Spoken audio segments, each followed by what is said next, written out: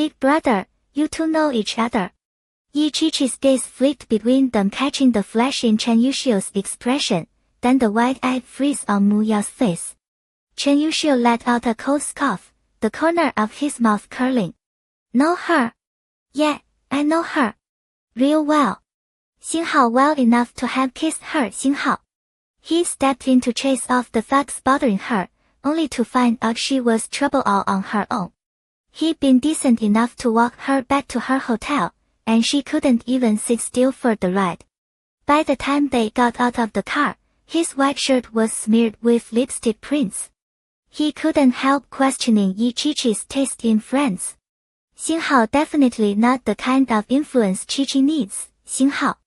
Channeling every ounce of overprotective big brother energy, Chen Yuxiu headed upstairs to put away his files. Yi Qiqi squinted, catching a whiff of something juicy. She turned to Mu Yao. Spill. How did you and my brother meet? Mu Yao's face went hot.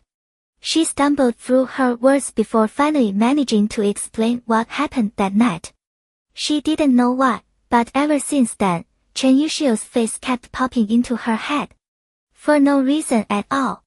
And remembering the way he just looked at her, she planted her hands on her hips and lifted her chin. He's the one who started it. Humph.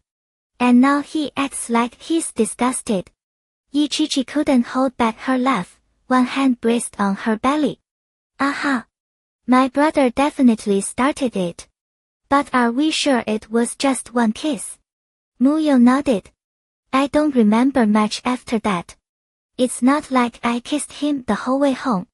Right then, Chen Yuxiu came back downstairs. Dinner was ready. He ate quietly, trading only a few words with Yi Qiqi. After the meal, Mu Yao got ready to leave. Yi Qiqi moved to walk her out, but Chen Yuxiu stepped in front of her with one long stride. Go upstairs and rest. I'll take her. Mu Yao clutched her little bag and shot him a wary look. Qiqi, I'll come see you again in a couple of days. Watching them go, Yi Qiqi's expression turned thoughtful. Xinghao definitely telling Fuji about this. Xinghao. They crossed the garden one behind the other, closing in on the gate.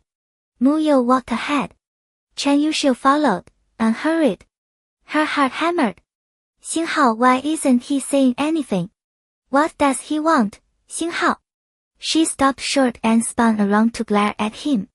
The bar that night had been too dim to see clearly. Now she could. And she had to admit Chen Yuxiu was stupidly handsome. The gold-rimmed glasses gave him an approachable, almost gentle look, but his attitude a moment ago had already told her he was nothing like what he appeared to be. Okay, you don't need to walk me out. I'll go by myself. She threw the words out, flustered, and turned to leave something strange churning in her chest. She'd taken exactly one step before a hand locked around her wrist. Firm. Chen Yuxiu had heard Yi Qiqi talk about Mu Yao before. The drunken incident wasn't something he was fond of, but since the girl had been wasted, he let it go. Not much. Just wanted to thank you for helping Qiqi. Mu Yao's eyes went wide. She tried to yank free. I don't need your thanks. Qiqi's my friend. Of course I help her. Of course I take care of her. Chen Yuxiu had only meant to say thanks. But seeing the little thing all bristled up stirred something mischievous in him. He tightened his grip, pulling her closer, and looked down at her. They were inches apart. He caught that sweet, clean scent on her again. Without the alcohol, it seemed even more intoxicating. His lips curved, the peach blossom eyes behind his glasses narrowing. All right, thanks are out of the way.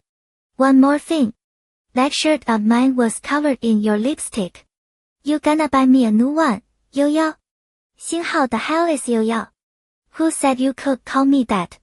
Xinghao. Xinghao, and what shirt? I don't know anything about any shirt, Xinghao. Mu Yao's ears burned. For some reason, she felt a jab of guilt. What shirt? I don't know what you're talking about. No problem. Next time you come over, I'll show it to you. It's in my room.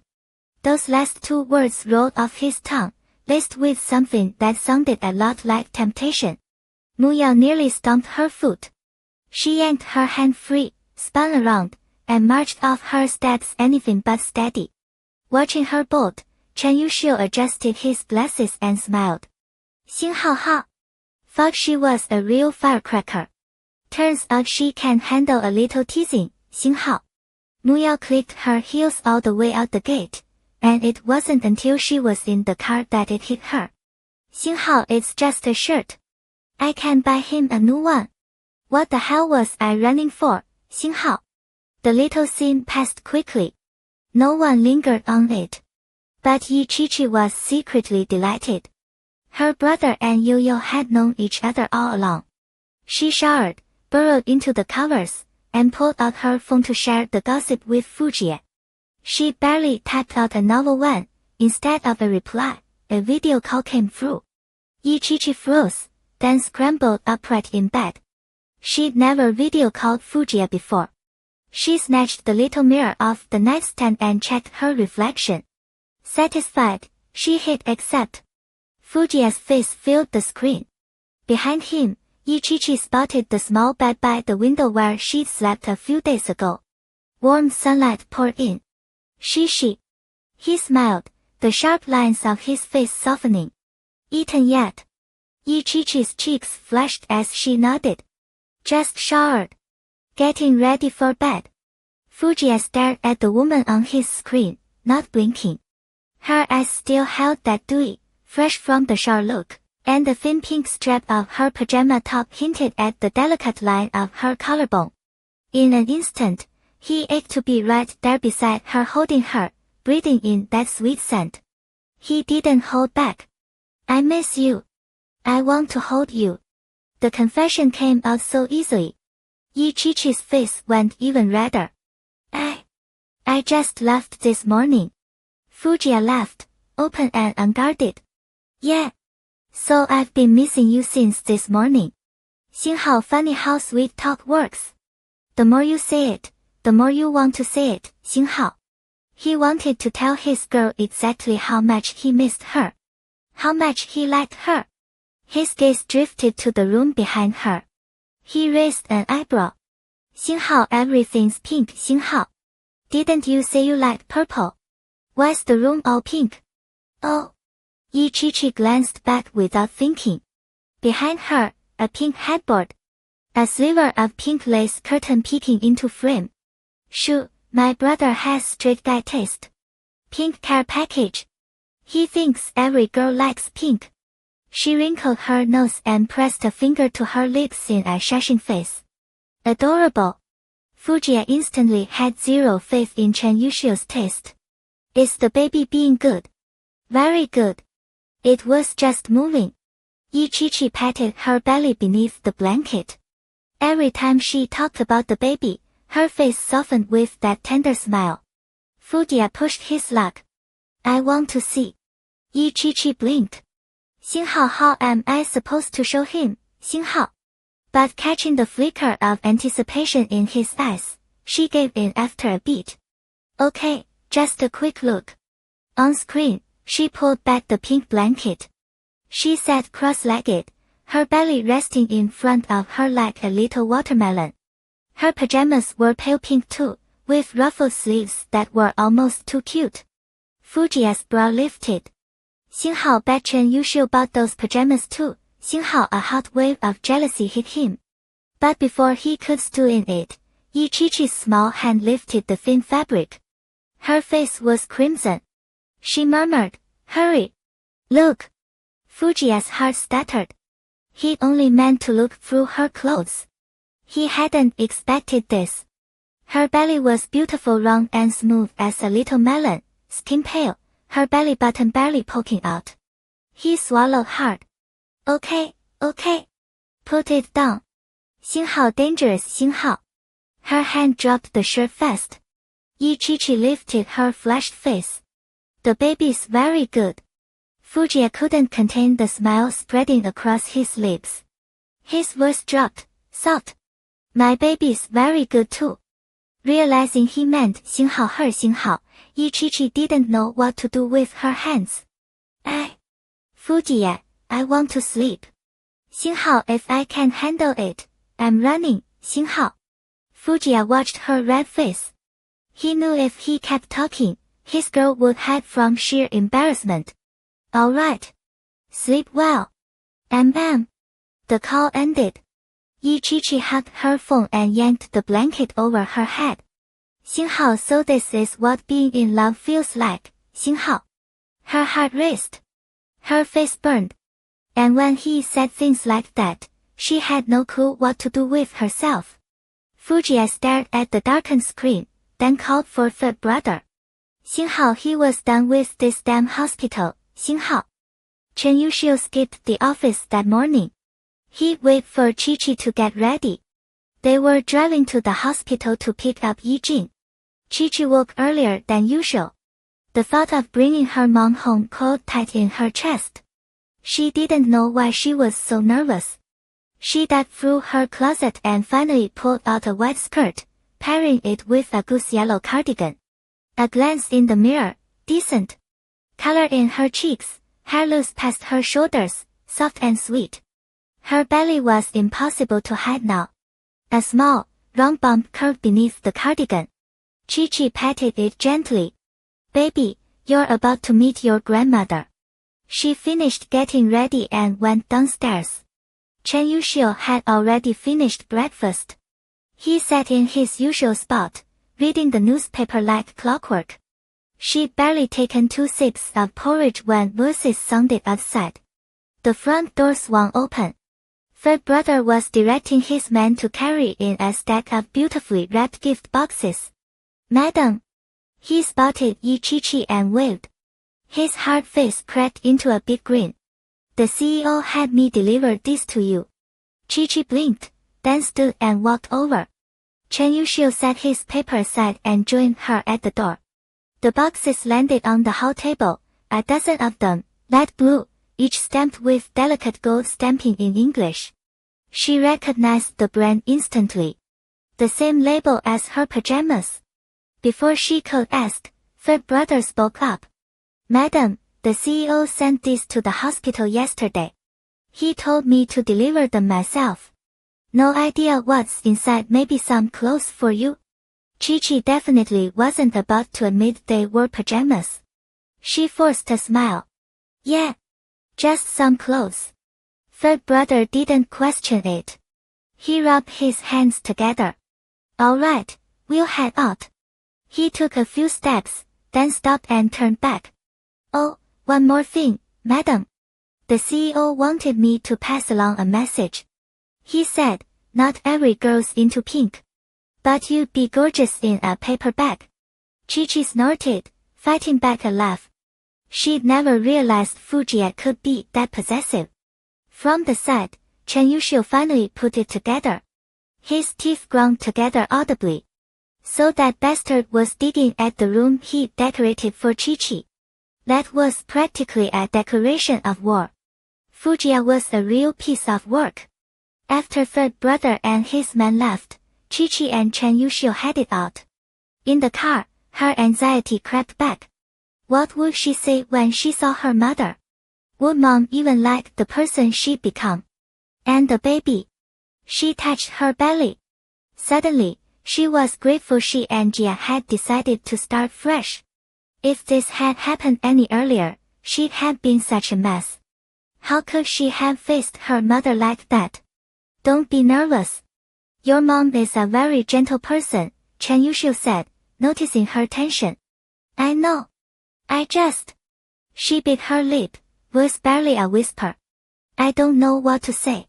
Big brother, will she, like me? Of course she will. His voice warmed.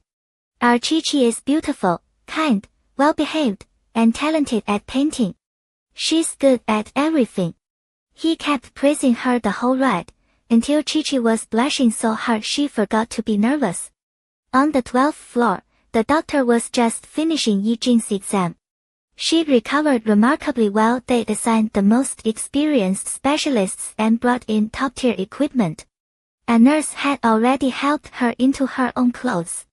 She sat on the edge of the bed, looking stronger than before. Fujia's hospital was too far away, so Chi-Chi hadn't been able to visit in days. When Chen Yuxiu and Chi-Chi walked in one after the other, Yijing called out, "Mr. Chen." Then her gaze locked on Chi-Chi. Her daughter. The daughter she hadn't seen in over 20 years. The daughter she thought she might never see again in this lifetime. Her Chi-Chi had been a beautiful baby. She'd grown into an even more beautiful woman. The doctor and Chen Yuxiu were still in the room, and Yijing fought to keep her composure. Chi-Chi stared back at her mother. Both their eyes brimmed with tears. Yijing's control finally cracked. She lifted a hand to wipe her eyes. Seeing this, Chen Yuxiu guided the doctor out. The door clicked shut, leaving just the two of them. Mother and daughter. One sitting, one standing. A long silence stretched between them. Then Yijing lifted her hand, lips trembling. She. Come sit by Mom. Yijing was nervous, too.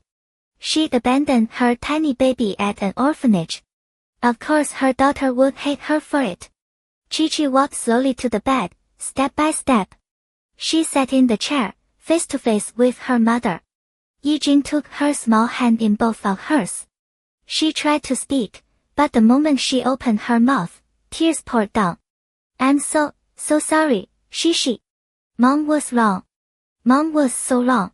Her tears fell hot and heavy on Chi-Chi's hand. Scalding. Her little girl. All these years, suffering somewhere she couldn't see. Had she been bullied? Had she eaten enough? Worn warm clothes? Regret consumed her. Yijing pounded her chest, words coming out broken. Mom failed you, She. All she had were apologies. Every sentence dripped with remorse and self-blame. Chi-Chi's tears had already overflowed. She bit her lip, trying to stifle her sobs. She didn't know what to do. Her chest ached so badly. So she just reached out and wiped her mother's tears. Her small, pale fingers brushed Yijing's cheeks, catching the tears even as her own kept falling. Mom, don't cry. Please don't cry, okay? Her voice cracked, soft and panicked. When you cry, I feel so sad, too. The moment she said Mom, Yijing froze. Her mouth stopped moving, but the tears still streamed down. She bent forward, trembling, and pulled her daughter into her arms. 20 years. 20 years to atone for the mistake she'd made. But what had her daughter ever done wrong? How could she have ended up with a mother like this? Yijing was filled with hatred for herself, for her choices, and regret. Wrapped in that warm embrace, Chi-Chi finally understood. This was what a mother's arms felt like. Warm. Gentle. Like nothing could hurt you as long as you stayed there. Yijing patted Chi-Chi's back, slow and steady, like soothing a little child. Her Chi-Chi, no matter how old she got, in her mother's heart, she would always be her baby. They held each other for a long time before the tears finally stopped. Yijing pulled back carefully, controlling herself so she wouldn't frighten her daughter. Her eyes were soft as she looked at her. Gently, she took a tissue and dabbed away the tears on Chi-Chi's face, her voice thick with emotion. No more crying. Our Chi-Chi won't cry anymore. Mom was wrong. How could I have abandoned you? Mom will never leave you again. Never, ever. Okay? Chi-Chi shook her head. She didn't know the details of what had happened back then, but her big brother had told her mom had her reasons. She'd been protecting her. They finally managed to dry their eyes. A knock came at the door. Chen Yuxiu had heard them crying through the door, and it moved him, too. But the two people inside, one just recovering from a serious illness, the other carrying a baby, couldn't afford to get this emotional. Chi-Chi turned her head, sniffling. Big brother. Yeah. He stepped in, tone light. Let's go home and catch up there. We're hugging the hospital room.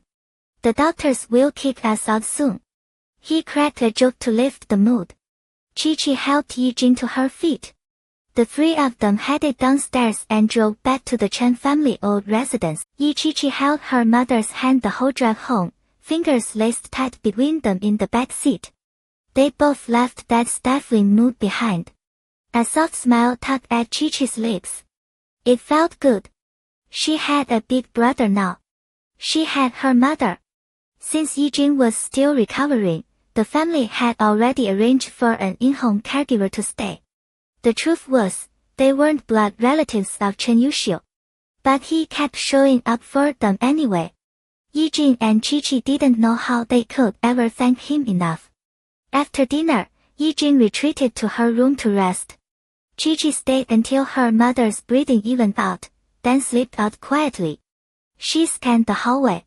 Where was he? Xiaomu came padding down the stairs.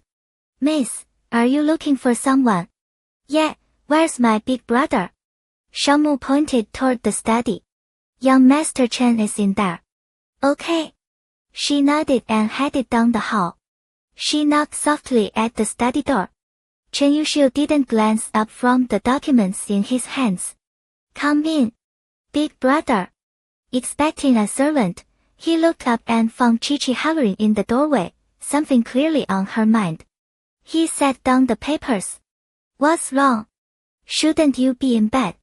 Chi-Chi shook her head and walked over to the desk. Am I interrupting? Not at all. Just browsing. He smiled, gentle. What did you want to tell your big brother? Big brother, thank you.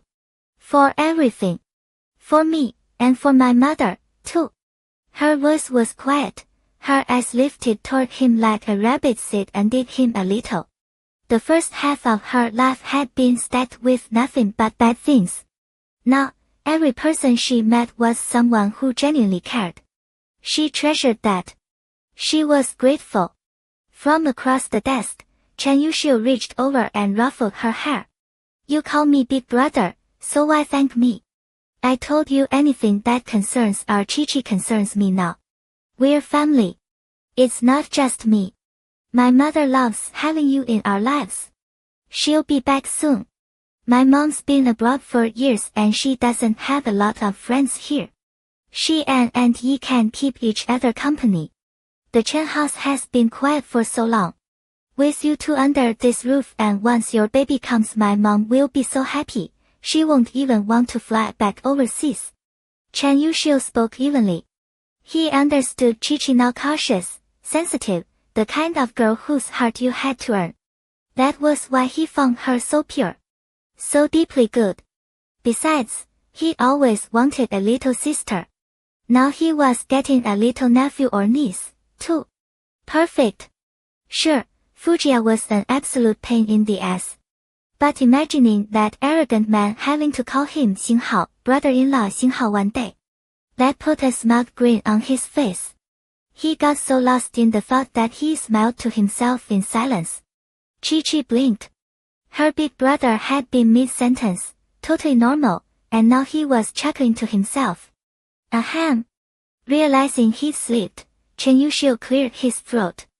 Alright, don't overthink things. It's late. Go get some sleep. Chi-Chi nodded. His words had steadied her. From now on, she'd take good care of him and Aunt Chen, too. You get some rest too, big brother. She laughed and padded back to her own room. When she checked her phone, she saw Fujiya had messaged her half an hour ago. Xinghao, are you asleep yet? Shishi, Xinghao. She typed back, Xinghao, not yet, Xinghao. The second it delivered, a video call lit up the screen. She couldn't help wondering if he'd been staring at his phone this whole time. Shishi. Fujiya looked freshly showered, his hair was still dripping. How did you shower? What about your wound? It's fine. I didn't shower. Just wiped down and washed my hair. She frowned, thinking about how tricky that must be for him. Get third brother to help you. Don't let the wound get wet. Fujiya smiled and lifted a hand to dry his hair, the motion lazy. Not happening. Only my wife gets to touch this body. Chi-Chi went blank. He was so different now. His words had gotten stranger and stranger. 星号星号. Oh, by the way, third brother dropped off the pajamas this morning. I got them. I want to see you in them. His sharp features leaned closer to the camera. I picked them out myself. They're going to look good on you. Chi-Chi's face flamed. She sat down on the edge of her bed, clutching the phone, and scrambled to change the subject. I brought my mother home today. Fujiya already knew. He had his people at the hospital, too. Fujiya. I finally know what it feels like to have a mother. Her eyes glistened. She's so good to me. So gentle. And she hugged me. Seeing that look on her face, something inside Fujiya's chest pulled tight. Because your mother missed you just as much. Our Chi-Chi is amazing, anyone would want to hold you. His voice was patient, tender, like coaxing a child. Fujiya would never have imagined speaking this way. But with Chi-Chi, it came out of him without effort. Fujiya. I'm so happy. In a few days, once you're better, will you come see her? She wanted her mother to meet him. And the baby. Her mother had gone to sleep early tonight, so Chi-Chi hadn't gotten the chance to tell her any of it yet. Fujiya let out a soft chuckle. Right now, he wished he could pull Chi-Chi right through the screen into his arms. He brought the phone closer and said, low and warm, of course I will. She's my mother too, isn't she? Chi-Chi's eyes brightened. Her pink lips curved into a happy smile. They talked a little longer before he coaxed her into getting some rest. After hanging up, Chi-Chi showered and slipped into the pajamas Fujiya had sent. Xiaomu had already washed them while she was out. A pale lavender lace sat soft, fluid, carrying the faintest trace of sunshine. It felt like Fujiya was right there with her. The next morning, Chi-Chi woke to find her big brother had already left for work. Her mother was settled on the sofa downstairs. When she spotted Chi-Chi coming down, she gave her a warm smile. Yijing was the gentle, graceful type. After her time recuperating in the hospital, she looked much better. In truth, she only had about a month left on her sentence medical parole. She spent that month in the hospital, and with the Fu and Chen families pulling strings behind the scenes, her prison term was effectively done. You're awake. Mom, did you have breakfast yet? Yijing rose and took Chi-Chi's hand, leading her toward the dining room. Not yet. I was waiting for you. They ate together, though Chi-Chi still had to excuse herself once to be sick. Yijing's heart ached watching her go. Chi-Chi wiped her mouth and gave her mother a steady look. It's okay. I barely get sick anymore. Yijing had never met Chi-Chi's husband, and she didn't want to push, afraid it might upset her daughter. Her gaze fell to Chi-Chi's rounding belly. She knew her daughter was pregnant. It only made her worry more. Chi-Chi guided her mother back to the sofa. She needed to tell her about the baby. Now that things were finally okay, she didn't have to hide it anymore. They had barely started when a sound came from the front door. The door was open. Chi-Chi looked up and there he was. The very person she'd been missing the night before. Fujiya stood in the doorway, dressed in a light gray suit, a faint smile tugging at the corner of his mouth. He stepped inside. Fujiya was discharged from the hospital first thing that morning. 2 weeks in, the doctors said he'd recover fine at home as long as he didn't do anything stupid. But the real reason? He couldn't stand another day without Chi-Chi beside him. Watching her on video, seeing her without being able to touch her, was driving him insane. And this was Chi-Chi's mother. He wasn't about to screw it up. When he offered to help find her family before, Chi-Chi had refused. Fujiya knew she was afraid of the truth, afraid she'd been abandoned on purpose. But now that she knew her mom hadn't given her up, she was happy. His Chi-Chi asked for so little, always so damn kind. He'd make up for everything she'd lost. Twice over. Even the thought of her softened the hard lines of his face. Meeting Yijing for the first time, Fujiya actually felt a flicker of nerves. He'd grown up without a mother, didn't have much experience with elders. But he was the CEO of the full group. He handled worse.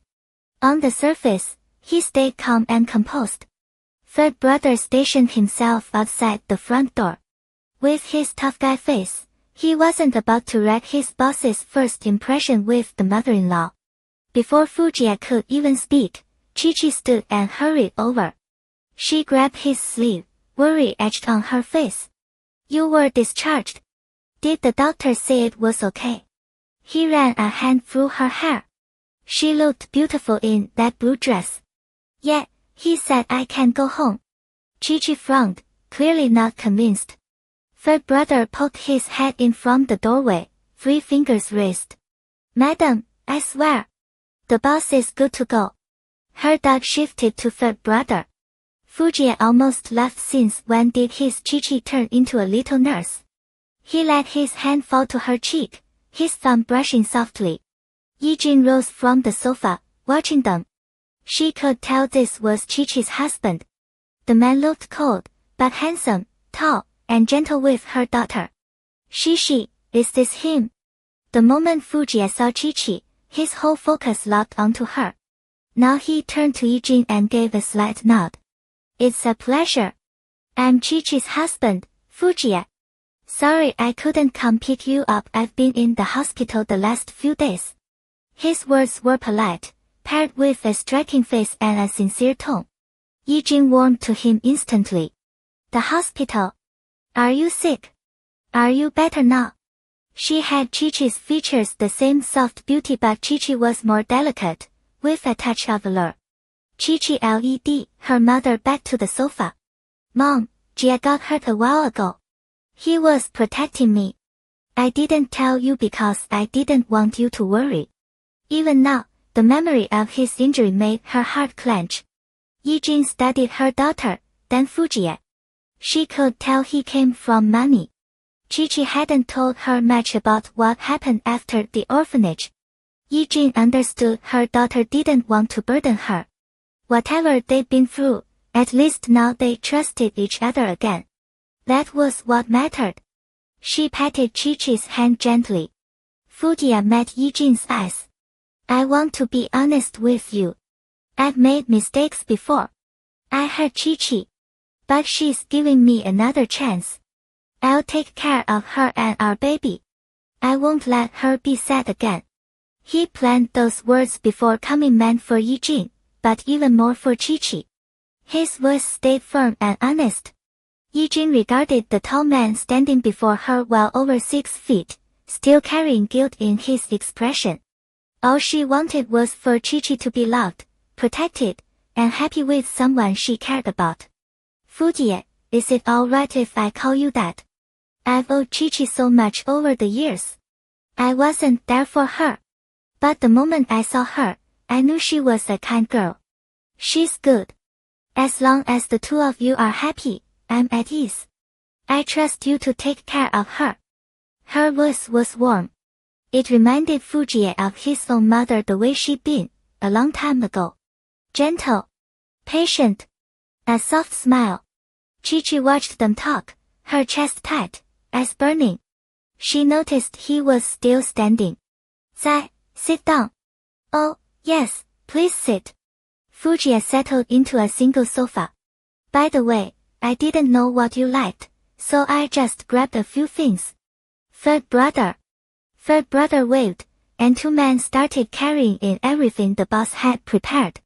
He and Fujiya had picked it all out together the night before: jewelry, supplements, tea, Jiangnan silk, even a few bottles of liquor. The living room table was piled high. Yijin watched them come and go. Oh, why so much? I'm one person, I don't eat much. You shouldn't waste your money. She was just an ordinary woman from a small town. She'd never seen anyone deliver half a carload of gifts, and they all looked expensive. It's fine. Tell me what you like, and I'll get more. Chi-Chi looked at Fujiya, a completely different man right now. Her heart felt warm and soft. Aside from her grandparents, She'd never seen Fujiya care about anyone like this. She knew because he loved her, he would love her mother too. Don't worry, Mom. If you like it, it makes Jia happy. She smiled, easing her mother's concern. Alright. Whatever you give me, I'll like it. I'm happy. Yijing was genuinely happy. Most of all, she could see that this man truly cared about her daughter. They chatted a while longer, talking about grandfather and grandmother. Maybe they'd meet someday. The Fu family mansion was close, just a 10-minute drive. Yijing watched her daughter and son-in-law sneaking glances at each other. She smiled and said she was tired, heading upstairs to rest. The room felt quiet, just Fujiya and Chi-Chi. He stood, crossed over in one long stride, and sat beside her, pulling her into his arms. He wanted to hold her 1,000 times these past 2 days. He held back the whole time. Seeing her smile, having her right there, it was torture. Chi-Chi pressed a small hand against his shoulder, cheeks flushed. What if a servant walked in? Jie, did the doctor really let you out? In her mind, a wound like that should have meant 2 months in the hospital, minimum. He looked down, satisfied. He did. Really? She believed him, reluctantly. Fujiya dipped his head, brushing a kiss against her ear and breathing deep. I missed you so much, Chi-Chi. She pulled back just enough to meet his eyes, her gaze soft. I missed you too. Then she dug her face back into his shoulder, careful, not afraid to touch his wound.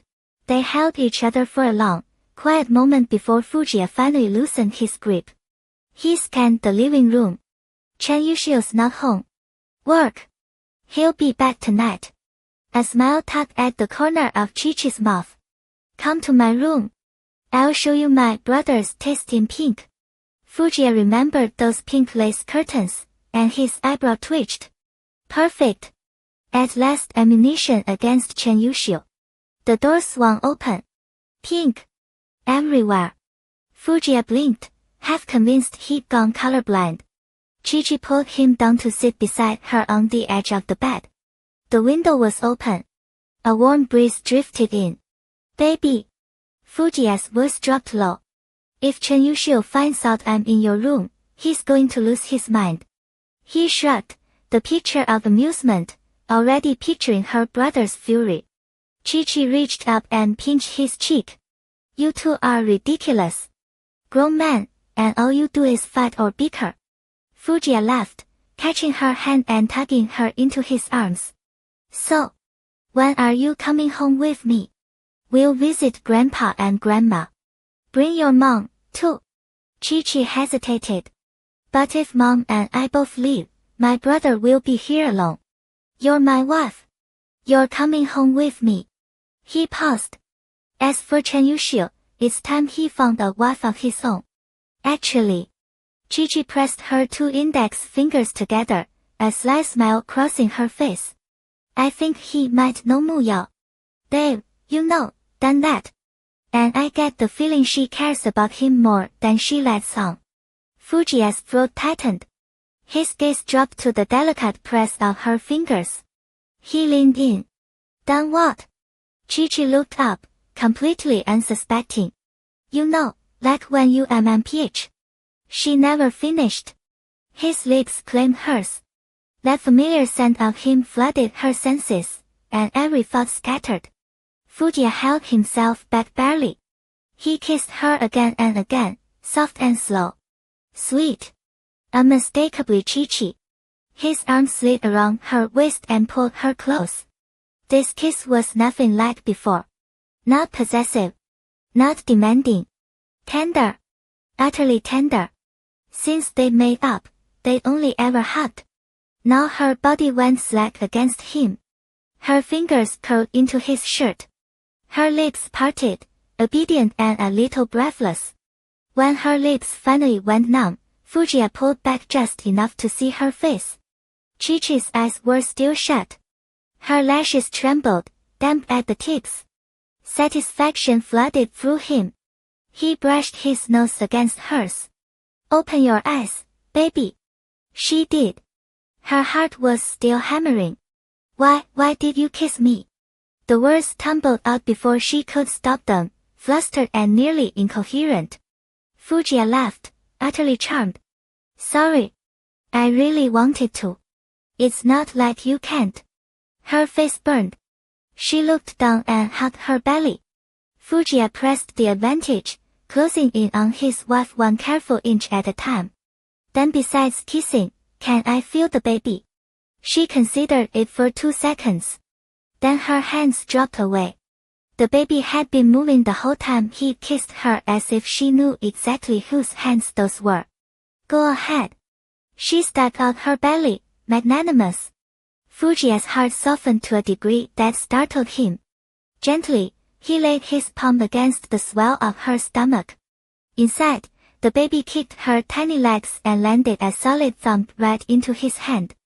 The ever-composed, ever-cold man froze. His face lit with something he didn't bother to hide. She's moving. Chi-Chi smiled at the look on his face. She's a little troublemaker. Moves every day. His hand rose to cup her face. Does it hurt? No. She shook her head. I like it when she moves. It means she's growing well. She. His voice shifted. No teasing now. Come home with me. I can't stop worrying.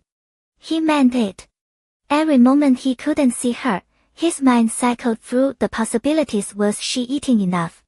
Was she uncomfortable? Was she sleeping? Her eyes flickered. She understood. She wanted him with her, too. In the mornings, the dizziness and nausea hit hard. At night, her back ached, her muscles cramped. They'd nearly lost each other once. Being together was the only cure for the fear. Okay. She bit her lip. Or, you could just stay here. Fujiya nodded. Easily.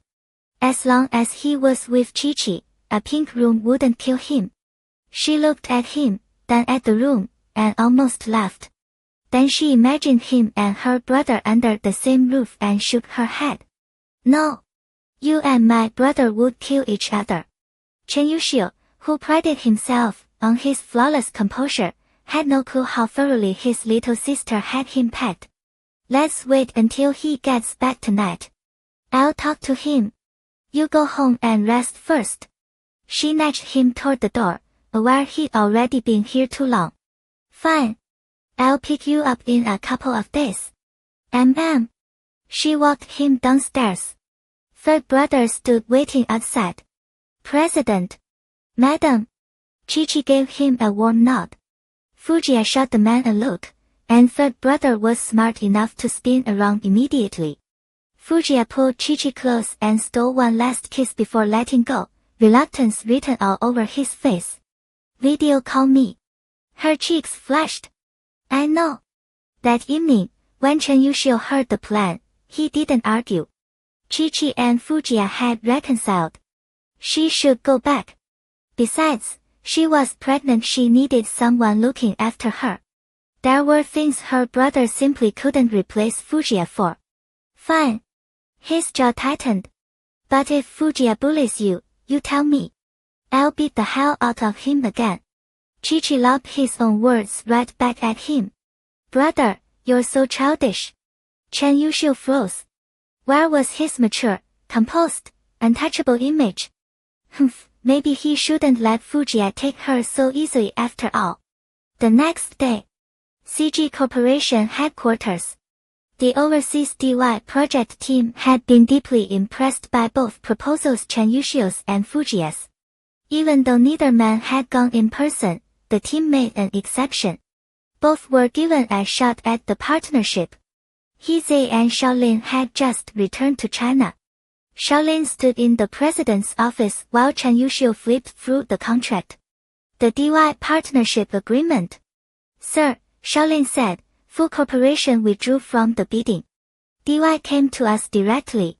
He sounded as baffled as he felt. He and Hizei had spent a week together in Y country. Since neither boss had been around, they wrapped up their work and killed the downtime complaining about their respective employers. They'd actually gotten close. That morning, Heesei had called to tell him Fu Corporation was dropping the project. Chen Yuxiu's eyebrow rose. So his brother-in-law was handing gifts to his brother-in-law. Free was free. He'd take it. Over at Fu Corporation, Heesei stood watching Fujie. He'd been to the hospital a few times since the boss got shot. And now the man was in the office already. If the old chairman found out, Heesei's life wouldn't be worth much. Luckily, Fujie didn't linger. He gave the order hand the DY project to Chen Yuxiu and that was that. President, are you sure? Heesei thought about the operations team, grinding day and night for months, getting screamed at the whole time. He figured he owed them the question. We're sure. Give everyone in operations a 3-month bonus. Fujie walked out of the office in a very good mood. Jie, I'm going to hang up now. She'd been back for 2 days, but Fujie still video called her every night right on time. Even when they didn't talk, just watching her paint or rest was enough. Going to sleep. You're picking me up tomorrow, right? I want to talk to Mom tonight. And sleep with her. Chi-Chi held her phone, watching the man on screen. Fujie was going through documents, his white dress shirt sleeves rolled up twice, faint veins visible along his lean forearms. In his right hand, he held a black fountain pen, the one she'd given him for his birthday years ago. So he'd been using it all this time. Chi-Chi stared, mesmerized. He looked so handsome when he worked. So I don't get to watch you sleep tonight. He set the papers aside and turned toward the camera. Of course not. I'm having a private talk with Mom. Fujie raised an eyebrow, regret flickering in his expression. Fine.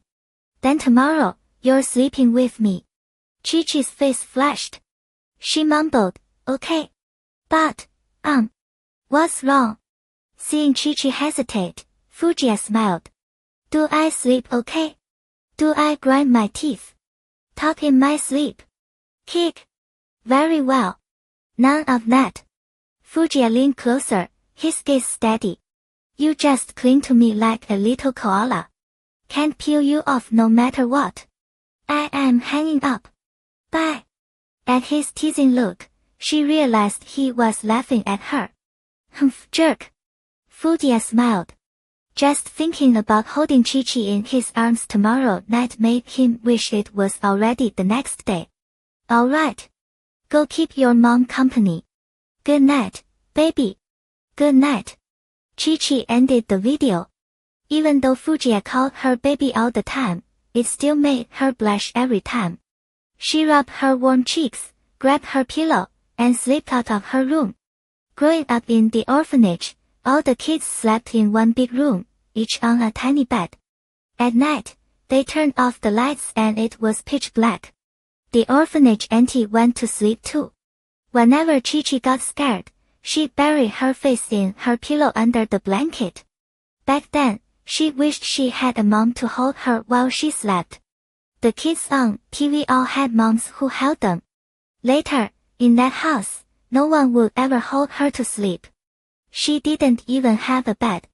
She tiptoed to the room next door, raised her hand, and knocked softly, pressing her ear to the door to listen. Soft footsteps sounded from inside. Chi-Chi's heart pounded. She felt nervous. Would her mom mind sharing a bed? Yi-Jin opened the door. She was already in her pajamas. Seeing Chi-Chi, her expression softened. She. What's wrong? Why aren't you asleep yet? Chi-Chi hugged her pillow tightly, fingers kneading the fabric. Mom, can I sleep with you tonight? Her wide, hopeful eyes met Yi-Jin's. Yi-Jin's heart swelled. Surprise and joy hit at once. She dreamed of holding her daughter while she slept. Tears welled in her eyes instantly. Yes, of course you can. Of course. Mom has wanted to sleep with our Chi-Chi so much. She took Chi-Chi's pillow and drew her toward the bed. Chi-Chi was still shy. Yi-Jin placed the pillow on the right side, then patted the covers to make sure they'd be warm enough. Sweetie, time to sleep. Chi-Chi sat on the edge of the bed, cradling her waist as she slept under the blankets. The room smelled like her mom, fragrant and warm. The main light was off, only the soft glow of a bedside lamp remaining. Yijing sat on the edge of the bed but didn't lie down. She leaned against the headboard, looking at her daughter beside her, and the tears she'd been holding back fell. Chi-Chi noticed her mom still hadn't lain down. She looked up, saw the tears, and immediately tried to sit up. "Sweetie, lie down." Yijing wiped her eyes and smiled. "Mom is just too happy. I dreamed of having you by my side." She brushed Chi-Chi's hair back, gentle and tender. "Mom, Chi-Chi will always be by your side from now on." I know." Yijing wiped her tears again and lay down under the covers. Mother and daughter lay facing each other, both breaking into happy smiles. Yijing reached out, pulled Chi-Chi into her arms, and patted her back softly. "This is how Mom used to put you to sleep when you were little. You were such a good baby. A light pat and you'd fall right asleep, never fussy." Her thoughts drifted back to Shaoyangtang decades ago. When Yijing found out she was pregnant, she'd been scared and anxious, but she never once thought about giving up the baby. She endured until Chi-Chi was born. Only then did she realize the nightmare was just beginning. Gaokangsha beat her, but even a tiger doesn't eat its own cubs, yet that animal wanted to hurt Chi-Chi too. At first, he wanted to throw her out, annoyed by her presence. Chi-Chi was barely a year old. Every time, Yijing fought desperately to protect her child. Later, for a while, Gaokangsha ignored Chi-Chi. Yijing thought he'd finally changed. But one night, he came back late, picked up baby Chi-Chi, and was about to take her away. Yijing grabbed his pant leg, clawing and biting. Protecting her child was a mother's instinct. She fought with everything she had, wrenching the baby back and holding her tight. Gaokangsha cursed, calling them both money-losing goods, saying he'd sell her for gambling money. That was the first time Yijing felt murderous intent. That man would never change. He could hit her, curse her, do whatever, but he could not touch her Chi-Chi. It happened again and again. Finally, Yijing couldn't take it anymore. She killed him with a knife, ending the threat forever.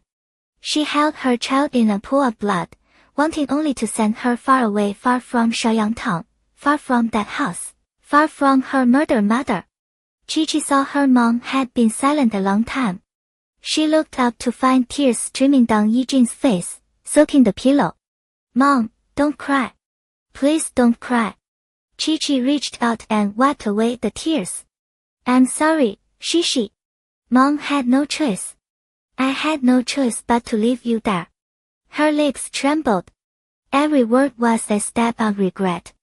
Chi-Chi's heart ached. She knew her mom was thinking about the past again. She didn't want her mom to get upset talking about it, so she asked her brother. She already knew everything. She had the best mother in the world. Her brother was right. Mom had used the best way she could think of to protect her. "Mom, I know everything. Mom loves Chi-Chi the most, right?" Yes. Mom loves Chi-Chi the most." Yijing held back her tears, gazing at her sweet daughter. Chi-Chi had a good life. The auntie at the orphanage was kind to me.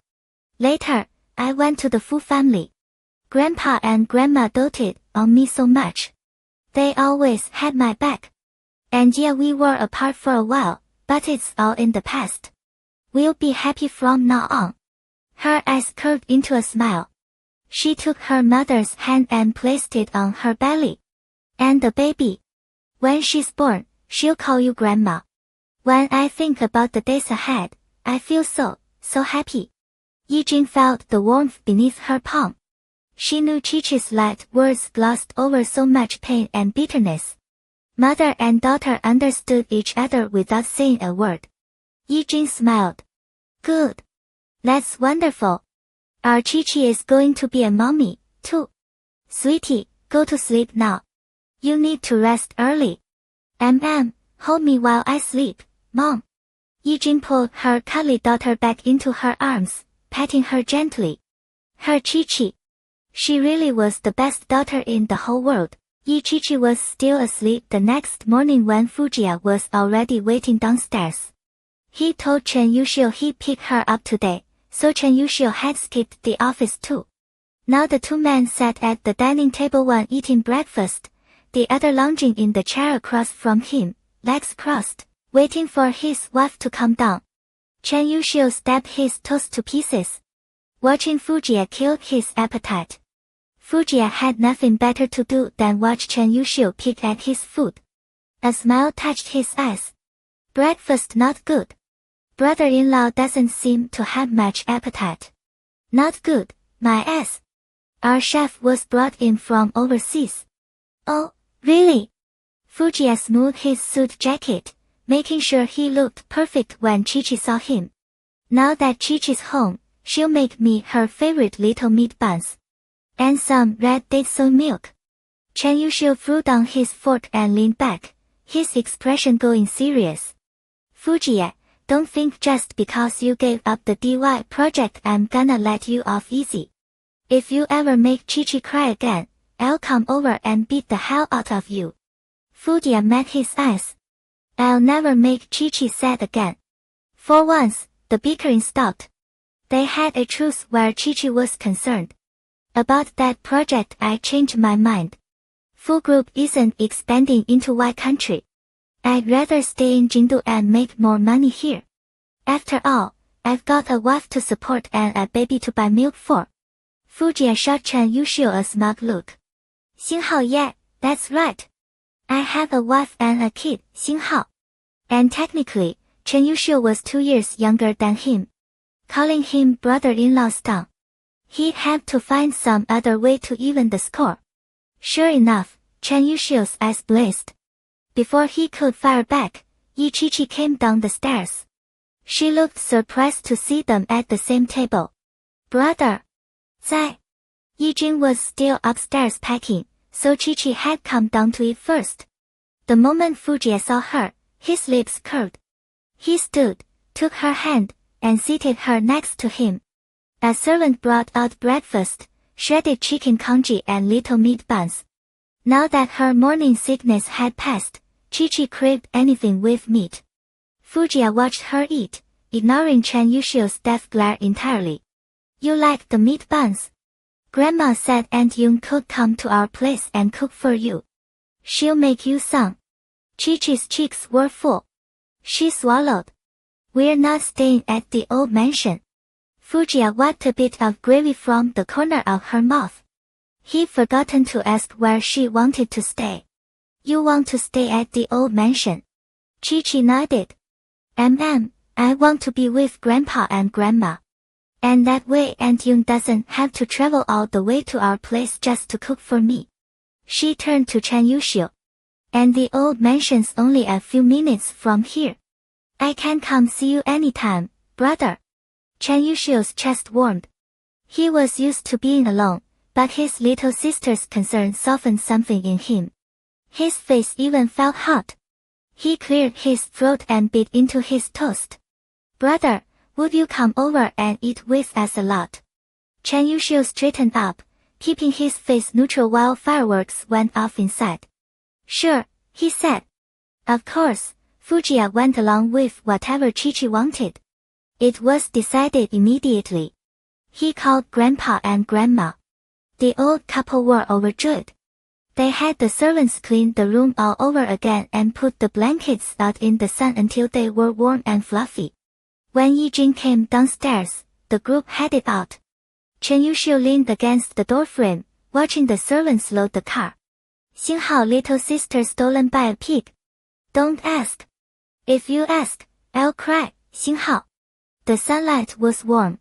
Fujiya kept Chi-Chi close. She glanced back at Chen Yuxiu, then suddenly remembered something and walked back.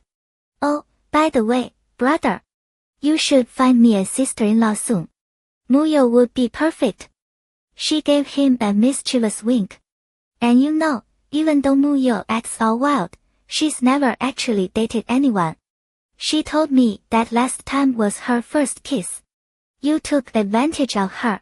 You should take responsibility. Chen Yuxiu was speechless. He'd been the one taken advantage of.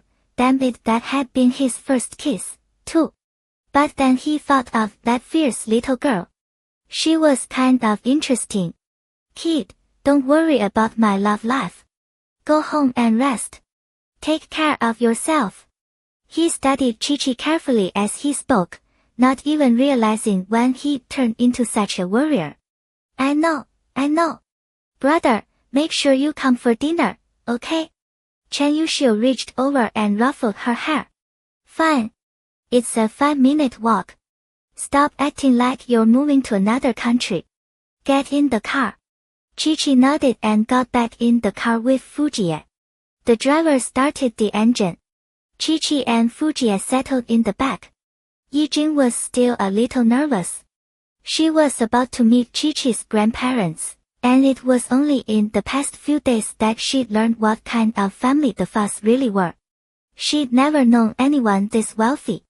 Everyone said the Fu family held immense power in Jingdu.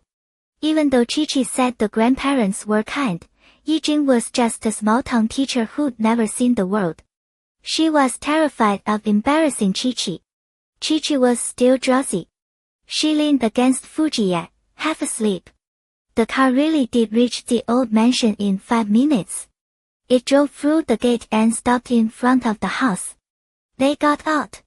Grandpa and Grandma were already waiting at the door. The moment they saw Chi-Chi, they hurried over. Oh, Shishi. Our Chi-Chi's back. Grandma's heart can finally rest. Grandma took Chi-Chi's hand and gave her a gentle hug, then looked at Yijing standing behind her. Her eyes were warm and kind as she studied Yijing's face, and she offered a sincere smile. They already knew about Yijing. Back when Chi-Chi first came to the Fu family, they tried to help find her relatives. They'd always hoped Chi-Chi would be reunited with her family. Her father was a bastard, yes, but her mother loved her daughter. The whole story had touched the old couple deeply. This must be Chi-Chi's mother. Come, let's go inside.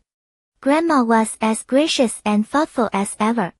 With one hand holding Chi-Chi's and the other holding Yijing's, she led them into the house.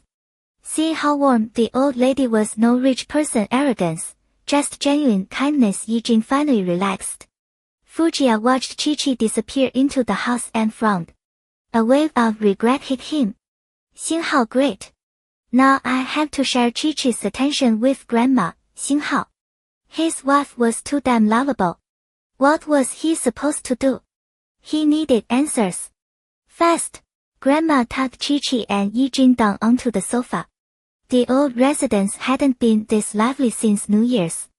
The whole household lit up. Everyone liked Chi-Chi. She was thoughtful, well-behaved, and gentle with every single person. Grandma called for Aunt Yun, who hurried over with a warm smile.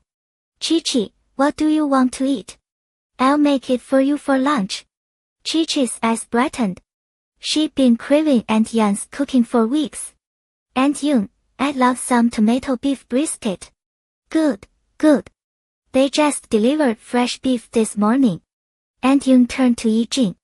MRS, yeah, anything you like. Any preferences? Yijing paused. The kindness in Aunt Yun's face told her everything she needed to know. This family was exactly what Chi-Chi had described. Good people. People who took care of her own. She waved a hand. No trouble, please. I'll eat anything, thank you. Chi-Chi hugged her mother's arm and added sweetly, thank you, Aunt Yun. Oh, you. Aunt Yun chuckled and bustled off to the kitchen. Fujie walked over and stood behind Chi-Chi's sofa. He reached down and ruffled her hair. Still sleepy? Want to nap a bit? She'd been drowsy in the car, but now her eyes were wide awake. Not sleeping. I want to watch TV with Grandma. Chatting with Grandma had woken her up completely. It had been so long since she'd spent time with her, and now she could curl up with both her mom and Grandma. Fujie said okay. Just then, Uncle Joe walked in through the main door, a few workers behind him. Sir, the non-sleep mats have arrived. They stood by the door, tools in hand. Fujiya nodded and told Chi-Chi, I'm going upstairs to check on things. He had Uncle Joe take the man up to the master bedroom. They replaced the bathroom flooring with the non-sleep mats, then came back out and nailed anti-sleep strips onto the spiral rosewood staircase. Uncle Joe was meticulous. He didn't really need Fujiya standing there. But Fujiya stood anyway, watching every single strip being installed. Chi-Chi turned her head to look at the man on the stairs, and warmth flooded her chest. She knew he was doing all of this for her. But the beautiful rosewood stairs were starting to look a little ugly. She had to admit, Fujiya's aesthetic sense was about as good as her brother's. Grandma followed her gaze and smiled. I thought you were staying at your place. Jia told Uncle Joe to set things up there, said you'd visit now and then. I didn't expect you two to move back to the old residence. It's wonderful. Having you here every day, I get to see you. Puts my heart at ease. Makes me so happy. I want to stay with you and Grandpa too, Chi-Chi said. Then she frowned. But Jia's commute to the office will be longer. She hadn't thought of that before. Don't you worry about him. He's still recovering anyway. Won't be going to the office anytime soon. Perfect time for him to stay home and take care of our Chi-Chi. Grandma's protective streak came out the same as always, as if Fujiya wasn't even her own grandson. They sat a while longer. The anti-sleep strips on the stairs were all nailed down. Fujiya walked on them a couple of times to make sure they were secure, then sent Uncle Joe and the crew away. The aroma of cooking drifted from the kitchen. The dining table was already heavy with dishes, and Aunt Yun came out to call everyone to eat. They all sat. Even Grandfather Fu was in high spirits, his face glowing. He had someone pour him half a glass of wine and sipped it, his eyes crinkling. Fujiya peeled shrimp for Chi-Chi one by one, then ladled her a small bowl of the tomato beef brisket. He set the peeled shrimp in her bowl, wiped his hands, and turned to her. Anything else you want? No, that's more than enough. Her small bowl was already overflowing the shrimp plus every dish Grandma kept piling on. Chi-Chi rubbed her belly. She was almost too full to keep eating. The baby was nearly 6 months now, growing fast every day. She got hungry easily, but she could only eat a little at a time. Finally, she tasted Aunt Yan's stewed beef. The meat was tender and savory, rich with tomato flavor. Chi-Chi ate with her eyes narrowing into happy crescents. Watching everyone look after her daughter, Yijing finally felt at ease. Chi-Chi was right, the Fu family's elder Mrs. Fu truly doted on her. Chi-Chi finished the shrimp and beef, then frowned at the vegetables left in her bowl. She snagged a glance at Fujiya. He was looking down at her.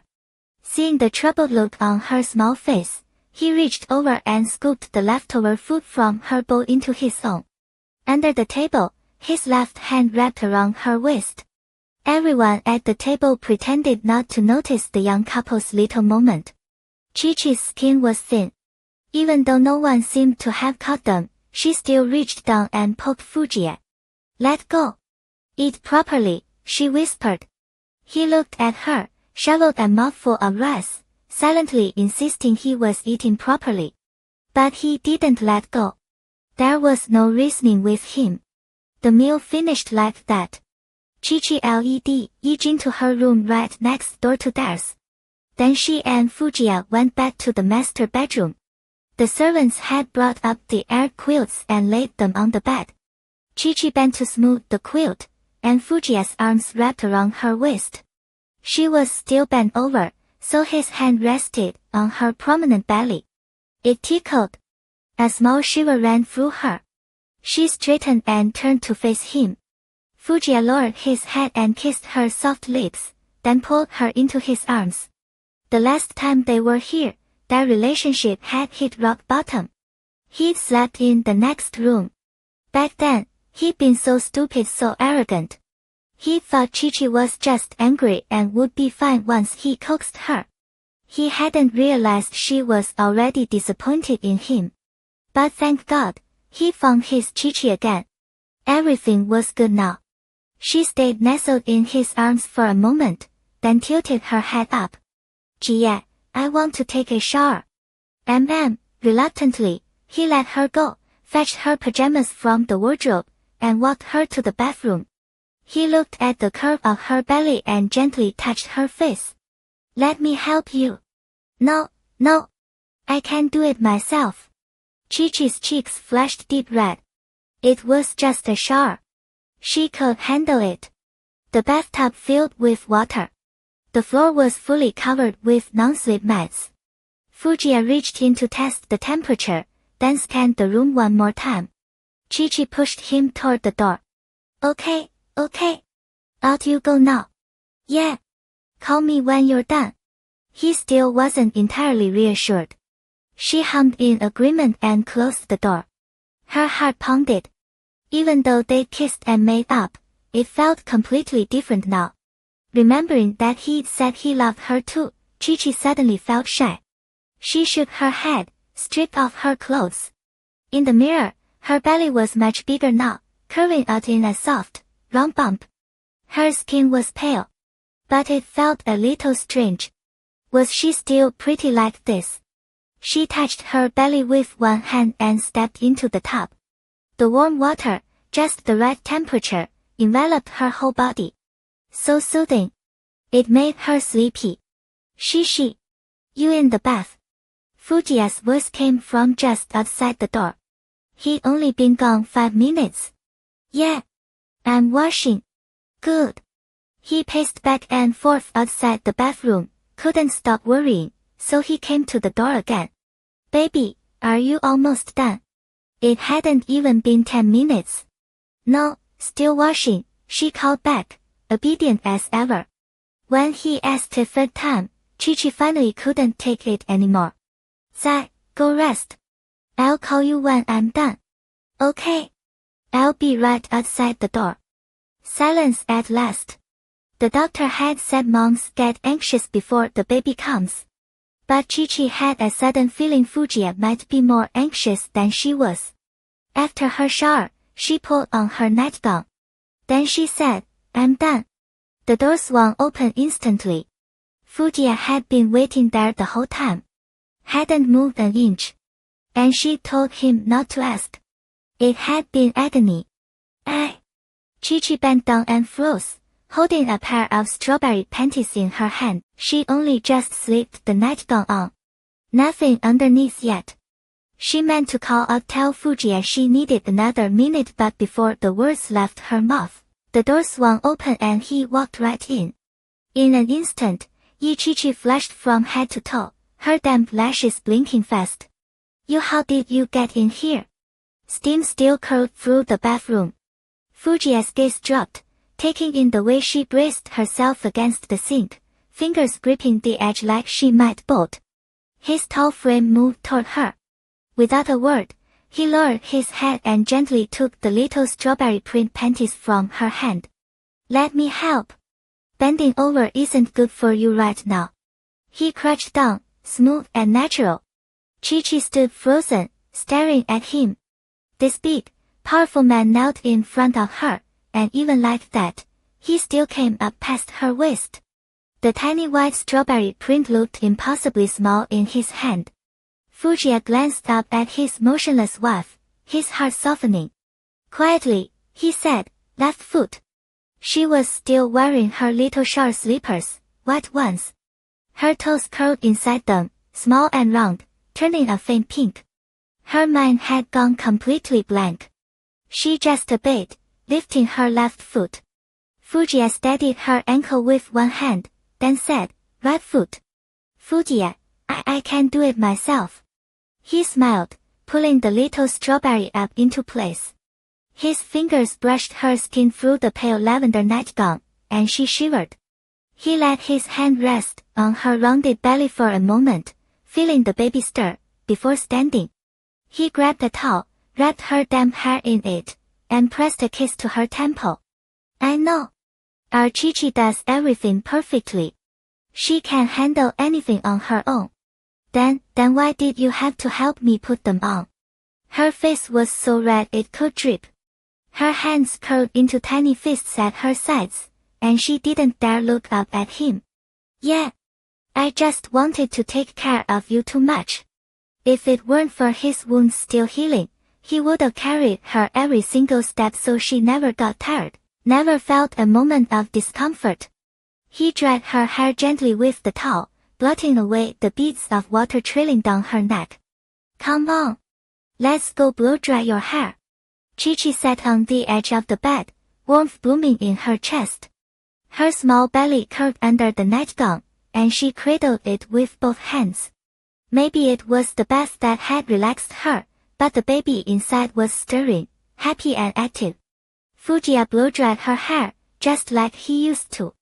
She felt dazed, like the last 6 months had stretched on forever. They lived through the coldest winter, a winter without each other. And now, finally, the skies had cleared. Would it always feel this good from now on? A shadow crossed her face. Like she'd been given something too beautiful and now she was terrified of losing it. What's wrong? He set the hairdryer aside and sat in front of her, worry flickering in his eyes. Why was she suddenly upset? Chi-Chi sniffled, then wrapped her arms around his neck and buried her face against him. Jia, we're not going to fight anymore, right? It's going to stay like this forever, right? Fujiya pulled her closer, reading the anxiety in her voice. He gently stroked her hair. What's with all the overthinking? His voice was low and soothing. I promise. It'll be like this forever. The little head tucked against his chest nodded, then nuzzled deeper. I feel so happy. I have a brother, a mom, grandpa and grandma, and you and the baby. How did I get this lucky? This was a happiness Chi-Chi had never known. Her whole life, she wished for it thousands and thousands of times and it finally felt like it had come true. Fujiya pressed a tender kiss to her cheek, his heart aching. His Chi-Chi deserved the very best the world had to offer. Ever since Grandma had come to the hospital last time, Fujiya had been reading pregnancy books non-stop, consulting doctors on how to care for an expectant mother. He knew Chi-Chi would feel insecure, that she'd cry easily. He would be right here with her. He touched her hair. Almost dry now. He pulled back, his usually cold features softened by a warm smile. All right. Time for a nap, okay? Chi-Chi nodded shyly. Lately she'd been overthinking everything, almost like she was bracing to lose what she finally had. Maybe it was because she was too happy, and happiness felt fragile. Fujiya slipped off her slippers. She crawled under the covers and reached out to catch his sleeve. Stay with me. She looked like a little white rabbit, face half hidden, pale skin glowing, voice soft as a whisper, glassy eyes fixed on him. Okay. Let me change first. He bent to kiss her forehead, then stood to change. His wound still made showering too difficult, so at night he could only wipe himself down. He shrugged off his suit jacket, revealing the black shirt underneath. His hands, all sharp knuckles and long fingers, slowly undid each button, exposing his lean, muscled chest. The bandage was still there. The family physician stayed in the adjacent villa and came by daily to change the dressing. Torso bare, he pulled a set of pajamas from the wardrobe. Chi-Chi tilted her head, watching him. The sharp cut of his profile, the high bridge of his nose, the angular brow bone he was, devastatingly handsome. Her cheeks burned. Without thinking, she yanked the blanket over her face. By the time Fujiya had changed into his pajamas, he noticed the small lump hiding under the covers and couldn't help a quiet laugh. He lifted the blanket and slid in beside her, carefully pulling her into his arms. Did our Chi-Chi get her fill of looking? Enough, no, I wasn't looking. Caught red-handed, Chi-Chi refused to admit a thing. Her watery eyes met his. Fujiya couldn't help it. He leaned in and kissed her brow, then her eyelids. Her doe-like lashes fluttered, then drifted shut. He traced down the bridge of her small nose, savoring each kiss like he was tasting a perfect dessert, every touch impossibly sweet. Inch by inch, he finally reached the lips he wanted most. Light pecks, tender presses. His tongue brushed against her teeth, then found her soft pink tongue. Their breathing quickened. Chi-Chi tilted her head back, letting him kiss her, parting her lips to welcome him in. His large hand cradled her waist, careful around her round belly, brushing against all that smooth skin. A long moment passed. The air under the covers grew hot. Finally, he forced himself to pull back from his little treasure. Chi-Chi's face was flushed a delicate pink, her long, damp lashes clinging together in dark spikes. A single strand of hair fell across her cheek. Fuji attached his nose to hers, his voice rough with tenderness. "How is our Chi-Chi so sweet?" Her face was still warm, her whole body soft and boneless against him. She kept her eyes shut. Her fingers hadn't let go of his shirt. "I'm tired," she murmured. "Wanna sleep?" Fuji saw right through it. But he pulled her closer anyway and patted her back in slow, even strokes. "Go ahead. I'll wake you in a bit." Soothed by the rhythm, she drifted off for real. He brushed a thumb across her cheek, tucked the blanket higher, and let his own eyes close. They slept past 3. The man who promised to wake her was the last one stirring.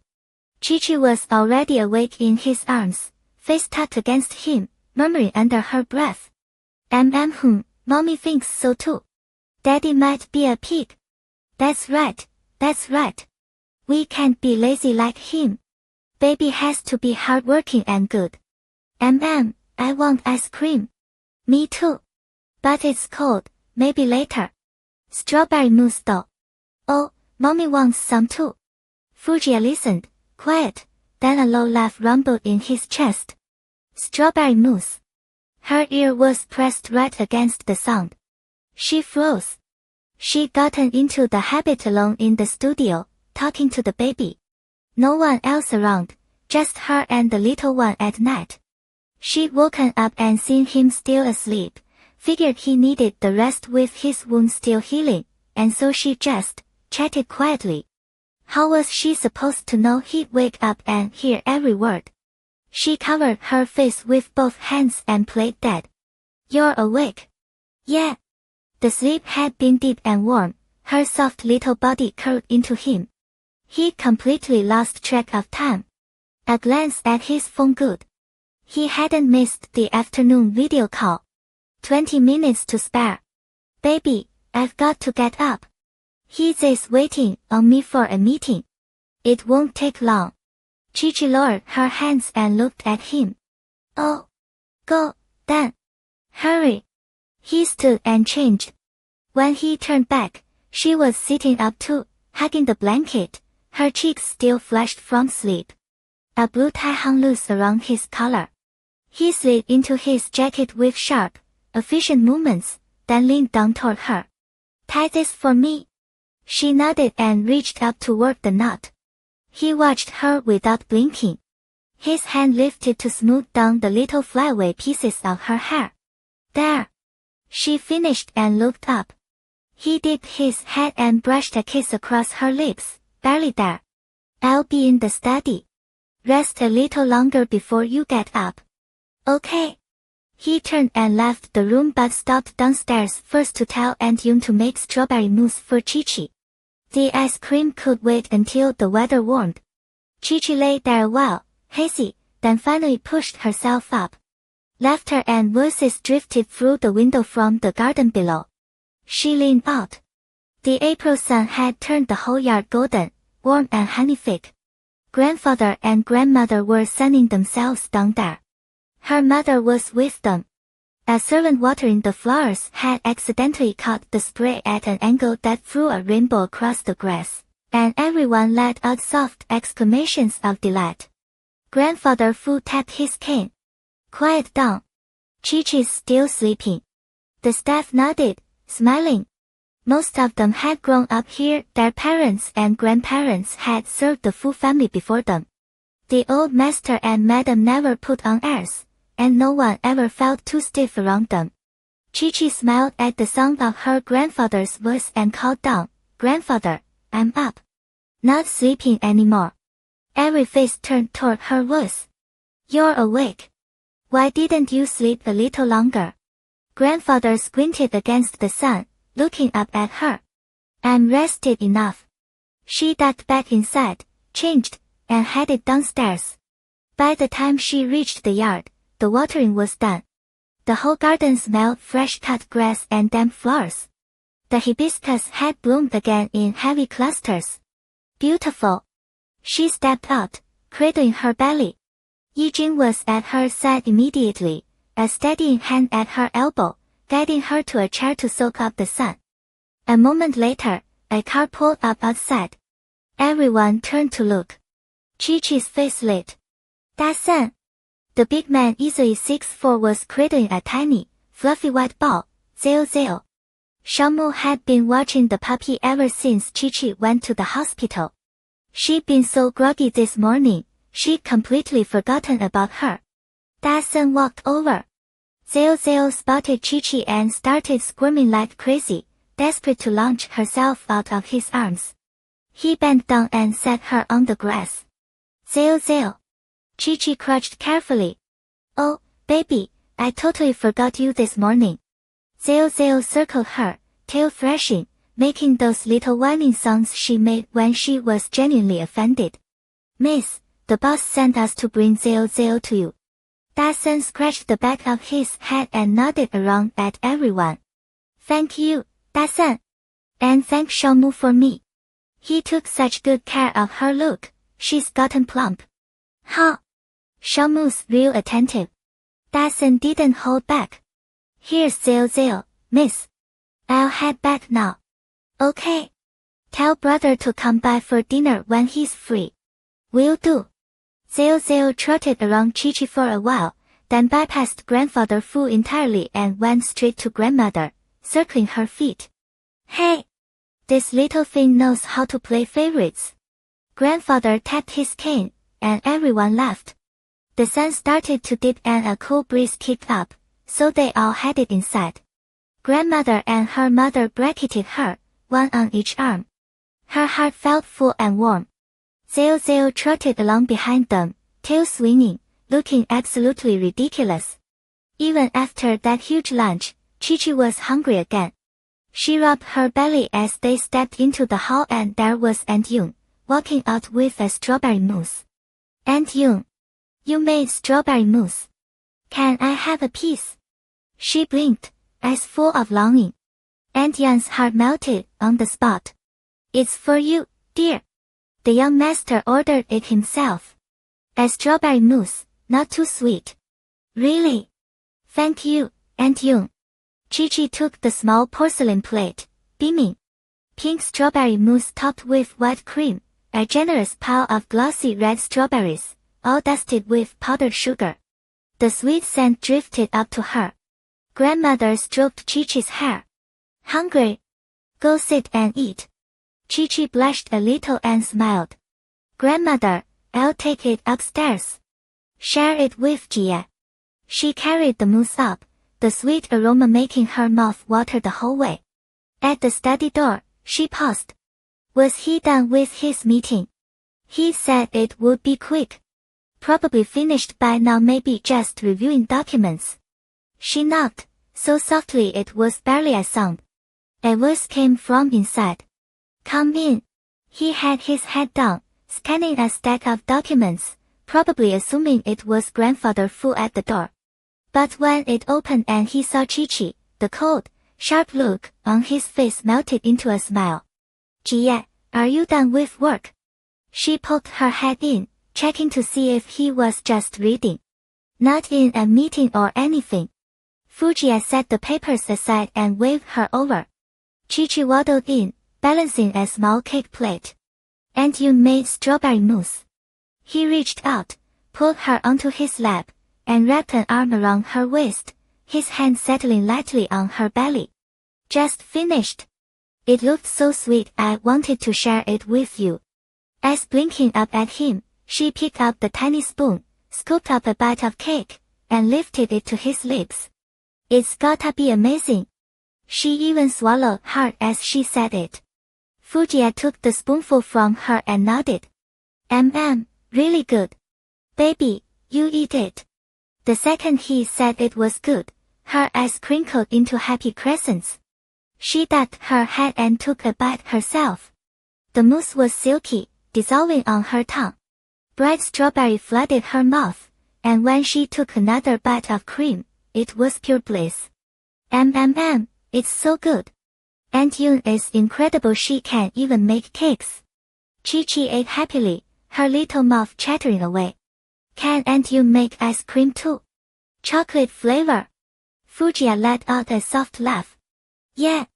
Ever since the pregnancy, Chi-Chi had turned into a bit of a chatterbox. Or maybe Chi-Chi was finally willing to lean on him, to trust him, and to let herself be spoiled right in front of him. He stroked her hair and said gently, "I'll make you ice cream next time. I'll learn how." Chi-Chi frowned. "Honestly, I think Aunt Yoon would probably do a better job than you." Fujiya had no comeback for that. She had a point. But maybe she shouldn't say things like that next time. Especially not when other people were watching. "Wife, can't you give me some face? Just a little." He leaned in, his voice low and teasing against her ear. It tickled. Chi-Chi shrank back, popped the spoonful of mousse into her mouth, and looked at him, clueless. Following his gaze, she slowly turned her head toward the laptop on the desk. 1, 2, 3, 6. 6 squares on the screen, each with a person. The first was Hize. The others. Some were Chinese, some were foreign. She didn't know any of them. Clearly, Fujiya had still been in a meeting. When Chi-Chi walked in, everyone had just taken a 5-minute break to skim their materials, so no one was talking.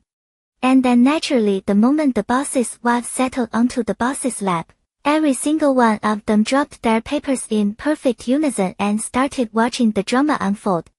The study went dead silent. Chi-Chi's hand trembled, and pink cake smeared across her face. Fujiya shot a cold glance at the screen. Instantly, every head dropped, pretending they hadn't seen a thing. Chi-Chi thought to herself, if she had a paintbrush right now, she'd draw a hole on the floor and crawl right into it. She scrambled off his lap, covering her embarrassment. I was just bringing you a little cake. Go ahead, keep working." She clattered the empty porcelain plate and spoon onto the desk, then hurried out of the study, cradling her baby bump. "Oh God. So embarrassing." She replayed what she just said, her face burning hotter and hotter. Ugh, why had she pulled so many mortifying stunts in one single day? Fujiya wiped the smile off his face, glanced at the bare little plate, raised an eyebrow, and looked back at the screen. Ahem. CEO Fu, let's, continue our discussion, said a real estate big shot, rubbing his nose like he'd seen absolutely nothing. Hize smiled. It looked like things were really good between the CEO and his wife now. He was genuinely happy for them. He opened his folder and took over the meeting. Chi-Chi went back to her room, wiped the cake off her face, and flopped onto the bed with a sigh. Whatever. No big deal. She'd just avoid going to GS company from now on, and she wouldn't have to run into any of those people. Right, some of them were foreigners, probably not even in Jingdu.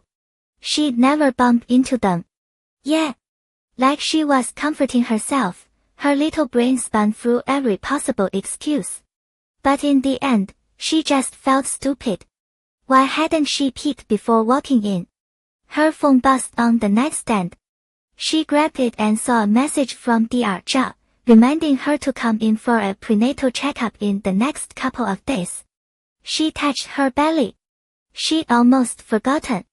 She quickly texted back to thank Dr. Zhao. Back in the study, Fujiya closed his laptop and left the room. This meeting had already eaten up way too much of his time. Might as well dump everything on Hize from now on. He stopped at the bedroom door and pushed it open. Chi-Chi was curled up on top of the covers, her dark hair fanned out across the lavender duvet. What's wrong? Tired? He walked over and gently rubbed her back.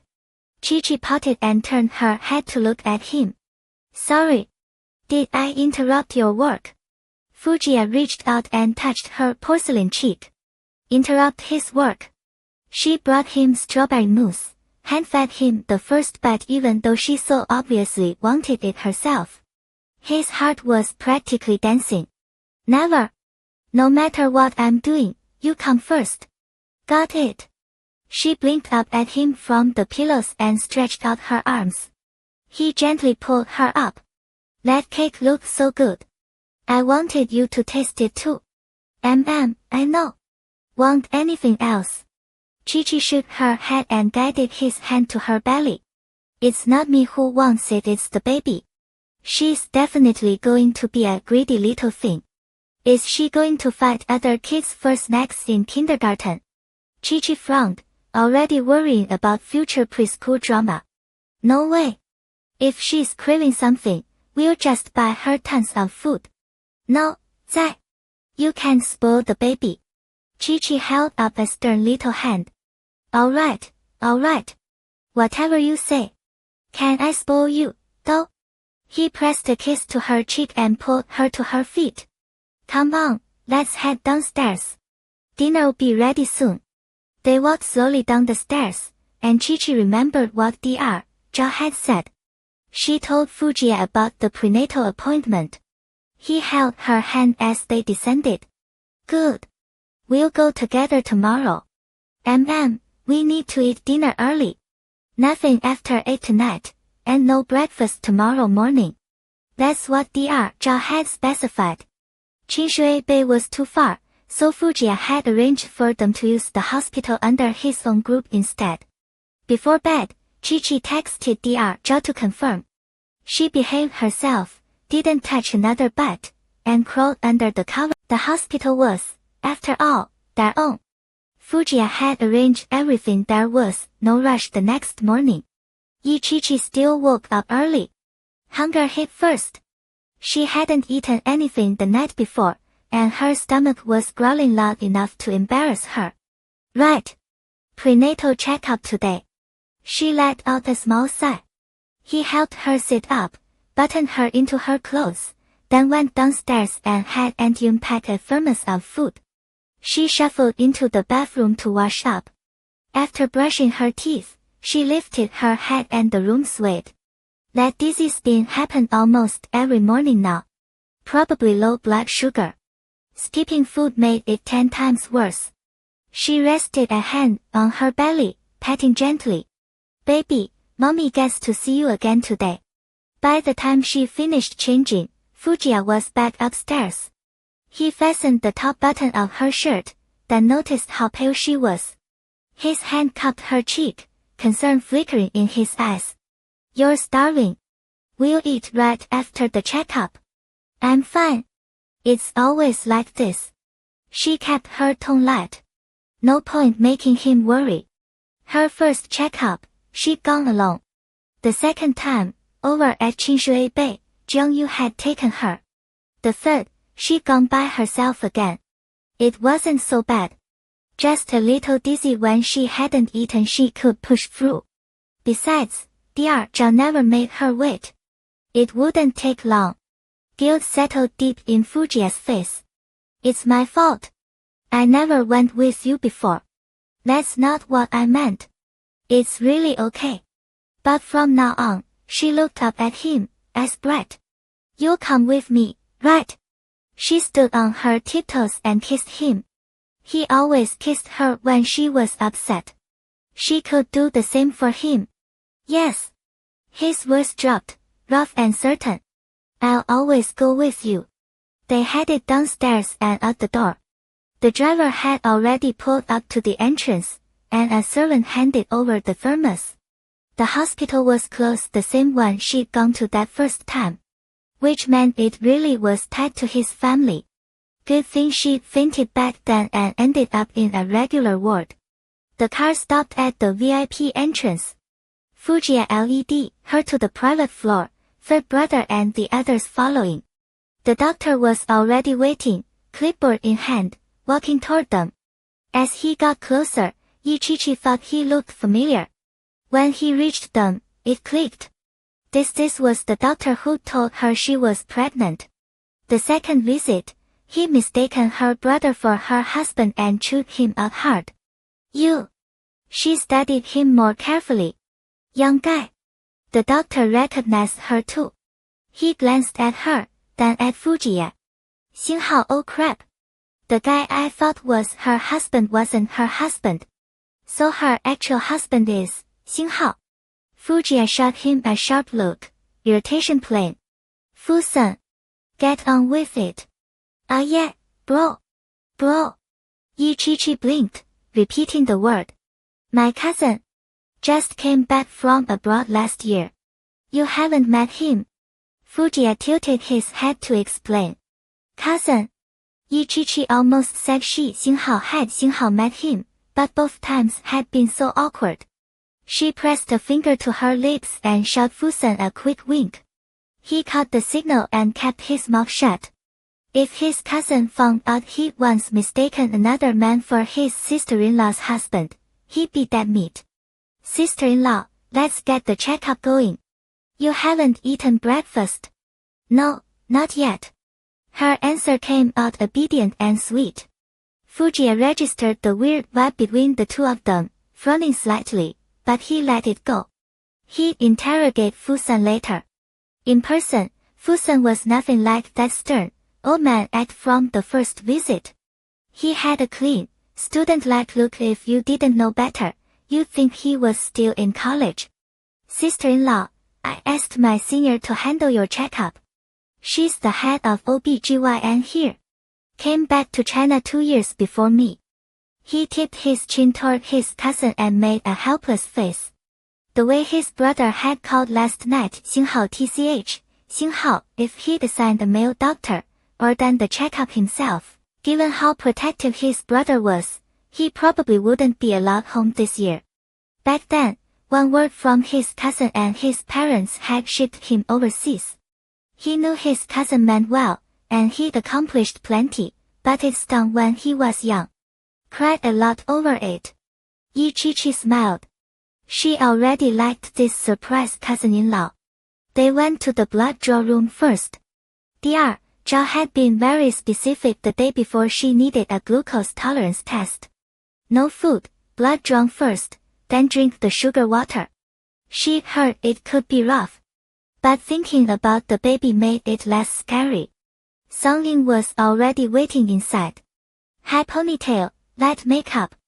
Her features were completely different from Ichichi's delicate willow leaf brows, peach blossom eyes with that soft southern grace. But her gaze was cool. In her white coat, she carried an air of sharp sophistication. Senior, my sister-in-law's here. Fu-san opened the door and showed her in. Alright, I've got a surgery this morning. I'm out. Show some respect, call me director. Songying frowned, glaring at Fu-san. The Fu family invested in this hospital. Who they let in was their call. Fujiya had actually suggested having a doctor come to the old mansion, but Ichichi wanted to get out of the house, so here they were. Dr. Song, Ichichi said softly. Fujiya guided her to a chair. Songyin's eyes flickered. This girl, she was stunning. She pulled herself together, offering a professional smile. Fasting. I need to draw a vial first. Yes. I haven't eaten since 8 last night. Ichichi's answer was quick and cooperative. Fujiya reached over and rolled up her sleeve for her. Okay. Don't be nervous. Songying moved fast, prepping the needle. Ichichi swallowed hard and shut her eyes. She got blood drawn every visit, but she was still terrified. Fujiya pulled her head against his chest. It's okay. Almost done. Songying paused for a half second, tourniquet tightening in her hand, one eyebrow lifting just slightly. The sharp sting of the needle. One vial done. Ichichi's brows stayed locked tight. Song-in stopped the bleeding and handed over the glucose solution. Drink all of this. Don't throw up. Take your time, you've got 5 minutes. Then come back in an hour for another draw. Fujiya took the glucose from Song-in, helped Ichichi stand, and ruffled her hair. Not feeling well. His voice was low, gentle. His eyes stayed fixed on his pregnant wife. She felt lightheaded. She shook her head a fraction, said nothing, just burrowed into his arms. Song-in looked up at him. Fujiya. Still as handsome as she remembered. She'd seen the press conference. She knew he was married. She just never thought she'd actually run into him or find out his wife was already pregnant. He seemed good to her. They looked good together. Fu. Zai. After a bit of hesitation, she spoke. Don't you recognize me? Fujiya's attention stayed locked on Chi-Chi. He barely had a moment to register anyone else, let alone look at them. At the question, he lifted his head and threw a cold glance toward Song-in. She looked vaguely familiar, but he couldn't place her. I don't remember. I need to take care of my wife. He gave a short nod, then guided Chi-Chi into the next room where a bed waited for her to rest. She sank onto the sofa, and Fujiya pulled up a chair across from her. The glucose cup was huge, 300 milliliters of syrupy liquid. He slid a straw in and held it out. Want to drink it now? Yeah. Her voice came out thin, still dizzy from the blood draw. Maybe once she drank it, she'd feel better. The doctor had said she needed to finish it within 5 minutes. Fujiya checked his watch. Take your time. Just sip it slowly. Chi-Chi nodded, lowered her head, and bit down on the straw. The second the liquid hit her tongue, she winced. So sweet it was almost bitter. She yanked the straw out, gagging, and covered her mouth. A few deep breaths steadied her enough not to vomit. Fujiya watched, his chest tight. The baby had come before either of them were ready. Chi-Chi was still so young. She couldn't say a word, afraid that if she opened her mouth, she'd throw up. Worried about the clock, she forced the straw back between her lips. She drank in fits and starts, swallowing against the cloying sweetness until the cup was empty. The last swallow left her throat sticky, her stomach churning in protest. Her eyes reddened from holding back nausea. She dropped her head into Fujiya's lap, eyes shut, motionless. He could only stroke her back, his hand aching with useless sympathy. Minutes later, Chi-Chi lifted her head. Her face was pale, drained of color. She kept a hand pressed over her mouth. Fujiya traced her cheek with his thumb. Feeling awful. I need to rinse my mouth. She shook her head, her voice hoarse and syrupy. He signaled third brother, who set a glass of warm water on the table and slipped out without a word. After rinsing in the bathroom, Chi-Chi finally felt a little human again. The room was stuffy. Jie, can we walk a little? He dabbed at a few damp strands of her hair. Okay. I saw the newborn nursery on the 9th floor. Let's go take a look. Whatever she wanted, he was fine with. So the whole group headed down to 9. The nursery had a wide glass window, and through it you could see rows of tiny babies. Chi-Chi glanced back at third brother. He looked intimidating, and the last thing anyone needed was a scary-looking guy startling a newborn. She waved, signaling for him to stay in the hallway. Third brother caught on instantly. He waved back and motioned the bodyguards to line up against the wall. Inside, the cribs were painted warm pink, lined up one after another. Dozens of babies lay inside, some sleeping with their eyes half closed, others gnawing on their own tiny fists. They were so small. Their hands were no bigger than a fingertip, like they couldn't even curl around one of her fingers. Chi-Chi's heart melted. Jie, do you think our baby will be this cute? He didn't hesitate. Of course. Xinghao, our baby will definitely be the cutest, Xinghao. She pressed against the glass, eyes sparkling. Which do you want, a boy or a girl? Either one. I'll love both. Straightening up, she wrapped her arms around his neck and nuzzled into him, suddenly all childlike affection. I'm so happy. Turns out, having someone come with you for a prenatal checkup, taking care of you like this, felt incredible. Last time she'd come along, after the blood draw she just sat in the room for ages before she could even stand up to go home. Fujiya bowed his head and kissed her, letting her cling to him as long as she wanted. After staring at the babies for a while, they had to wait another 2 hours before 2 more vials of blood were drawn. She fasted all morning, and now they'd taken 3 vials.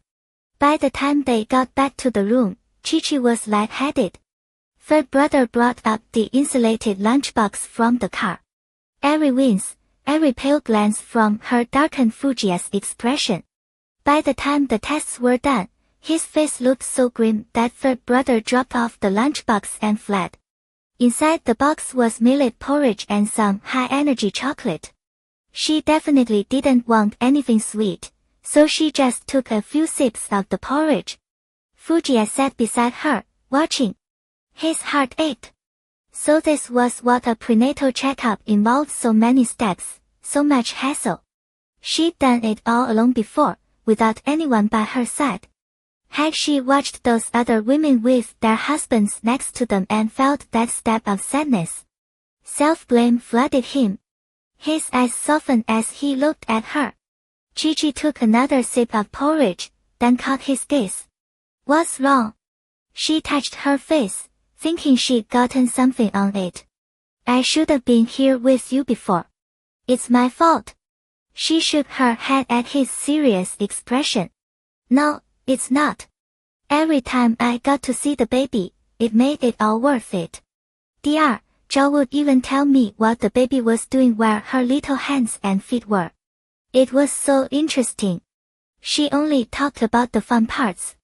She didn't want to mention the fear or the discomfort.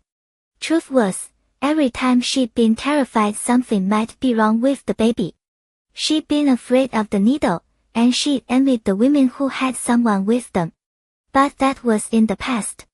She didn't want Jia carrying that guilt. After she'd eaten a little, they drove back to the old mansion. Snuggled into Fujiya's arms, Chi-Chi suddenly remembered Dr. Song. Jia, do you know Dr. Song?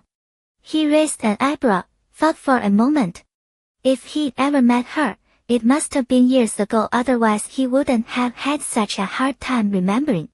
Maybe we went to the same school, or crossed paths once. I don't really remember. Chi-Chi nodded, eyes closing. Okay.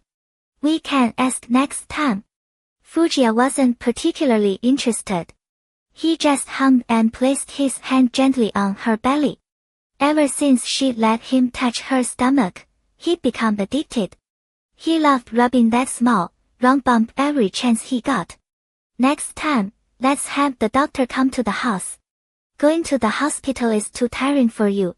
He drew her closer, arranging her so she could rest more comfortably as she drifted off. A sliver of sunlight crept in. Chi-Chi shifted her head to avoid it, mumbling a sleepy okay. Days slipped by, and the weather softened into spring. The old residence hadn't been this alive in years. Fujiya and Yi Chi-Chi were both staying there now, and with Yi Jing around, Grandma always had someone to talk to, lingering together in the sun, keeping busy in the garden.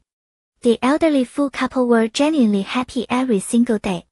Once the baby arrived, the place would really be chaos.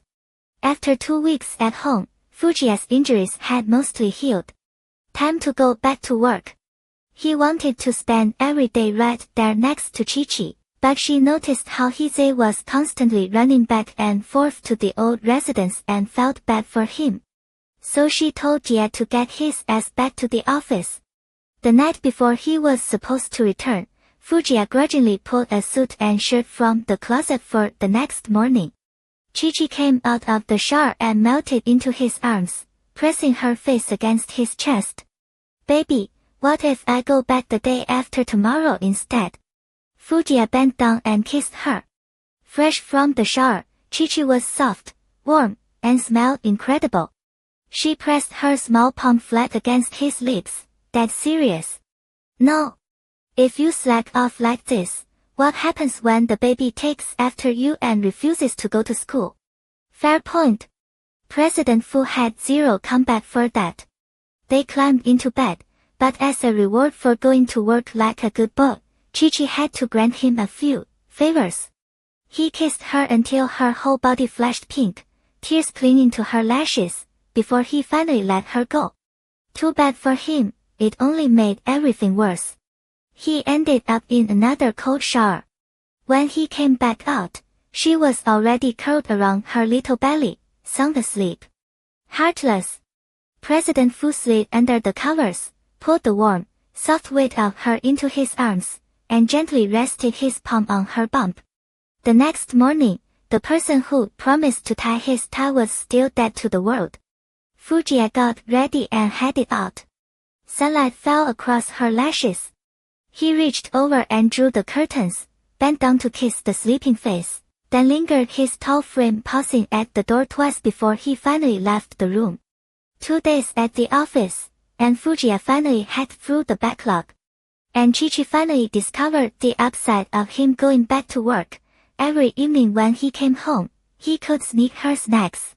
Well, 星号 sneak 星号 without grandma, grandfather Fu, or her mother catching them. Around 3 in the afternoon, Fujia set aside his work and checked his phone. Within 2 minutes, a message from Chi-Chi landed right on schedule. Jie, I need sour and spicy rice noodles. Get them from that spot near Shui Engine, okay? 2 cute emojis back to back, and Fujia smiled. She really wanted this. He tapped back fast. Okay. I'll go now and come straight home. He worried she'd fill up and skip dinner, so getting them to her early meant she'd still eat properly later. Okay, drive safe Hongxin. Chi-Chi set the phone down and rubbed her belly. Baby, you're way too greedy. Good thing Daddy's getting them for you. Baby. Fujia grabbed his jacket and left the office. Watching the boss clock out early yet again, Hizei just shook his head. Honestly, early leave beat a no-show any day. The car was already waiting downstairs. Third brother sat behind the wheel. President, what's the haul today? Egg tarts. Bubble tea. He glanced in the rearview mirror, waiting for the destination. Shui Yunjian, near the gallery. Pick up sour and spicy rice noodles. Sour and spicy rice noodles. Third brother repeated the order, then pulled into traffic. The missus was definitely expanding her menu these days. They had a routine now whenever they came back with Chi-Chi's contraband. Third brother slipped through the door first, poked his head into the hall, scanned for any family members, saw the coast was clear, and flashed his boss an OK sign. Fujia carried the insulated container inside, crossed the lobby, and climbed the stairs to the second floor. Up in the bedroom, Chi-Chi was already sitting obediently at the table, facing the door like she'd been waiting for him and her delivery all afternoon. At the sound of the door opening, she turned. Her eyes lit up the second she spotted the thermos in his hand. To keep her treats in perfect condition, Fujia kept a full stash of insulated containers in the car. He frowned a little. Some irrational part of him felt like the noodles were getting a warmer welcome than he was. He unscrewed the thermos and handed her the chopsticks. Chi-Chi leaned in and sniffed, her nose twitching like a greedy kitten. Oh, this smells perfect. Did you add extra vinegar? Yeah, I added it. Fujia tucked a strand of hair behind her ear and watched her dig in. He checked with Song in earlier. A small indulgence now and then was fine, as long as it didn't wreck her regular nutrition. The noodles were heavy on the vinegar, sharp and spicy. One bite made Chi-Chi squint with pleasure, her pink lips stained red from the heat. She breathed out through her mouth between bites. So good. Fujia raised an eyebrow. After the 2 extra spoonfuls of vinegar he poured in. Was it really that good? Chi-Chi was chasing the taste, not actual hunger. After a few bites, she set down the chopsticks. The bedroom, which usually carried a soft, pleasant scent, now reeked of sour and spicy rice noodles. She looked up at him. I'm full. A tiny dot of red broth clung to the corner of her mouth. Fujiya took a tissue and gently wiped it away. Her red lips looked kissable enough to bite. There was still more than half a bowl left.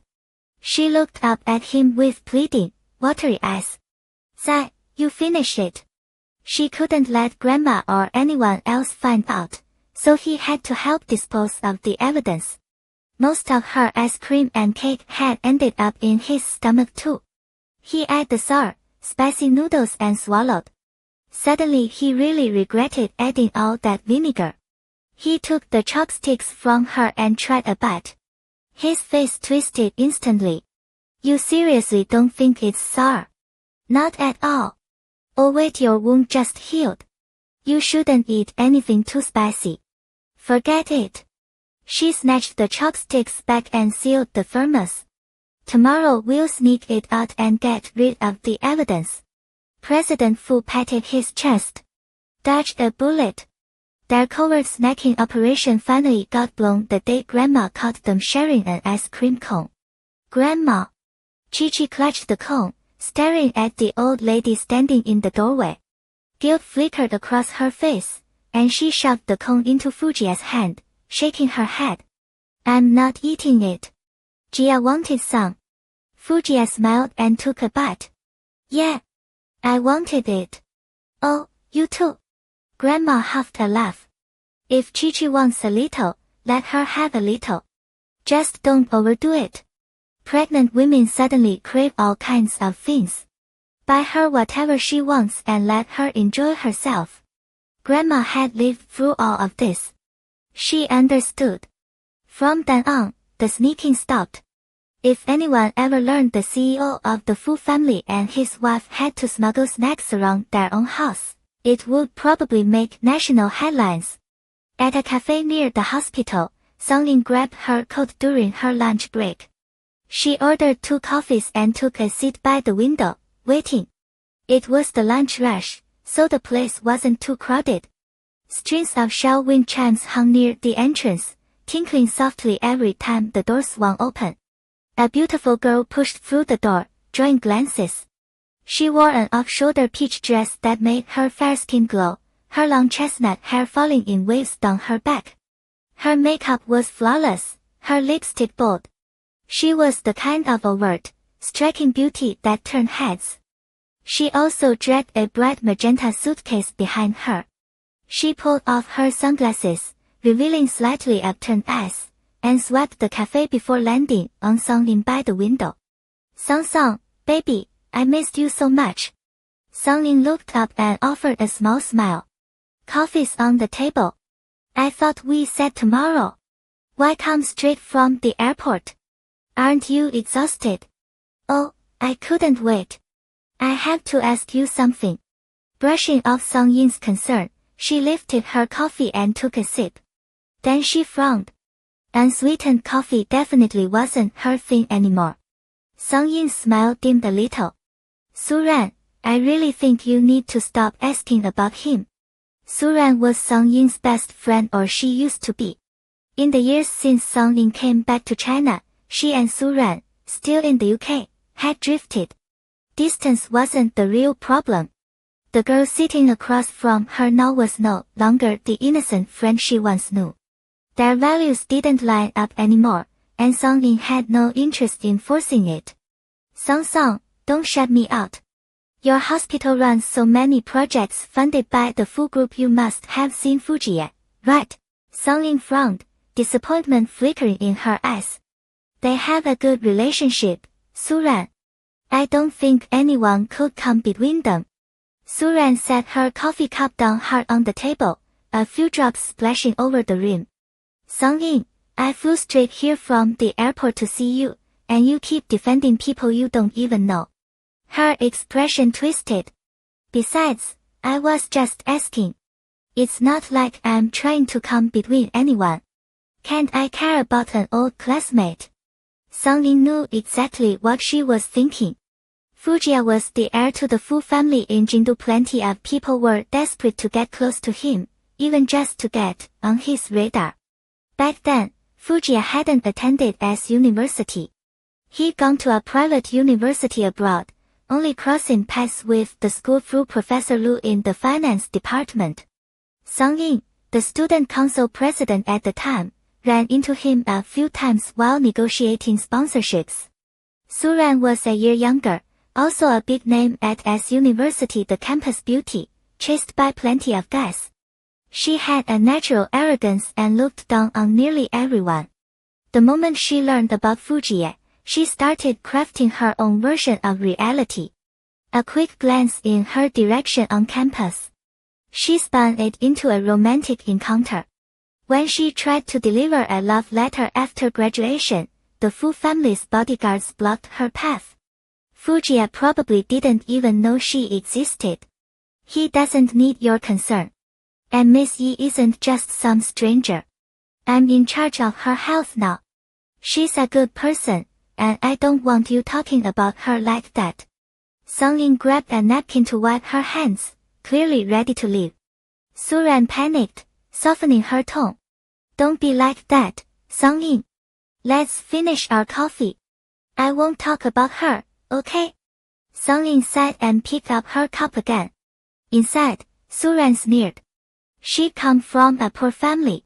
All those years abroad, living the high life, the designer bags, the luxury labels, she bought them with something. Her youth. Her looks. That was her currency. She learned quickly that men never stayed faithful. They always got bored. Now that she wanted to build her career in Jindu, she needed to latch onto a rich man. And Song Yin. She could still use her to fish for information. By the way, next month is the school's centennial anniversary. Let's go together, Song Yin. Song Yin hummed, but she already checked out. She was someone who loved and hated with absolute clarity. Even with old friends, if she saw something she couldn't stomach, she'd pull away. It might sound cold, but that was just who she was. No plans to change. What started as a rare catch-up between best friends ended on a sour note. They finished their coffee and parted ways. Inside Fu Corporation's office, Fujiya opened the invitation lying on his desk. As University's centennial anniversary. He frowned. He wasn't even a student there. But as University was a prestigious school in Jindu, and the Fu family donated heavily every year. He checked the date, June 20th. He didn't want to go. By then, Chi-Chi would be 8 months pregnant. He planned to stay home with her those last 2 months. Fujiya tossed the invitation aside. But Professor Lu had called earlier that morning, specifically asking him to attend. He wanted Fujiya to speak as an entrepreneur who had consistently sponsored the school. A knock came at the door. Third brother poked his head in, toting an insulated lunch bag. CEO, the missus is here. Outside, Chi-Chi was already chatting with Hize. Fujiya got up and walked out, pulling her into the office. Third brother set the bag on the desk and disappeared. You're early today. He wrapped an arm around her, guiding her toward the desk. Because I woke up missing you, so I asked Aunt Yun to make lunch quickly. A few days ago, Dr. Song had come by for a checkup and told her she needed to move around more to keep the baby from getting too big. Ever since, Chi-Chi came to the office every day at noon to bring Fujiya lunch. She got to see him, eat with him. It honestly made her so happy. Fujiya sat down, pulling her onto his lap. Chi-Chi glanced at the computer. Good, no meeting today. Watching her, he smiled. Even if there was a meeting, it didn't have to be in this office. His wife was getting a bit scatterbrained these days. Tired? She shook her head. Not tired. You go ahead and work. Can I stay here with you? Fujiya wouldn't have it any other way. He pulled her close, sliding the chair forward. Lean on me and rest.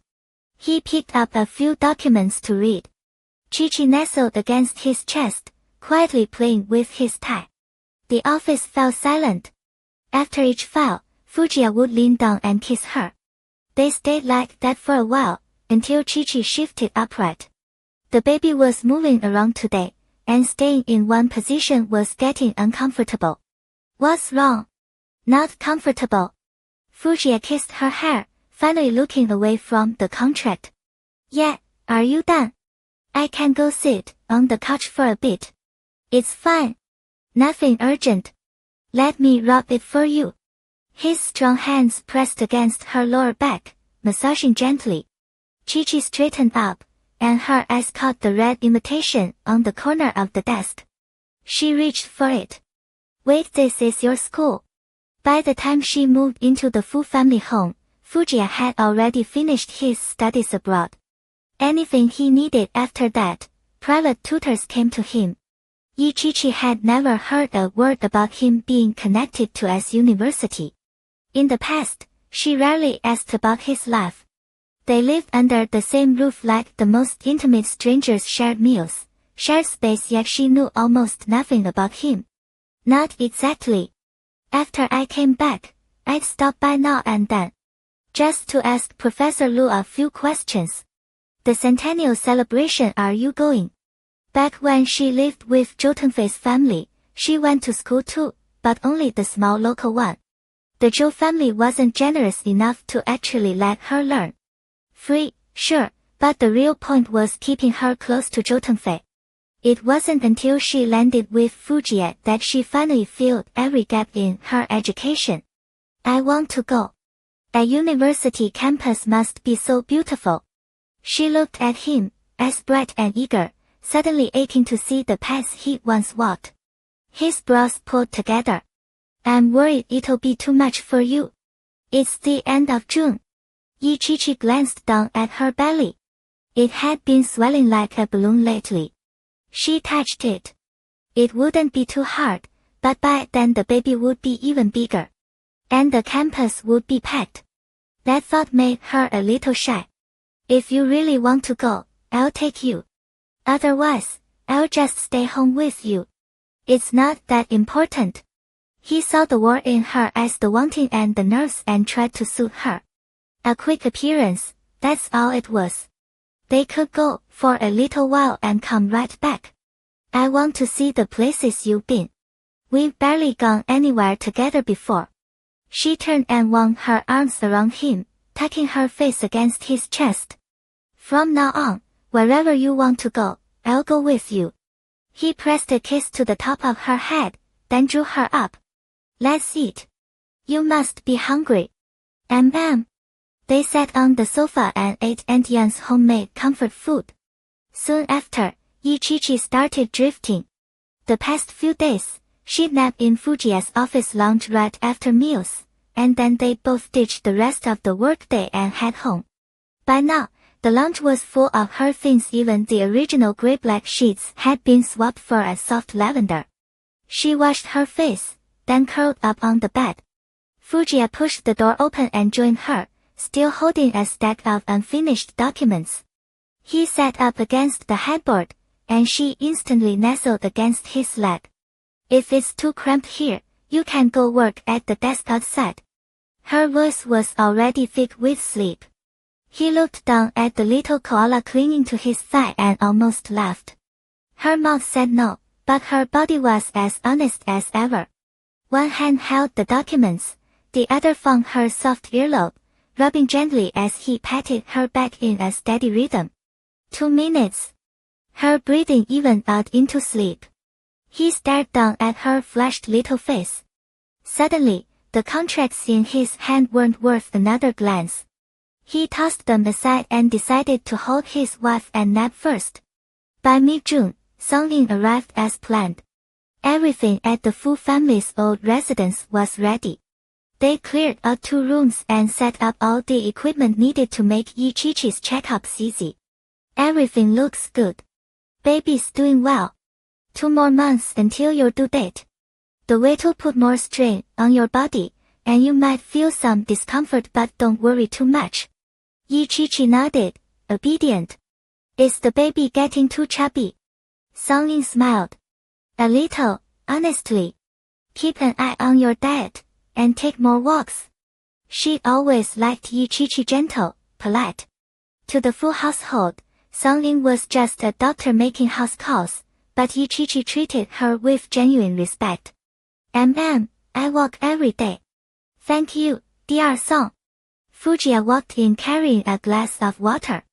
Yichichi had mentioned she was thirsty, so he stepped out to get it. All done. He bent down to help her drink. Yichichi's face went pink. I can do it myself. Dear, Song is right there. Songlin smiled to herself. She'd never imagined Fujiya man like him would one day tend to a young woman with this level of care. The man had to be completely gone for her. A thought flickered across his face, and he turned to Songlin. By the way, dear Song, you went to S University too, didn't you? Crossed my mind the other day. The anniversary's in a few days. Yichichi wants to come with me. Would that be a problem? Songlin paused, thinking of Suran. Suran had been pestering her for inside information about Fujiya, clearly still not over him. Well, it shouldn't be an issue. She hesitated. But the campus will be crowded. Mrs. Fu should have someone with her at all times. Avoid packed areas so she doesn't get jostled. Hearing that, Fujiya's resolve wavered. Yichichi finished her water, set the glass on the table, and tucked his sleeve. Don't you dare say no, you promised I could go. I want to watch you speak on stage. Her big, dear soft eyes looked up at him, lashes fluttering. He couldn't refuse. Fine. I'll take you. Dear Song, if you're free that day, would you come with us? Songlin thought it over. She was planning to be on campus anyway. She nodded. Sure. I'll meet you at the main gate. She didn't want to bring up anything unsubstantiated about Suran. But if she stayed close to Mrs. Fu, she could keep an eye on things. Yichichi turned to her with a sweet smile. Thank you, dear Song. Just call me Yichichi, okay? Songlin glanced at President Fu. No reaction. Yichichi. After seeing Dr. Song out, Yichichi threw her arms around Fujiya. Yes. Dr. Song says I can go. You can go, he murmured, his face utterly indulgent as he watched her light up. The anniversary hit fast. June was already sweltering. Fujiya wore a dark gray suit jacket, tailored dead onto his tall, lean frame. Yichichi did his tie herself, then bent down to pull on her own outfit. A soft fruit green dress, paired with a thin white knit cardigan, playful and casual, exactly the right energy for a campus visit. Her dark hair spilled to her waist. She stood in front of the mirror, touched her belly, then pinched her cheeks. Sigh, have I gotten fat? He wrapped his arms around her from behind, studying the still beautiful woman in the reflection, and pressed his lips to the curve of her neck. You're not fat. The baby's fat. That made perfect sense to her, so she nodded. Even pregnant, Yichichi hadn't put on much weight. It all went to her belly. Her arms and legs were still as slender as before. Taking her hand, he led her downstairs. With the campus bound to be packed, Fujiya had third brother bring a handful of bodyguards. The car pulled up to S University minutes later. Evening sun poured across the campus paths, so breathtaking it almost hurt. S University was the capital's most prestigious school, famous for its top-tier faculty, brilliant students, and a campus that could have been ripped from a postcard. The second they stepped out of the car, the faint scent of gardenias wrapped around them. They walked past a lotus pond. Classes were cancelled for the anniversary, and the whole campus hummed with energy. The celebration was set in the newly expanded arts building. Centennial anniversary, of course they went all out. It didn't start until 7, so Fujiya took Chichi for a walk around campus. He wasn't all that familiar with the place himself. It had been years, and back then he mostly kept to Professor Lu's corner of the university. The couple standing, with 4 bodyguards trailing behind, pulled every gaze in their direction. Whoa, that guy is crazy hot. And she's gorgeous. If I could look like that pregnant, I'd actually consider it. She's like a doll. Ugh, why is she skinnier than me and she's the one having a baby? Oh my god, is that Fujie? The billionaire from the wealth rankings. Holy shit. People recognized him fast. The finance majors practically had stars in their eyes, trailing a respectful distance behind. Chi-Chi had no clue that Fujie's aggressive, decisive business moves were often held up as textbook examples in their classes. She scooted closer. Fujie pulled her against him, wrapping an arm around her waist as they strolled. Jie, everybody knows you here, she whispered, stealing a glance behind them. Even guys were following. Third brother muffled a snort behind them. Their CEO had graced the cover of financial magazines more than once. Don't worry about it. Are your feet tired? Fujie asked. Chi-Chi shook her head. Not at all. The campus is gorgeous. Did you ever take classes here? Rarely. I came a few times back in the day. Sat in on a couple of lectures. A leaf drifted down. He lifted his hand to shield her from it. She stopped walking and leaned close to his ear. Did you ever get love letters? I mean, that's a thing in college, right? Fujie's eyes flickered. He could still picture walking into lecture halls and finding his usual seat buried in envelopes. Yeah, best not to tell the truth. What if Chi-Chi got jealous? Nope. Never saw any. Chi-Chi looked him up and down, disappointment crossing her face. Wow, you were that unpopular. But you're really handsome. Behind them, third brother choked on a laugh.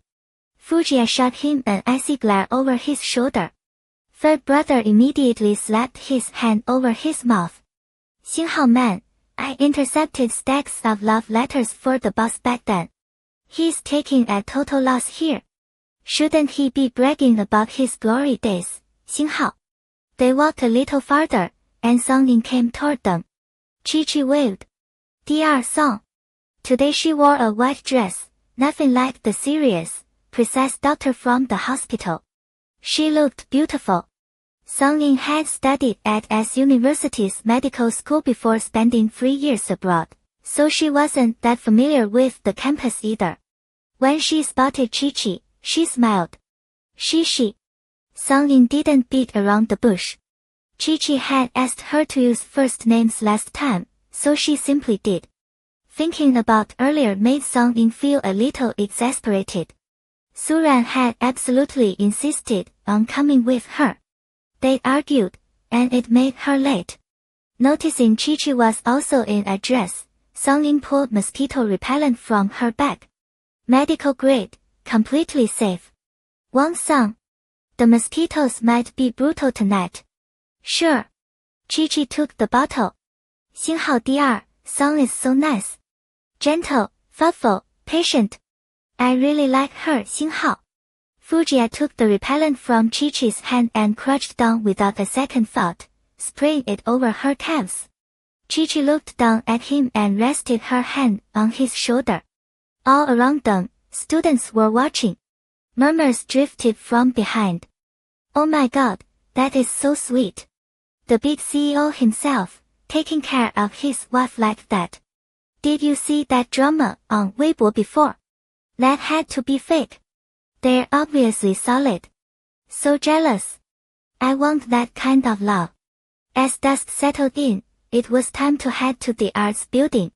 The first floor held a circular auditorium that seated over 1,000 people. Only successful S University alumni and invited guests were allowed in. The students had a music festival set up on the field, but only a handful from each department plus the performers could get inside the auditorium. The first 2 rows were filled with deans and professors. 4 seats in the middle sat empty, clearly reserved for Fujie. He helped Chi-Chi get settled. The seats were for himself, Chi-Chi, Songying, and he insisted third brother. Since he'd be on stage giving a speech, he wanted someone sharp-eyed right next to Chi-Chi. She looked around, full of curiosity. Xinghao, this is so fun. Maybe when the baby grows up, they'll go to a university just like this. Xinghao. Jie, when are you going on stage? Are you ready? She looked at him with concern. She hadn't seen him prepare any notes. With this many people, she'd never dare get up there. I'm ready, he said. An occasion like this didn't need preparation. It was easy for Fujie. Don't wander off. Just sit here. I'll be done soon, okay?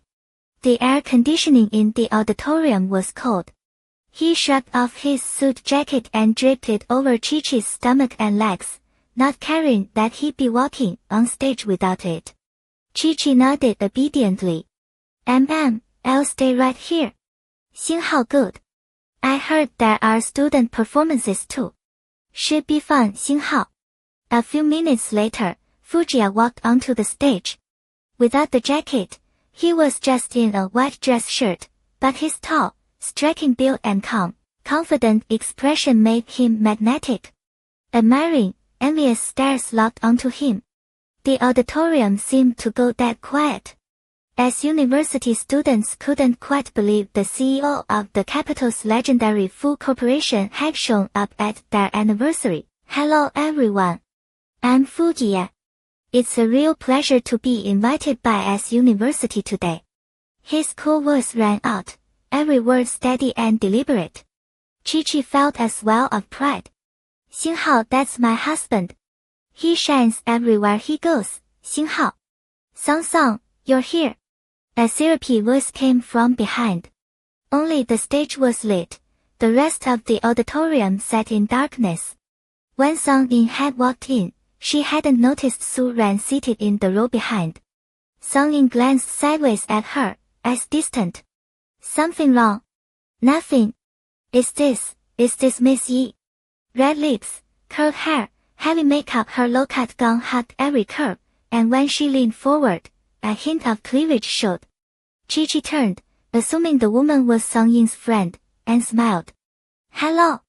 I'm Yi. Chi-Chi. Su Ran smiled, but the warmth never touched her eyes. She swept a slow, deliberate glance over Yi. Chi-Chi from head to toe. She'd been shadowing Song Yin all afternoon, watching the reunion on the tree-lined campus walkway, watching Fujia bend down to brush a stray eyelash off Chi-Chi's cheek.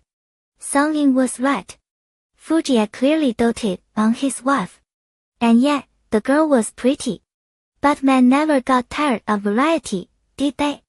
And Su Ran had zero doubts about herself. Put her next to some sweet little innocent, and she knew exactly how to keep a man satisfied. Miss Yi, I heard you and Mr. Fu were on the verge of divorce. That true? She blinked with rehearsed innocence, but the provocation in her eyes was sharp as glass. Su Ran. Song Yin's voice cut in, tight with warning. Chi-Chi studied the woman, her own eyes narrowing as the pieces clicked into place. This one hadn't come to play nice. And she met Su Ran's stare without blinking. So how did you two patch things up? Was it because you're pregnant? Do families like the Fuss really care that much about a baby? Every word landed casual. Every word was a blade. Chi-Chi rested one hand on her belly. The suit jacket draped over her shoulders still held Fujia's body heat. Her lips curved, the smile striking as a rose in full bloom, stunning, completely unbothered. No idea. You should ask my husband yourself if he'll give you the time of day. Also, he was good to me long before I knew I was pregnant. Su Ran let out a sharp breath. Back at S University, everyone said I was a perfect match for CEO Fu. Guess they were wrong. Chi-Chi took her time, returning the same slow once-over Su Ran had given her moments ago. My husband doesn't like your type. You. The words jammed in Su Ran's throat. Her flawlessly made-up face twisted. Third brother had been watching from the sidelines. Seeing the young madam handle business with that much authority, he kept his mouth shut. Now he leaned in, studied the woman's face, and made a show of thinking hard. Aren't you the one who kept sending love letters? The ones I tossed straight into the trash. He turned to Ichichi, pressing 3 fingers to his temple like a solemn oath. Ma'am, I swear the CEO doesn't even know this woman exists. Damn. This woman was out here trying to stir up trouble. He'd defend the CEO's reputation with his life. Chi-Chi turned away, pressed her lips together, and exhaled through her nose. Too many women chased after Jie. Few love letters floating around suited her just fine. Suran stood frozen. She opened her mouth, ready to fire back, when third brother shot her a look. The menace in his eyes shut her up instantly. On stage, Fujiya wrapped up his speech and descended the steps to thundering applause. That was Fujiya, young CEO of a massive empire, named on every wealth list. Every year, countless as university graduates clawed for a chance to step inside Fu Corporation. He came off the stage, slid back into his seat, and reached for Chi-Chi's hand, folding it into his palm. Cold. You cold. He was about to tell third brother to get the AC adjusted when Su Ran leaned in from behind. CEO Fu, that speech was incredible. I admire you so much. Chi-Chi shivered. She hadn't felt cold before, but now Su Ran was giving her full body chills. Who are you? Fujiya barely glanced at her. He didn't recognize her at all. Third brother leaned close and murmured a few words in his ear. Reporting troublemakers. That was his gift. Fujiya's expression went dark, his gaze icing over. Get her out. And turn up the heat. On it. Third brother pivoted towards Suran with a cheerful please exit gesture. Miss, this way. Why? On what grounds? Suran's pretty eyes flew wide, her voice pitching high enough to draw stares from nearby rows. This was a college anniversary event. Fujiya didn't want to embarrass the university, so he let third brother handle it. Third brother's face shifted from polite to predatory. When he wasn't smiling, the man looked genuinely terrifying. Walk out yourself, or I'll carry you out. Your call. Suran's face flushed with resentment. She shot a desperate look at Song-in, who was staring straight at the stage, utterly silent. She looked at third brother's face again. A tremor ran through her. Hands clenched in front of her, she gritted her teeth, stood, and left her seat. The people nearby knew exactly what had gone down. One by one, they stared after the woman in disbelief. Seriously? Trying to start drama right in front of the CEO's wife. Third brother followed Suran out, watched her clear the auditorium doors, then went backstage to have the heating adjusted. Fujiya leaned into Chi-Chi, slid an arm around her shoulders, and pulled her against him. His voice dropped low. Why didn't you tell me she was bothering you? She wasn't bothering me. Chi-Chi looked up at him and lifted a finger to her lips. SHH, the show's starting. Golden stage lights swept across the auditorium, scattering flecks of light across Chi-Chi's face. Fujiya caught the finger she pressed to her lips, pressed a soft kiss to it, and settled her hand on his lap. Something nagged at him. Why wasn't his wife even a little bit jealous? Your hand's still cold. Let me warm it. Chi-Chi watched the performance on stage, a small smile tugging at her mouth. They'd been through too much to get here. Over these months, everything Jia had done for her, every small gesture, every quiet care had rooted itself deep in her chest. No one's words could shake that now. She told Jia she trusted him, and she meant it. There was no room between them anymore for doubt. She rested her head against Fujiya's shoulder. Behind them, more than one student sneaked a photo of the couple's silhouette, barely containing their squeals.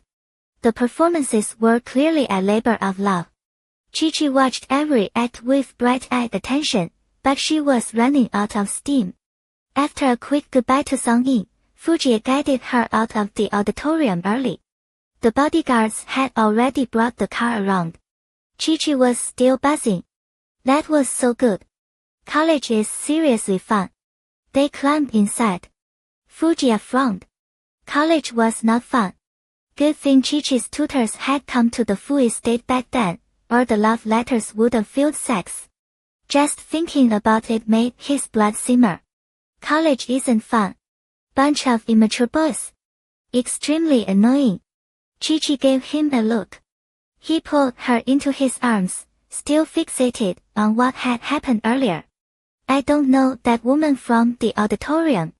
I know. You can't even remember the song, and she said you met several times. Third brother coughed from the front seat.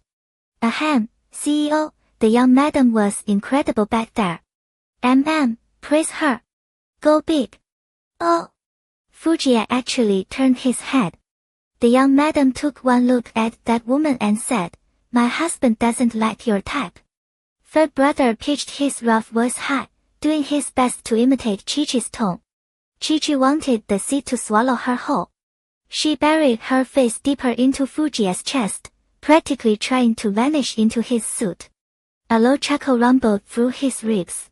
He laughed openly, unapologetically. Good. His girl was finally learning to be spoiled and sure of herself. Fujiya was deeply pleased.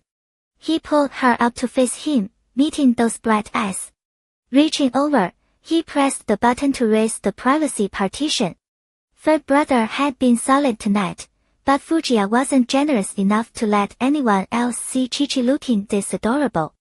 I wasn't that fierce, she mumbled in protest. Fujiya lowered his head until his nose brushed hers, voice going rough. Baby, you can be fiercer. And, what do you call me? Chi-Chi's face went pink in an instant. She called him by his name most of the time except on certain, special occasions when husband slipped out. Being asked to say it point blank caught her completely off guard. I'll say it when we get home. I want to hear it now. Real bad. His voice was a low murmur against her ear. Chi-Chi looked at his face earnest, painfully handsome and couldn't refuse. The small cabin was saturated with him, his presence pressing in from every side. Husband. Her voice came out soft as a kitten's mew. Fujiya's arms tightened. His heart turned liquid. He rubbed his cheek against hers and said it right back. Wife. What? The tenderness in his voice made Chi-Chi bury her face against his shirt to hide the blush. Such a simple, ordinary endearment, and still it sent an ache straight through her chest. Baby, will you love me? Really, really love me? Really, really love you. That person said you only love me because of the baby. She knew it wasn't true. She knew. But a petty, spoiled part of her wanted to say it anyway, wanted to hear him say it back. Fujiya rested a broad hand on her belly, stroking slowly. His eyes stayed on hers, warm and unguarded. I love you, baby or no baby. I love you first. That's why I love the baby. Don't worry. Don't be scared. You will always come first. He brushed a kiss to the tip of her nose. Chi-Chi tipped her face up, her pale pink lips barely parted a silent, unmistakable request. He took her mouth then. Slow and thorough. Possessive but sweet, pouring everything he had into the kiss. Her fingers climbed up the back of his neck. Fujiya slid a hand beneath her bottom to support her weight, careful not to let her strain. Their breathing turned ragged. When their lips finally parted, Chi-Chi's eyes were glossy, her body soft and boneless against him. The car had stopped at some point. She'd been far too lost to notice. Third brother, that man had instincts. He knew better than to interrupt the CEO and his wife mid-kiss. Still, he ran the mental math. Was the missus settling old scores right now? He sent up a silent prayer for his boss. A long while later, the door opened. Fujiya stepped out first, then turned and reached back for Chi-Chi. Instead, he draped his suit jacket around her shoulders, bent low, and swept her into his arms. Chi-Chi pressed her face against his chest and tugged the jacket higher. Her cheeks were fire engine red. Nobody was getting a look at that. Fujiya carried her straight inside. Grandfather and Grandma had already gone to bed, but Yijing was still awake in the living room, half watching the TV while she waited up. When she saw them come in, she rose to her feet. Chi-Chi squeezed her eyes shut. Deep, even breathing. Totally asleep. Definitely not awake and mortified. Yijing glanced at the woman in Fujia's arms and dropped her voice. She fell asleep. She must be exhausted after today. Fujia looked down. Those eyelashes were still fluttering. He bit back a smile. She dozed off on the drive back. Mom, I'll take Chi-Chi up to bed. You should get some rest too. Okay. Yijing stepped aside quickly, letting him carry Chi-Chi toward the stairs. The bedroom door opened, and Chi-Chi was lowered onto the duvet. Baby, you still need a shower. But I'm so tired. I don't want to move. She'd only been faking it earlier. Now she really was drowsy, limbs too heavy to lift. Fujia braced his hands on either side of her and leaned down to press a kiss into her hair. Do you want me to help you wash? After that kiss in the car, Chi-Chi didn't want to do anything but cling to him. Help me. She rolled onto her back, opened her eyes, and looked up at him, all sweetness. I'll run the water. Fujia turned and walked into the bathroom. She was being so good today. On the bed, Chi-Chi hugged his jacket close and breathed in English laundry and cedar. She loved that scent. Over and over this past week, she felt it in her bones how happy it was to love him. How beautiful it was to be loved back. When the water was ready and Fujia came back out, Chi-Chi was sitting cross-legged on the duvet, still clutching his jacket. I'll carry you. He scooped her up and headed into the bathroom. It was a big round soaking tub, meant for two. The temperature was set perfectly. He sat Chi-Chi down and started on the buttons of her top. Chi-Chi was still a little foggy. It wasn't until her white knit cardigan fell away that the thought hit her. She actually asked Jia to bathe her. What had been going through her head just now? Her small hand caught his. I mean, I can wash myself. You asked me to help. From now on, I'm always going to help. Otherwise I'll just be standing outside worrying. The soft fruit green dress slid down her hips. Chi-Chi's face went bright red, like a sun-ripened peach. I can do it myself.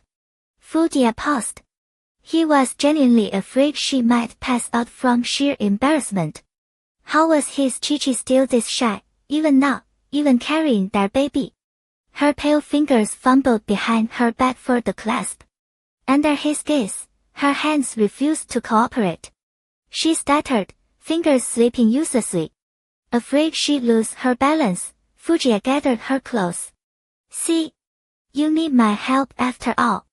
By the time she was settled into the bath, Chi-Chi's brain had scrambled right out of her head. At least the tub was full of thick white bubbles. She could hide. Mostly. The curve of her belly was impossible to miss. That round little bump broke the surface, her adorable belly button on full display. Fujia knelt beside the tub and gently worked his fingers through her long hair, washing it with care. The baby seemed to love warm water. Every time she bathed, it squirmed around, making tiny hills appear on her belly. Oh! A sharp kick made Chi-Chi gasp. What's wrong? Are you uncomfortable? Fujia's hand went still, his voice tight with concern. No, the baby's just being naughty. What if it's a little troublemaker in there? Dear, some had asked if they wanted to know the sex. But Chi-Chi thought it would be more fun to be surprised. Causing trouble in your belly right now. Once it's out, I'm going to spank its little butt. CEO Fu, threatening his unborn child. Very mature. His fingers pressed against her scalp, firm but tender. Chi-Chi's eyes fluttered shut. She was melting. Almost done. He rinsed out the last of the foam with careful hands. He hadn't even finished bathing her, but his own clothes were already soaked through. Thank you, baby. She hugged her belly and mumbled the words, barely awake. A memory surfaced that night he brought Chi-Chi home from the bar. It had been just like this. He bathed her. And later that night, they made their baby. Afraid she might catch a chill, he moved a little faster now, lifting her from the water and wrapping her in a thick towel. All right, good girl. Let me dry your hair before you sleep. Chi-Chi rested her head against his shoulder and nodded. Her body was so soft and warm in his arms. Fujie used every ounce of self-control he had to keep his thoughts in check. He dried her hair, tucked her into bed, and only then let out a slow breath and went to deal with himself. On the other side of Bingham City, inside a hotel, Chen Yuxiu had just escaped a business dinner. The private room had been stifling all clinking glasses and forced smiles, the usual performance. Back in Y country, he wouldn't have bothered with this kind of networking. But he was new to the capital, and sometimes you had to play nice. His jacket was still draped over a chair in the room. He stood in just a white dress shirt, the fabric tailored perfectly across his shoulders, the hem tucked into his trousers. He looked sharp. Broad shoulders, long legs. Distractingly well built. He tucked his tie loose with one hand, leaned against the hallway window, and let the breeze cool his skin. 幸好 God, 幸好 those old men tonight could, 幸好 drink, 幸好. One shot of high-proof baijiu after another. Even he was starting to feel the burn. Good thing Shaolin had booked him a room upstairs. Worst case, he'd crash here and head back in the morning. Rubbing at his temple, he pulled a crumpled pack of cigarettes from his pocket. He rarely smoked. He barely flipped the lid open when the sound of heels echoed down the hall. Sharp. Rhythmic. Striking marble. Muyo rounded the corner in a wine red off-the-shoulder mini dress, her longer hair now curled in loose waves that tumbled down her back. She was scowling at her phone, her whole face scrunched in righteous fury. Brother, you want me to go on a blind date too? Am I Xinghao, that Xinghao old? I'm 22. 22. I'm about to be Xinghao furious Xinghao. A pause. No like, Xinghao seriously, Xinghao furious. The kind you can't undo with a sorry. Probably Jiang Yu on the other end of the line. Fine. I'll show up. I'll leave immediately. I don't care. Next time you pull this crap, I'm bringing Huogu and Bianzi Shu. Let's see who's brave enough to marry me then. Xinghao at Xinghao. She hung up with a dramatic huff and jabbed the elevator button. Out of the corner of her eye, she caught someone standing at the end of the hallway. She glared in that direction, still fired up. Xinghao, what are you looking at? Never seen someone get forced into a blind date before, Xinghao. Her sharp, expressive eyes went from irritation to shock in an instant. Chen Yuxiu. He was leaning against the wall, lips curved into the faintest trace of amusement, watching her. Blind date, huh? One eyebrow lifted. The light caught his gold-rimmed glasses, his eyes glinting with unholy interest. Mu Yao's heart slammed against her ribs. Xinghao of all people, why did it have to be him? Xinghao. Ever since she found out he was Chi-Chi's brother, she hadn't been able to name the thing twisting inside her. She'd admit it after coming back from Y country, she'd caught herself thinking about him more than she wanted to. He was, after all, the man who'd taken her first kiss. And, fine. He was easy to look at. But that last encounter had shattered every fantasy. The man was Xinghao, insufferable Xinghao. A scheming, button-pushing jerk. None of your business. She whipped her head away. She wasn't giving him any more than that. The elevator chimed. The doors slid open. She bit her lip and stepped inside without looking back. Chen Yuxiu's expression cooled. The smirk vanished. He crushed the cigarette pack in his hand. The cardboard crunched pathetically and turned back toward the private room, tossing it into the trash can by the elevator as he went. Boss Chen, you're back. Come on, one more round. A glass of baijiu was pressed into his palm. He took it, tipped his head back, and drank it without a word. The room reeked of alcohol.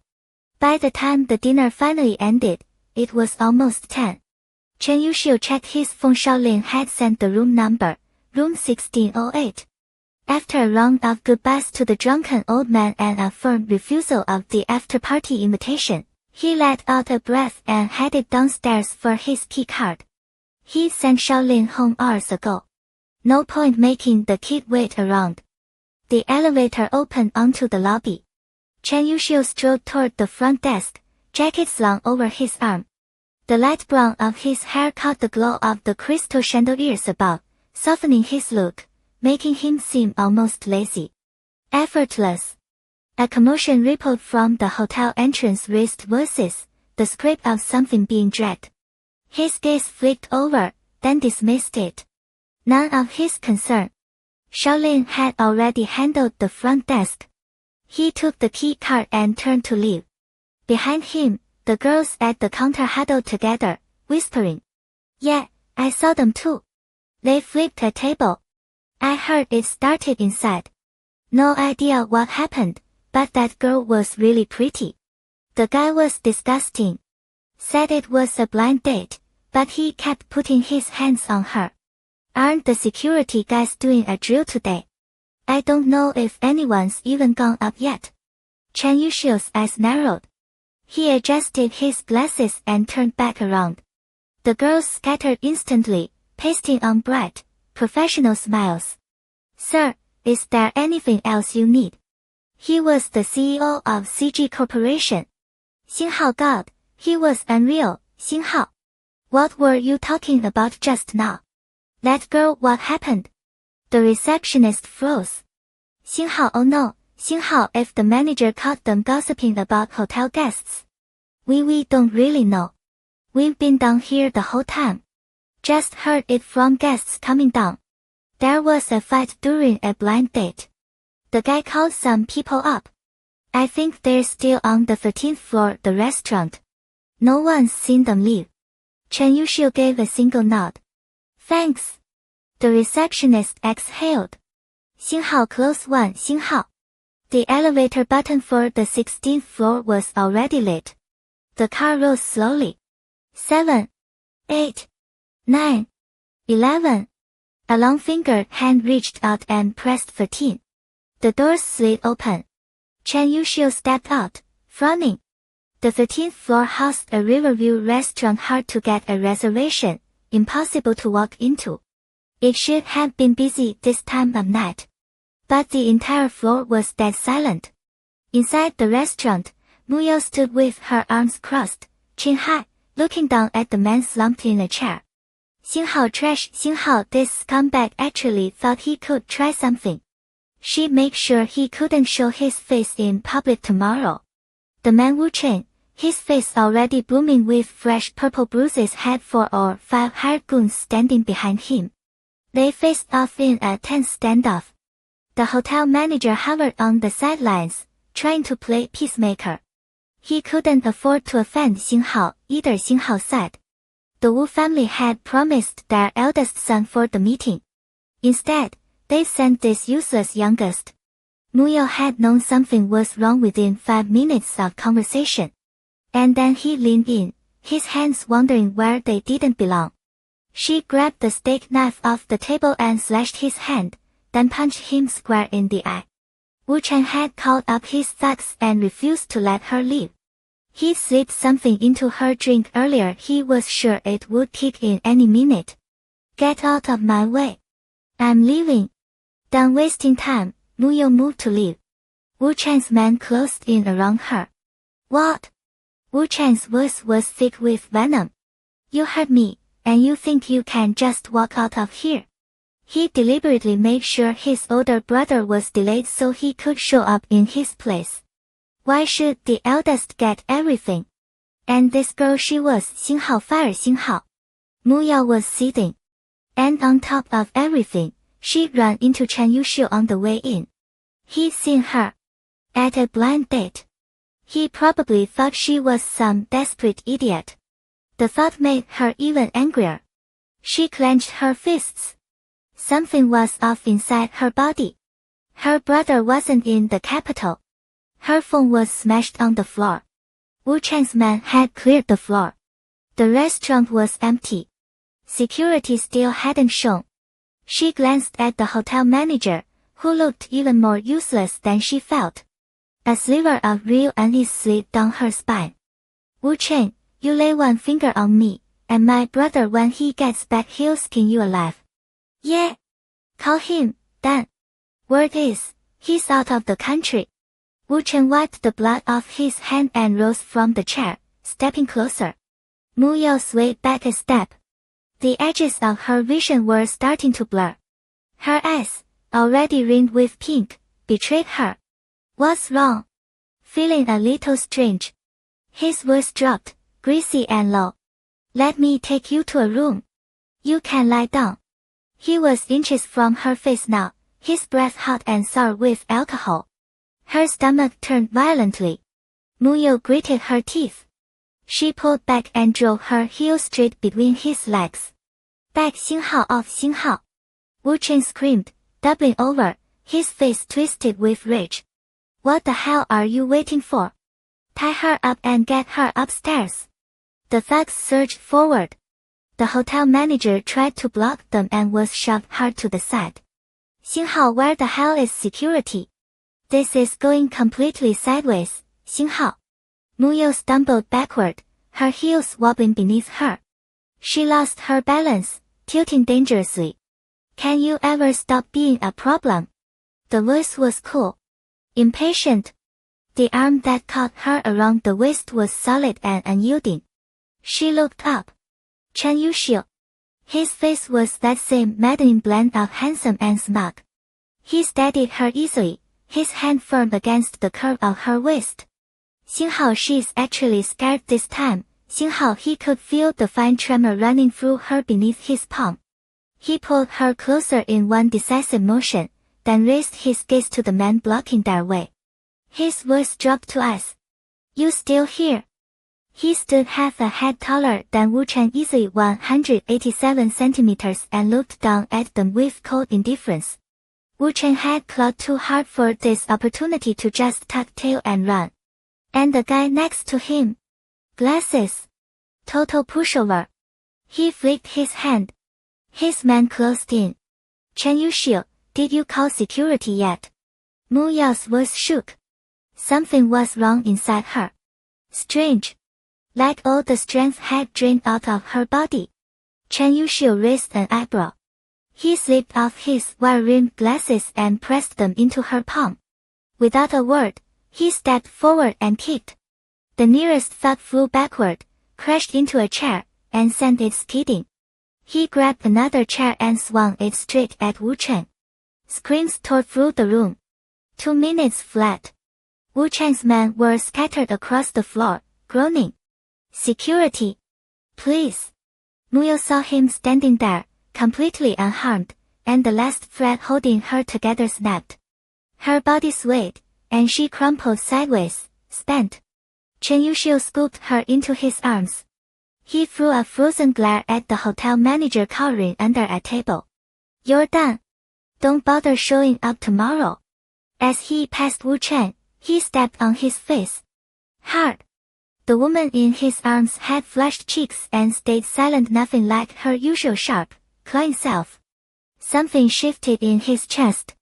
Mu Yao fisted his shirt and bit her lip, fighting the hot, uncomfortable ache curling through her. Bitterness rose in her throat. Why did Chen Yuxiu always have to see her at her absolute worst?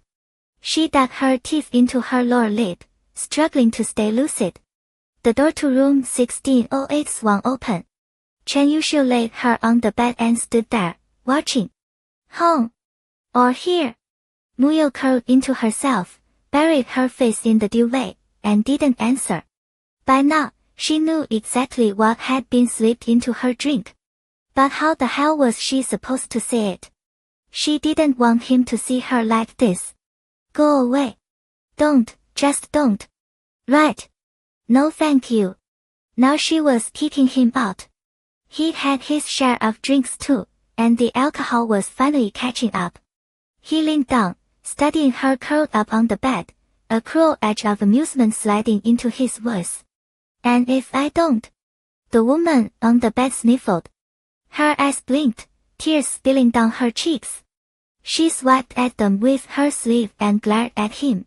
Why do you always pick on me? That glare. Not fierce at all. Her eyes were red-rimmed. Chen Yuxiu sighed. If you don't give me my glasses, how am I supposed to live? He reached for the glasses still clutched in her hand. His fingers brushed hers. Her skin was unnaturally hot. Muyao held on. She didn't know why, but she didn't want to let go. She was only wearing a thin dress, but her body felt like it was burning from the inside out. Her voice came out small and pitiful. Chen Yuxiu. I'm so hot. Frowning, he touched her slender arm. Scorching. And then he saw a faint blush spreading across her skin. His hands were so cool. Muyao sighed with relief. She wanted him to cool down every burning inch of her. Chen Yuxiu, you're so cold. She lifted her head, wound her arms around his neck, and pressed close. He felt good. His whole body was cool. Refreshing. His neck. His face. She rubbed her cheek against his, savoring the relief. Chen Yuxiu's eyes darkened. His voice went rough. Do you know what you're doing, Muyao? Hearing him say her name like that so serious made her chest feel full. She loved being close to him. Even though he annoyed the hell out of her half the time. Even though he made her furious. But every single time she was in trouble, he showed up. Right now, she didn't even mind the smell of liquor on him. I know. Chen Yuxiu, would you want to like me? I'm really, really good. Her mind was a blur. The words just fell out. Her soft voice landed in his ears. His heart stuttered, skipped, then slammed against his ribs. He pulled her back just enough to study her face for a long moment. His voice came out hoarse. Like you? What do I get out of it? If you like me, I'll like you the most. More than anyone in the whole world. Her face flushed. Her eyes damp. Her lips glistening. On that glowing face, there was a flicker of nerves and so much sincerity. The deal sounded fair. Chen Yuxiu was sold. Okay. Done. You can like me the most. He lowered his head and kissed her. Muyao's mind slipped into a haze as she let him take over. Her red dress was thin, no barrier at all against the heat. She tried to absorb his coolness, but he wasn't cool anymore. Everything after that was pure instinct. A strong hand gripped her waist, and she was tossed onto the center of the big bed. Her ankles were parted. Chen Yuxiu tore away the last barrier. He was so tall. He seemed to cover her completely. And she learned, fast Chen Yuxiu was not gentle. He was fierce as a wolf, like he wanted to brand every inch of her as his. She was scared. It hurt. But she was satisfied too. The night deepened. The warm yellow light clicked off, leaving only the tangle of their bodies. 星号星号星号. Morning light flooded the room.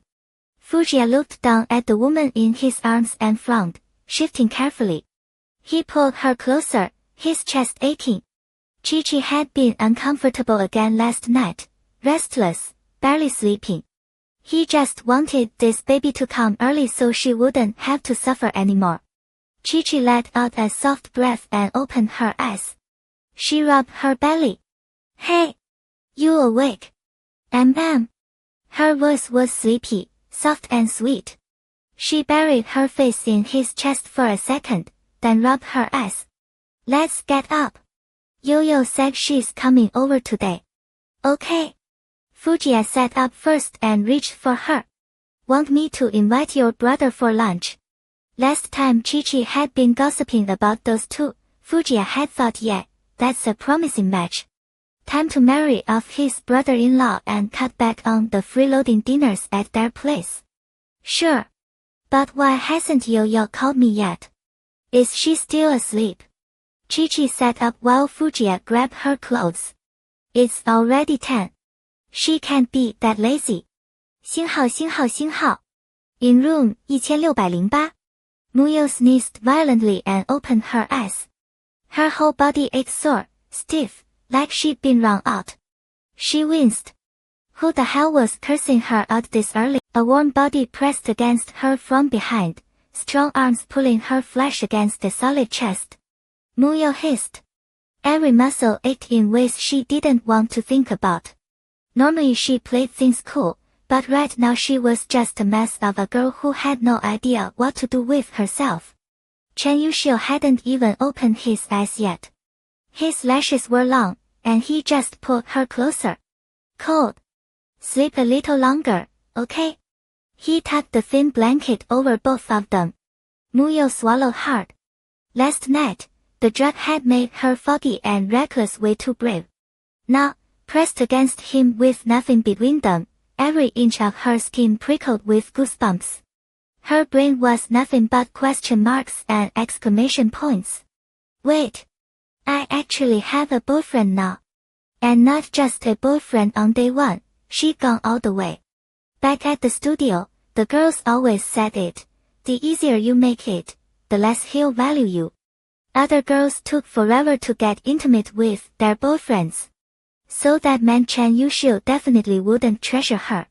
And last night he'd been so smooth he had to have had tons of girlfriends. Come back. Her thoughts spiraled. She went completely still in his arms. Chen Yushio felt her stiffen and opened his eyes. Without his glasses, his face held that lazy morning look mixed with deep satisfaction.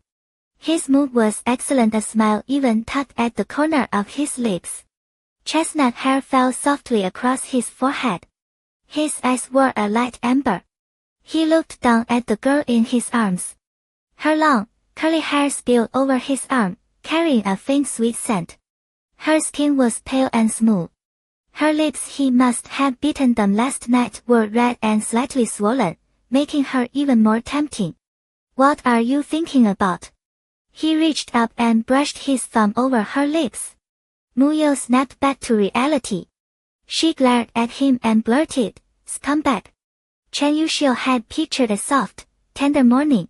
Getting hit with scumbag right out of the gate wasn't part of the plan. He blinked. What? Why am I a scumbag? She went on the attack. You definitely had a ton of girlfriends before. I haven't. Something clicked in his head and a low laugh escaped him. He couldn't stop. The laughter rumbled through his chest as he pulled her tighter. Pressed that close, Muyo didn't dare move. She could feel all of him.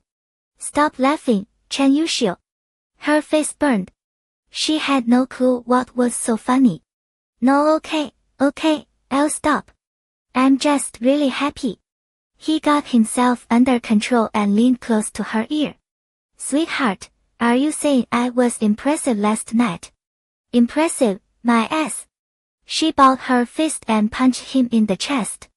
Alright, I'm joking. You're strong.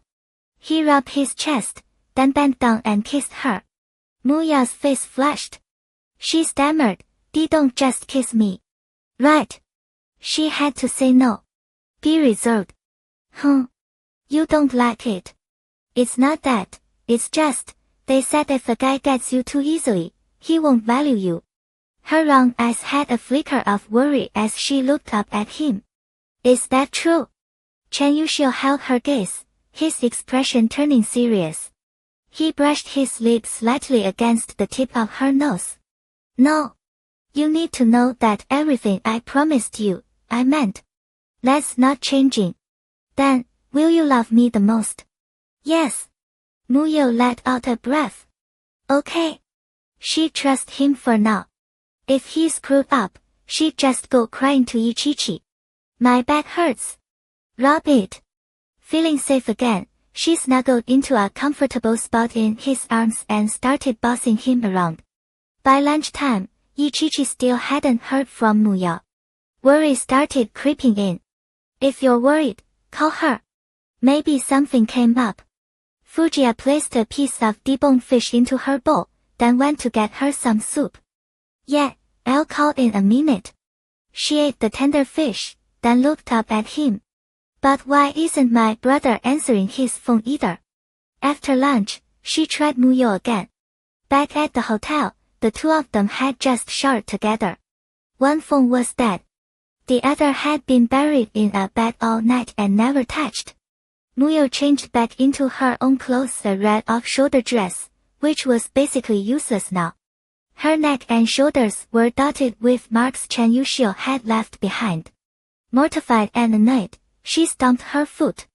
Chen Yuxiu, look at what you did.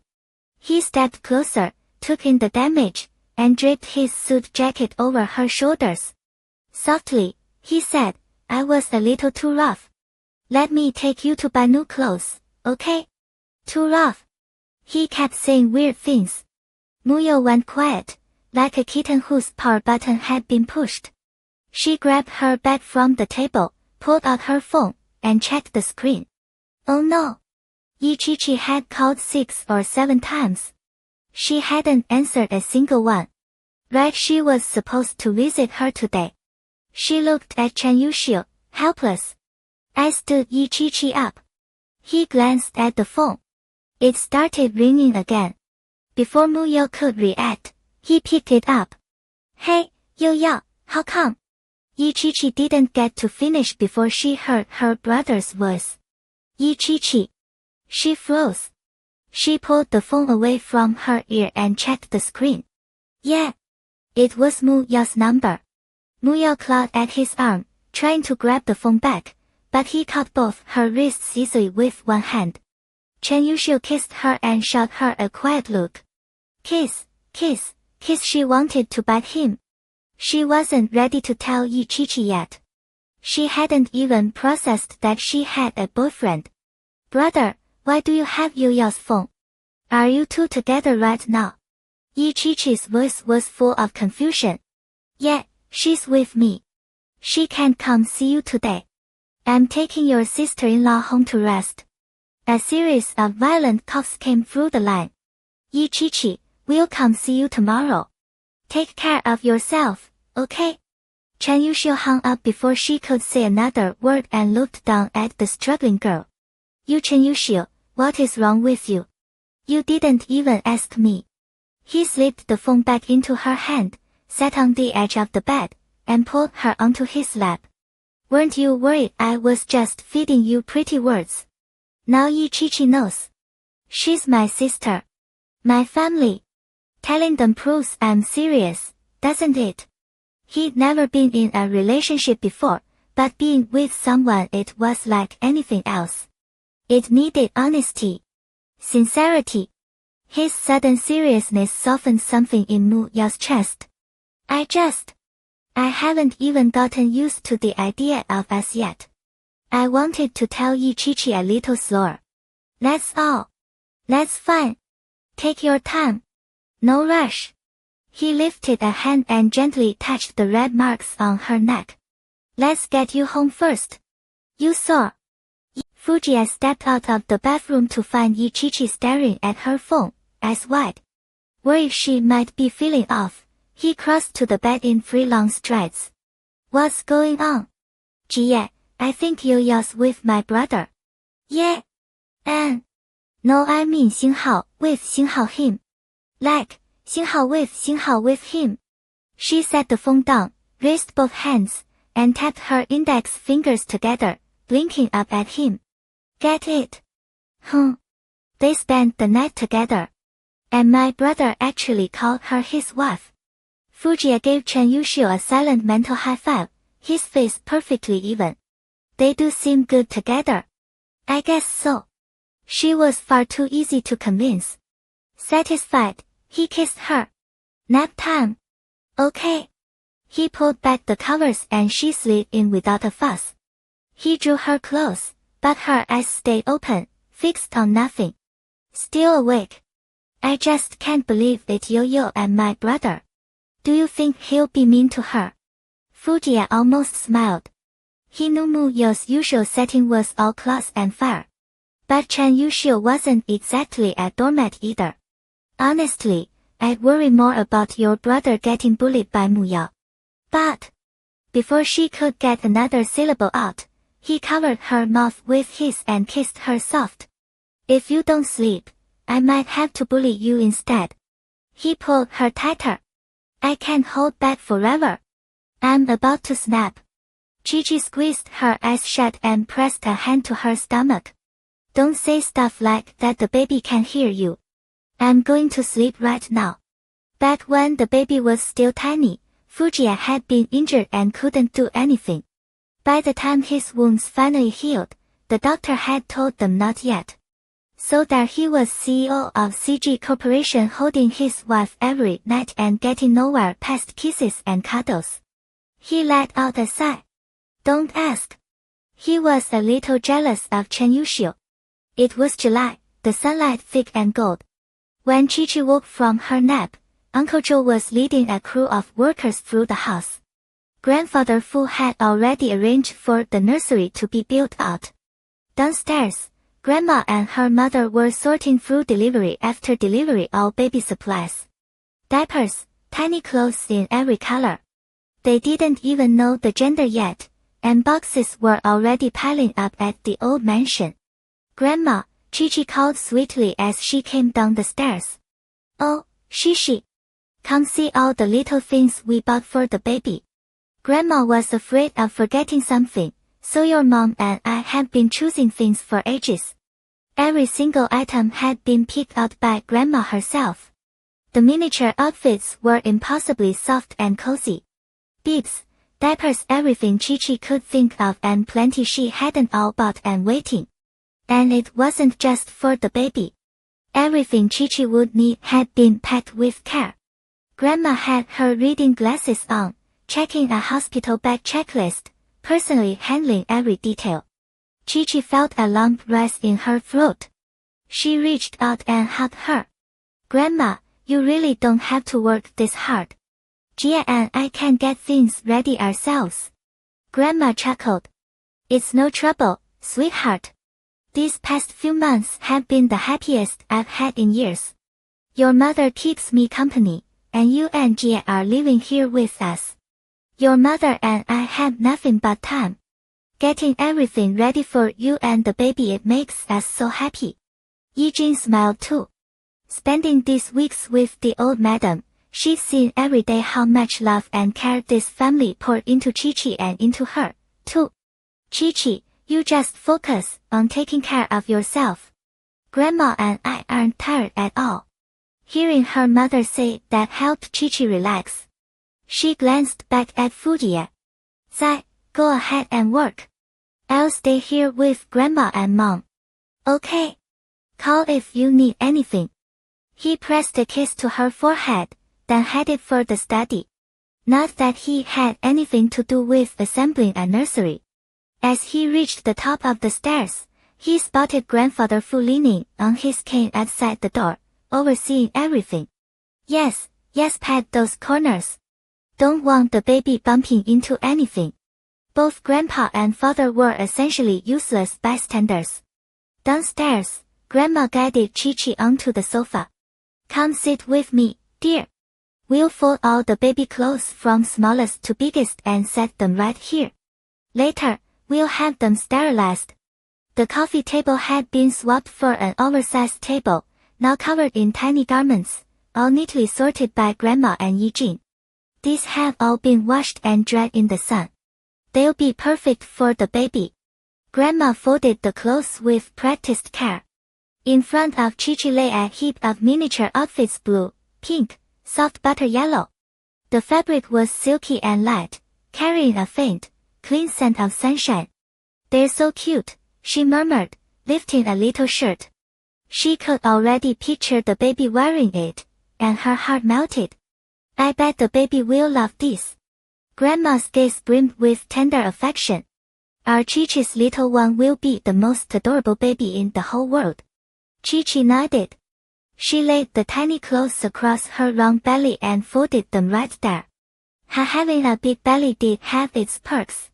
Inside her, the baby stirred, as if sensing they were preparing clothes, letting out a happy little flutter.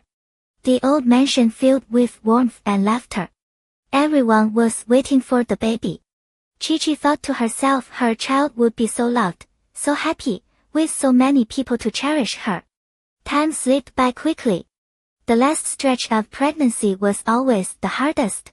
In just a few days, Chi-Chi noticed faint lines creeping across her stomach. Her belly, once smooth and pale like a soft rice ball, now looked a little ugly, a little frightening. She stared into the mirror and frowned. That night, Fujiya got ready to bathe her as usual. Chi-Chi held her belly, hesitated, and stayed perched on the edge of the bed. He sensed something was off and drew her into his arms. What's wrong? Not up for a bath? I want to wash myself. Her small hands twisted the hem of her shirt. Her gaze flickered away. She'd been sleeping badly every night lately. Fujiya was worried sick and did everything he could to soothe her. Aren't you tired? Let your husband help. Then you can rest, okay? Her big eyes brimmed with tears. She sniffled and shook her head. She didn't want Jia to see how ugly she looked. Panic crossed his face. He settled her onto his lap. What's wrong, baby? Are you uncomfortable? Does something hurt? She buried her face against his chest, and tears soaked into his shirt. My belly, 星号 sob 星号. Does it hurt?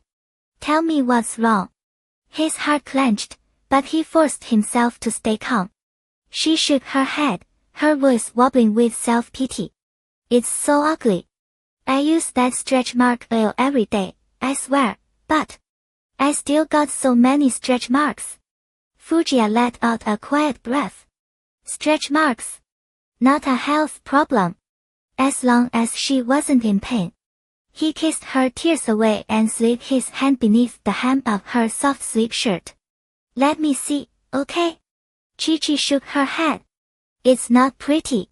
I don't want you to see. Easy. I'm just looking. Fujiya's palm rested against the full curve of her belly, always waiting for her to say yes. A long beat passed before Chi-Chi loosened her grip, barely. You're going to hate it. I won't. He guided her to the edge of the mattress, then dropped to his knees in front of her. Slowly, he pushed the thin silk of her nightgown aside. Underneath, her stomach rose high and round. A few pale lines traced the bottom curve, maybe 5 or 6, still faint. His fingers moved over them, light and careful. Of course she was upset. She wanted to feel beautiful, and pregnancy had stretched her skin, left marks she never asked for. He exhaled. And she'd been terrified he'd be turned off. She was carrying his baby. All that pain, and she was worried about him. Is it really ugly? She looked down at him, hair falling soft around her face. Fujiya bent his head and pressed a kiss to the warm swell of her stomach. No. Not ugly, not scary. And it'll get better once the baby's here. She shivered at the contact, her cheeks going bright red. Stop that. I haven't even showered. He smiled. At least the tears were gone. He rose and helped her up. Our Chi-Chi always smells good. So, can I wash you now? He grabbed clean pajamas from the closet and led her into the bathroom. After the bath, he settled her onto the bed, dried her hair, and went for the stretch mark oil. Sleep. I'll rub it in. The warmth of his palm melted the oil as he spread it over her soft stomach. Something in Fujiya's eyes pulled tight. She was so small everywhere except that round bump, those faint little marks trailing underneath it. His hand covered her gently, smoothing the oil in slow circles. A tiny, pleased sound slipped from her lips. Her eyes fluttered. It felt so good she drifted off before she knew it. More than a week passed before Mu Yao finally came to visit. She showed up alone. August in Jingdu was brutal. Instead of her usual shorts and tank top, she wore a knee-length dress with 3/4 sleeves. By late afternoon, the garden sprinklers were running. Ichichi sat on the bench, catching the cool breeze while she waited. Zeo spun in circles beside her. That little thing had been impossible to get lately, always off with grandma or mom, sometimes even grandpa. Fully booked. Zeo, did you eat too much again? So wrong. She tossed the ball lightly.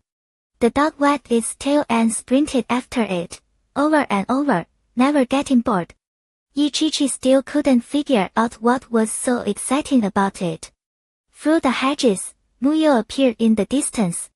Ichichi looked up, a sly smile creeping across her face. Xinghao, wow. The baby's little aunt is here, Xinghao. Shishi, baby. Muyo rushed over and dropped onto the bench beside her. Yo, sister-in-law. Muyo clapped a hand over her mouth, eyes wide, face blazing. Dong-ti. Don't call me that. She'd been dodging him for days before this visit, praying Chichi had forgotten the whole thing. Ichichi nodded sweetly, eyes crinkling, until Muyo finally pulled her hand away. But why didn't my brother come with you? We said we weren't talking about him. Why are you bringing him up again? Muyo pouted. Ichichi wrapped an arm around her, leaning in with a laugh. Why not, though? You don't want to be my sister-in-law. I'm hurt. Muyo sighed, helpless. I just haven't gotten used to it yet. How's my little godson? Behaving? When's he coming out? She patted Chichi's belly, curiosity sparkling in her eyes. Soon. 2 more weeks. If you'd come a little later, he might have already been here. Ichichi rested a hand on her own stomach, counting down the days herself. She wanted the baby out too. Hey, aren't you doing maternity photos? I saw some gorgeous ones online the other day. Ichichi blinked. She honestly hadn't thought about it. It was tempting, but she shook her head. Anyway, when did you and my brother actually get together? Don't change the subject. Spill. I need details. The baby wants to hear too. Muyo was speechless. Pregnancy brain was one thing, but did Chichi seriously believe a fetus was in there waiting for gossip? Still, Chichi was her best friend. So Muyo launched into a dramatic retelling of everything that went down at the hotel that night. My brother is a beast. Is that the point? Muyo pinched Chichi's cheek. But am I moving too fast? It still doesn't feel real. Ichichi's eyes sparkled. She cleared her throat. So, do you like him? Did you like him before, or only since that night? Muyo tilted her head, thinking back, a distant look crossing her face. Maybe, before. Ever since I came back from countrywide, I didn't even know his name, but I just think about him out of nowhere. A soft, sweet smile touched her lips when she didn't even notice. And you claim you don't like him? Ichichi tapped her nose. My brother sometimes he's a jerk, but when he says something, he means it. She grinned, then glanced over Muyo's shoulder. Chen Yuxiu had been standing there for a while. One hand in his pocket, chestnut hair ruffled by the breeze. He was watching Muyo's back with obvious satisfaction. Muyo caught the look and spun around. Didn't I tell you not to come today? She jumped to her feet and marched over, pinching his waist. Chen Yuxiu dodged easily and trapped her fidgety hand in his. He leaned in close. If you keep misbehaving, I'm kissing you right here. Hey! Muyo was fuming but silent. She was learning fast. Chichi had been right about him, polished on the outside, a total brat underneath. From the bench, Ichichi covered her eyes, then immediately peeked through her fingers at the two of them tangled up. Her voice rang out, teasing. Don't mind me. I'm not watching.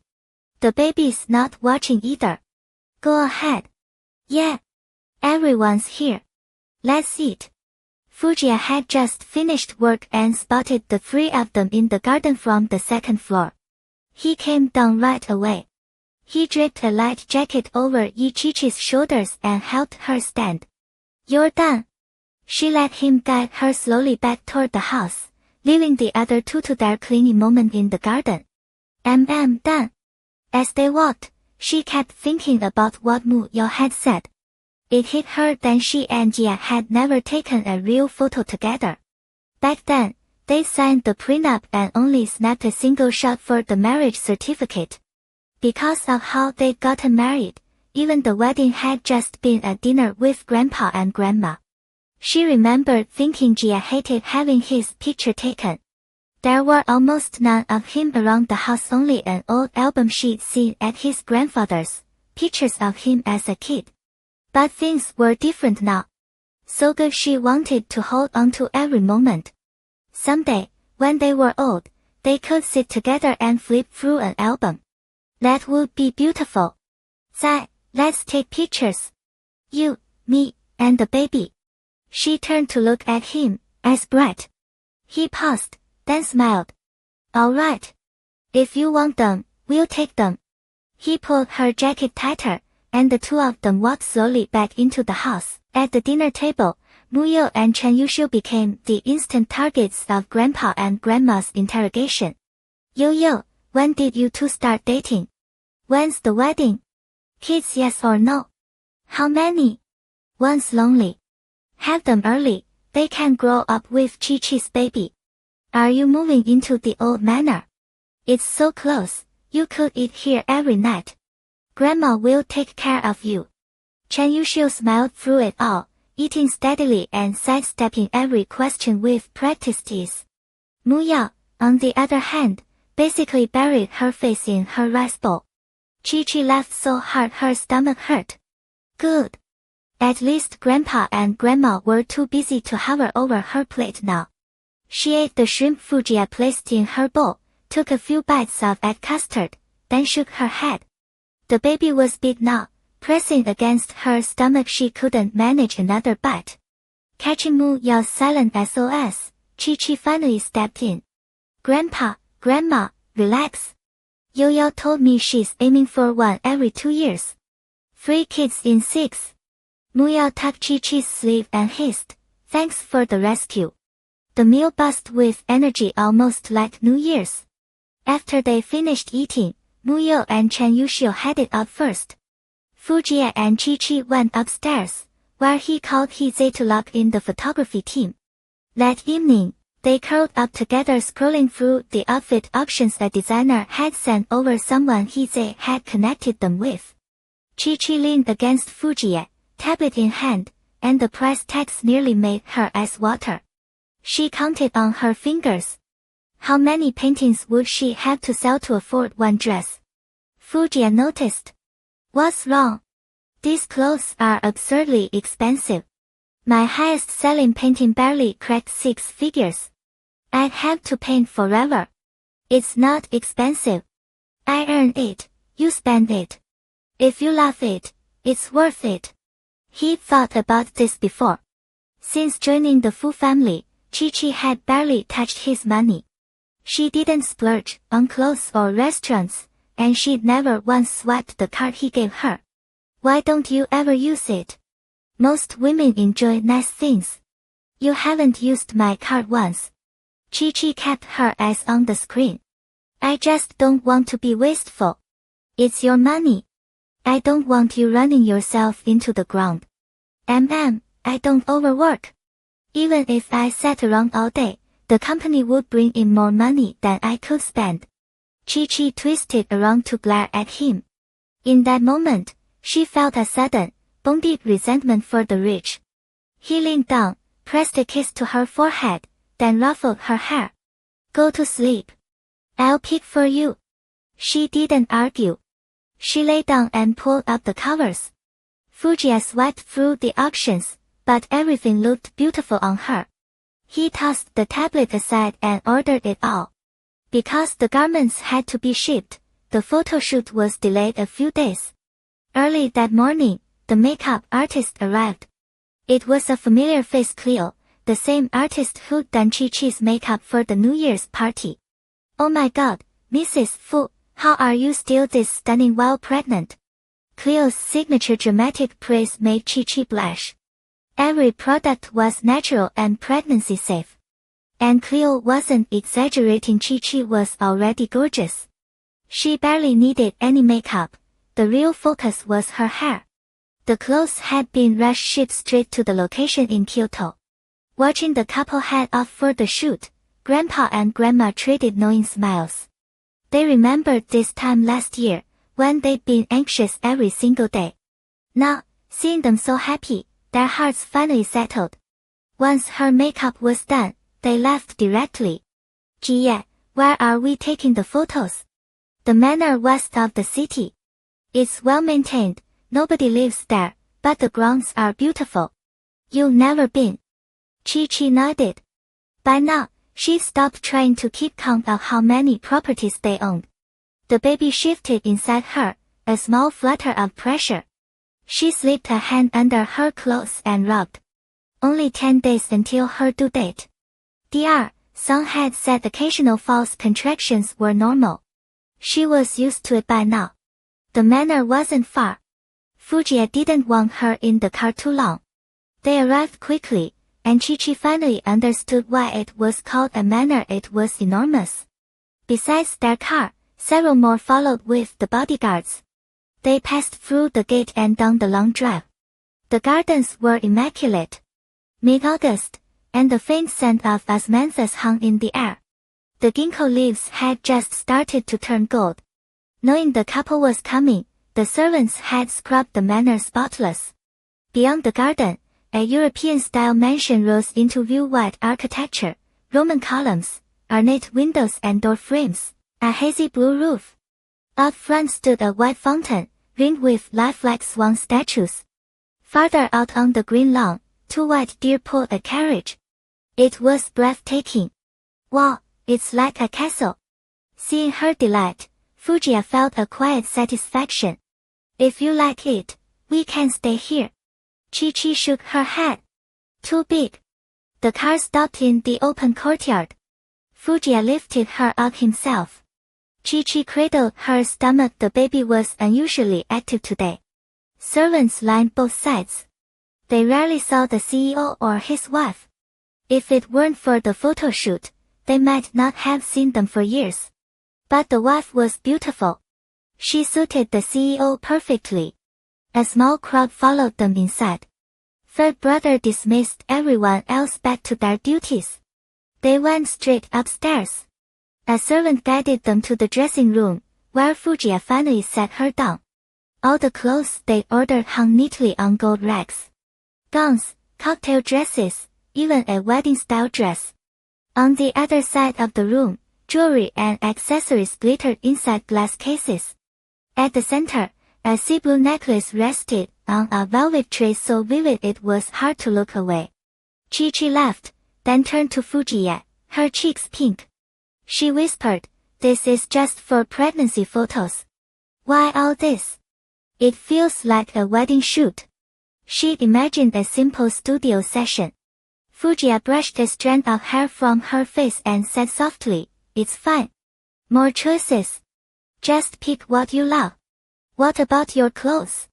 He nodded toward the corner, where a few suits hung. One room his wife's wardrobe took up 90%, his barely 10. "Seem fair. Tell me if you get tired. Don't push yourself." He was still anxious. The baby was almost here. For the past 2 weeks, he'd been on edge every single day. "I know." One of the ground floor rooms had been converted into a photography studio. Chi changed and came downstairs, ready to shoot indoors first, then move outside at sunset. She wore a white dress with sheer fabric draped over her belly, the curve of her stomach visible beneath it. Chi nearly laughed out loud. Her husband was gorgeous, but he was hopeless at taking photos. Finally something he couldn't master. She followed the photographer's directions without complaint. Fujiya sat in a chair, one hand resting gently on her belly, his gaze fixed on her soft lips. She put on a little lipstick, cherry red. He wanted to kiss her. The CEO's attention was anywhere but on the camera. But the photographer didn't dare correct him. Chi frowned and mouthed, "Focus." Fujiya pulled himself together. Behind the photographer, third brother shook his head. The CEO really was terrible at this. No wonder he never took pictures. Those financial magazine covers. All stolen shots. If it weren't for his face, third brother was sure he could take better photos himself. After a few shots, Fujiya sent third brother to get water and guided Chi-Chi to the sofa. She cradled her stomach, the sheer fabric cascading over it. Fujiya took a small blanket from a servant and draped it across her lap. The moment the blanket settled, her belly cramped without warning. Chi-Chi's fingers dug into the fabric. Pain. Her stomach felt rock hard, different from before. Panic bolted through her. She grabbed Fujiya's sleeve. Fujiya dropped into a crouch, his gaze locked on her pain-tight face. What's wrong, baby? Where does it hurt? Chi-Chi braced a hand against her stomach, riding out the wave. A few seconds later the muscles under her palm relaxed. The pain vanished. Something's wrong.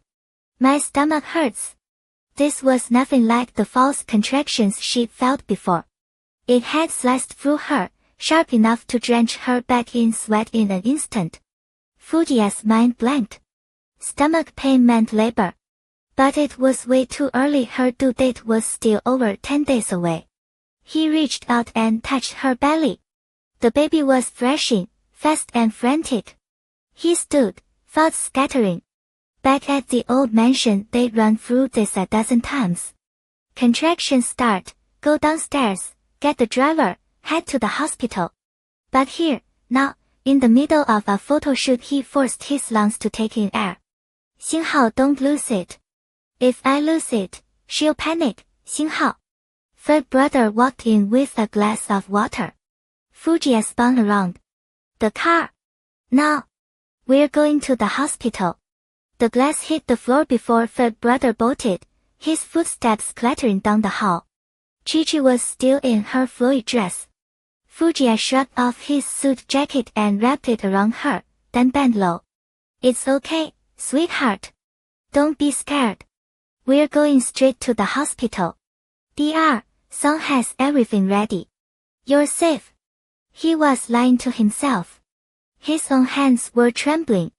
Chi-Chi caught that and managed a faint smile. Don't rush. It's not that fast. It doesn't hurt anymore. I'm not rushing. He said it, put in another deep breath, then scooped her into his arms and carried her out, leaving the bewildered photo crew behind. The car idled at the curb. Fujiya settled her into the back seat like she was made of glass. Chi-Chi stayed calm. She'd been through so many checkups, needles, scans in the past months. She'd secretly hoped the baby might come early. Dr. Song had said it was possible. But Xinghao hurt Xinghao. And she hated pain. Still, for their baby, she could take anything. His jacket draped over her like a blanket. He slid in beside her, pulled her gently against his chest, and whispered into her temple, does it hurt a lot? Chi-Chi tried to shake her head, but another cramp seized her. Her whole belly locked tight. She wanted to clutch it, but was afraid to touch. She gritted her teeth and breathed through it. Xinghao, Xinghao. Her small, pale fingers dug into the collar of his shirt, leaving deep creases in the crisp fabric. Because of a few drug sensitivities and the baby's good positioning, Dr. Song had recommended a natural delivery. Chi-Chi had agreed. This was their first. She had no idea what lay ahead, how long it would take, what it would feel like. Fujiya's chest ached. His Chi-Chi had always been terrified of pain. How much worse would childbirth be?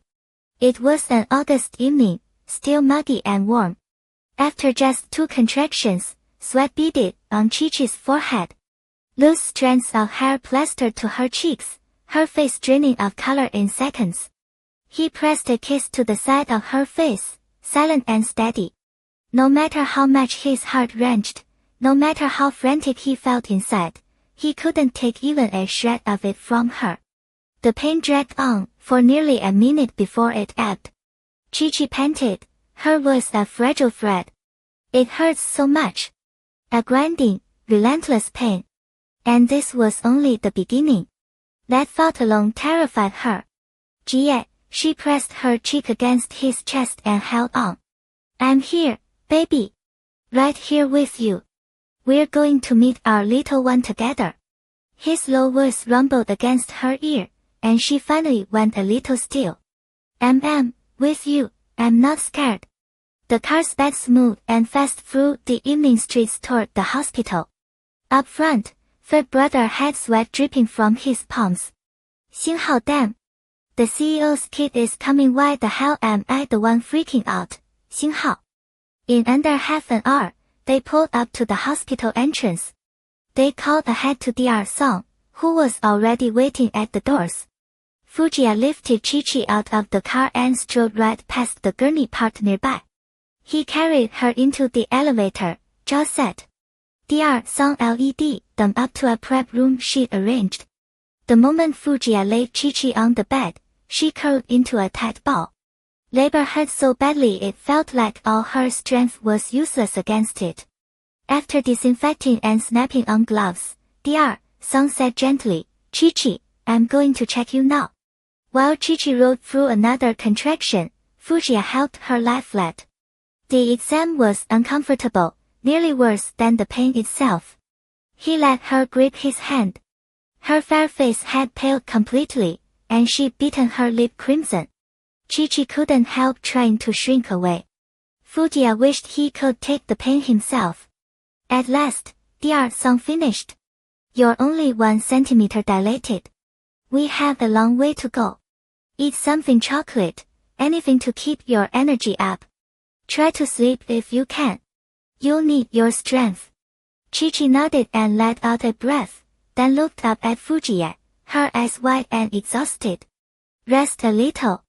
I'll be back soon, Dr. Song said, slipping out and closing the door softly behind her. Fujiya smoothed the damp hair from Chi-Chi's forehead, his own eyes rimmed red. Can you sleep, baby? Or do you want something to eat? There was nothing he could do except stay. Chi-Chi shook her head, a tremor breaking her voice. I want my mom to come. She was scared. Thinking about how her own mother had endured this same agony to bring 星号 her 星号 into the world, a desperate ache for her mom swept through her. Okay. I'll call Grandma and Grandfather Fu and your mom. They'll bring your things. He pulled out his phone and called the old mansion. Grandma answered, confusion in her voice. They'd gone out for photos today. How was she already in labor? Panic surged. Jie, take good care of Chi-Chi. Grandfather Fu, Chi-Chi's mother, and I will be right there. Don't rush. The doctor says it'll be a while. The pain just started. Bring everything she needs. Yes. Put her on the phone. Let Grandma talk to her. Chi-Chi had been listening, her lashes fluttering. Fujiya held the phone to her ear. She whispered, Grandma. Her voice trembled with fear and hurt. Shishi, don't be scared. Our girl has nothing to be afraid of. Grandma and your mom are coming right now. You be brave, sweetheart. Grandma's clear, loving voice wrapped around Chi-Chi's frantic heart and quieted it. I'm not scared, Grandma. That's my girl. I'm hanging up now. We'll be there soon. The call ended. Grandma immediately sent a servant to fetch Yijin and the old master, then hurried to gather Chi-Chi's hospital bag. Grandfather Fu and Yijin came downstairs together. The moment Yijin heard the news, worry flooded her face. Grandfather Fu paced a few steps, then ordered the car. All right, it's just getting started. Grab the bags and let's go. Through the sudden chaos, Grandma stayed the calmest. She and Yijin checked the supplies together, then turned and instructed Aunt Yung to prepare some soup and bring it to the hospital later. Once they were sure nothing was forgotten, the three of them climbed into the car. It pulled away and sped off into the night, heading straight for the hospital. The contractions came in uneven waves, sharp, then nothing. In the lull between, Fujiya helped her sit up so she could change. Ichichi glanced down at her gown and almost laughed. Who gave birth in a formal dress, dripping in diamonds, face all made up? He unclasped the necklace and tossed it aside without a second thought. Then he carefully slipped the dress from her shoulders. Pure waste. But she didn't have the energy to say so. The hospital gown was soft and loose. The moment she had it on, she felt human again. Fujiya didn't grab a chair. He crouched right by the head of the bed and watched her. He was so tall that crouching made him look like an overgrown dog. A faint smile tugged at her pale lips, and she squeezed his hand. Pull up a chair. You look like a puppy down there. He ignored the jab. If she could still tease him, she wasn't suffering too badly. That was all that mattered. He stood, dragged a chair over, and sat. Worry carved deep lines into his face. Try to sleep. Dear, Song said you need to save your strength. After round of pain, she was genuinely exhausted. She closed her eyes, but sleep wouldn't come.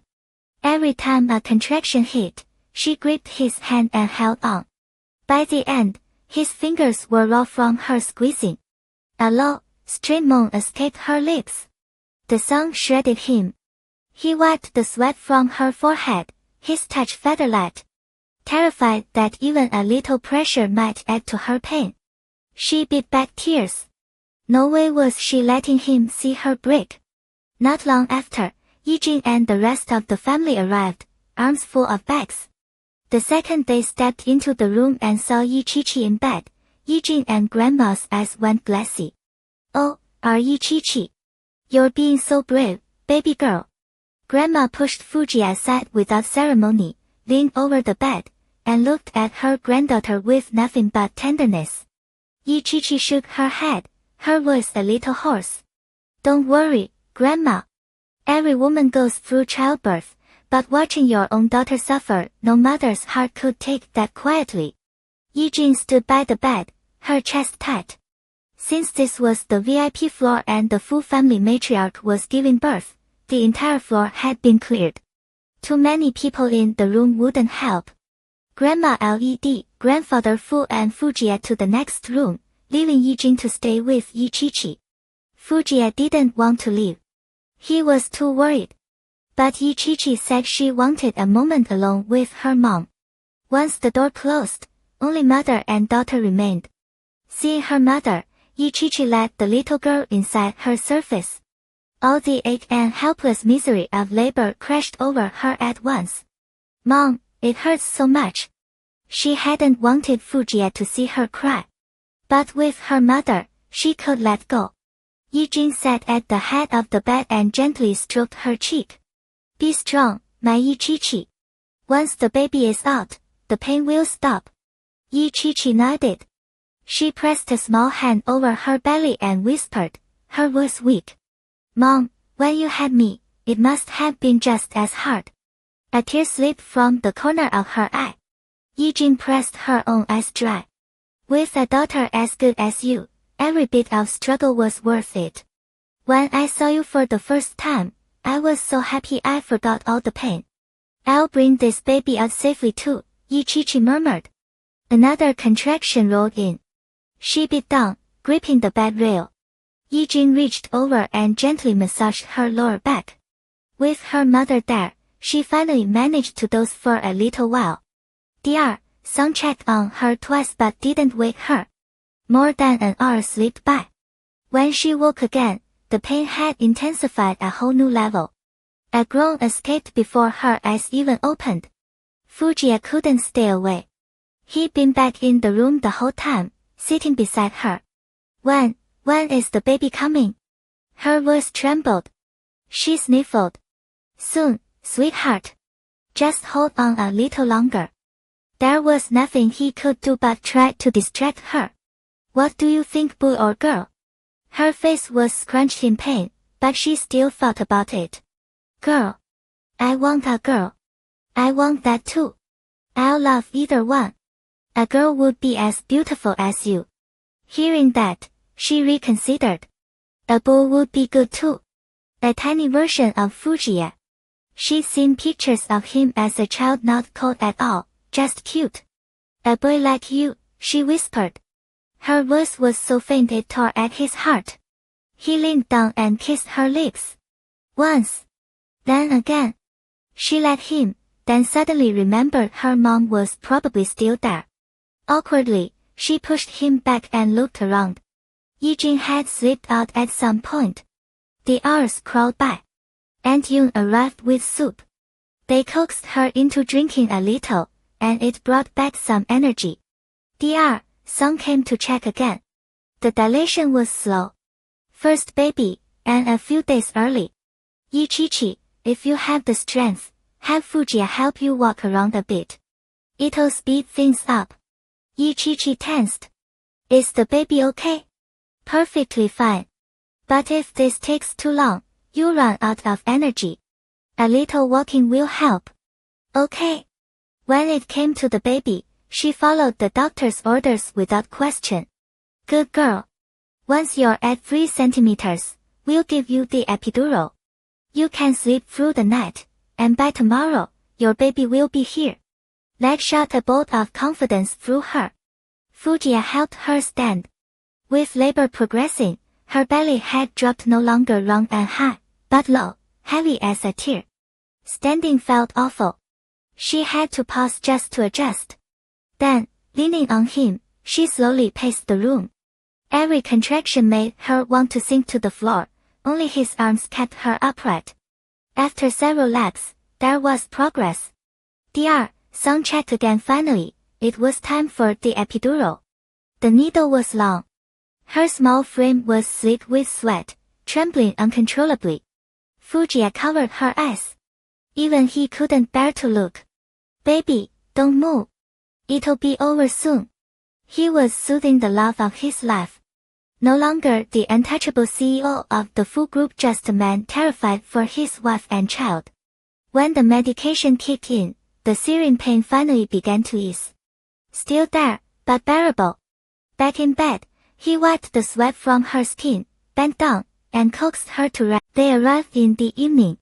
Now it was past 11 at night, and every minute scraped against their nerves. Chen Yuxiu and Mu Yu rushed in soon after. Did she have the baby yet? Is my godson here? Mu Yao's words tumbled out between gasps. Since Chi-Chi was resting, all she could do was steal a glimpse through the narrow window in the door. Chen Yuxiu's brow stayed furrowed. Not yet. Labor takes time. God, she must be in so much pain. Mu Yao's eyes went red.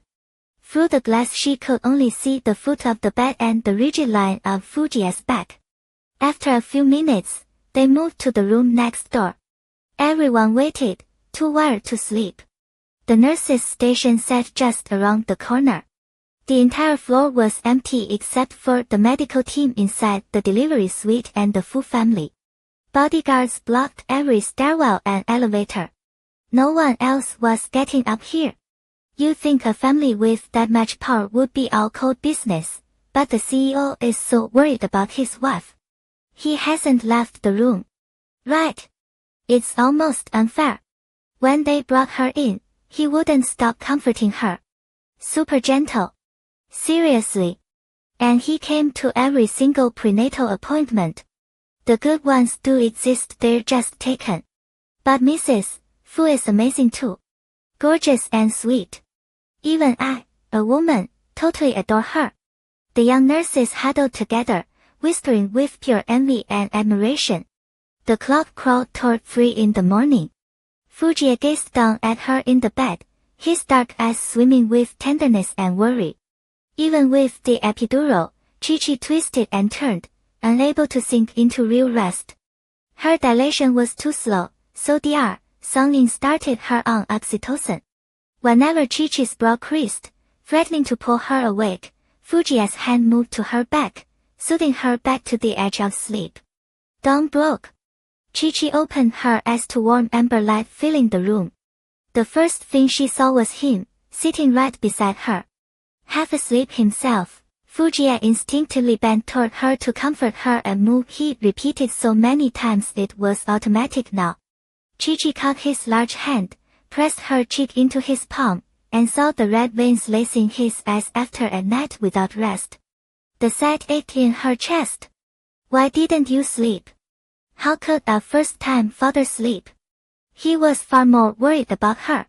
I'm not tired. I want to watch over you.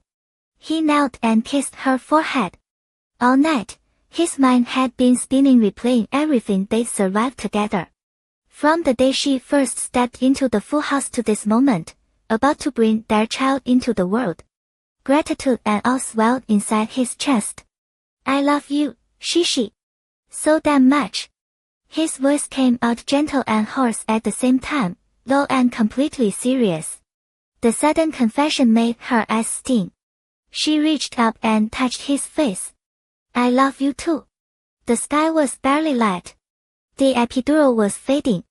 He helped her to the bathroom, then guided her back to bed. As he settled her down, Chi-Chi felt something she couldn't place, an odd sense of incompleteness. A sharp tightening seized her belly. Then a rush of warm liquid spread beneath her. I think I wet the bed. Fujiya pulled back the covers. 2 months of cramming every book on natural delivery told him otherwise. Her water had broken. He hit the call button immediately. It's okay. Your water broke. The baby's ready to come out. Song-in rushed in with nurses and 2 female doctors. After a quick exam, they prepped to move her to the delivery room. She's almost fully dilated. We can start pushing soon. Don't worry, Song-in said, her voice calm and warm. She turned to Fujiya. Mr. Fu, would you like to stay with your wife? He didn't hesitate. I'll be with her. As they wheeled Chi-Chi to the delivery room, Fujiya quickly told Grandpa and Grandma in the next room, then changed and followed. Only one person could go in. Everyone else stayed outside, pacing. The baby had taken his sweet time the whole way, but now, as if he knew everyone was waiting, he was suddenly in a hurry. Chi-Chi leaned against the raised bed, restless, her heart slamming against her ribs. The epidural was wearing thin, and the pain was clawing its way back. Song-in pressed her knees gently. Chi-Chi, you can start pushing now. The baby will be here soon. When you feel a contraction, take a deep breath and push down. Chi-Chi nodded, gripping the bed rail so hard her knuckles went wet. The pain didn't pause. The baby seemed to sense her effort, wriggling lower. Good, hold it a little longer. Her small body arched up and sank back, again and again. The endless ache felt like it would never stop. All she knew was push. Everything else blurred into a hazy fog. A stifled cry escaped with each surge. It felt like a stone grinding its way down inside her. Tears of pain leaked from the corners of her eyes. She dropped her head back onto the pillow, gasping, and finally the words broke free. It hurts so much. Fujiya's eyes were rimmed red as he watched her face go pale. Every time she pushed, he slid his hand behind her back, solid and steady, supporting her. He wiped the sweat from her brow. Baby, hang in there. Once the baby's out, the pain stops. His voice cracked. Hearing her say it felt like something was being carved out of him. Shishi, the baby's crowning. Almost there, Song-in encouraged. The baby was a little big, which made everything harder. Less than a minute of rest, and another contraction wrenched her upward. She pushed 10 times, trembling through the agony. Baby, not out yet. Her voice dragged with exhaustion. She was so tired. If the baby didn't come soon, she'd have nothing left. Even the pain was starting to go numb. Almost. The head's out. Song-in guided her hand down. Feel that. That's your baby. The sensation beneath her fingers was strange, surreal. But knowing it was the baby sparked new hope. She gathered the last scraps of her strength. A few more pushes, and the baby slid out in one smooth rush. His cry started faint, then swelled strong and furious. It's a boy. Chi-Chi floated in a daze. The instant she heard that cry, the tears she'd been holding back streamed down her face. Their child. Hers, and yes. She turned her head toward him. Fujiya finally let out a long, shaky breath. He barely looked at the baby. Instead, he bent down, kissed her, and brushed the tears from her cheeks. Baby, you did so good. You're a mom now. Chi-Chi shook her head weakly. Not hard, baby's daddy. Her small hand lay cradled inside his. From now on, their family had one more person. She watched the nurse wrap the baby and bring him over, laying him against her chest. In that instant, her heart gave a strange, heart bump, a bittersweet ache, soft as water. The baby stopped crying. His eyes were shut, as if already ready to sleep. Reddish and wrinkled. But to Chi-Chi, he was the most perfect, adorable baby in the world. He's so cute. Fujiya glanced at the strange little creature, then wiped her tears again. As long as it was Chi-Chi's baby, it was cute. Yeah. Cute. Songlin finished the cleanup and smiled. We'll take the baby for a quick checkup. Get some rest, Shishi. As the baby was carried away, Chi-Chi let her eyes fall shut, utterly spent. Fujiya smoothed the tangled hair from her face, then bent and pressed a kiss to her lips. Thank you, baby.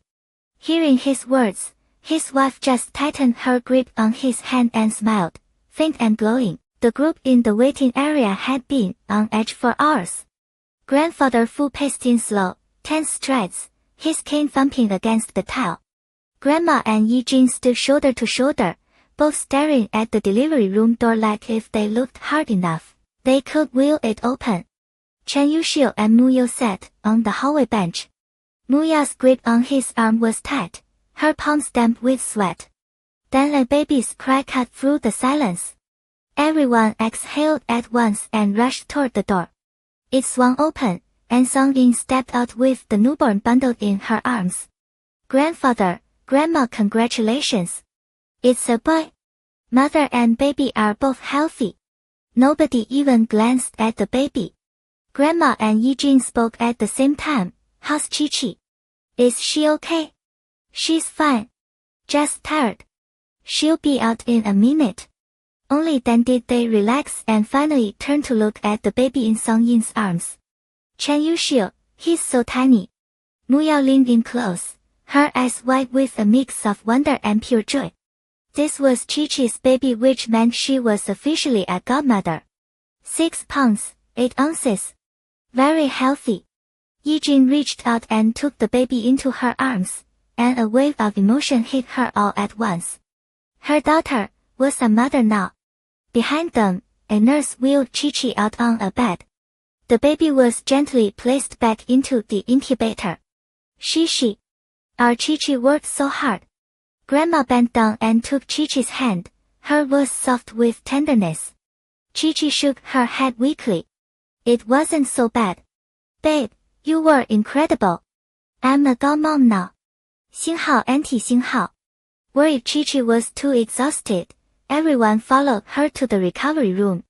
Grandpa and Grandma wanted to stay overnight, but Fujiya insisted they go home and rest.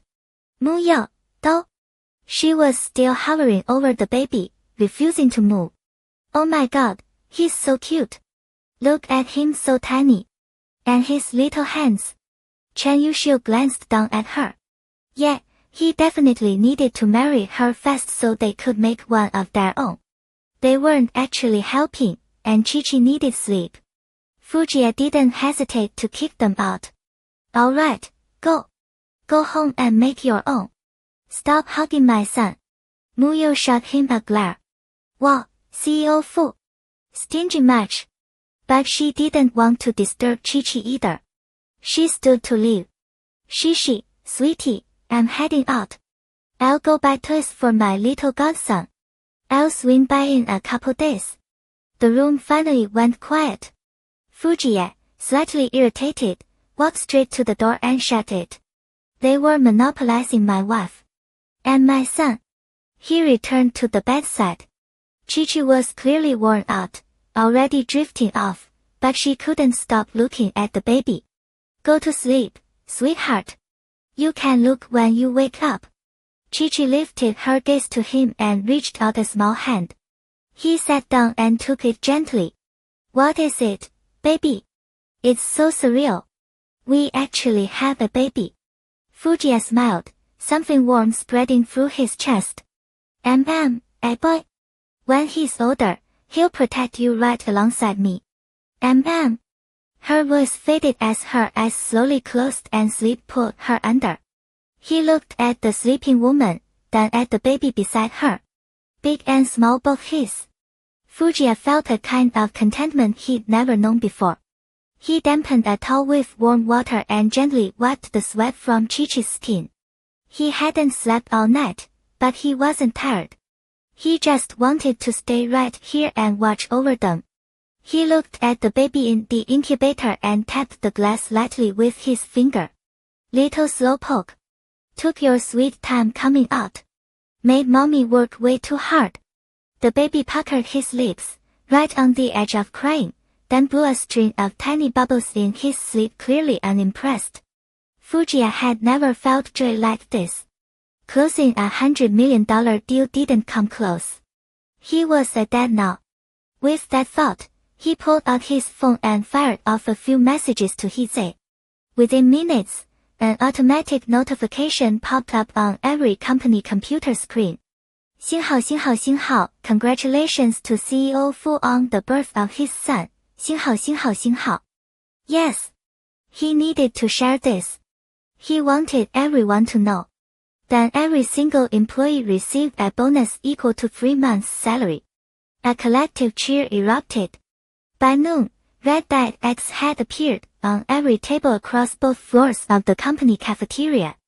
Employees clutching fat bonuses and snacking on eggs felt like they could work 24 hours straight. Boss is incredible. Boss, we're manifesting 2 more babies in 3 years. See? When the CEO's happy, he just throws money around. We're so blessed. I'm putting in overtime for a whole month for this company. But telling his employees wasn't enough. The entire city of Jingdu needed to know. So Fujiya snapped a photo of his hand holding Chi-Chi's, then another of the baby's tiny hand cradled in his palm. He posted both to his social media. 星号星号, I love you, my wife. You worked so hard. 星号星号. The baby, wait. Wasn't this supposed to welcome 星号 me 星号? The official Fu Corporation account reposted it immediately. The company account already had a massive following. Everyone in Jingdu kept tabs on them. Job seekers, business partners, competitors. Within moments, both Fujiya's personal account and the company account shot to the top of the trending searches. Will CEO Fu actually want his wife back? Someone dug up the video of his press conference and posted it again. A role model for all of us. CEO Fu, you're a legend. Welcome to the world, little baby. Wow, luckiest baby ever. So many blessings. Have you seen Mrs. Fu? She's gorgeous. With CEO Fu's looks, that kid is going to be adorable. Did you hear? Fu Corporation handed out 3 months' salary as a bonus today. 3 months. I'm applying. Next year I'm going all in on Fu Corp. Congratulations, CEO Fu. Blessings. Fujiya scrolled through the comments, a smug smile spreading across his face. Yeah. Showing off your wife and kid. Best thing in the world. Chi-Chi slept until almost evening before she woke, completely unaware that her newborn had already gone viral. She saw her husband staring at his phone with a self-satisfied smirk and felt a flicker of confusion. The second he noticed she was awake, Fujiya tossed the phone aside and leaned in close. You're awake, baby. How are you feeling? Chi-Chi shook her head. Just thirsty. He got up immediately, poured a cup of warm water, and brought it over, tipping it carefully to her lips. Was he still sleeping? Chi-Chi couldn't pull her eyes away from the baby. The infant was out cold, snoozing soundly, little fists curled up beside his face. Fujiya's heart skipped a beat. Why was his wife only looking at the baby? A massive wave of jealousy crashed over him. All that joy he felt showing off his son. Gone in an instant. She hadn't even asked if Xinghao rested. Yesterday she'd noticed right away that he hadn't slept. What happened to Fujiya was burning with jealousy, but he still pulled the baby's bassinet right up next to the bed. Chi couldn't take her eyes off the baby. Her whole heart was wrapped up in him. He's so cute. I can't believe I actually made him. She tilted her head, the pale curve of her throat bared, her lashes long and soft. Even with her face still a little washed out, she was glowing with joy. Fujiya's chest tightened. His Chi was still just a girl. Jie, did you pick a name yet? She looked up at him. They talked about it before, but without knowing the gender, nothing had been decided. Fujiya ran his hand over her hair. He already thought it through. It was simple, really. He took her hand. His eyes dipped, a quiet smile tugging at the corner of his mouth, and with his long fingers he traced the characters into her palm one by one. Xinghao Fushinshu Xinghao, the river of stars stretches across the night sky, longing for the dawn. Chi-Chi's heart melted. This wasn't one of those names crammed with ambition or heavy expectations. It was simple and warm. It held him, it held her, and it held their baby. Their baby was their star. Their most precious thing. Is it okay?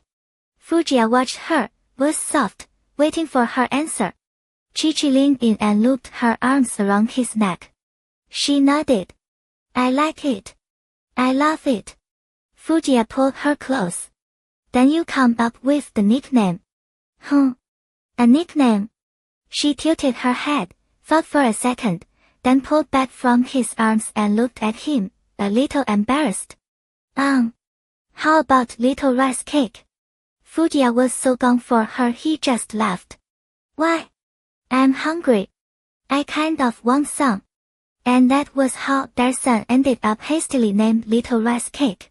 So much so that years and years later, a razor-sharp, impeccably dressed Fushinshu would get chased around by his little sister shrieking Little Rice Cake at the top of her lungs, and he'd be on the verge of losing his mind every single day. As if worried his parents had forgotten he existed, the baby suddenly burst out wailing. The two brand new parents froze for a few beats, then snapped into action and rushed over. Chi-Chi wanted to pick him up but didn't dare. He was so tiny, so fragile. How was she supposed to hold him? Fujiya, on the other hand, had practiced with a pillow for weeks. He got the angle right and scooped the baby up. But the baby gave his father zero face. He opened his toothless little mouth and screamed. Jie, put him here with me. The crying was tearing at Chi-Chi's heart. She reached out.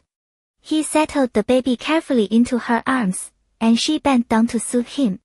Little Rice Cake, don't cry. Mama's got you. Just as they were calming him down, a knock came at the door. It was Yi Jing, along with the live-in maternity nurse they'd hired from the postpartum care center. Nobody had expected Chi-Chi to go into labor this early. The nurse was originally scheduled to start 2 days from now, but the baby had arrived more than 10 days ahead of schedule, so they brought her in right away. MRS Fu, I'm Su-Yan. Has the baby eaten yet? He's probably starving. It hit Chi-Chi then she passed out cold right after delivery. She really hadn't nursed him yet. Poor little guy. But how the hell was she supposed to do this? She glanced down at the baby, and her face went crimson. Everyone hired at the Fu estate was handpicked. Su-Yan was a pro through and through, with excellent bedside manner. She was around 40, had years of infant experience. She worked as a nursery nurse in a hospital. She had a gentle, steady look about her. She understood immediately. This young Mrs. Fu was practically still a girl herself, not comfortable being watched while breastfeeding. Su-Yan walked them through the nursing position carefully, and Fujiya listened with even more focused intensity than Chi-Chi did. Chi-Chi rocked the baby gently as she absorbed the instructions. I'll step outside and wait by the door. If you need anything, just call. Yijin ruffled Chi-Chi's hair. Mommy will be right outside too. Once the room was just her and Fujiye, Chi-Chi settled the baby the way Su Yan had shown her, then hesitated before tugging her shirt down. Her face was on fire. Zai, don't look at me. She wasn't used to this yet. It felt strange. Okay. Not wanting to make her self-conscious, Fujiya gritted his teeth and turned his head. Inwardly, he was fuming. He wanted to ask the doctor if the baby could just drink cow's milk. Because really could he? Would he still grow up normal? Her shirt was pulled aside, and the baby pressed against her, warm and impossibly soft. Once he was positioned, he latched on by instinct and started suckling. Little crystals of tears still clung to his lashes. His tiny eyes were shut, looking utterly pitiful, his small mouth drinking in desperate little pulls. It stung a little, but the sight of him was so adorable Chi-Chi forgot all about the discomfort. So this was what it felt like to be a mother. Watching her baby nurse so obediently made her feel like the luckiest person in the world. Once the baby was feeding steadily, Chi-Chi relaxed a fraction. She looked up at Fujiye. The tall man stood beside the bed, staring obediently off into space, but his expression was murderous. Jiye, can you get me a pillow? She still felt weak. Sitting like this was making her lower back ache right where the epidural had gone in. And she figured she should probably soothe her husband a bit, too. Fujiya immediately snapped his eyes away, grabbed a cushion, and tucked it carefully behind her back. His brow was furrowed. You're tired. The doctor said no lifting anything heavy. I'm pretty sure little rice cake counts as a heavy object. Don't hold him so much. Little rice cake, newly classified as a heavy object by his father, hadn't a clue. He just kept gulping away. Seeing that Chi-Chi was managing, Fujiya couldn't help but look at the baby. He reached out to support his little bottom, voice caught somewhere between adoration and exasperation. He sure can put it away. The baby's tiny mouth worked as he drank, content as could be, and his little fist gave a small, reflexive grab like he was already arguing back against his father's words. After the feeding, Fujiya called the others back in. The baby was handed to Su Yan, who expertly patted his back until he let out a burp, then tucked him snugly into his swaddle. Yijin opened the thermos on the table. The meals had been designed by a nutritionist. Since Chi-Chi had just given birth, she needed something easy on the stomach. Vegetable congee, chicken soup, and a little fish. She also brought a separate meal for Fujiya. Come on, eat something. You two have to be starving. Poor Fujiya was absolutely starving. He said to Yijin, thanks, Mom. Ever since Yijin had moved in, she'd taken care of Grandpa, Grandma, and Chi-Chi, and she'd been thoughtful toward him, too. The words came straight from the heart. Yijin gave him a warm smile. You don't need to thank your mom for anything. As they sat down to eat, Yijin and Su Yan watched over the baby. Chi-Chi, what name did you choose? Chi-Chi told her, and when Yijin heard the nickname was Little Rice Cake, she couldn't help but laugh. That's adorable. Little Rice Cake it is, then. Little Rice Cake kicked his tiny feet, and the adults decided he was pretty happy about it. After dinner, Yijin glanced at Fujiye. Her son-in-law hadn't slept a single minute since they arrived at the hospital. Shaofu, let me stay with Chi-Chi tonight. You need to sleep. Fujiye dabbed Chi-Chi's mouth with a tissue.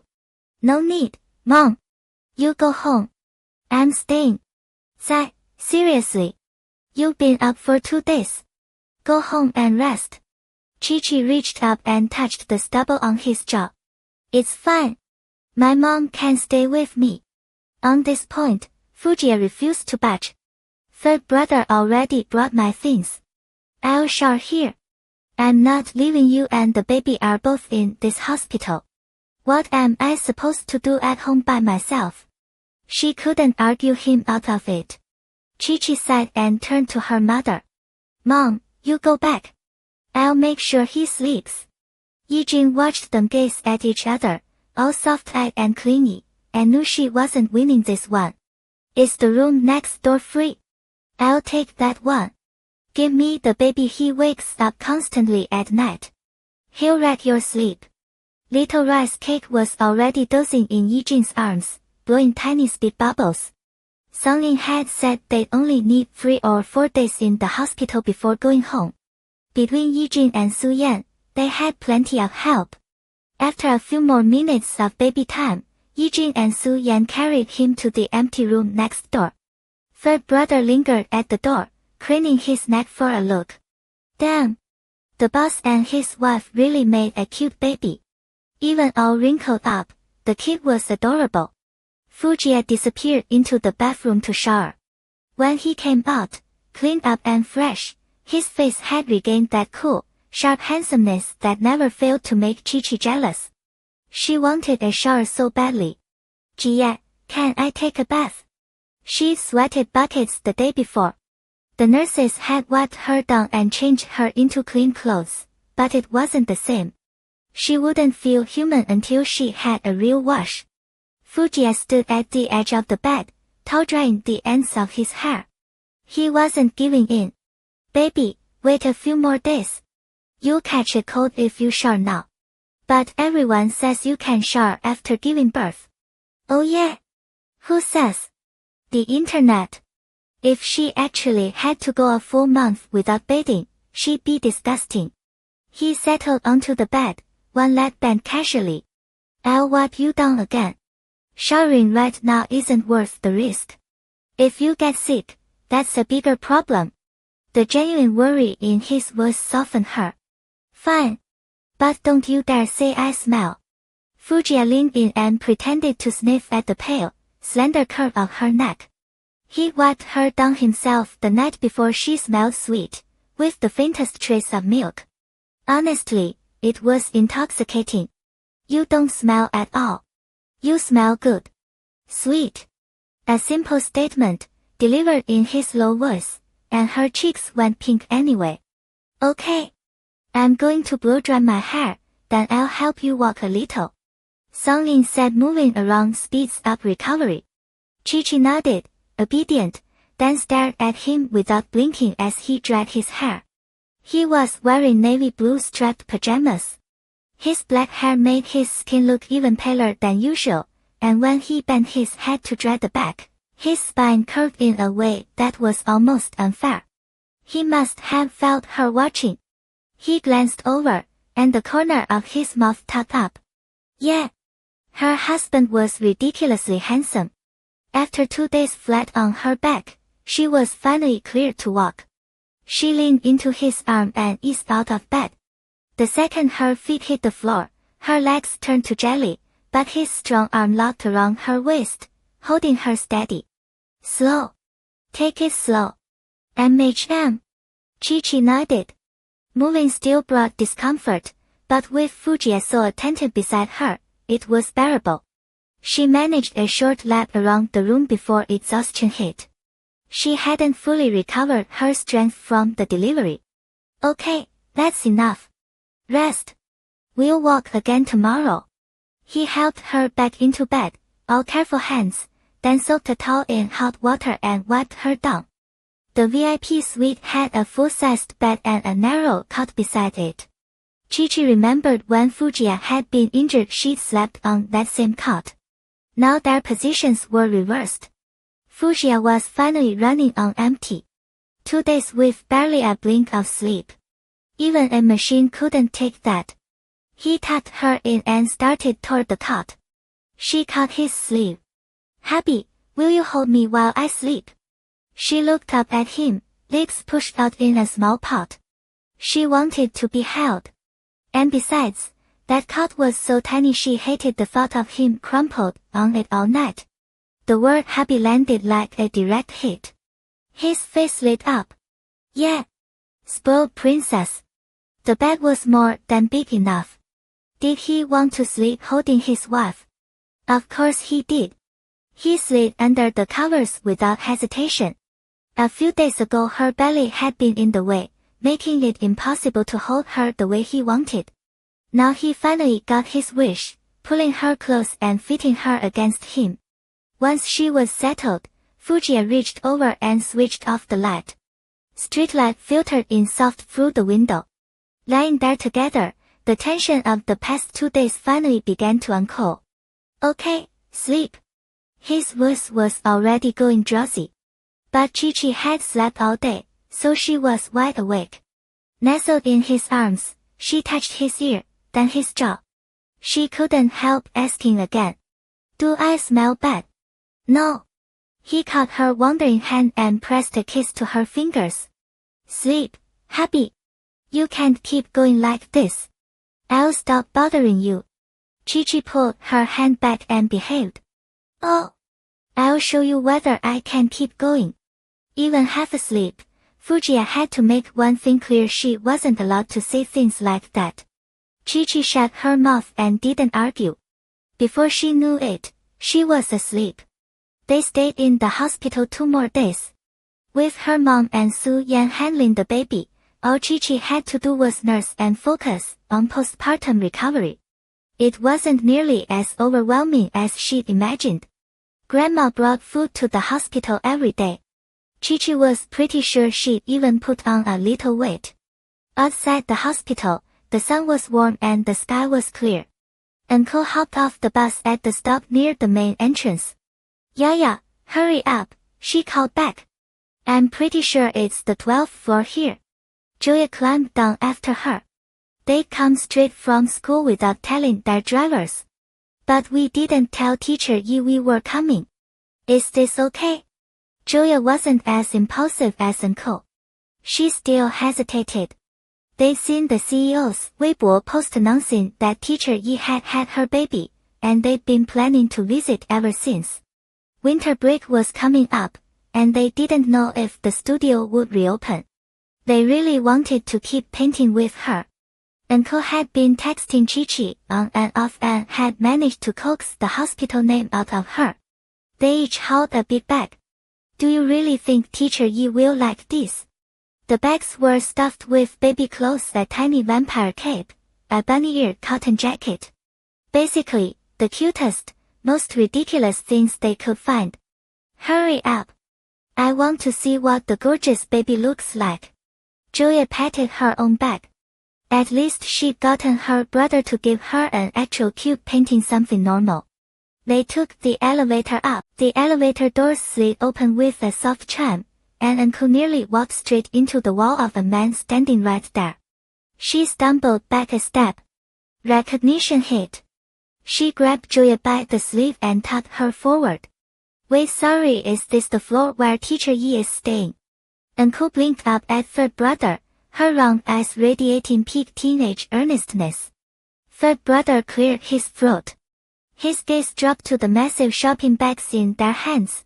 The Xinghao, good luck with baby Xinghao, branding impossible to miss. Yeah. You're looking for our madam. Oh. Yes, Yi Chi-Chi. We're from her art studio. Clearwater Bay. Between the two of them talking over each other, the message got across just fine. Third brother stepped aside and nodded down the hallway. Follow me. Inside the hospital room, Yi Chi-Chi sat playing with Shang Yangao. She was only staying 2 days, but Mu Yo and her brother had already sent enough baby gear to stock a store. Half of it was useless for a newborn. When she went home tomorrow, she'd need an army to haul it all out. She shook her head, trying to appreciate her brother's over-the-top enthusiasm at becoming an uncle. Shang Yangao changed every single day. 2 days ago, he'd still been reddish and creased. Now his skin was smooth as silk and milky white. His eyes are so beautiful, Yi Chi-Chi murmured. Just like Gia's. And that little nose.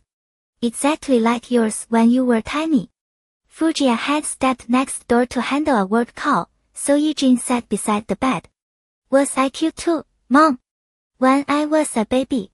Of course you were. Yi Jin's expression softened with memory. When you were little, I'd carry you onto the porch for some sun, and every neighbor on the street would stop. The aunties, the old grandmas, the uncles, everyone. They'd hand you those little yogurt drinks, give you candy. You'd wobble around, drooling, calling them all auntie in that babbly baby voice. Her face glowed as the memories surfaced. Without Yi Chi, without this daughter, her life would have hollowed out long ago. A knock came at the door. Yi Chi called out, "Come in." Third brother opened it. Two heads poked in, and even Uncle, who never whispered, instinctively dropped her voice. "Teacher Yi." Their faces lit up the second they saw her. Yi Chi felt the same rush of happy surprise. "Uncle? Yeah. What are you two doing here?" She got up and waved them in. "Teacher Yi, we saw the trending post on Weibo and we just had to come see you." Weibo? Trending? Yi Chi was completely lost. Her history with viral posts wasn't great, and she had no idea what this one was about. "Wait, you haven't seen it." They dropped their bags and whipped out their phones. "Oh, and these are for the baby. Just little gifts." Yi Chi eyed the two overflowing bags and smiled. "I'm already so happy you came. You didn't have to bring anything." "Of course we did. They're for the baby." Uncle beamed. Yi Jin stepped forward to take the bags and set them by the bed. "Let me get you some water." Julia noticed the resemblance immediately. "Thank you, Auntie." Meanwhile, Uncle already had her phone queued up. A quick search pulled up Fujia's post, and she held it out like a treasure. "Look, Teacher Yi. Right there. Whoa. So sweet. So Mr. Fu is your husband. That's why he showed up at the studio that day." Uncle fired it all off in her usual rapid-fire style. Julia gently tugged her sleeve. Yi Chi took the phone. She'd never actually looked at Fujia's Weibo before. Well, no. She had, a very, very long time ago, back when she first arrived at the Fu household. Back when she loved Jie and wanted to know everything about him. In her free time, she'd look up articles about him, find magazine features. But his Weibo had always been sparse, mostly company updates, nothing personal. His page was simple. The last post before this, from last year, was a picture of a sunset she'd taken on the mountain. He'd saved it and posted it here. She'd never known. She scrolled to the viral post from a few days ago. The first picture, his hand holding hers. The second, his hand cradling the baby's tiny fingers. "Xinghao, I love you, MRS Fu. Thank you for everything, Xinghao." One simple sentence. So him. Her heart swelled joy, with a little shyness mixed in. So this was what it felt like. To be cherished. To be loved. "See, Teacher Yi," Uncle said. "That's how we found out you had the baby." Julia added, more earnest than usual, "You were already pregnant back when you were teaching us, and you still took such good care of everyone. Teacher Yi, are you ever coming back?" Uncle nodded fast. Both of them stared at her with hopeful, shining eyes. Yi Chi handed the phone back and motioned for them to sit on the couch. She'd been thinking about the studio. She loved it there. Painting alongside people who shared the same passion made her feel truly fulfilled. Now that the baby was here, she still wanted to keep it going. But Clearwater Bay was too far. "I do want to reopen the studio," she said, a little troubled. "But I might have to find a new location." A new location meant Uncle and the others wouldn't be able to come as easily. "Teacher Yi, you can set it up anywhere. We're starting school soon, so we'll be living on campus. If it's near the university, we could come every day." "That's true. I didn't think of that." Yi Chi's world had always been small, and she hadn't had anyone to talk to like this in a long time. They fell into an easy, happy conversation. Shanyang, however, was not a fan of being ignored. He let out a full-lunged wail, tiny mouth stretching wide. Ichichi hurried over and scooped him up. Hey, little guy. What's wrong? Look, pretty sisters came to see you. She carried him to the couch so Uncle and Julia could get a real look. Neither of them had ever been this close to a newborn. Their eyes went huge. Oh my god, he's adorable. He's so tiny. Can I touch him? Uncle reached out, eager. Ichichi gently guided Xiaonyang's hand toward her. Try his little hand. It's so soft. Uncle offered one finger. Xiaonyang latched onto it immediately. The crying stopped. His round eyes fixed on Uncle as if he were trying to figure out exactly who she was.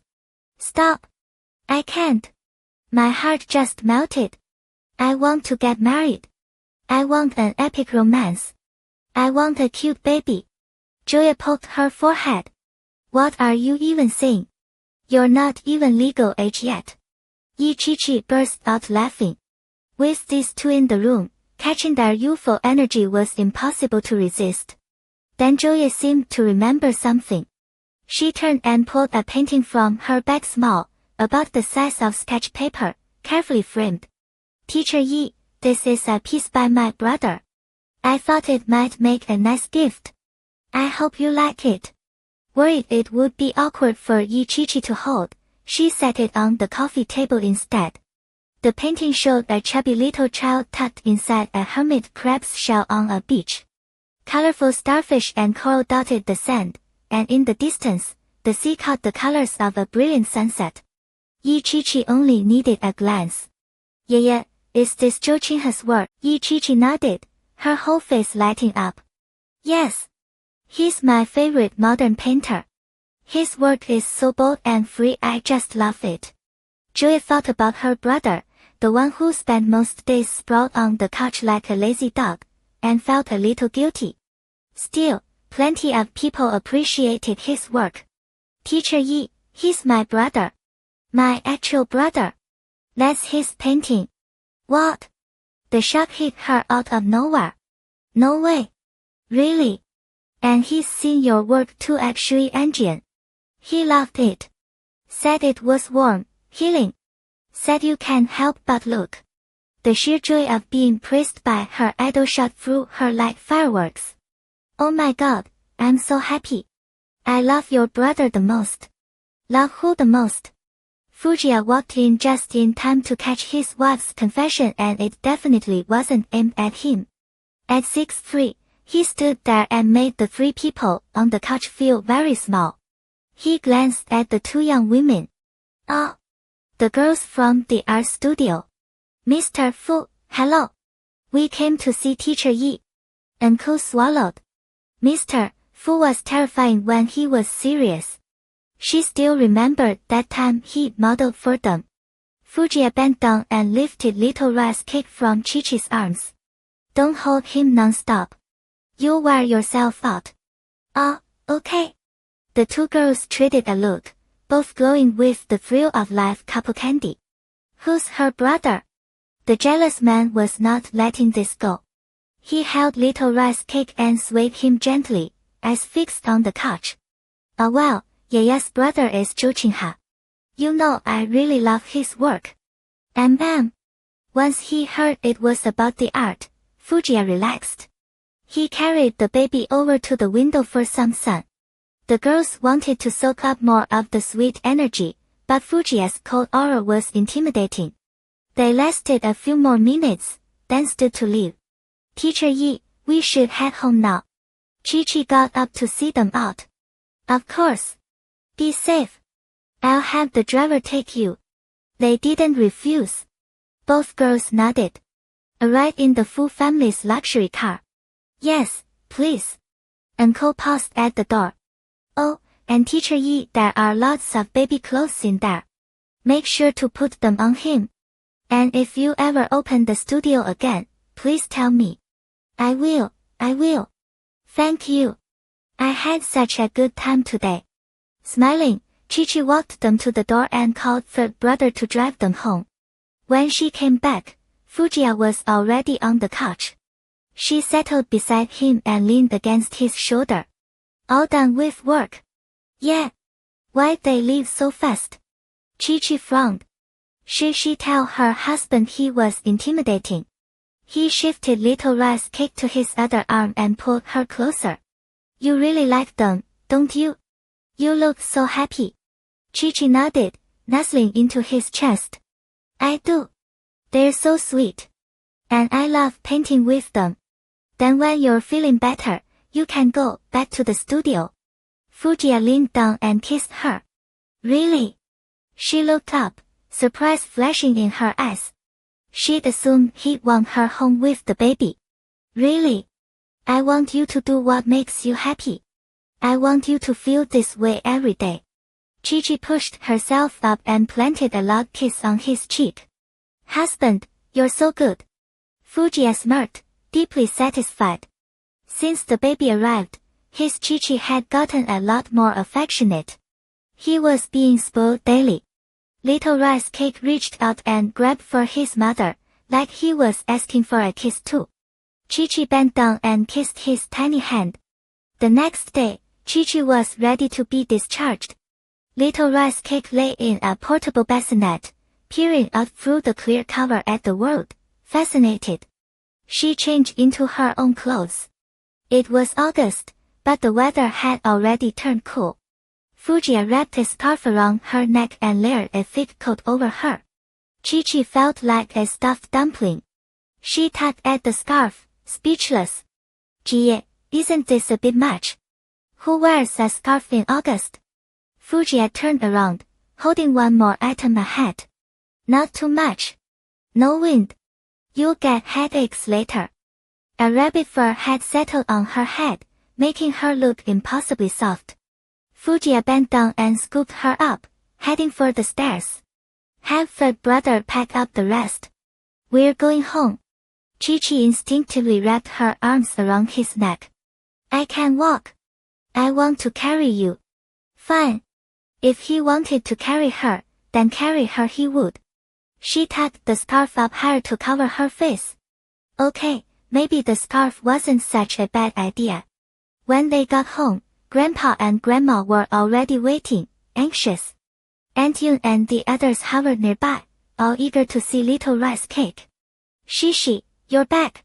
Are you tired? Do you need to lie down? Grandma was always the most worried about Chi-Chi. The moment she saw her, she drew her close. Grandma, I'm not tired. Not at all. Compared to being pregnant, having the baby out was pure relief. Little Rice Cake was with Su Yan while Grandpa and Aunt Yun crowded around to play with him. Chi-Chi didn't have to worry about a thing. Grandma led her to the couch and pulled a small cloth bundle from her pocket. Chi-Chi watched, curious. What is it, Grandma? Grandma has a little something for you. The white cloth opened to reveal a bracelet of translucent jade, a faint, smoky green, smooth and glowing. It was clearly priceless. Grandma, this is too precious. I can't accept it. But Grandma wouldn't hear it. She took Chi-Chi's hand and slipped the bracelet onto her wrist. The pale jade against her fair skin was stunning. It's not too precious. I've kept this a long time. I was going to give it to Gia's mother back then, but, well, this was passed down from my great-grandmother. If I don't give it to you, who else would I give it to? Grandma came from a scholarly family, elegant, refined, never one to fuss over things. But losing Gia's parents had always been the deepest wound in her heart. Since Chi-Chi came into the Fu family, everything had come back to life. Seeing her children and grandchildren happy, that was an old woman's greatest joy. Take it. It's from Grandma. Fujiya had come up behind the couch without her noticing. He leaned over and ruffled her hair. Yeah. Thank you, Grandma. Chi-Chi wrapped her arms around Grandma and hugged her tight. Hey, that's not how we planned it. We were supposed to give them together. Grandpa stomped over, holding a file folder, visibly jealous that Grandma had gotten to give her gift first. Chi-Chi, Grandpa doesn't have any heirlooms, so I can only give you this. Will you like it? Direct as ever, Grandpa looked genuinely worried his gift wouldn't measure up. Chi-Chi opened the white file. He was just casually handing over shares to her. What kind of move was this? Grandpa, I don't understand these things. Why would you give me this? The old man waved his hand. I'm old now. All I'm good for is watching Little Rice Cake. I don't have time for all this. Giving it to you makes me happy. 25% of full group shares. Chi-Chi turned helplessly toward Fujiya and waved the folder. You jealous? Fujiya chuckled, leaning in close. Baby, if you want, I'll give you everything I have. More than that. You little brat, are you undermining me? Grandpa raised his cane, pretending to swing. Escaping from Grandpa and Grandma's doting, the two of them headed upstairs. The second Chi-Chi pulled off her hat, she couldn't hold back anymore. Babe, can I please wash my hair? She sidled up to him, pouting. She'd already learned just how powerful that one word could be. Every time she called Fujiya babe, he ended up saying yes to just about anything. Before they left the hospital, Fujiya had checked with Song-in one more time. The final verdict, she could wash it, as long as she kept warm afterward. Fine. Wash it. But once every 5 days, not every day. Fujiya gave in. Chi-Chi let out a tiny squeal and bolted for the bathroom. He smiled, watching her go.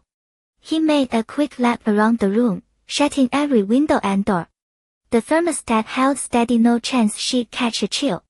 Baby, let me help you. Chi-Chi was already crouched in the bathroom, about to start, when Fujiya walked in. Huh? I can do it myself. He was carrying a small stool. He set it down in front of the sink. Sit, he said, that possessive edge threading through his voice. I'll do it. Okay. Be good. I don't want your back hurting. She'd given birth just a few days ago.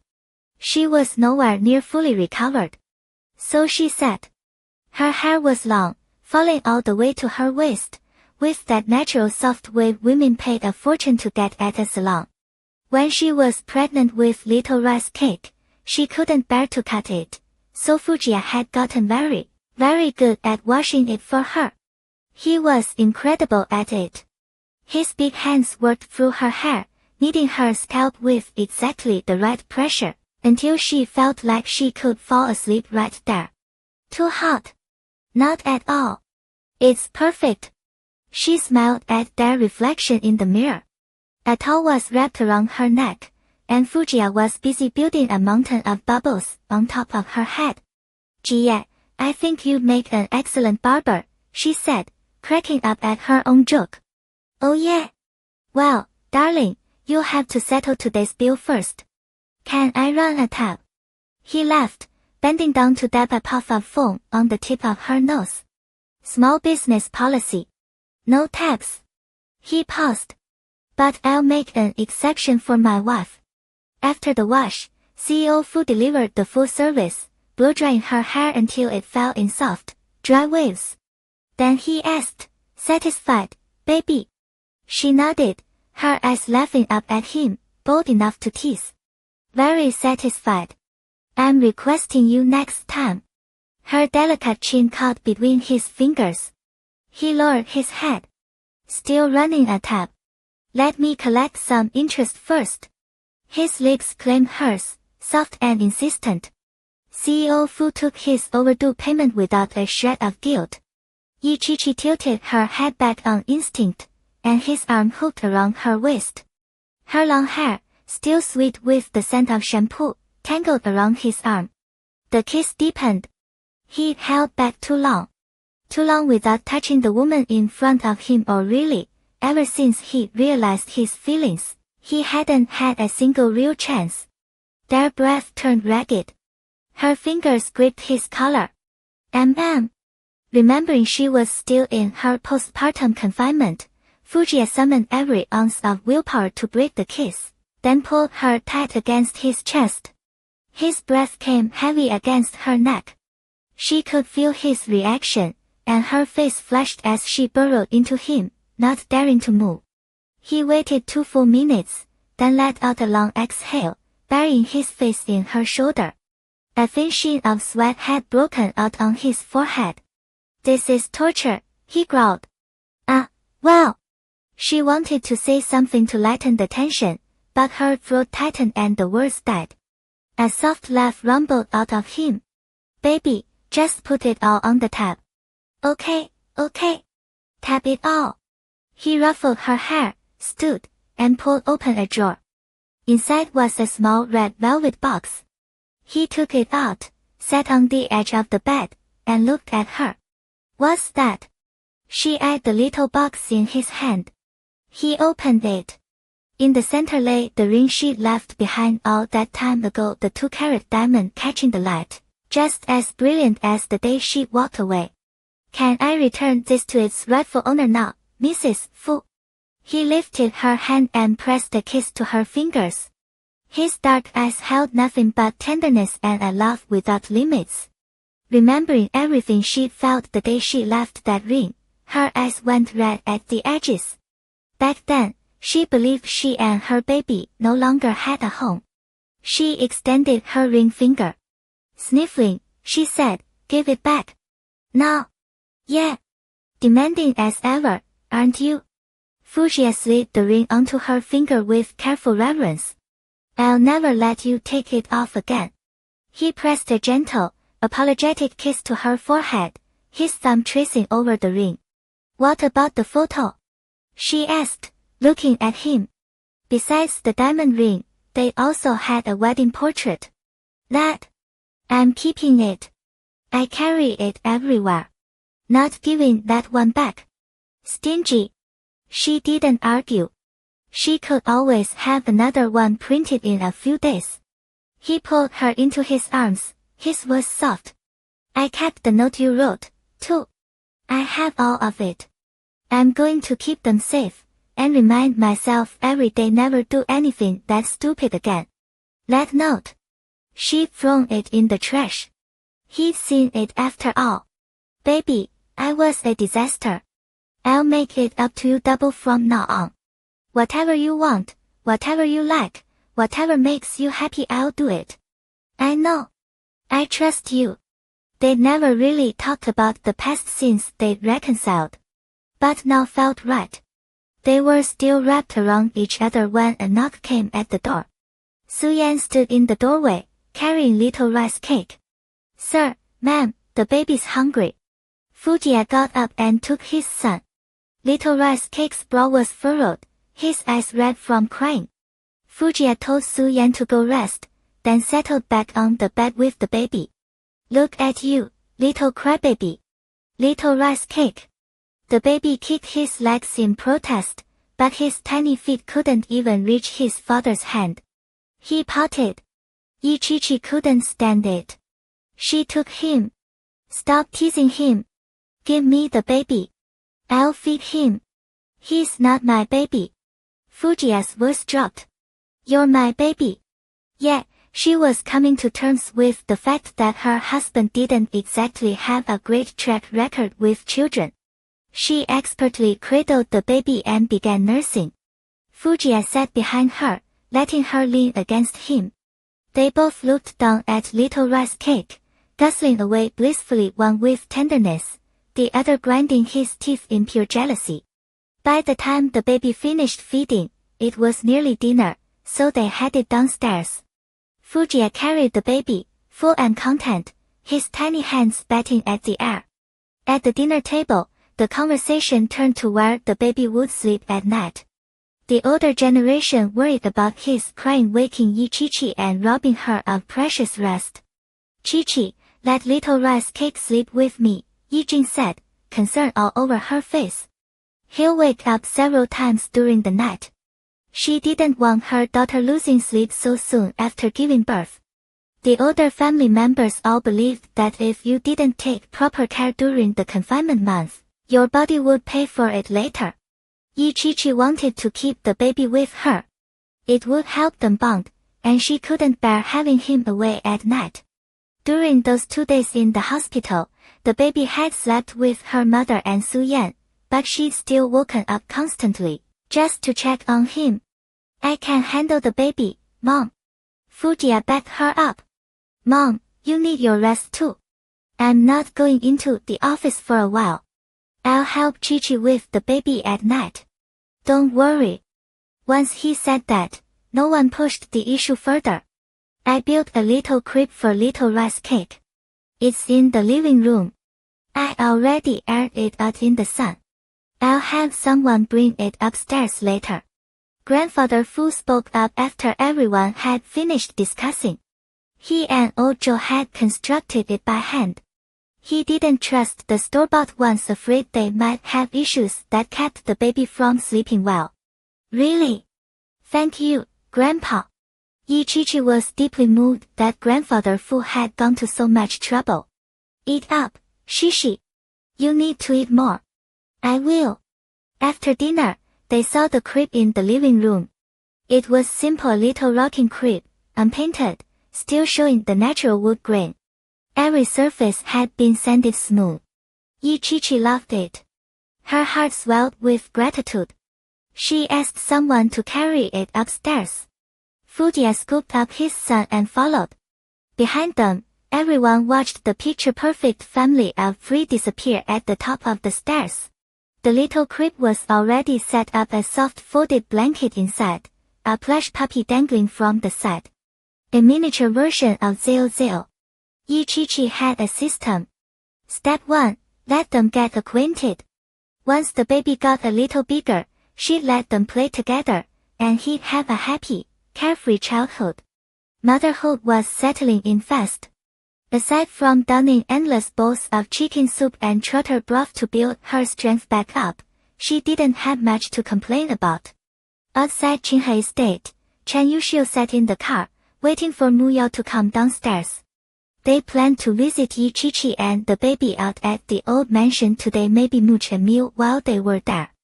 Ever since Mu Yao and Chen Yuxiu got together, their rate of popping in for dinner had climbed steadily. Chi-Chi didn't mind. Having Mu Yao around made the house a whole lot livelier. He checked his watch. 20 minutes, she said. 2 rounds of 20 minutes had now come and gone. Just as he was about to go up and drag her out, Mu Yao burst through the entrance at a run. Sorry, babe. She slid into the passenger seat and launched straight into an apology, which immediately became a complaint. Erda knocked over my perfume. I gave him a good smack. Chen Yuxiu smiled, all indulgence. What could he do? His girlfriend was a little scatterbrained. He'd just have to spoil her. Why didn't you bring Erdo? He adjusted his glasses and started the engine. If you had, I would've smacked him for you. Brother Dao was coming by later to pick him up. Take care of him. I'm so excited I finally get to see little rice cake again. Mu Yao peeked into her bag. Good, the baby present was in there. Perfect. You like kids that much? Let's go home tonight and make one. Chen Yuxiu didn't bother with build-up. He liked kids too. Mu Yao's face flamed red. Her thick skin had nothing on his. Cough, no way. You're so into the idea of having a baby. What if once we have one, you don't like me anymore? You're my baby.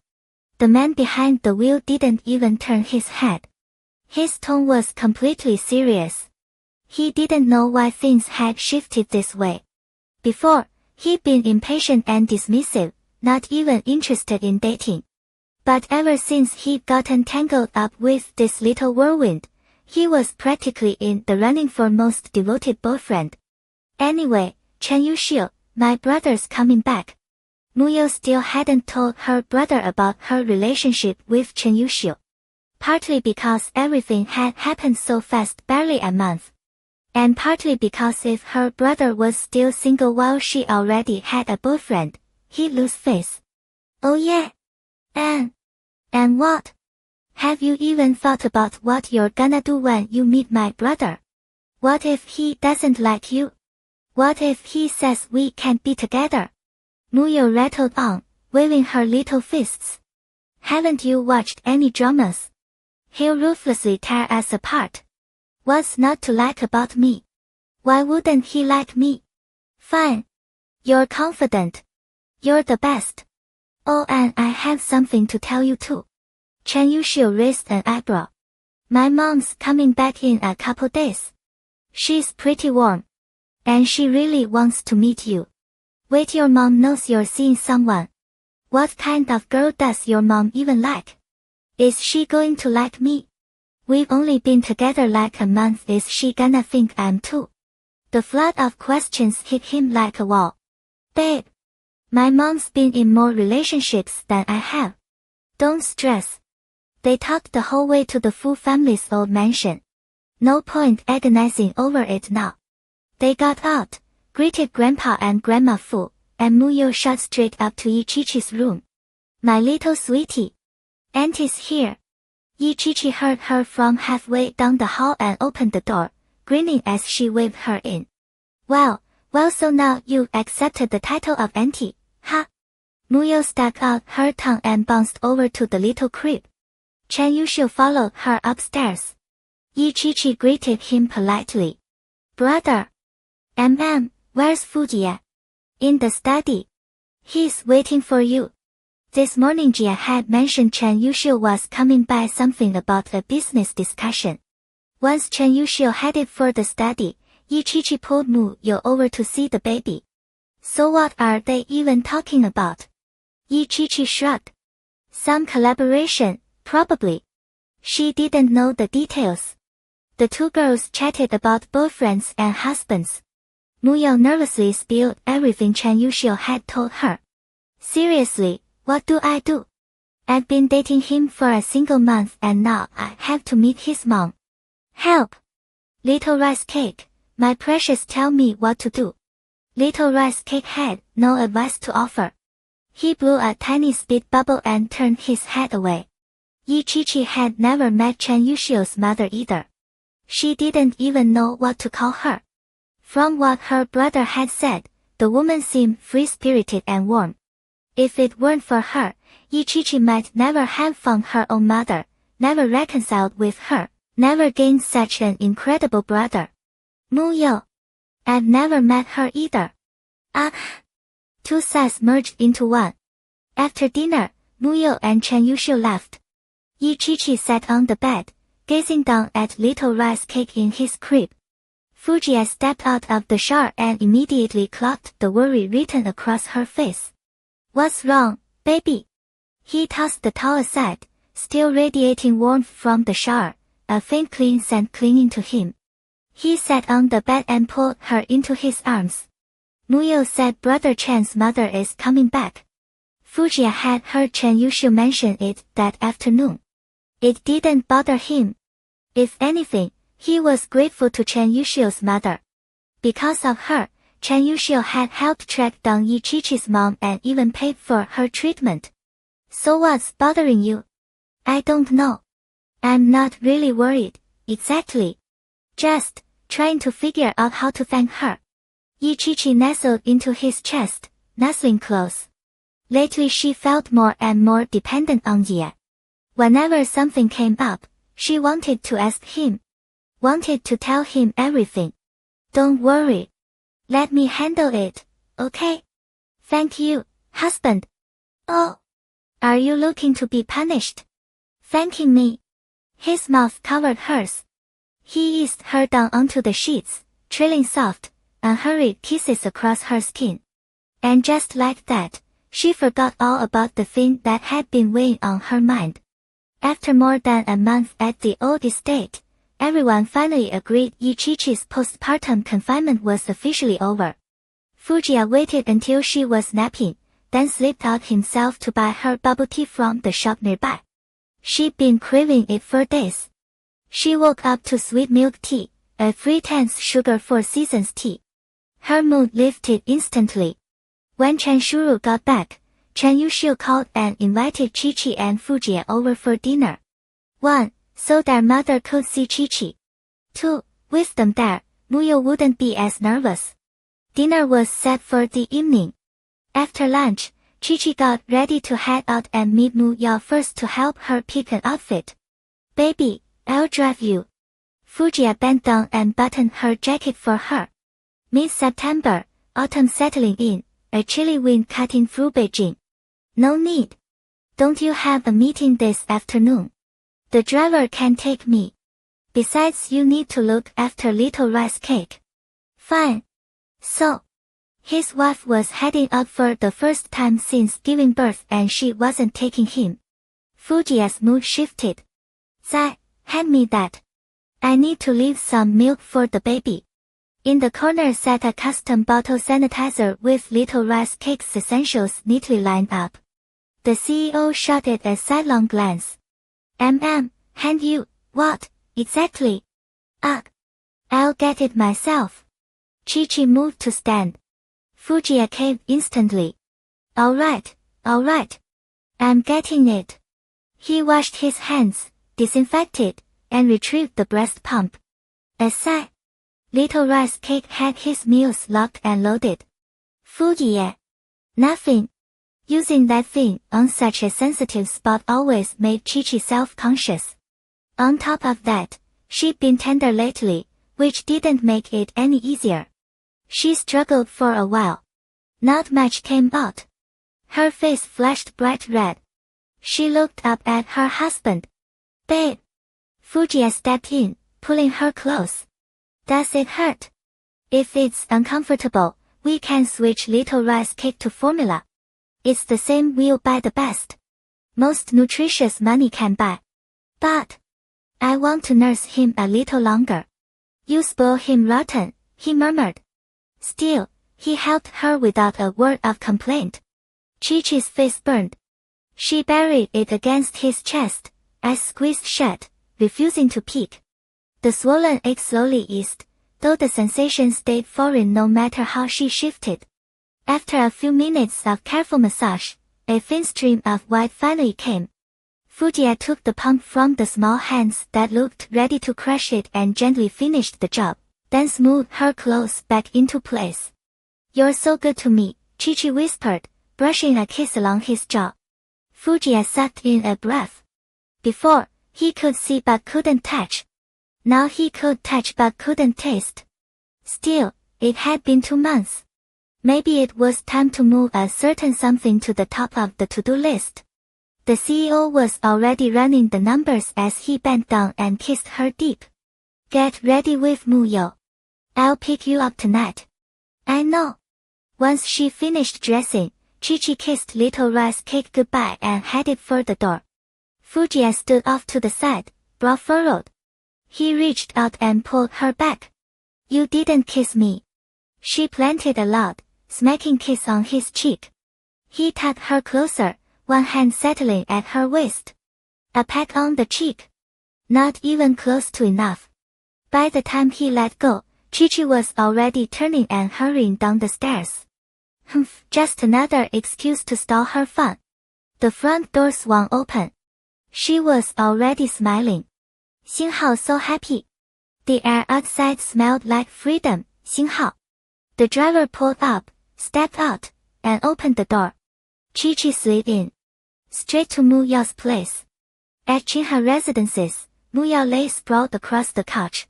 All around her except for the tiny spot she occupied was a sea of gorgeous, expensive clothes. Shishi, help! What am I supposed to wear to meet Chen Yuxiu's mom? She let Chi-Chi in, then flopped back onto the sofa in pure defeat. Chi-Chi stared at the chaos, eyes wide. Yo, isn't this a little overkill? Muyo was a design student. Putting together an outfit was supposed to be her thing. Chi-Chi picked her way through the pile and sat beside her. Why are you this anxious? It's just dinner. Because I want to make a good impression. I'm not sweet and lovable like you, Muyo said, pouting. Chi-Chi pinched her cheek. Stop that. You're adorable. Kind and real. There isn't a single person who wouldn't love our Yu-Yao. After a relentless stream of compliments, Muyo finally found a sliver of confidence. Really? I'm that great? Yes. And you're gorgeous, and an amazing artist. Hee. Knew you loved me best. Chi-Chi pulled her up off the couch. Come on, Let's find you an outfit. They dropped to the floor, bottoms in the air, rummaging. Eventually they pulled out a few options that actually suited Muyo. Simple, elegant, with just a touch of sexy. Muyo was naturally vibrant and stunning. She didn't need to force some soft, demure image. If she showed up as herself, Chi-Chi was sure and Chen would love her. She tried on each set one by one. Chi-Chi pointed to the last. A black mermaid dress that had her waist perfectly classy but elegant. A creamy beige fleece cardigan thrown over it. Soft chestnut curls falling around her shoulders. Perfect. That one. You look unreal. Muya's face broke into a smile. You're the best, Shishi. Hold on. She padded into the bedroom in her furry slippers and came back with a laptop. She set it on the coffee table and sank to the floor. Chi-Chi followed, sitting beside her. What now? SHH, look at this. I pulled up a guide to avoiding pitfalls when meeting parents, the ultimate list of things to note when meeting parents, and 5 ways to win over your future mother-in-law. Chi-Chi burst out laughing. Oh my god. You're seriously going to watch those? Of course. And you're not bailing on me. Sit. Watch. If I mess up tonight, you have to signal me on the sly. Muyo was dead serious. She even fished a pen out from under the couch and held up her hand. Okay. I need to take notes. Chi-Chi didn't try to stop her. Muyo might come across as carefree, but when something mattered to her, she was this earnest and adorable. As her best friend, Chi-Chi would stay right beside her. First rule, keep smiling. Look sweet. Muyo bent over her palm, scribbling intently. Chi-Chi really meant to stick it out with her, but lately, she'd been napping every single day. Today she hadn't, and Muyo's soft little murmurs were slowly pulling her under. Sunlight streamed through the window, warm and lazy across the living room. 2 girls, side by side. Everything right with the world. Chi-Chi had fallen asleep, so Muyo didn't wake her. She knew exactly how exhausting it was to take care of a baby. She took the small blanket from the couch and draped it over Chi-Chi carefully, then went right back to scribbling notes on the back of her hand. At the Fu family's old house, Fu-san had promised Chi-Chi he'd handle the baby, so he kept Xiaonyang with him. He refused to hand him off to the maternity matron. Work was happening, laptop open, video conference just started. 2 sentences in, the tiny bundle next to him started whimpering. The shareholders on the other end of the call definitely heard it. Their CEO, working Xinghao and Xinghao babysitting. No way. TCH, you little drama queen. What's wrong now? That voice. Gentle. The same man who'd been shredding them minutes ago had clearly been possessed by something. That CEO Fu snapped his laptop shut and said, He's handle it. Then he crouched by the small crib. Xiaonyang's dark eyes found him instantly. The tears stopped. Fu-san's heart did that stupid softening thing again. Xinghao, unbelievable. Those big eyes get you out of everything. Steal my wife every day, and now you're coming for me too, Xinghao. The baby reached up, tiny hands grasping. Fu-san offered his finger, and Xiaonyang stubbornly lifted both feet, arching his little body and going absolutely nowhere. His mouth worked, trying to latch onto that finger. What's the deal? Not a drama queen after all, a bottomless pit. You hungry, bud? He scooped his son into his arms. The baby looked impossibly small against Fu-san's broad chest. Let's get you filled up. Back in the room, he warmed the bottle in hot water, then popped it into the impatient baby's mouth. Xinghao, gulp, gulp, Xinghao. The familiar taste hit, and Xiaonyang was in heaven. Those round eyes stayed locked on his dead, tiny mouth working non-stop.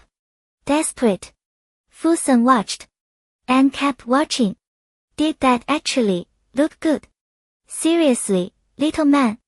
That amazing? His last shred of dignity stopped him from yanking the bottle out of his own child's mouth.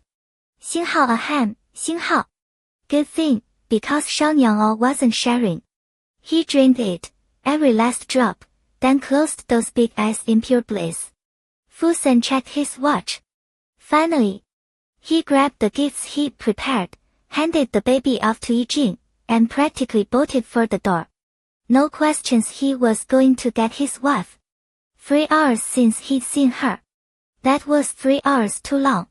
When he pulled up to Qinhe Residences, Chen Yuxiu's car was already waiting out front. Sure, it was a luxury building, but two limited edition hypercars, the kind money can't even get you on a waitlist for, parked side by side. That wasn't exactly subtle. Chi ended the call with Fusen and dragged Mu You downstairs. Mu Yao clutched the painting she'd been working on 4 days, a rose garden. Chen Yuxiu had mentioned his mom loved roses, and fresh bouquets died. A painting stayed. As for everything else, Chen Yuxiu had it covered. She wasn't about to stress over what she didn't know. They split up. Inside the back seat of his car, Chen Yuxiu turned to Mu You and grinned. Babe, you look incredible today. Was I not incredible yesterday? Mu You raised an eyebrow, still flipping through the crib notes on her hand. She planned to cram the whole drive. Don't talk to me, I'm busy. He leaned in, and she whipped her hand behind her back, glaring. Don't look. What's the big secret?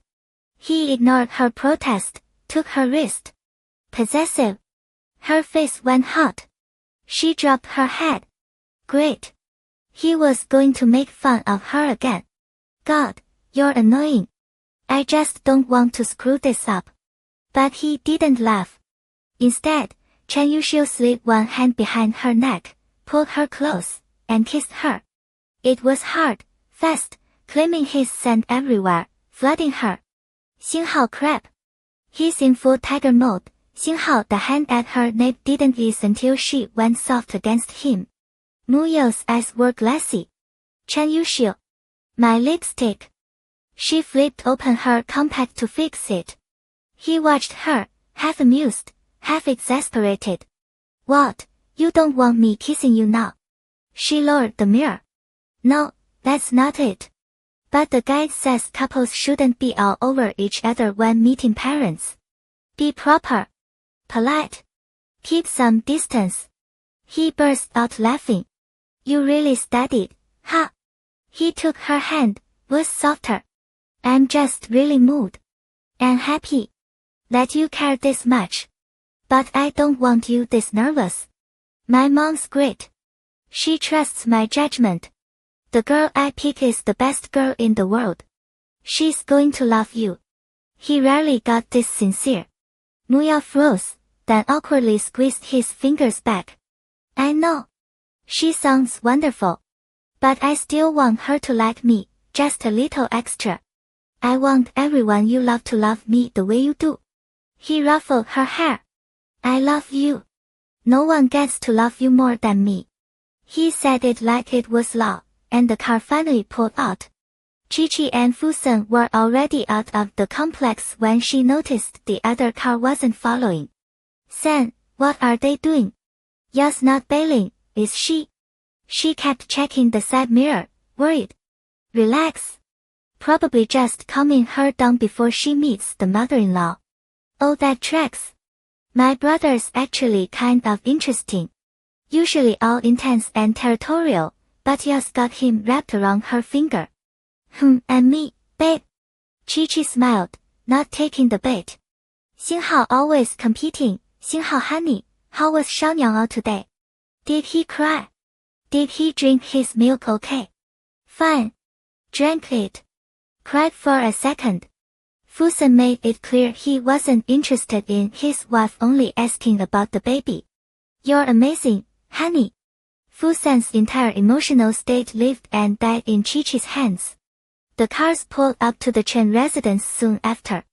Chen Shuro had only been back 2 days, still fighting jet lag, but her first priority was meeting Chi-Chi and her son's girlfriend.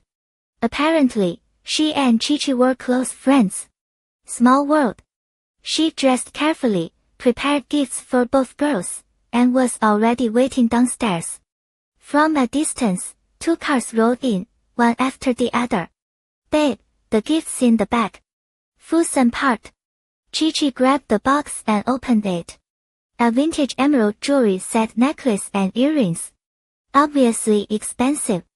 Sen must have spent forever picking it out. Perfect for someone older. It's gorgeous. Auntie's going to love it. Chi's heart squeezed, knowing he'd done all this for her. Yeah. Don't stress. They stepped out. Muyo and Chen Yuxiu followed.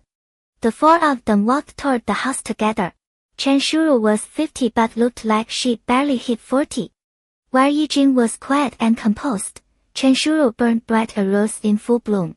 Crimson lipstick, soft curls swept back, a long dress beneath a cropped mink coat.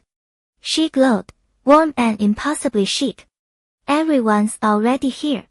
My darlings, and you must be Chi. Her eyes swept over the 3 of them as she stepped forward, taking one girl's hand in each of hers. And your yo-yo.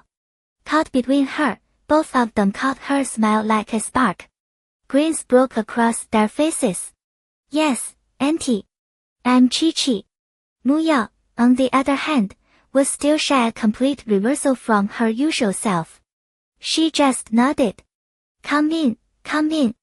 It's freezing out. Let's get inside. The 2 men trailing behind traded a shrug. They knew exactly where they stood. Inside, the staff already had dinner well underway. Chen Shuru steered the girls straight toward the sofa. She took Chi in with a look of pure tenderness and relief, then turned to Muya, her face lighting up. Oh, I've missed you girls. Thought about you every single day, couldn't even enjoy myself abroad.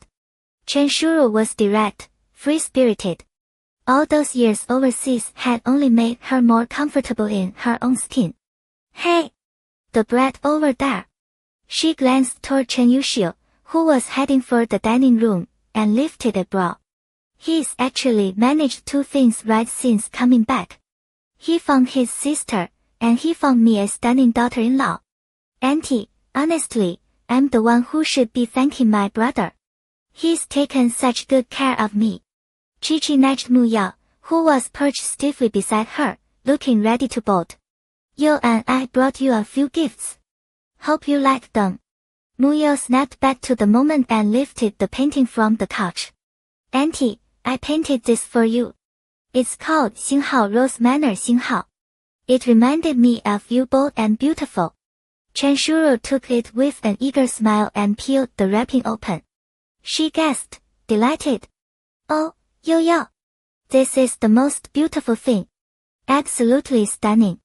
Shashang hang my daughter-in-law's painting in my bedroom. Right away. She said Xinghao daughter-in-law Xinghao like the deal was already sealed. Muya's face went scarlet. Chen Yuxiu strolled over and dropped onto the arm of the sofa beside his mother. Mom, I haven't proposed yet. You're already claiming her. Chen Shuru shot him a scathing look. TCH, what's taking you so long? Quit dragging your feet. Do not get between me and my future daughter-in-law. Her sharp tongue got everyone laughing. Chi stepped forward and handed over her own gift. Auntie, thank you. If it weren't for you, my mother would never have. I just need you to know how grateful I am. To you, and to my brother. Oh, sweet girl. Sweet girl. Chen Shuru took the gift, her eyes glistening. She felt things deeply by nature. Thinking about everything this girl had survived still ached in her chest. Auntie, please don't be sad. We're all happy now. Chi was sensitive. She read Chen Shuru's face instantly and moved to comfort her. She stood, gave Muyo a gentle push forward, and dropped back onto the sofa beside Fusan. Today's about you meeting your future daughter-in-law. Let's keep it happy. Alright. Chen Shuru gathered Muyo's hand in hers, already doting. Muyo's palms were slick. Her carefully rehearsed crib notes were completely useless. Auntie. She tried to pull her hand back and couldn't. Chen Yuxiu slid in behind her and gently rescued her fingers from his mother's grip. Mom, She's my girlfriend. Stop hugging. They joked a while longer before moving to the table. The meal had been thoughtfully put together. Some dishes Chenshuro had made herself. Knowing Chi-Chi had just given birth, she fixed a pointed stare on Chen Yuxiu. Hurry up, you brat. Get on with it. All through dinner, the two men were basically furniture. Three women really were a handful. Fusen kept his head down, entirely focused on his wife filling her plate, peeling shrimp, ladling soup. He only risked a polite reply when someone addressed him directly. Chenshuro was 100% sold on Muyao. By the end of the meal, Muyao had finally relaxed, slipping back into her usual bright, lively self. It clicked perfectly with Chenshuro's own personality. After dinner, Chenshuro walked them all to the door, reluctant to let go. Yo-Yao, come back with Yuxiu for dinner tomorrow. Auntie will make all your favorites. I love that, Auntie. I'll swing by and mooch again tomorrow, maybe pick up a few recipes. No, absolutely not. You don't need to learn a thing. From now on, Chen Yuxiu does the cooking. Girls are meant to be spoiled. Otherwise, what's even the point of man? Chenshuro bossed her son around without a shred of guilt. Chen Yuxiu's status sank lower and lower. She had the staff bring out the gifts. For Muyao, a set of exquisite ruby jewelry, plus a red envelope so thick it was practically bursting. She knew the kids weren't hurting for money, but tradition was tradition. Red envelopes meant luck and blessing. She also prepared gifts and red envelopes for Chi-Chi and the baby. Chi-Chi, I'll come see the baby and your mother in a few days. Auntie, I should be the one bringing them to see you. Chi-Chi had originally planned to bring her mom and the baby tonight, but meeting the future mother-in-law was the main event, so she arranged another time. After a few more rounds of goodbyes, Chenshuro finally let them go. She'd been happy abroad all these years, comfortable in her freedom. But moments like this full, warm, alive were rare and precious. Chen Yuxiu drove Muyao home.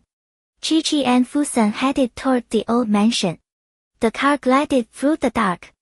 Chi-Chi, still riding the good mood, tilted her head and watched the city lights slide past the window. San, Auntie really is lovely. Very warm. I'm so grateful to her. If she hadn't, she didn't finish. Fusen understood. My mother and she met the same kind of person. But they made different choices. So they got different endings. Baby, he pulled the car over, flicked on the interior light, and turned to face her. He unbuckled and leaned in, his tall frame filling her space. His dark eyes were serious, swimming with tenderness. That's all in the past. Mom will have a good life now. We'll take care of her. Let her enjoy her golden years. She knew he'd stopped the car because he was worried she'd get upset. The warmth flooded her chest. Her eyes sparkled as she met his gaze. I know. Thank you, husband. Fusen kissed her soft lips. Don't ever thank me. She smiled at his possessive tone, leaned in, and kissed him back. I love you, husband. That sweet voice lit a fire he'd been holding back. His fingers caught her chin, deepening the kiss in an instant. Outside the car window, the shadow of a sycamore fell across the glass. The street lamp poured a warm amber glow. Fujiya cradled her small hand in his. A long moment passed before the car finally moved, heading back to the old mansion. The second they stepped inside, Shanyang's cries hit them. Yijing was pacing the living room with the baby. Grandfather Fu and Grandma had already gone to bed. Yi Chi-Chi rushed over. What's wrong, baby? Mom is right here. The crying stuttered. Shanyang turned toward her voice, big dark eyes spilling over. Yi Chi-Chi bent to take off her shoes, and Fujiya was already there, setting a pair of slippers at her feet. Shanyang hiccuped, his tiny face soaked, still fixed in her direction. Yijing let out a breath and shot Yi Chi-Chi a tired smile. Suyan and I both tried. He just wouldn't stop. He was holding out for you. Yi-Chi-Chi smiled back, washed her hands in the powder room, then came out and took her son. Oh, is our little man sleepy? You want mommy to rock you? Grandma's been so sweet to you. What's with all these tears?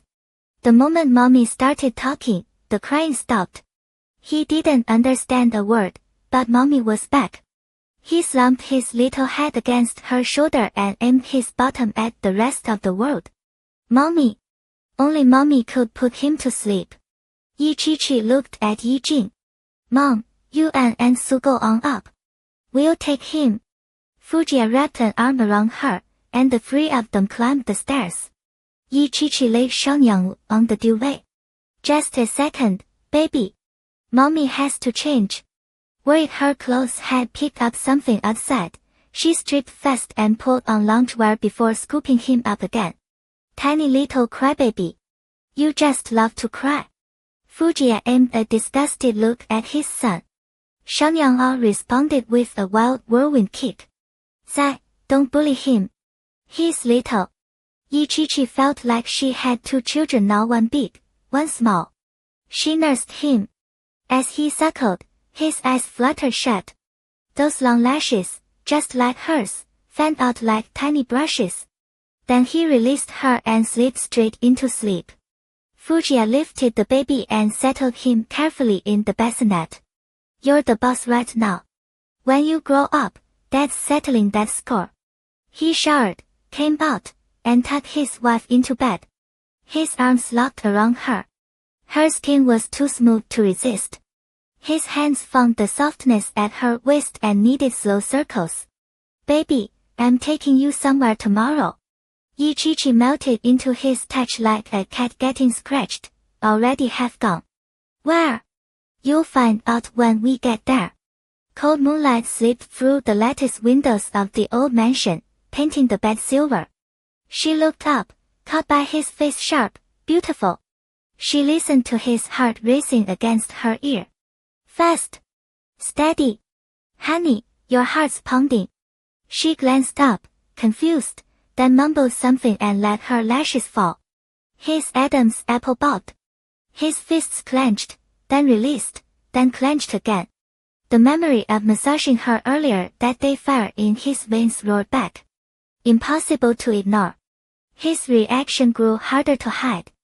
Every night for the past 2 months, she sprawled over him. On his chest. On his shoulder. Getting bolder by the day. Now, as if annoyed by his heartbeat, she turned her head against him. Her pale, slender leg slid up and hooked across his waist. On the way, it brushed against something unexpected. What's that? She murmured and pressed down again, trying to figure it out. Fujiya sucked in a sharp breath. SSS. Yi-Chi-Chi's eyes flew open. Her first thought was apology. She'd heard that could really hurt. Sorry. I didn't mean to. Fujiya caught her wrist. He gritted his teeth, something shifting in his eyes. Cold moonlight pulled in his gaze, reflecting the hibiscus soft beauty beneath him. Baby, Xiangyang is already over 2 months old. The meaning was clear, it was time to feed his own hunger. She watched his throat move. Her nose twitched. That faint mole above her lip pulled just enough to look like reluctance, the kind that dared a man to chase. He lowered his head. His lips brushed her ear, hot breath spilling over her skin. Cool fingertips traced her brows, her eyelids, while dark currents churned in his eyes. But he waited. He'd wait for his little treasure to nod. The last thing he wanted was to scare her. Her fingers curled into his black silk pajama shirt, making her skin look even whiter against the dark fabric. Yi-Chi-Chi felt pinned. She lowered her leg. Keep it there. She didn't know what to do. Her soft, glossy lips made one last attempt. The baby's right there. She wasn't refusing. It was just that the last time they'd been together was over a year ago. He's asleep. He won't hear a thing. His voice came out hoarse, unhurried. A wolf coaxing the little white rabbit right to the edge of the trap. The little white rabbit stopped struggling. Their hearts were in sync now. It wasn't only Fujiya who wanted this, sometimes she craved the closeness just as much. He saw her nod, watched her close her eyes. And the man who held back for so long finally moved. The world flipped. In the next second, her legs slid back onto the duvet. His tall frame closed in, swallowing the cold moonlight. Her breath caught. White loungewear tangled with black silk. Pale fingers flew to her mouth, trapping every sound. Body and soul, she was filled. Complete trust. A love without limits. They flooded the night. Beside the bed, Shang Yanghao slept through everything. A faint noise made his tiny hands twitch in his sleep, but he never woke. Moonlight gave way to morning. Glossy dark hair spilled across a broad chest carved with lean muscle. Masculine fingers rested lightly against her, stroking absently even in sleep. Wah wah wah. The cries tore through the room. The baby was starving. He hadn't eaten all night. Starving. Fujiya shot upright, willing his son not to wake his wife. Too late. Her eyes opened. She tried to sit up, then grabbed her waist and flopped back down. A soft whimper slipped out. God, her waist was sore. Son wailing, wife whimpering. Daddy Fu was on his feet, snatching wrinkled pajamas off the floor and yanking them on. His son could not see him like this. Absolutely not. Once he was barely decent, he lifted the baby from the bassinet and patted his little bottom. Diaper first. Don't get up, baby. I've got him. He snatched a pacifier from the sterilizer, rinsed it under hot water, and popped it into his son's mouth, all while changing the diaper one-handed. Shang Yanghao sucked furiously, outraged.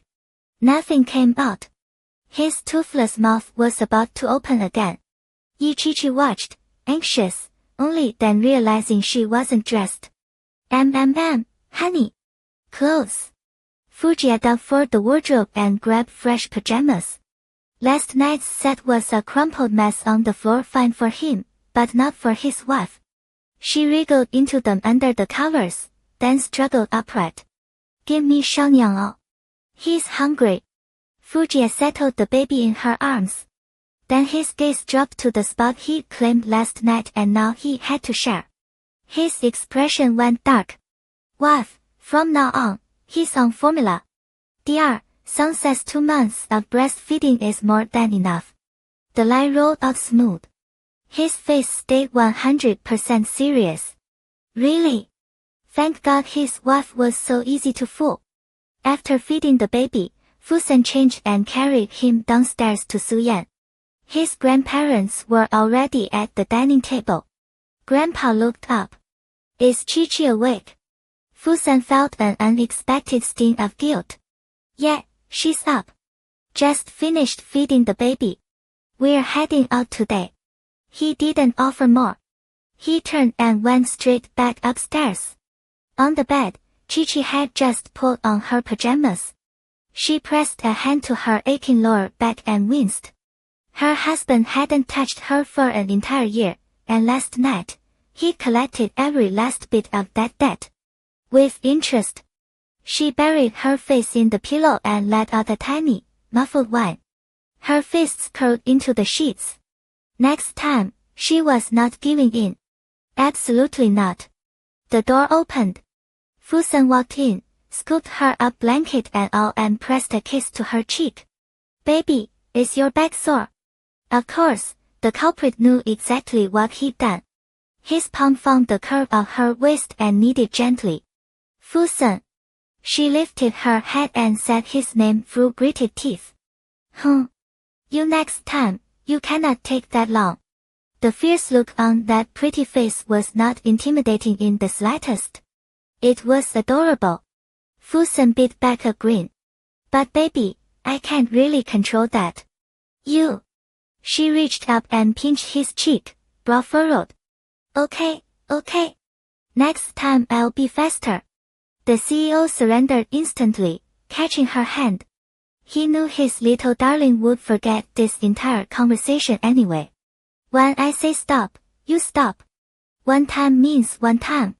You have to keep your word. He lifted her hand to his lips and kissed it, watching her flushed face with open delight. Whatever my wife says. Chi-Chi finally let him off the hook. Help me up. I need to get dressed. Of course. He pulled her upright without hesitation, and she headed for the bathroom. Baby, what do you want to wear today? Chi-Chi poked her head out the door, toothbrush still foaming in her mouth. Aren't we going somewhere? You pick for me. Okay. Finish brushing your teeth first. Their bedroom was spacious. Even with the walk-in closet, they added a full wall of built-in wardrobes for convenience. The closets were packed with new fall clothes, most of them still with tags. Fusen scanned the options and pulled out a white mermaid skirt and a black fitted top with a slightly higher turtleneck. Perfect for covering the little marks on Chi-Chi's neck. Otherwise she'd get mad later. She'd been getting mad more often lately, and he found it deeply satisfying. Angry Chi-Chi was cute. He loved that she threw every emotion straight at him without holding back. He added a soft, sea blue wool cardigan. That would keep her warm. He laid the outfit across the bed. Chi-Chi came out of the bathroom just as he finished. She changed, then gave a little spin in front of the mirror. Pleased. Fusen slid an arm around her waist and brushed a kiss across her lips. Beautiful. They ate a small breakfast, and then Fusen drove them out himself. The weather was perfect. Scenery slid past the window, and Chi-Chi pressed her face to the glass, watching. Her long lashes fluttered against the window like tiny velvet brushes. Sen, where are we going? They were almost there, so he told her. You said you wanted to open an art studio. I had one prepared near the company. It's close to my office, and the other direction leads to the Academy of Fine Arts. Close to. Those two girls can come draw with you again. Back at the hospital, Chi-Chi had mentioned wanting a studio. He had Hize start scouting locations immediately. After shortlisting a few, he visited the spaces himself. It took half a month to settle on this one. Close to the company, easy for midday lunches with Chi-Chi, and he could pick her up after work. And it was steps from the academy. Chi-Chi turned her head, eyes wide. Really? A studio? Yeah. Fusen's lips curved. He glanced at her, his expression casual. Chi-Chi's heart swelled. He remembered everything she'd said. She had the idea before, but the baby was still so small, still needed so much care. And given the Fu family's position in Jingdu, going off to run a little studio, she worried it might seem inappropriate somehow. But he already figured it all out. She suddenly remembered that morning, when she'd been ready to go to the divorce bureau. She told him she wanted an art studio, and he'd said Hize would arrange it. It felt like he'd been quietly supporting her doing what she loved for a very, very long time. Whether it was painting or anything else. Her eyes stung. She sniffled. What's wrong? No crying, okay? Or when we get home, I'll tell Shanyang that mommy was a crybaby. He was so used to soothing their son that his voice had slipped into that same gentle, baby talk rhythm whenever he spoke to her now. Chi-Chi laughed and forced the tears back. I'm just really happy. And touched. I thought, at the very least, it would be a long time from now. When the baby's a little bigger. Why? Now is perfect. Shangyang will grow up either way. We have a nanny. Your mom loves having him. You can do what you love. Baby, I hope you're happy. Chi-Chi nodded firmly. I'm so happy. And I'll take good care of Shangyang too. No need. How about you take good care of your husband instead? Fusen laughed at his own joke and turned the car onto a beautiful tree-lined street. It was autumn, and the sycamores on both sides had dropped a thick golden carpet over the pavement. Across the road, the street bordered Jingdu's largest lake, East Lake. Sunlight scattered across the shimmering water in 1,000 bright points. The storefronts here cost a fortune, but despite the prime location, the street was quiet. Right next to the Academy of Fine Arts, with an art gallery and a sculpture museum just steps away. The car stopped in front of a two-story cottage. White, European style. It stood out like a jewel on the street. Hize was waiting at the door, along with third brother and two young women. Fusen swung his long legs out of the car, then walked around to open the door for his wife. Hize stepped forward with a respectful nod. CEO. Madam. Fusen gave a short nod. Everything set.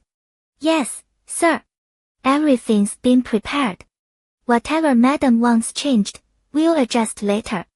Third brother drove the car away to park. One look at the place, and he groaned internally. Sell everything he owned, and he still couldn't buy a bathroom in there. Fusen turned and took Chi-Chi's hand. They walked slowly toward the house. The two girls were the studio employees Hize had selected. Trustworthy, around Madam's age so they'd get along more naturally. Both were Academy of Fine Arts students. And they also happened to be Madam's biggest fans. They stood behind Hize, as sparkling as they stared at Chi-Chi. Oh my god, Madam is so pretty. The long-haired girl breathed the words, barely above a whisper. I can't believe we actually get to see her in person. Her paintings actually engine I love them so much. Hize didn't interrupt their quiet chatter. The CEO had specifically said, let lively girls keep Madam company. It would make her happier. Special assistant can we get her autograph later? Hize shook his head with a smile. You'll be working here. You can get one anytime. With that permission granted, the two girls hugged each other in pure excitement. Chi-Chi let Fusen lead her by the hand into the house. The first floor was massive, over 300 square meters of open space, walls painted a warm cream white. The entire lake-facing wall was floor-to-ceiling glass, divided by arched white frames. Soft lavender curtains hung in gentle folds, layered over white sheers. Dreamy. Understated. Several standing easels waited in front of the windows. Warm sunlight poured through the glass, and she could already picture herself painting here, glancing up to see the lake rippling in the breeze. Off to the side sat a long oval table in dark wood, matched with wooden chairs and a circular pendant light above. Two large wall cabinets lined the space, one stuffed with art books, the other filled with neatly arranged paints, brushes, and supplies. It was even more beautiful than she imagined. They walked further back, and she found a glass conservatory planted with the hibiscus she loved, along with sweet-scented snow orchids trailing long, elegant branches. Plump little succulents sat on the shelves. Oh my god! This is gorgeous! A small bistro table and two chairs sat inside the conservatory, perfect for coffee. Come on! Let's see upstairs. Fusen tucked her away from the view. She couldn't stop staring at and led her up the stairs. A sweeping Roman column staircase rose to the second floor, designed like a private art gallery. The irregular walls already displayed works by established painters, with Jochinha's pieces hanging in the two front spots. Honey, these paintings. She lowered her voice. They're all real, right?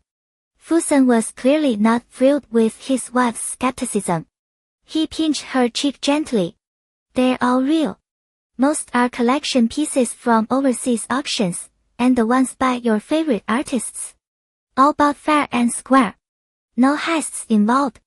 Further in hung two of Chi-Chi's own paintings, ones he'd quietly purchased from Shui Enjian ages ago.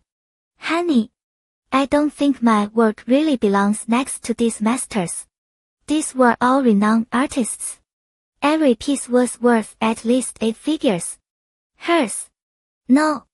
His voice was firm. Yours are the most beautiful. I love your paintings the most. Her work truly was stunning, the style completely unique. She was only 23, just starting out, still a little raw. But that rawness was exactly what made her special. Someday, our Chi-Chi will be the best painter there is. His tone was casual, but the pride in it was unmistakable. From now on, I'll buy every painting you love and hang them here. This is your studio and your own little gallery. She turned and wrapped her arms around him, pressing her soft body close. Honey, you're so good to me. You think this is good? He pulled her slender waist tighter, looking down at her. His dark eyes were full of adoration. I still have so many more ways I want to be good to you. What am I supposed to do with all of them? I want to give you the best things in the entire world.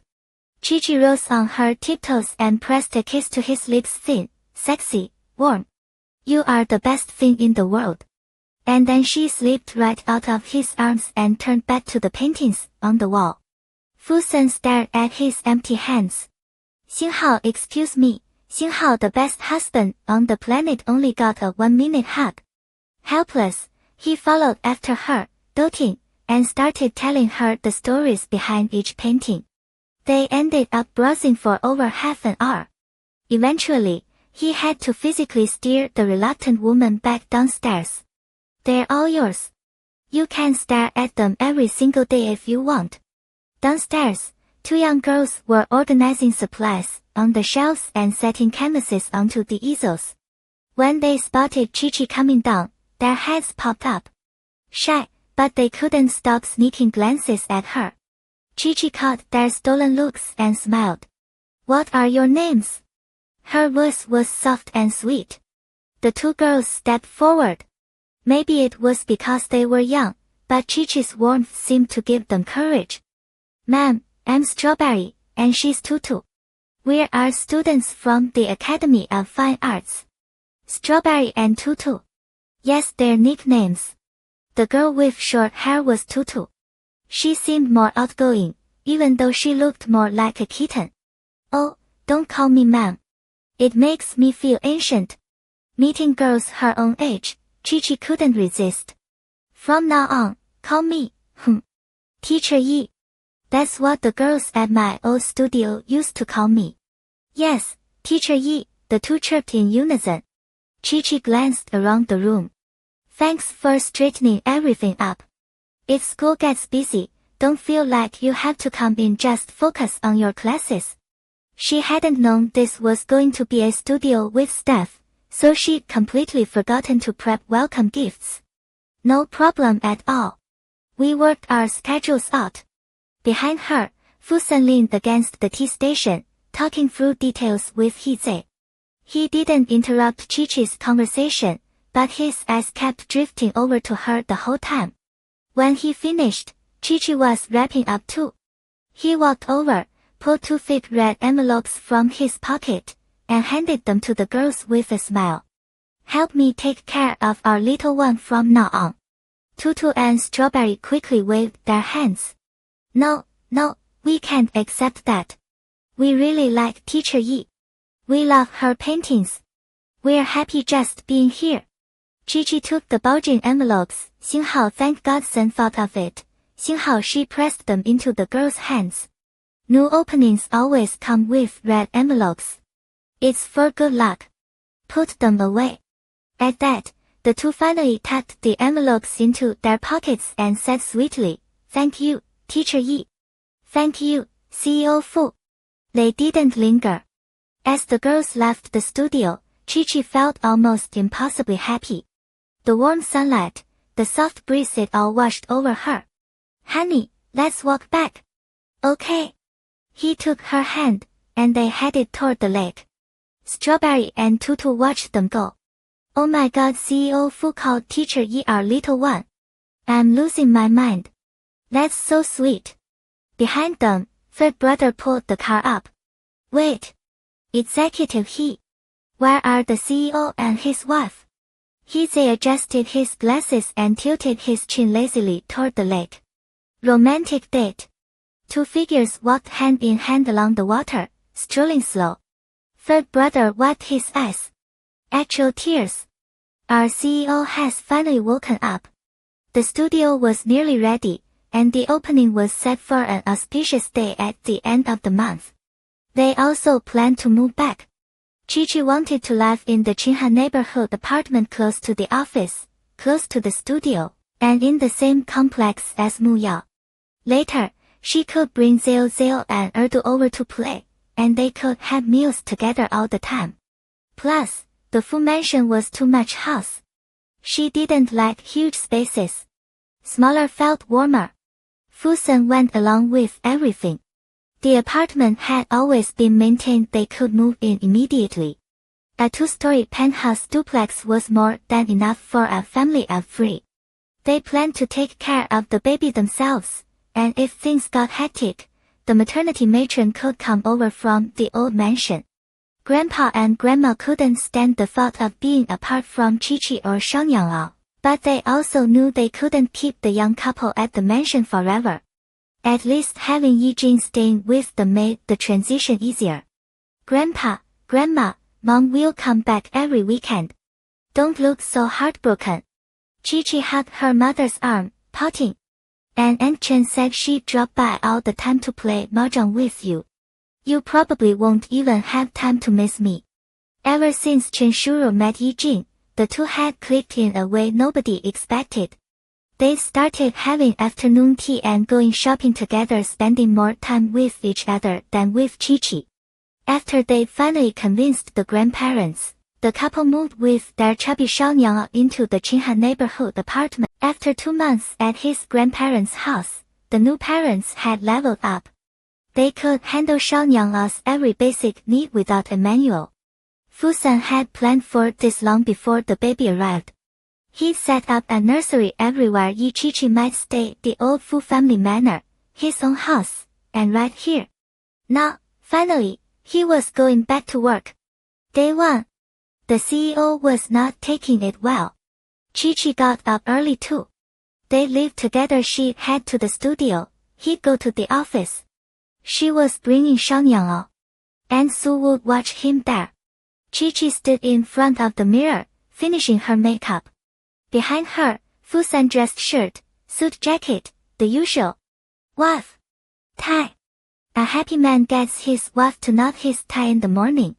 That's what they say. Chi-Chi set down her eyebrow pencil and turned to the closet. She tilted her head, scanning his options. Gray suit today. A brown tone tie would work, not too dull, polished enough. She went up on her toes and looped the silk around his neck. Her small fingers worked neatly. Fusan bent lower to help. Even in barely there makeup, she was stunning. He leaned in and kissed the tip of her nose. She wrinkled it, scrunching her face. Stop. Tie finished. Chi-Chi grabbed her little pearl bag. Fusan settled Darsan into the stroller and carried it downstairs. Third brother was already waiting in the car.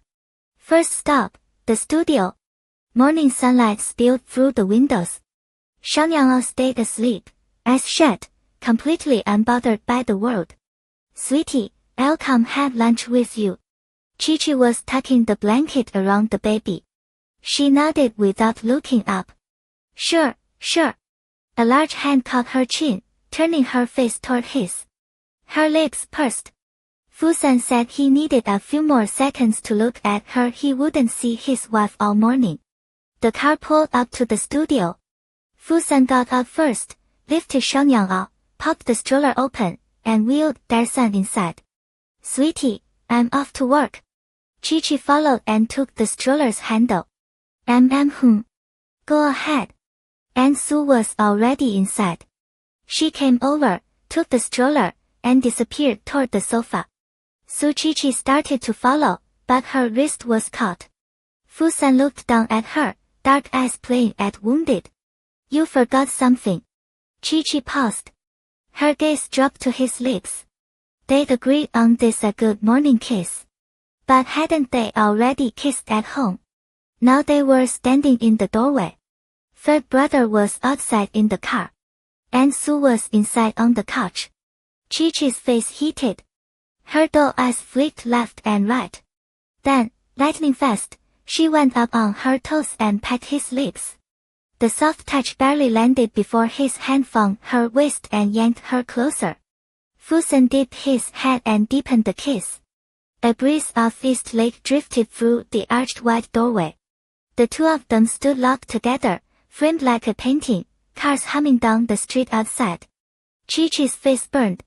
She pushed against his chest. Only then did he let her go reluctantly. Think of me. I'll come at noon. I know. She poked his chest, flustered, and told him to go. Thank God Chao-Mei and Tutu wouldn't be here until 10. His tall frame took the 2 small steps down, slid into the car, and was gone. Chi-Chi watched until she couldn't see the taillights anymore, then went inside. Honestly, there wasn't much to do. The studio opened in about 8 days. She just wanted to check if anything needed prepping. And, well, maybe she wanted to give the working dad's ego a little boost. She had a job too, after all. And Sue, I'll be in the back. Shang Yango was still sleeping. And Sue waved her on.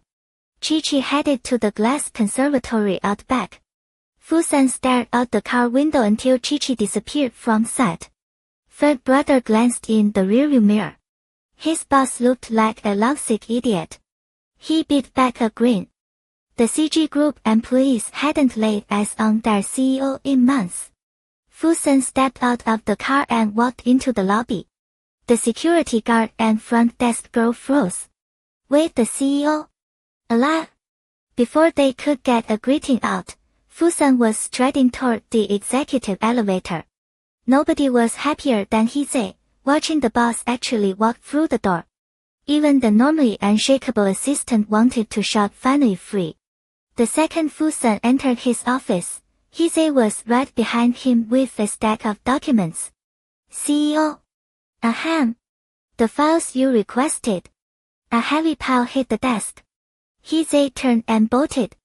Then he started furiously scheduling back-to-back meetings with every department and the board. Seriously. The boss needed to see exactly how much work he'd been stacking up while he was off playing house. All morning, Fusen was buried documents, signatures, meetings. His phone alarm went off while he was still in the conference room. The project lead was only halfway through his presentation. Fusen glanced at his phone. He tossed the file in his hand onto the table. The 40-something lead flinched and mentally replayed his entire proposal. Had he said something wrong? The CEO scanned the room. Every shareholder looked terrified. Fusen gave a light smile. We'll continue this afternoon. Time to eat. He stood and walked out, leaving the conference room swimming in confused faces. Eat. Normally he's telling us not to work overtime. Wait, is this a day one test? Is he checking if we slack off? Has to be. I'm not touching lunch. Me neither. I'm not losing my job over a sandwich. Whispers exploded around the table. Hizei stacked the papers and stood, shaking his head. Go eat. He's having lunch with his wife and son. The old-timers immediately brightened. Huh? So old John was right. He was babysitting during video conferences. Right, and that thing about sharing a little cake with his wife. Also true. Huh? Common ground. Excellent. Boss gossip made for a good appetite. They could eat 2 extra bowls now. Fusen couldn't get out of the building fast enough. Third brother had already been back to the old manor to pick up Aunt Yan's cooking. He was waiting downstairs. When Fusen reached the studio, Shang Yango was awake. Chi-Chi was holding him, walking through the second-floor gallery, showing him the paintings. Fusen took the baby. Sweetheart, he's too little to understand any of this. How'd you get here so early? It has to be a crazy day. Hizei won't let you off easy. Chi-Chi smiled, glancing at the clock. 10:30. Not busy at all. I'm hungry. They ate a happy lunch in the glass conservatory, light spilling over the table. Then Fusen went back to the office. Ever since Chi-Chi got the studio, she called Mu Yao. Yo invested on the spot and wanted to run it together. Working with her best friend, same vision, same drive. Chi-Chi was thrilled. They'd already mapped it out: exhibitions, painting auctions, some charity work. And Jung-Yu was coming back to the Muyo sat on the cold bathroom floor of her Chinha apartment, staring at the pregnancy test in her hand. You have got to be kidding me. Was the stupid thing broken? 2 lines. 2 unmistakable pink lines. They'd used protection. Every single time. 星号 every single time 星号. The second those faint red marks appeared, her first feeling wasn't joy. It was ice cold dread. Her whole body went numb. She wasn't even married. Chen Yuxiu hadn't proposed. They were just dating 3 months in and now this. Pregnant. Would he even want a kid right now? He was young, still finding his footing back in Jingdu, pouring everything into his career. Muyo was loud, blunt, never filtered a thought in her life. But facing this, she was terrified. Like she couldn't trust her own eyes, she shot to her feet, tossed the test into the trash, and decided to buy 2 more. Different brands. Just to be sure. Her phone buzzed with missed calls from Chen Yuxiu. 2 of them. She couldn't handle his voice right now. Honestly, he was the last person she wanted to see. God, what kind of cheap condoms was that man using? Could she sue for a defective product? One perk of living in a high-end complex, there was a pharmacy and a supermarket right downstairs. She hesitated at the entrance, shoved her sunglasses higher up her nose, and slipped inside. 2 different brands of pregnancy tests from the family planning aisle. She paid at the counter in silence. Didn't even take a bag. She shoved them into her coat pocket and walked out, fingers clenched tight around the boxes, her palm cold and clammy. Her eyes burned. She wanted to cry. She felt completely, utterly wronged. Her brother was coming home soon. Would he be furious? She'd grown up with Jung-Yu, and even though they fought like cats and dogs, she knew he loved her more than anything in the world. The wind cut straight through her coat. She pulled it tighter and walked slowly along the edge of the sidewalk, dragging her feet. When she got to her building, someone was blocking the entrance. This was a single-family duplex penthouse, no one else had access. She looked up through the static in her head and found Chen Yuxiu's face. Why haven't you been answering? I went upstairs and you weren't home. I thought something happened. His voice was low and even that refined, unhurried tone she usually melted for. He reached for her arm. And why are you still wearing sunglasses? He moved to take them off. She jerked back so fast her heels skidded against the pavement. Right now, he was the absolute last person she wanted to see. Her mind was chaos. She was scared. All she wanted was to get upstairs and test again. Just go home. I have stuff to do.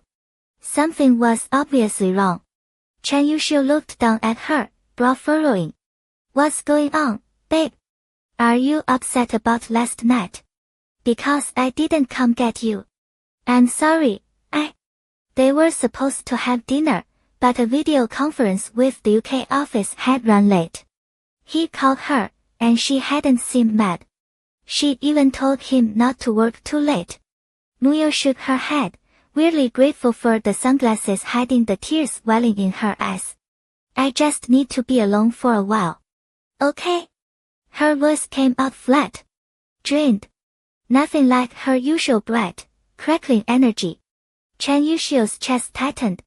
He forced himself to stay calm. Okay. Go upstairs and rest. I'll wait down here. Call me if you need anything. No way in hell was he leaving her like this. He pulled her into a quick, firm hug, then let her go. Muyo stumbled into the elevator. The second the doors slid shut, the tears spilled over. She'd never imagined having a baby this soon. And she had no idea what Chen Yuxiu would think about it. Inside her apartment, she yanked the tests from her pocket. She tried again. Twice. Same result. She collapsed onto the sofa, dragged a thin blanket over herself, and just lay there, lost. Her parents had died when she was young. Jung-yu had raised her.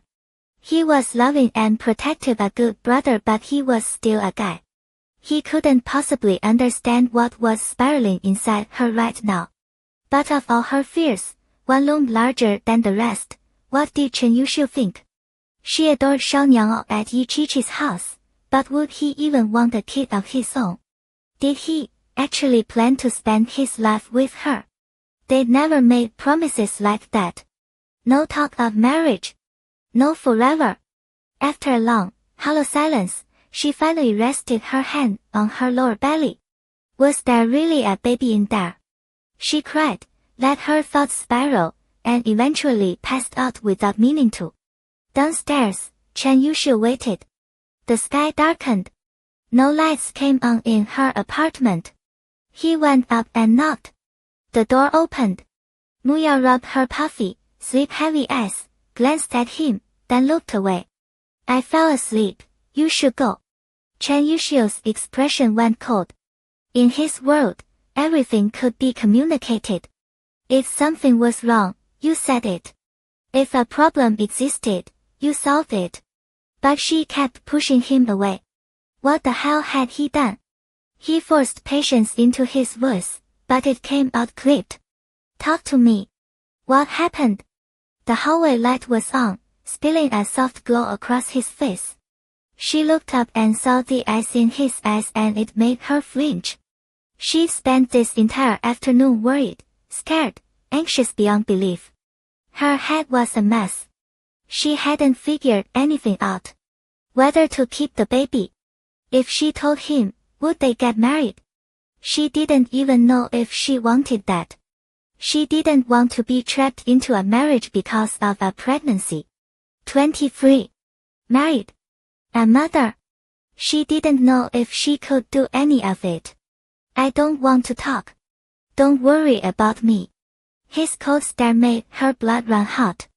She turned to slam the door shut. A strong hand caught it. She shoved, but it didn't move an inch. Chen Yuxiu leaned in, one hand planted against the doorframe. The faint, cool scent of his cologne hit her. 2 nights ago, they'd been tangled in the same bed, inside this same apartment. And now this. He couldn't understand. This was his first real relationship. All he knew how to do was try to be good to her. Are you mad? Muyo, we're not kids. Don't shut me out. Tell me what's going on. I said I don't want to talk. Are you deaf? She glared at him, irritation and hurt burning plain in her eyes. You don't want to talk to me. You don't want to see me. Are you trying to end this? Chen Yuxiu was always logical and cold when dissecting a problem. It was just how his mind worked. He wasn't trying to be cruel. He was laying out a possibility, searching for an answer. But that word Xinghao and Xinghao slammed into Mu Yao's chest like a fist. End things. Was he already thinking about walking away? Had he gotten tired of her? If you want to end it, Chen Yuxiu, just say so. Whatever. Furious, she shoved him hard and slammed the door in his face. He stared at the closed door, a bitter laugh escaping his lips. Fine. She wants a fight. She'll get one. After leaving Qinghe, Chen Yuxiu drove toward the family estate. A fire burned in his chest, something tight lodged in his throat. He couldn't swallow it down. The black Rolls-Royce idled at a red light. He yanked at his tie, jaw locked, and tapped impatient fingers against the steering wheel until his knuckles blanched. His gaze slid to the passenger seat. The small red velvet box sat there, untouched. Slowly, the heat behind his eyes cooled. Inside was the diamond ring Shaolin had picked up that afternoon. He commissioned it from a world-renowned designer over a month ago, hence the excruciating weight. That brat. She said break up so casually, like it meant nothing. He was still furious. But Mu Yao's face from earlier wouldn't leave him. Beneath the anger, worry gnawed at his gut. He pulled over and checked the time. Just past 6. Still early. He grabbed his phone and called Yi Chichi. She picked up on the second ring. Hey, brother. What's up? Chi-Chi stood outside her studio. Fusan had just wrapped up work and come to get her. The baby was already home with Ansu and third brother, and they planned to grab dinner before heading back. Chen Yuxiu's frown was palpable through the line. Chi-Chi, Yo-Yo's really upset today. Can you call her? Talk to her. I'm worried. What happened? Did you two fight? Her voice sharpened with concern. Not exactly, we just argued a little. He wasn't offering details, and pressing wouldn't help. He probably didn't even know what he'd done wrong. I'll call her right now. Don't worry. She hung up and dialed Mu Yao. Fusan had just pulled the car around. He rolled down the window. What's wrong? Chi-Chi frowned, listening to the line ring. No answer. Fusan, give me a second. She tried again. This time, someone picked up. She. Mu Yao's voice was thick with tears, stripped of all its usual sparkle. Hey, Yo-Yo. Fusan and I were about to go out for dinner. You want to come with us? On her sofa, Mu Yao had been crying. She forced down the sobs and shook her head, then remembered Chi-Chi couldn't see her. No. I'm tired. I think I just need to sleep. Yo-Yo, what's wrong? Are you upset? I'm coming over to stay with you, okay? That gentle, soothing tone broke something wide open. Mu Yao's tears spilled over. Wow. I had a fight with Chen Yuxiu. He wants to break up with me. Chi-Chi froze. Her brother hadn't sounded like a man who wanted out. And just days ago, he'd been asking what Yo-Yo liked her favorite flowers. He said he couldn't wait to marry her. How had they gotten to breaking up?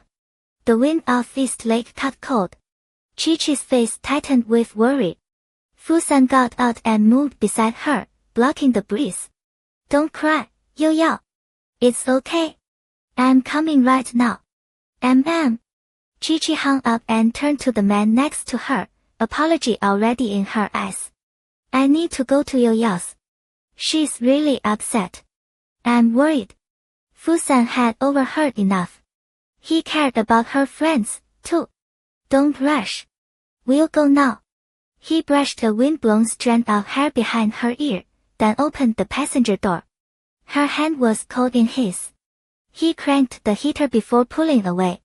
Chi-Chi stared out the window. Mu Yao was always so sunny. She rarely got this low. Her brother had better not have bullied her. They reached Qinghai in minutes. Since the two needed space to talk, Fusan dropped Chi-Chi at the entrance and went back downstairs to wait. Chi-Chi rang the bell. Footsteps shuffled inside, and Mu Yao opened the door. Her face was pale, eyes puffy and red, tears streaking her cheeks. Wow! She. All the fear and worry from the afternoon, the ache of fighting with Chen Yuxiu, every feeling crashed over her now that she finally had someone to confide in. Chi-Chi rushed forward and pulled her into a tight hug, rubbing her back. What's wrong? Why's my Yo-Yo so upset? Mu Yao buried her face against Chi-Chi's neck, warm tears spilling onto her collar. She sniffled but didn't speak, just cried without a sound. Yo-Yo, let's go inside first, okay?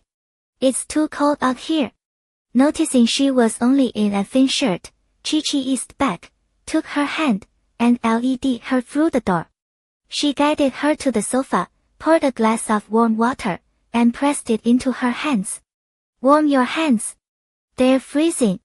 She grabbed a tissue, wiped away Mu Yao's tears, then wrapped a small blanket around her shoulders. Only once she'd done all that did Chi-Chi study the pitiful girl before her. What happened? Tell me. If my brother messed up, I'll help you teach him a lesson. Mu Yao shook her head, eyes reddening again. It's my fault. He waited for me downstairs all afternoon, and I ignored him. But, well, she choked up, unable to finish. Chi-Chi pulled her close, letting her lean in.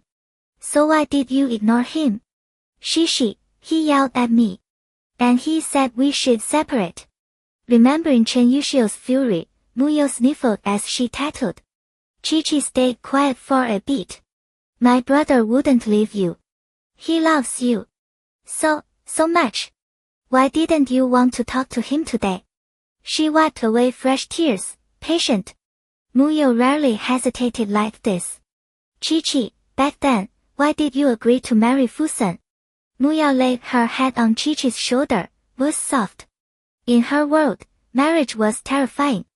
Pledging yourself to one person for life, living together day after day, it sounded beautiful, but also completely unknown.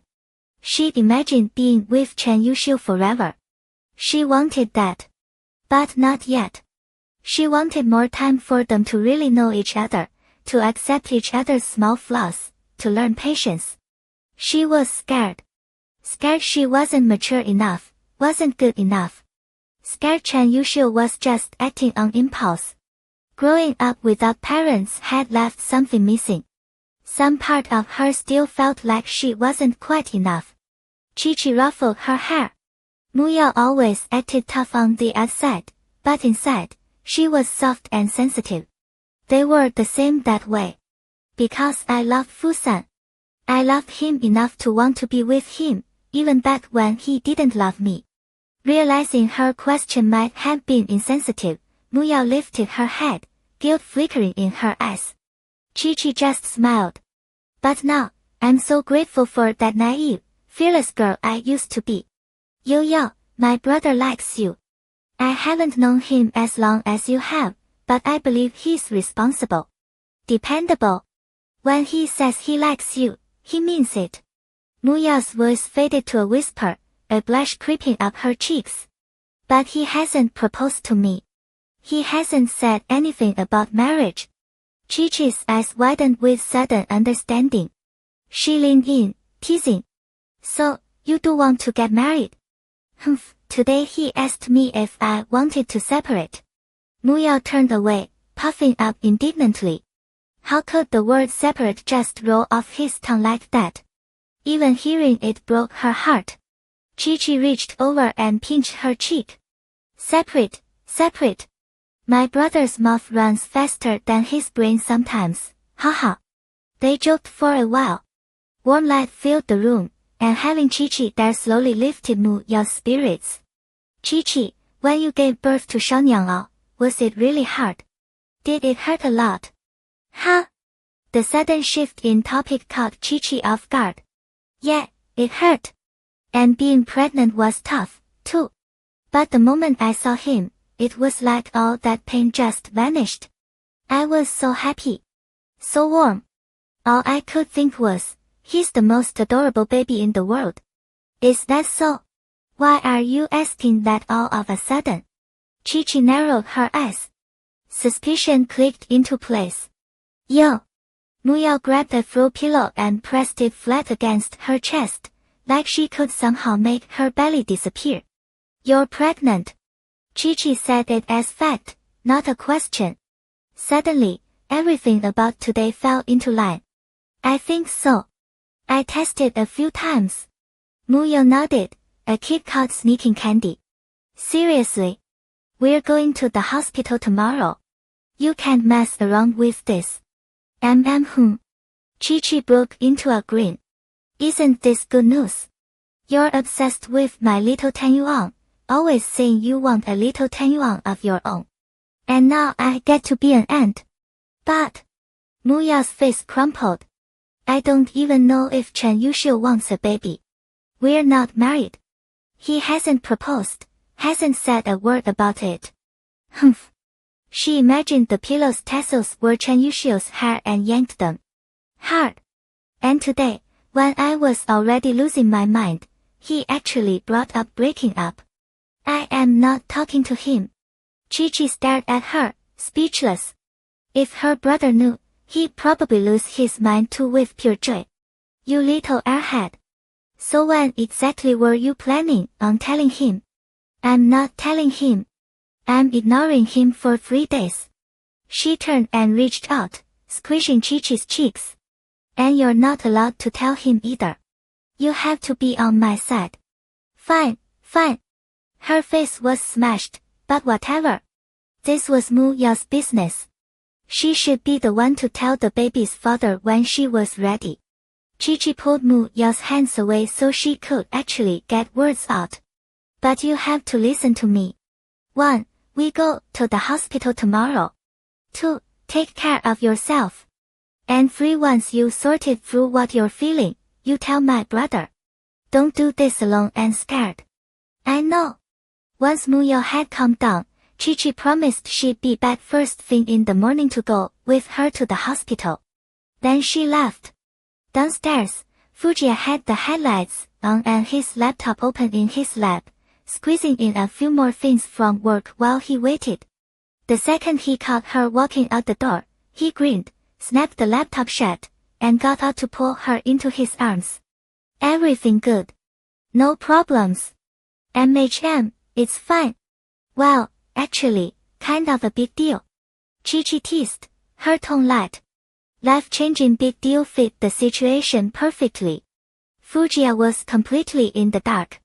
He opened the car door for her. Once she was settled inside, a warm ache spread through her chest knowing he waited down here the whole time. Sorry, honey. Let's go eat together tomorrow instead. It was already past 8. Heading out for dinner now would be way too late. Fujia leaned across her to buckle the seatbelt. Then he stole a kiss. Don't apologize. We'll go tomorrow. I get to have my wife with me every day anyway. His words pulled a laugh out of her. They decided to head home. I'll make you noodles. Yes. With fried eggs. 2 of them. Alright, alright. 2. The car pulled up to their building in no time. Upstairs, little Tanyuan was still awake. Ansu had already bathed him, and he smelled impossibly sweet. Chi-Chi washed her hands and scooped up the baby. Ansu, please stay here tonight. Thank you for all your hard work. It's no trouble at all. The little master was a perfect angel today. Usually after work, Ansu went home. Tonight was different but they always kept a room ready for her, so it was no problem. Seeing they'd just gotten back, Ansu asked, have you eaten? I can make something. We're fine, Ansu. I'm making Jia some noodles. He's been craving them. Chi-Chi shot her a wink, playing the doting wife. Ansu chuckled under her breath. Alright then, I'll go rest. I won't get in your way. She slipped off to her room, still smiling to herself.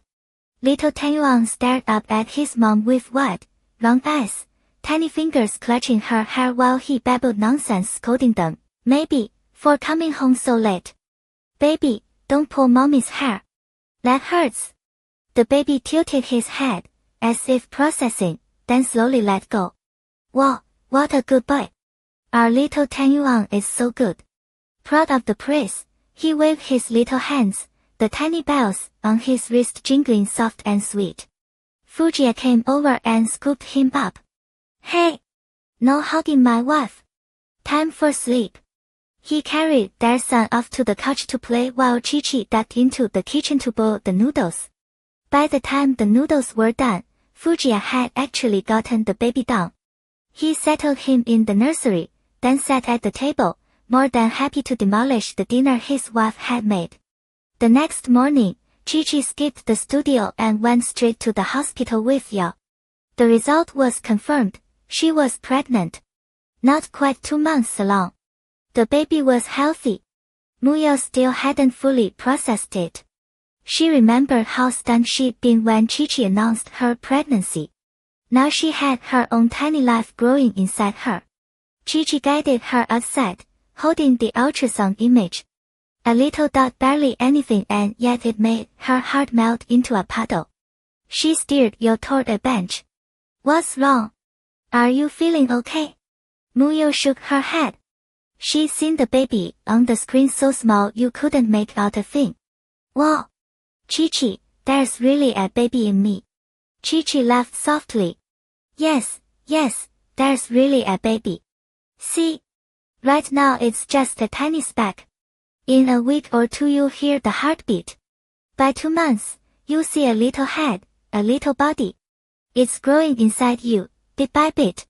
Muyo stared at the small dot on the ultrasound and sniffed. That's kind of terrifying. But even so, she couldn't stop gently stroking the little bean on the paper. They rested a while. Then Chi-Chi had to get to the studio. She asked her brother to drive Muyo home. When the day finally wound down, Fujiya dropped his documents and headed straight to the studio to pick up Chi-Chi. A small bouquet of champagne roses sat on the passenger seat. He stood at the studio entrance tall, devastatingly handsome. When she walked out, he smiled. Baby, you ready for that candlelit dinner tonight? Chi-Chi stood on the steps, looking at this striking man, and took the flowers from his hand. All right, Mr. Fu. Chi-Chi linked her arm through Fujiya's as they walked into the Riverside Hotel, one of the Fu family's properties. Naturally, she hadn't wanted a big production, so Fujiya didn't shut down the whole revolving restaurant. He just had them reserve the best, quietest table. She wore a black dress under a beige coat, her long hair falling in soft waves to her waist. Light makeup, perfectly understated. If anything, having the baby had added a warm, feminine glow to her features. She was captivating. The manager had been waiting at the entrance the second he heard the CEO and his wife were on their way. He LED'd them personally to the windowside table. The setup was exactly what Fujiya had ordered, romantic but restrained, nothing over the top. Chi-Chi kept admiring the small bouquet in her hands, and Fujiya willingly carried her little pearl bag for her. The manager, walking a step behind them, was speechless. Xinghao, honestly, if the CEO weren't this good-looking, a man that built carrying a pearl bag would be pure cringe. Xinghao. The restaurant was mostly full, but it was a quiet, elegant French spot. Conversations stayed low. A violin drifted through the air, setting a mood that made everything feel lighter. When a strikingly handsome man and a beautiful woman walked past, diners couldn't help glancing up. Someone recognized Fujiya and let out a tiny gasp. They knew this was a Fu family hotel, but nobody expected to see the CEO of Fu Corporation in person. After that Weibo trending topic, all the old press conference videos and those financial magazine shots had resurfaced. Wow, he really does spoil his wife. Right. So romantic. He even got her flowers. Ugh, a guy carrying a pearl bag can still look that good. I want a picture, but I don't know if we're allowed. Fujiya and Chi-Chi took their seats. A small overhead lamp glowed above the table, a single candle flickering inside a clear crystal glass. He pulled out her chair, and she sat. A server brought out the dinner ingredients flown in fresh that afternoon. Wagyu ribeye, tuna salad, crab and avocado mousse, tender roasted lamb chops, cheese-stuffed bread, sturgeon caviar. Plenty of dishes, but each portion intentionally small. Fujiya had asked the chef to do it that way so Chi-Chi could try everything. Next time, he'd know exactly what she loved and order only those. Baby, see what you like. This was their first real date, their first candlelit dinner. Fujiya wanted it all to be perfect. He put his whole heart into making her happy. All those cheesy couple things he used to roll his eyes at. Now he wanted to give her every single one. He wanted Chi-Chi to feel what it was like to be treasured by the person she loved, all the romance love had to offer. I like everything. I'm not picky. She meant it. Aside from carrots, she could eat just about anything. Growing up, she'd never gotten to choose her food, she just ate whatever was there. She knew Jia was trying to make her happy, and it honestly did. His long fingers wrapped around the knife and fork. He lowered his head and cut the beef into small pieces, setting them in front of his girl. He spread cheese and avocado mousse on a warm piece of bread and placed it on her plate. Then eat what you love most. His quiet voice held a smile, ridiculously charming. After she'd sampled a little of everything, Chi-Chi smiled. Her favorite was the coconut pumpkin puree. It was sweet. She handed the small spoon to Fujiya. This is so good.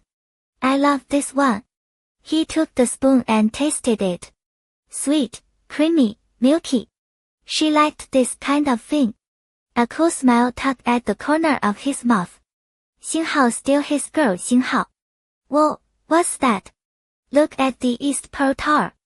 Oh my god, who spent that kind of money to light it up? Is someone proposing? Quick, get a picture. The quiet restaurant suddenly rippled with murmurs. Ichichi followed everyone's gaze out the window. No wonder people were stunned. The East Pearl Tower across the river was Jindu's tallest landmark and the biggest media screen in the city.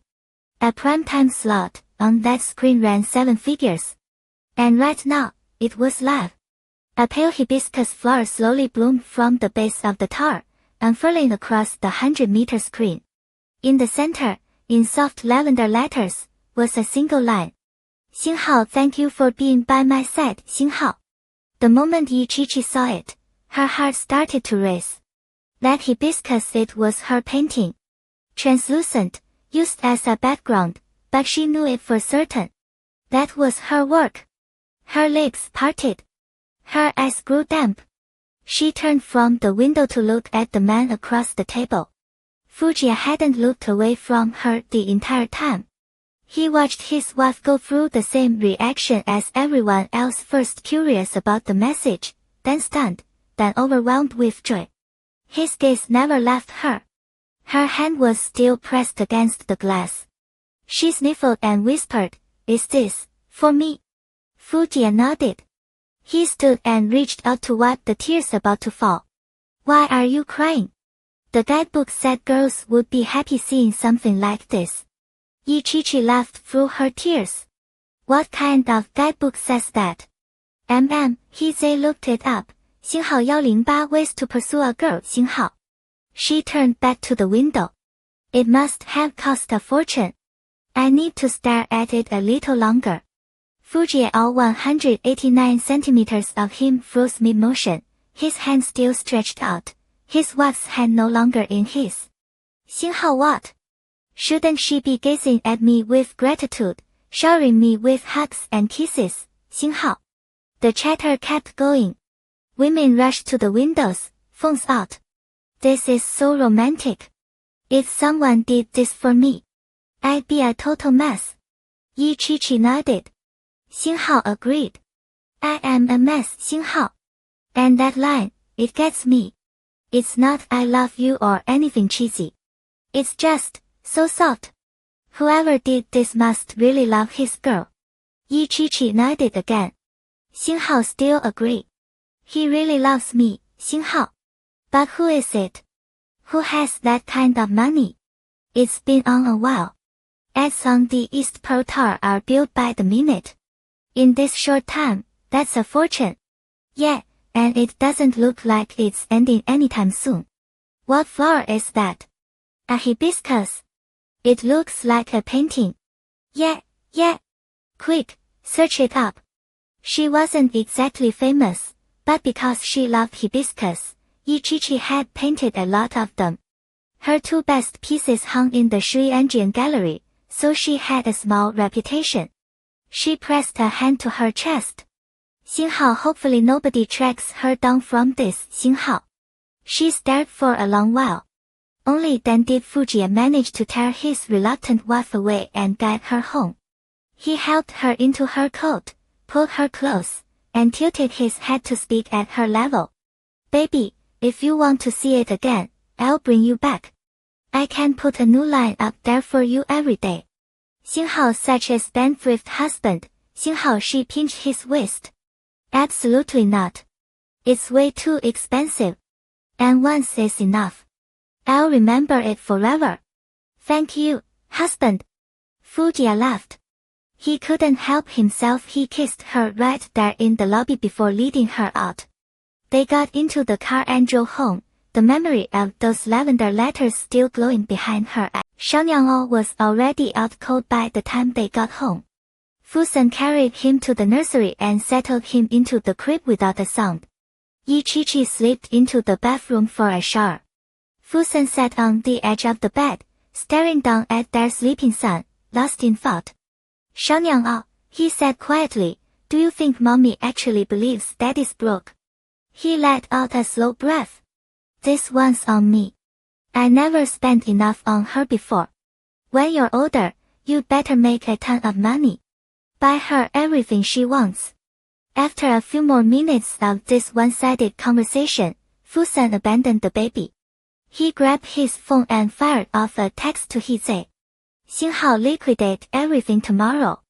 All my assets, Xinghao. He tossed the phone aside and moved toward the bathroom, pulled by the sound of running water. Chi-Chi lay soaking in the warm bath, eyes closed, replaying the date in her head. No wonder women loved romance. She loved it too. But what she loved even more was being treated like this by him. Thoughtful. Intentional. San. The bathroom door clicked open. Chi-Chi looked up. He stood in the doorway in his white shirt and dress pants, unhurried, already unstrapping his watch. That devastating, familiar smile tugged at the corner of his mouth. Baby, I want to shower too. I'm not done yet. He set the watch on the marble counter and started on his buttons. We've got a double tub at home. Be a shame not to use it. Chi-Chi had no comeback. She just finished lecturing him about wasting money tonight, and now she had nothing. Her eyes went wide, fixed on the man in front of her. His hands were pale, long-fingered, elegant. Every button slipped free with a slow, deliberate precision. She swallowed. Her face was on fire. Without thinking, she sank deeper, praying the phone would cover her. Sure, Sen had helped bathe her when she was pregnant, but that was different. And right now, it was pretty obvious what he wanted. She dropped her gaze and landed straight on his gray trousers sliding down his legs. Adorable. Like a little peach, Fusen murmured, watching her try to vanish into the bubbles. Her whole body flashed pink. She couldn't tell if it was the hot water or pure embarrassment. Even her fingers, crossed tight over her chest, had gone rosy. He bent down and tilted her chin up. Baby, can I kiss you? Like she could say no and he'd actually listen. She shot him a glare. Her eyes were glassy from the steam, clear and shimmering, and the look went straight through him. He leaned closer. The clean line of his neck and shoulders swept down into his arms. Lean muscle layered his frame. Below his abdomen, sculpted abs traced a V that disappeared exactly where she should absolutely not be looking. Chi-Chi's voice came out stammering. You said you wanted a shower. So sure. Fusen laughed low, a deep, rough sound that hit her like a current. Yes, ma'am. Right after this kiss. His cool, woodsy scent washed over her as his lips met hers. Gentle. At first. Then the temperature climbed. Chi-Chi softened under the kiss. Her small hands loosened, reaching up to grip his arm. Water splashed onto the floor. Her dark hair tangled across the surface, stark against her pale skin. His voice dropped, rough at her ear, coaxing her open. Baby, relax. She shut her eyes. Her lashes trembled. The corners of her lids flashed red. The night stretched on. The air burned. Neither of them slept. Across town, Chen Yuxiu was wide awake too. Chi-Chi had called him earlier that day. Told him not to worry. Give Mu Yao some space, she said. Something happened, she just needed time. That was all. Chen Yuxiu had waited all afternoon. His messages sat unanswered. He didn't dare send too many. The last thing he wanted was to push her further away. The diamond ring in his palm had grown warm from how long he'd been gripping it. He lit a cigarette and stood at the window, eyes wide open. Morning sunlight slanted through the glass. On the bed, the couple was still tangled in sleep. In the crib beside them, Xiaonyang was already up. Eyes dark and bright, not a whimper, not a cry. He grabbed one tiny foot with one hand and was sucking happily on the other, making satisfied little slurps. Xinghao, why aren't mommy and daddy awake yet? I'm being so good right now, Xinghao. On the bed, Chi-Chi lay curled in Fusan's arms. The faint red marks on her bare shoulder told their own story. He woke first, pulled the covers up to tuck her in, pressed a kiss to her hair, still half asleep himself, then dragged his body out of bed to check on their son. Awake already, Shangyang? Fusan kept his voice low. A soft smile broke across his face. Shangyang spotted his dad and flailed his tiny hands and feet, giggling. Fusan scooped him up a warm, chubby bundle of baby. Good boy today. Didn't wake mommy. You're officially my best son. He carried him downstairs without a sound. Diaper change. Formula. Smooth. Shangyang had been waiting for that bottle. He drank greedily, round eyes locked on his father. After the feed, Fusan sat him in the stroller and glanced at the time. 9:30. Well. He was already late for work. Might as well skip the day entirely. Decision made, the CEO turned and walked into the kitchen like a man on a mission. Red date soy milk for Chi-Chi made like an expert. Eggs fried with a flourish. Bread into the toaster. Upstairs, Chi-Chi rolled over, reaching for her husband. His side of the bed was cold. She opened her eyes. No son. No baby. They must be downstairs. She stretched her arm out from under the covers and froze. Red marks dotted her skin. Last night, she'd been so red he had to carry her back to bed. She had zero memory of her hair getting dried. Her mind flashed on the bathtub. The bathroom counter. Her face ignited. She sat up fast and collapsed right back onto the pillows, groaning. Completely drained. After a beat, she forced herself upright, grabbed some clothes, and headed for the bathroom. Spotless. Thank God he cleaned up. But the trash can. She squeezed her eyes shut. Never again. She was never letting him do as he pleased again. Downstairs, the air carried the sweet, nutty scent of red date soy milk. Chi-Chi's heart swelled. There he was, CEO of a massive corporation, moving around the kitchen like any ordinary guy. Making her breakfast. Feeding their baby. Changing diapers. She never would have imagined him doing any of it. He set the soy milk on the table to cool, glanced up, and found her standing on the stairs. She was in a white nightgown, her hair soft and loose down her back, a little bunny who'd just woken up. He smiled, crossed to her, and pressed a kiss to her cheek. You're up. Why didn't you call me? You feeling okay? Chi-Chi wanted to punch him. He only asked Xinghao after Xinghao he'd already had his way with her. She ignored him, walked slowly down the stairs, and bent over the stroller. Shangyang, you're awake. Did you cry? He didn't cry. He was a good boy today. Fusan answered for their son. Don't worry about him. Come eat. Chi-Chi pushed the stroller over to the table. She was about to sit when she spotted the chair, a soft, peach-shaped cushion covered in rabbit fur. Xinghao, damn him, Xinghao. Face burning, she sat down and started eating, nice and slow. I woke up late. Yo-Yo said she wants to hit the studio today. Is she doing okay with Chen Yuxiu? Guess I forgot to tell you. Yo-Yo is pregnant. So that makes us aunt and uncle, right? Fusan paused. Pregnant? Chi-Chi nodded and bit into her fried egg. Yeah. That's why seeing my brother drives her crazy. Huh? She's just not ready yet. Fusan understood. He felt a twinge of sympathy. Chen Yuxiu had a lot of making up to do. They've only been together 3 months. It's a little fast, but I trust my brother to step up. She added with a grin. Wow, he's incredible, knocked her up that quick. He really locked her down. Fusan's hand froze on the bread.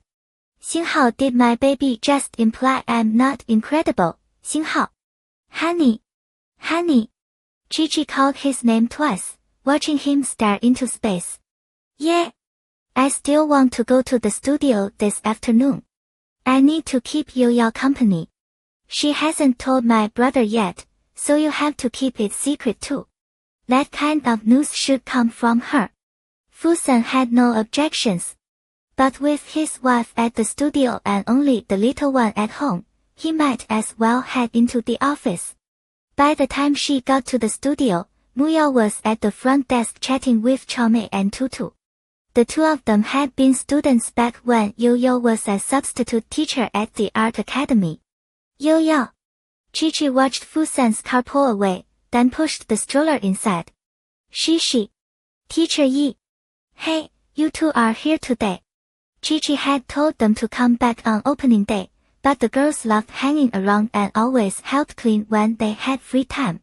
No class at school, Chome said. All three of them grinned at her in a way that made Chi-Chi suspicious. What? Why are you looking at me like that? Chome pulled out her phone and opened Weibo. Teacher Yi, look. Is this CEO Fu's confession to you? So romantic. Chi-Chi set the stroller brake and took the phone.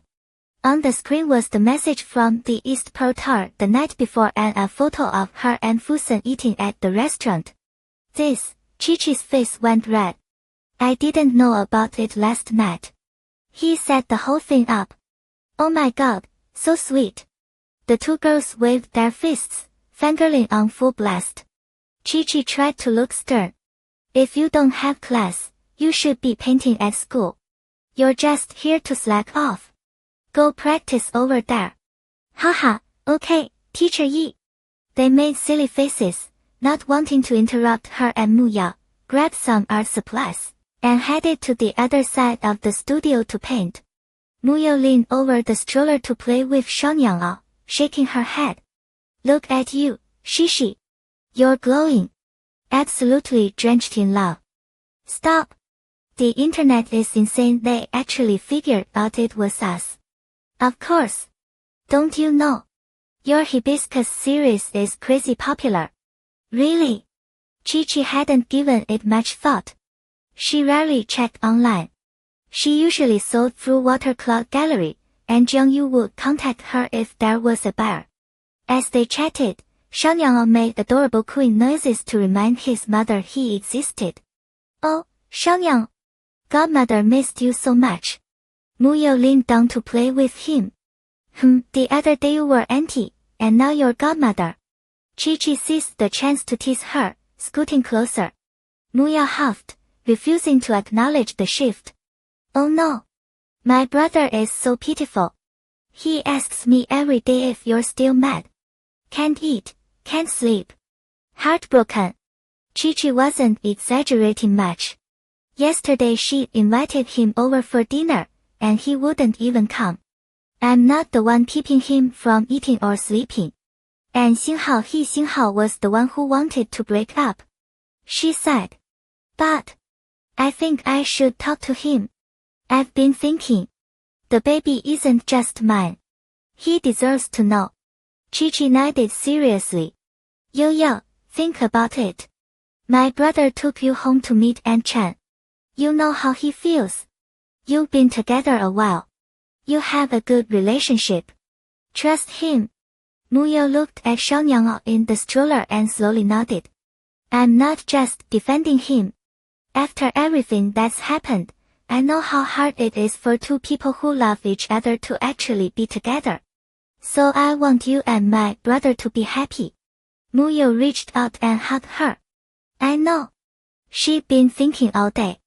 She wasn't ready to be a mom, but Chi-Chi's Shanyang was so adorable. If her own belly held a baby like that, she didn't want to give it up. I'll keep the baby. And I'll tell him. If he doesn't want it, I'll take care of it alone. Chi-Chi pinched her nose. My brother will be overjoyed. Speak of the devil. Yo-Yo. A gentle voice came from the doorway. Chen Yuxiu had been standing outside for a little while, not wanting to interrupt the conversation. He could see through the glass. He hadn't seen his girl in 2 days. Her face looked pale. She definitely hadn't been sleeping. Muya looked up. The man she'd just been talking about stood right there, and her heart gave a sudden flutter. How did you get here? Chi-Chi had called him before she left, telling him Yo-Yo would be at the studio. East Lake had beautiful scenery, and the weather was gorgeous today. Perfect for a date. Let's go for a... The warm sunlight spilled down as Chen Yuxiu stood there in his cream-colored sweater and camel coat, looking at Mu Yao with gentle eyes. A knot of hurt and sadness rose in her chest. She pushed herself up and walked toward him. Behind her, Yi Chi-Chi hid a smile and gave her brother a small fist pump of encouragement. Chen Yuxiu smiled and reached for Mu Yao's hand, his touch natural and sure. They crossed the street together and walked along the edge of East Lake.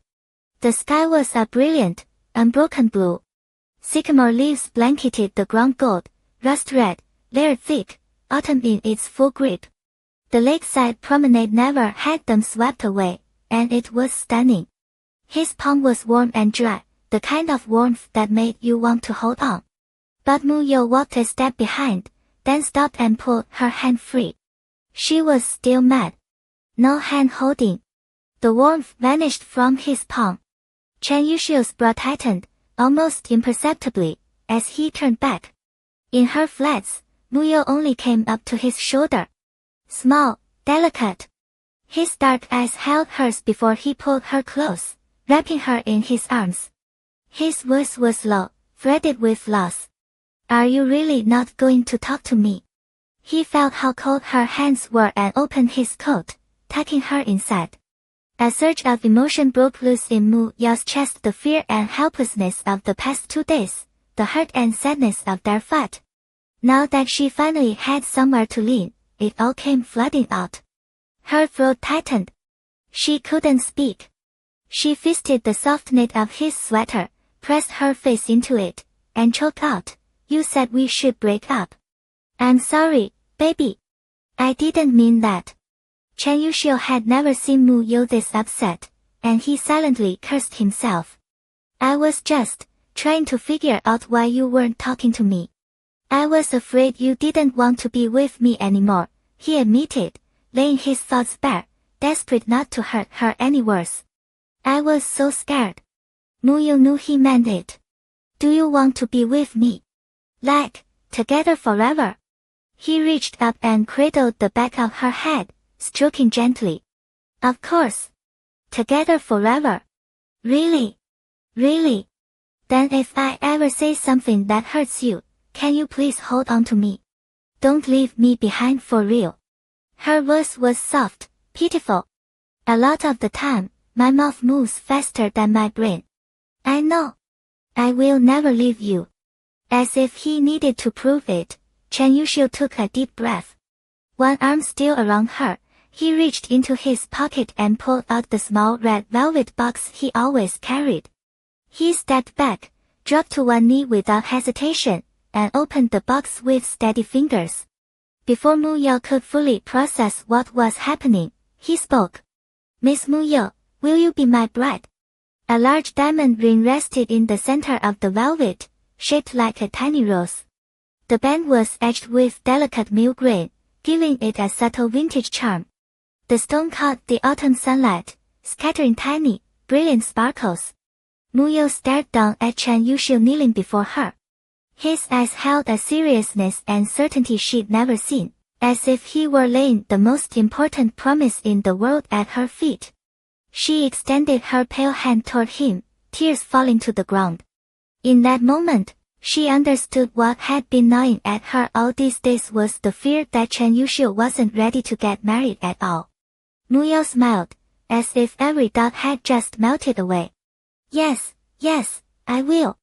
The weather was beautiful, and plenty of people were strolling along the East Lake promenade. They slowed to watch, their faces lighting up with envious smiles and silent blessings. Chen Yuxiu let out a breath. Even for him, the moment had been nerve-wracking. He rose, forcing calm onto his features. Thank you, baby. The small ring slipped onto Mu Yao's finger. Chen Yuxiu pulled her close and kissed her, deep and possessive. Cheers erupted from the crowd as the beautiful couple kissed. The kiss was tender, lingering.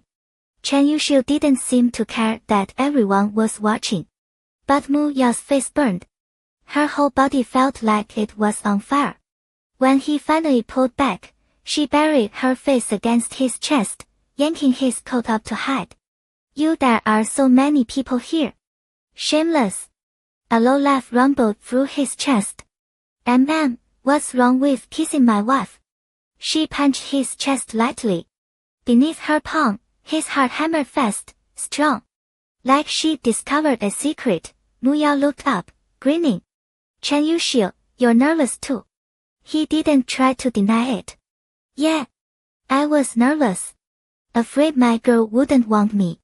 He looked into her still damp eyes and kissed her again. I'm sorry. I wanted to give you something better, booked a hotel, ordered flowers, planned the most romantic proposal. But I was scared you'd wait too long. Scared you'd get mad and really leave me. If this isn't what you wanted, we can do it over. He didn't want her to have a single regret. A proposal was a big deal for any girl. The woman in his arms felt her throat tighten, her eyes reddening again. She shook her head. I love it. This is the perfect proposal. Then we never separate again. Ever. They strolled along the lake a while longer. A breeze kicked up. Chen Yuxiu held her hand, feeling completely content, his mind already spinning with wedding plans. Baby, what flowers do you like? Traditional Chinese ceremony or Western? Any favorite designers for the dress? Or what about that new hotel I just acquired? Or do you want outdoors, a beach wedding? Somewhere else? Overseas? He was glowing with pride, talking more than usual, like he wanted to shout to the world that he was getting married. Mu Yao didn't answer. Something suddenly clicked, and she stopped dead. Chen Yuxiu. She cut him off, her voice sharp with urgency. We need to get married soon. He raised an eyebrow, leaning in with a teasing smirk. That eager to be my bride? She grabbed his face with both hands, her cheeks flaming. She cleared her throat. Chen Yuxiu, you're not just going to be my husband. You're going to be a dad. For a second, Chen Yuxiu thought he misheard. His expression froze. What? Mu Yao stamped her foot, gritting her teeth. I said you're going to be a dad. If you don't marry me soon, this baby's going to show up before the wedding. He choked, coughing so hard he could barely breathe. Then his face burst wide open, pure, disbelieving joy. Yao, you're pregnant. She nodded. Over a month. That day when I found out I was pregnant, that's why. He pulled her into his arms, his voice rough with regret. This is all my fault. How did I not see it? I wasn't patient enough. I wasn't there for you. Baby, you must have been so scared. I'm sorry I didn't propose sooner. I'm sorry I didn't notice. Mu Yao pressed her forehead against his chest and shook her head. No. This is perfect. Everything happened exactly the way it was meant to. Chen Yuxiu laughed a real, unguarded laugh that he didn't even try to hide. He bent down, scooped up his girl in one smooth motion, and spun her around. Mu Yao clutched his neck, flustered. Chen Yuxiu. Be careful. Put me down. No. I don't want you taking another step. Wife, are your legs tired? Thirsty? Hungry? She couldn't help it. He was ridiculous. All that mature, composed gentleman act was just that, an act. Underneath, he was exactly like Erdo. A complete goofball. Chen Yuxiu, you know what? You remind me of Erdo. Huh? He pretended to grind his teeth. Yeah, well, since I can't touch you right now, fine. Erdo it is. You're the boss for now. Then I want bubble tea. No. Pretty sure you can't have that right now. Then I want ice cream. Wife, pick something else. Didn't you just say I was the boss? Forget it. You don't get a vote. I'll ask the doctor. The doctor has the final say. Possessive as ever, Chen Yuxiu didn't even bother taking her back inside the studio. He carried her straight to his car and drove her home. They made up. The proposal was official. Muyao had dumped all the wedding planning onto Chen Yuxiu's shoulders. Now, every morning, she went with Yi Qiqi to the studio to prep for the grand opening. So the scene outside turned into a daily ritual, 2 limited edition luxury cars pulling up one after the other, and 2 ridiculously handsome men saying reluctant goodbyes to their wives at the door. The first wife was gentle, baby in her arms, blushing as she kissed her husband and sent him on his way. The second wife was a firecracker. The second she got impatient, she grabbed his face and shoot him off. Every morning, the elderly woman who did Tai Chi on the bench facing East Lake craned her neck without an ounce of shame, drinking in the sight of the young couples in love. Time flew. The opening was set for the 25th, only 3 days away. Fusan had tapped the best people from the corporation's advertising and photography departments to handle the pictures and promotion. Yi Qiqi smiled to herself. Last year, when she opened that tiny studio in Qinshui Bay, all she'd done was unlock the door and hang a small open sign. This time, she had far less to worry about. She barely stepped inside when Jiang Yu dropped Muyao off. Apparently, she and her older brother had gone back to the family home the night before to tell Chen's mother about the wedding. The couple lingered at the door, clingy and affectionate. Qiqi watched, thoroughly entertained. Once they finally disentangled, Chen Yuxiu came inside to say hi and check on Shao Niangao before leaving. The second he was gone, Muyao ripped the scarf from her neck and collapsed onto the sofa. Her pretty face was a thundercloud. For heaven's sake, it's 65 degrees out. And he makes me wear a scarf. I'm dying. Shao Niangao was dozing nearby. Qiqi kept sorting paintbrushes, sliding them by set into the holder. She smiled without looking up. You know, you're supposed to be busy with your own wedding right now, not running over here every day. And besides, you're carrying my little nephew. Take care of yourself. My brother's actually pretty good at that. Muyao looked ready to cry. She scooted closer and wrapped her arms around Qiqi. Wow, Qiqi, baby, you don't love me anymore, do you? You only love this baby. You don't love me. I'm so hot. Qiqi pinched her cheek. Okay. Just put the scarf back on when you go out. By the way, does Jiang Yu know about you too? Muya's face fell. She touched her belly. Sigh. Isn't he flying back the day after tomorrow? He said he'll make it to our opening. I'll tell him then. He knows I'm dating someone, just not how serious it is. Qiqi nodded. Yeah, I spoke with him the day before yesterday. She'd asked Jiang Yu to bring some unused art supplies from the Qinshui Bay studio and had asked how Country Y was treating him. He sounded like he was having a blast. Oh, and tomorrow I'm taking Shao Niangao to see Dr. Song for his checkup. Want to come meet her? She's really thorough and super gentle. She'd been meaning to introduce Dr. Song to you for a while now. Ever since the birth, she and Dr. Song occasionally had afternoon tea together, and Dr. Song had been the one handling Shao Niangao's checkups. Qiqi trusted her completely. Muyao leaned in. Qiqi, there's actually something I haven't told you. Qiqi put the last brush away and looked up. What is it? So, I sort of already know Song Ying. What? How do you two know each other? She knows my brother. They were classmates. She used to come by our place sometimes. But then my brother went abroad for school, and she stopped coming around. Muyao propped her chin on her hand. I always got the feeling they had some kind of falling out back then. Otherwise, there's no reason they'd just lose touch like that. Oh. Qiqi hadn't expected that. Small world. Just like the brother she'd only recently found, turns out he'd run into Muyao in Country Y. It feels like no matter how you spin it, everyone knows everyone. But hey, Isn't it even better that you and Dr. Song already know each other? Ahem, she used to come to my house and supervise my homework. I'm scared of her. How? Perfect. So when she tells you something, you actually listen.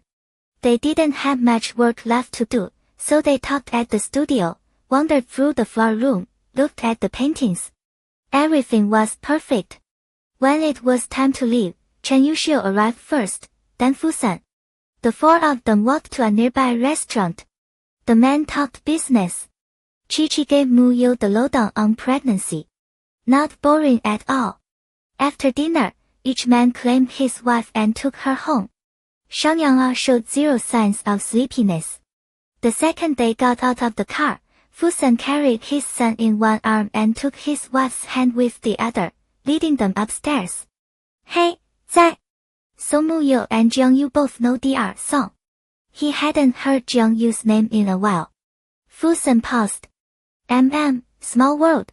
Yeah, but you said Jiang Yu and Dr. Song apparently had some kind of falling out.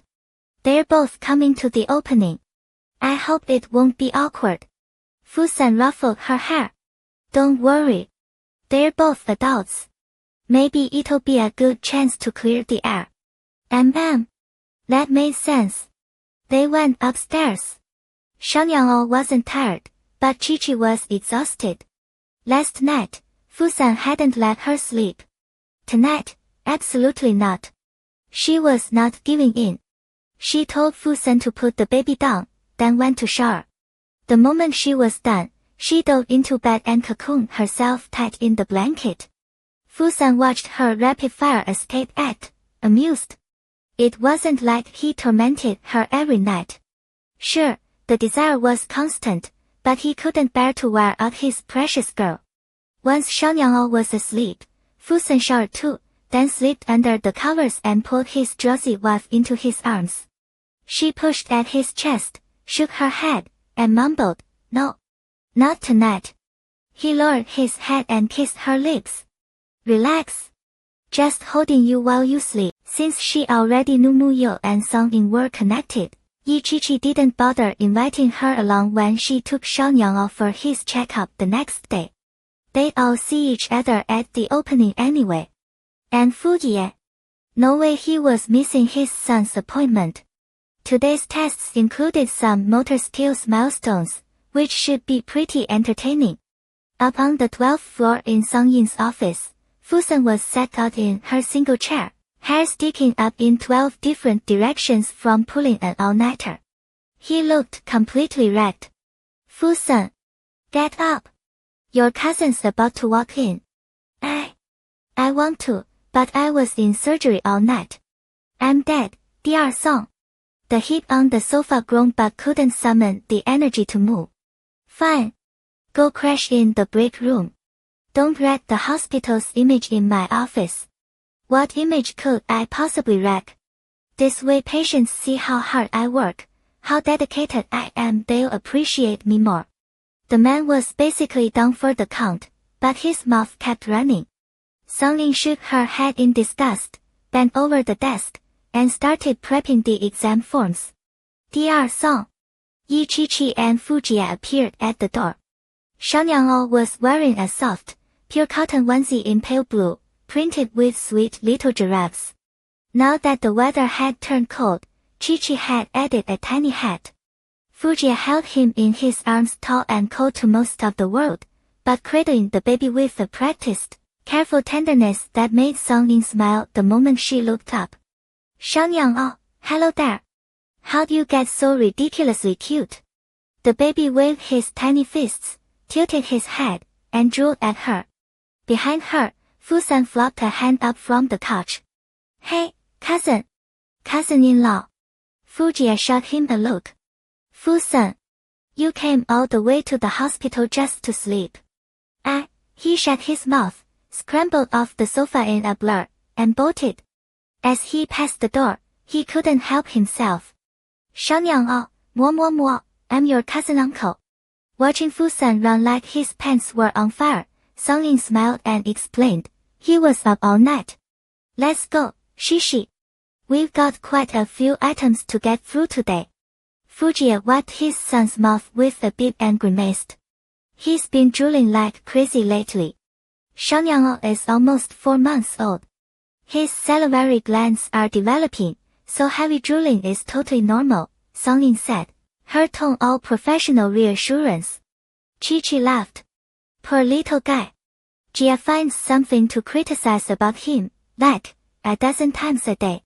She linked her arm through Song Yin's, and the two of them walked toward the exam room like old friends. Hey, Ying, you know Jiang Yu? I just found out yesterday when you mentioned it. When it was just the two of them, Chi-Chi called her Ying. It didn't quite match Song Yin's mature, composed image, but it felt warmer. At the question, Song Yin's step paused so slightly you barely catch it. I know him. We grew up in the same compound. Mu Yao's actually scared of me. Last time, when you were in labor, she hid the second she spotted me. Chi-Chi found that pretty funny. Oh, he'll be at the opening in a couple of days. He's supposed to be back from abroad tomorrow. They chatted all the way to the exam room. First up, Shangyang's weight and height. The little guy was a champ, no crying, no squirming. When they took off his diaper and set him on the scale, he thought it was a game and grinned, his big round eyes crinkling into half moons. Baby, let Auntie see how tall you've gotten. Chi-Chi cooed at him while Song Yin ran the measurements with practiced efficiency. The side of the infant bed had a built-in scale. She pressed down his tiny feet and checked the numbers. Weight, 7.5 kilos. He's gained a lot. Height, 65.1 centimeters. Looks like he takes after his dad pretty tall. After the basics, they moved on to the fun stuff, vision and hearing tests. Everything looked perfectly normal. By the time they wrapped up, Chi-Chi was in high spirits because Shangyang had aced every single one. In the car on the way home, she couldn't stop smiling. Jie, do you think our Shangyang will get as tall as you someday? He's going to be a long-legged heartbreaker. Fujiya was driving. He nodded. He's my son. Of course he'll be tall. Oh, but what if herds of girls end up falling for him? Jie, we have to teach him right. Make sure he knows how to love someone properly. He cannot go around breaking some poor girl's heart. Baby, Fujiya suddenly thought about how slow and flat-out stupid he'd been about love before. He glanced sideways at Chi-Chi. She caught his eye and smiled. What? Nothing. I'll teach him well. I won't let him be as dumb as I was, making you hurt so many times. His tone was dead serious. Chi-Chi frowned. That's all in the past. As long as we're good now, and going forward, that's all that matters. The art studio's opening day was electric. Floors out front were piled so high they barely fit. Thanks to the team Fujiya had put in place, Chi-Chi didn't have to worry about a single thing.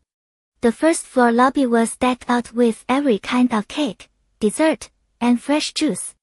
They promoted in advance, so a flood of fine arts students showed up, along with Enko, Juliet, and all the girls who'd painted at the studio before. The name was still sooner or later. Chi-Chi had wanted to weave Mu Yao's name in there somehow, but you shut it down. She thought the name was flawless and full of meaning. Sooner or later, everyone finds their own happiness. Jiang Yu, who'd been scarce lately, showed up too. He looked as handsome as ever, his hair maybe a little shorter, in a cream overcoat. Having been abroad, he seemed somehow steadier. Song Yin arrived a bit late.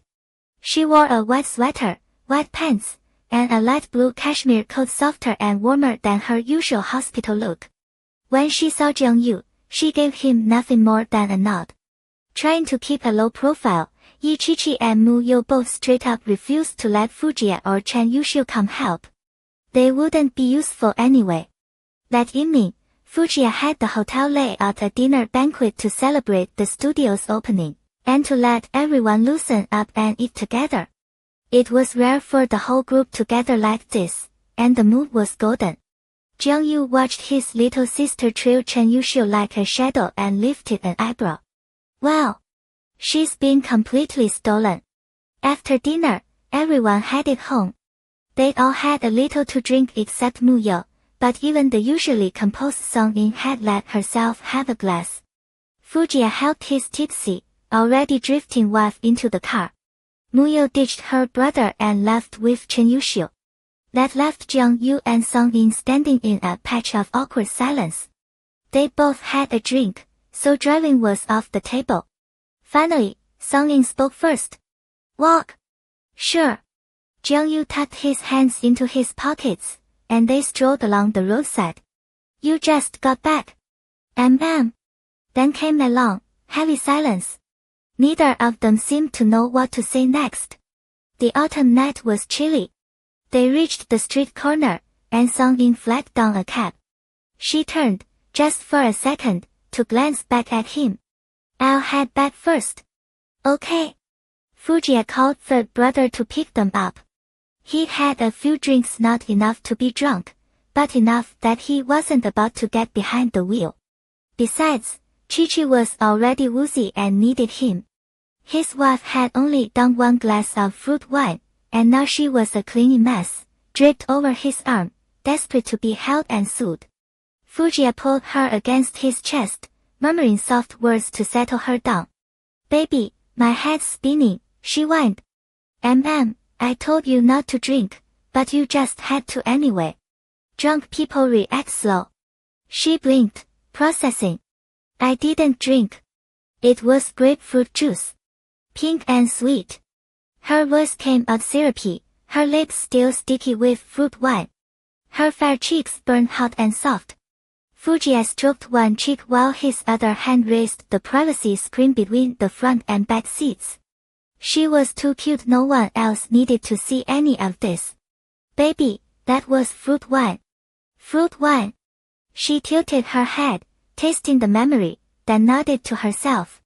I want it again next time. He couldn't help a laugh. Yeah, and then your head will spin all over again. She burrowed into his chest. Then rub it for me. If you rub it, it won't spin. He placed his fingers on her temples, working them in gentle circles. This good. Comfortable. Satisfied. Sleepy. She squinted, ready to crash. Spending all day talking to Xiaonyang had worked her own speech into something sweet and babyish. Sleep then. I'll carry you home. She faded out peacefully in his arms. The car stopped at their building. Fujiya shrugged off his jacket, wrapped it around her, and lifted her out. Xiaonyang had been sent to stay with Yijin at the old house for a couple of days because of the opening. The apartment sat empty. Fujiya sat her on the bed. His first thought was to get her into comfortable pajamas, but before he could pull away, her hand latched onto his arm. Her eyes fluttered open, dazed. Don't go. I'm not going. Let me change you into pajamas, okay? She shook her head, stared at him blankly, then grabbed his arm and tried to sit up. Fujiya caught her around her slender waist. Baby, don't you want to change? You'll be way more comfortable in pajamas. He coaxed her, patient. She looped her arms around his neck and buried her face in his shoulder, wordless and clearly not about to let him leave. Fujiya turned his head and rubbed against her little ear. Then Chi-Chi's gonna be all stinky tonight. Her scent was everywhere. He was straight up lying through his teeth. Then, you carry me to get clothes. She mulled it over and finally surrendered, slurring out her conditions. And, you can't put me down. For a second he almost thought she wasn't drunk. But sober Chi-Chi would never be this bold. Okay, I'll carry you. With his 6'2" frame, her tiny body weighed nothing. Like scooping up Xiaonyang, he cradled her effortlessly. He walked to the closet, pulled it open, and scanned the hangers. What color pajamas does my Chi-Chi want today? One hand supported her weight, the other flipped through her sleepwear. She had his neck, obedient and serious, studying her options. Pink. She shook her head. Yellow. Another shake. Blue. Purple. She scowled, fierce. No. Even her favorite purple got vetoed. White. She nodded her little head. Gia likes little white rabbits. That voice melted his heart into a puddle. He grabbed the white sleep shirt and settled her on the edge of the bed. Gia likes Chi-Chi. Chi-Chi looks good in anything. Nope. I'll tell you a little secret. He guided her arm through the sleeve while she earnestly prepared to spill a secret about him. Oh. What little secret? When I wear a white nightgown, Gia loves to pounce on me the most. He wants to kiss me, and then do that, and that. Her flushed cheeks went even redder. Afterward, she pressed a finger to her lips. SHH. Fujia's brain flatlined. He'd admit it when Chi-Chi wore white. He wanted her like crazy. And she actually knew. But, did that mean she liked it when he pounced on her? He let out a soft laugh. Well, today he'd learned a big secret. He got her into the pajamas, then carried her into the bathroom and set her on the counter to wash her face. The air was a little chilly, and a full bath risked making her cold, so he just wiped her down. The towel swept across her slender white neck, and Chi-Chi watched him with bright eyes, perfectly docile. Fujia couldn't resist teasing her. Baby, why are you staring at me? Handsome. Yeah. Am I handsome? Yeah. Is Chen Yuxiu handsome? Also handsome. What about Jiangyu? Handsome. Yeah. Fujia had walked right into that one. He gritted his teeth. So am I the most handsome? No. Jia is the most handsome. Awesome. Drunk and she doesn't even recognize anyone. Her pale little legs wrapped around his waist. Fujia fought through the rest of her cleanup, then finally carried her back to bed. He lowered his head and kissed her lips. Kissing, and then that and that. The next morning, in another building at Qinghai Estate, Muyo woke groggy, rolling over. Erdo, who usually camped out by the bed, wasn't in the room. She flipped around, squinted for another few minutes, then sat up. Chi-Chi was right, pregnancy made her want to sleep constantly. Before, she had been up doing yoga by now. Little one, this is totally your fault. If mom gets fat and loses her charm, you're to blame. She patted her belly, delivering its morning lecture. Still, the word mom made her heart flutter sweetly. Chen Yuxiu had dropped her off last night, taken care of her, then left. She didn't know if he was up yet. She grabbed her phone. Oh, he was up. Babe, I'll bring you breakfast later. Wait for me at home. His message from 15 minutes ago. Muyo grinned and tapped back. Okay. I want a sesame bagel with meat floss and strawberry milk. His reply came instantly. Got it, baby's mom. She laughed, set down her phone, and climbed out of bed. After washing up and changing, she made her slow way out of the room and downstairs to wait for breakfast. Gripping the railing, she poked her head out. Erdo. Mom's up. From the living room came the sound of Erdo that down, adorable husky, his tail whipping as he charged over, skidding to a halt at the bottom of the stairs and circling Muyo. Erdo, why are you so hyper this early? Is mom looking extra gorgeous today or what? Muyo wiggled her hips at him, striking a pose against the railing. Erdo wiggled his butt right back, then bolted toward the couch. Huh? Refusing to acknowledge my beauty. She muttered to herself, consoling her wounded pride, then turned her head. And there on the sofa, watching her with an amused expression, sat Jiangyu. Was it too late to bail?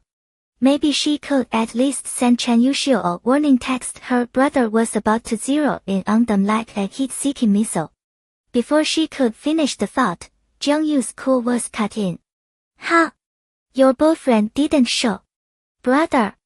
The word slipped out, thick with guilt. Xinghao any second now. Just hang on, Xinghao. Her head was spinning. She had to get rid of him, buy some time, regroup. This was way too early. She had nothing prepared. She stumbled downstairs, flopped onto the couch, and latched onto Jiang-Yu's arm with an uncharacteristic burst of clingy enthusiasm. Brother Ahem, you went abroad, right? Did you bring me a present or what? Strike first. Make him feel like he dropped the ball. Jiang-Yu's smile didn't reach his eyes. He glanced at her, then bent to scoop 2 boxes off the rug beside the couch. The newest long collection.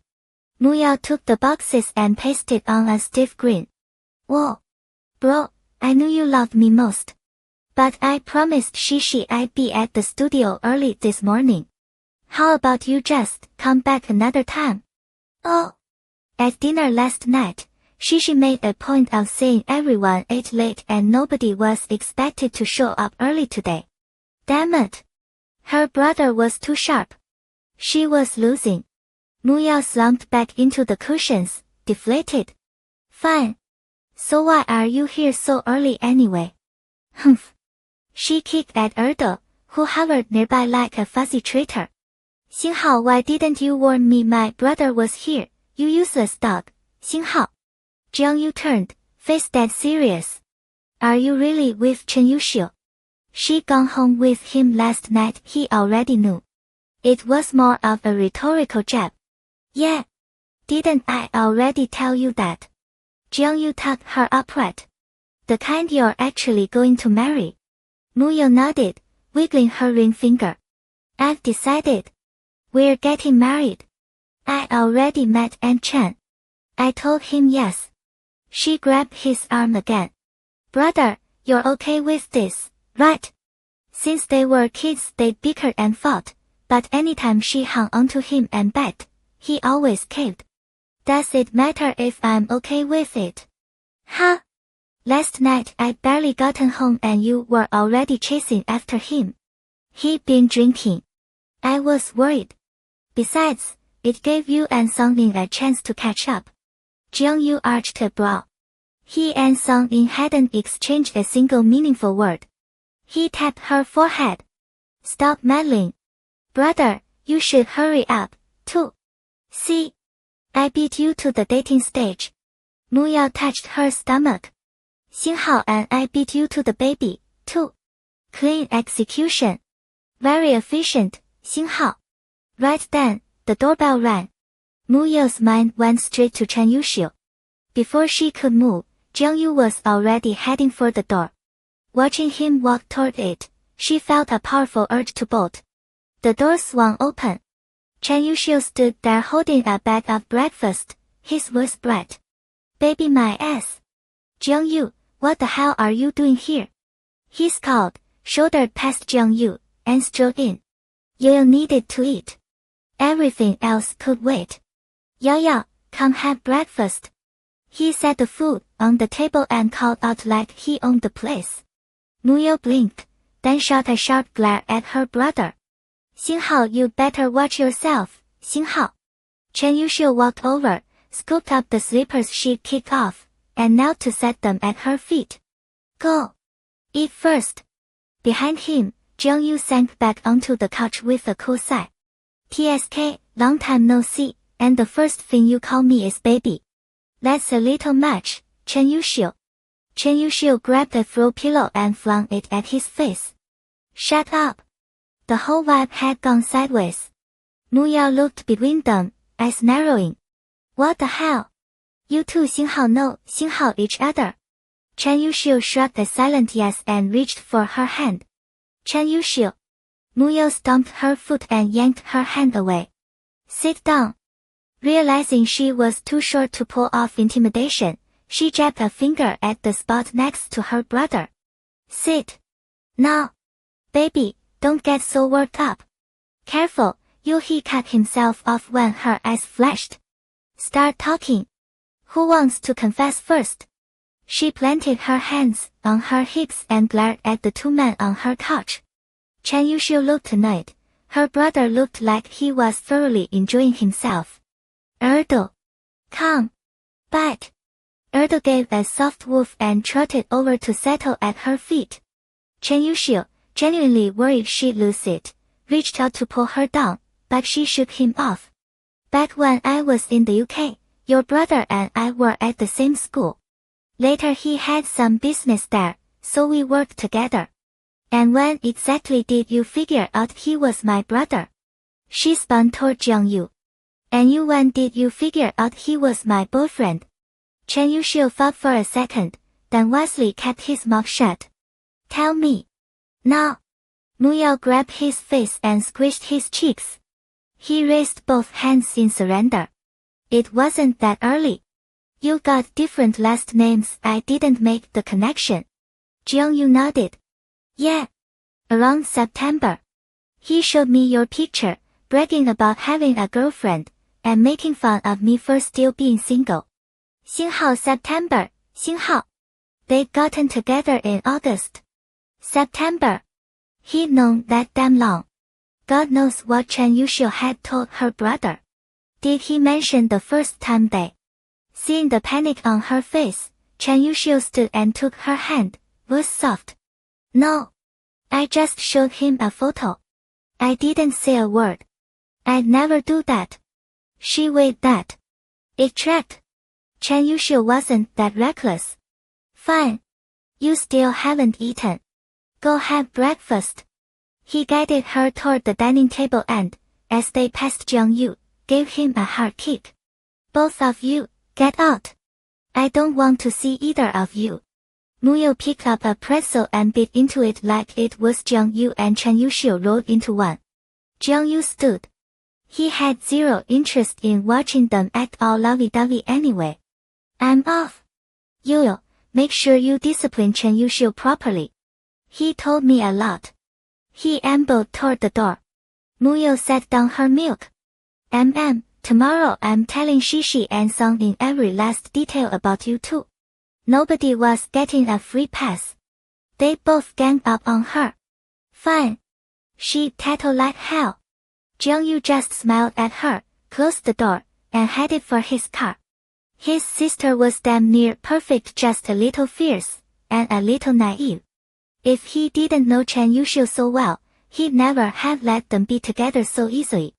Back when Chen Yuxiu sent him that photo, bragging about how cute and pretty his girlfriend was, Jiang-yu had been stunned. But after all this time, he knew Chen Yuxiu. In school, the guy had never chased women or fooled around. He was outstanding in every way. The only reason he shared Yuya's photo with anyone was simple. She really was his favorite person. Jiang-yu was gone, and all that anger redirected straight to Chen Yuxiu. Mu Yao chewed her straw, her pretty eyes fixed on the man pretending to be innocent. She finished the milk, set the bottle down with a sharp 星号 clack 星号, then crushed it flat in her small hand. Chen Yuxiu. You kept this from me. Chen Yuxiu leaned in and wrapped his arms around her, his voice gentle. I never got the chance, love. I was going to tell you, but then you got so worried about meeting my mom, so I thought I'd wait. Then Jiang-yu came back. He rubbed her cheek and dropped a kiss on her lips, strawberry sweet. He smiled at her still puffed up face, a warm laugh, light as a spring breeze.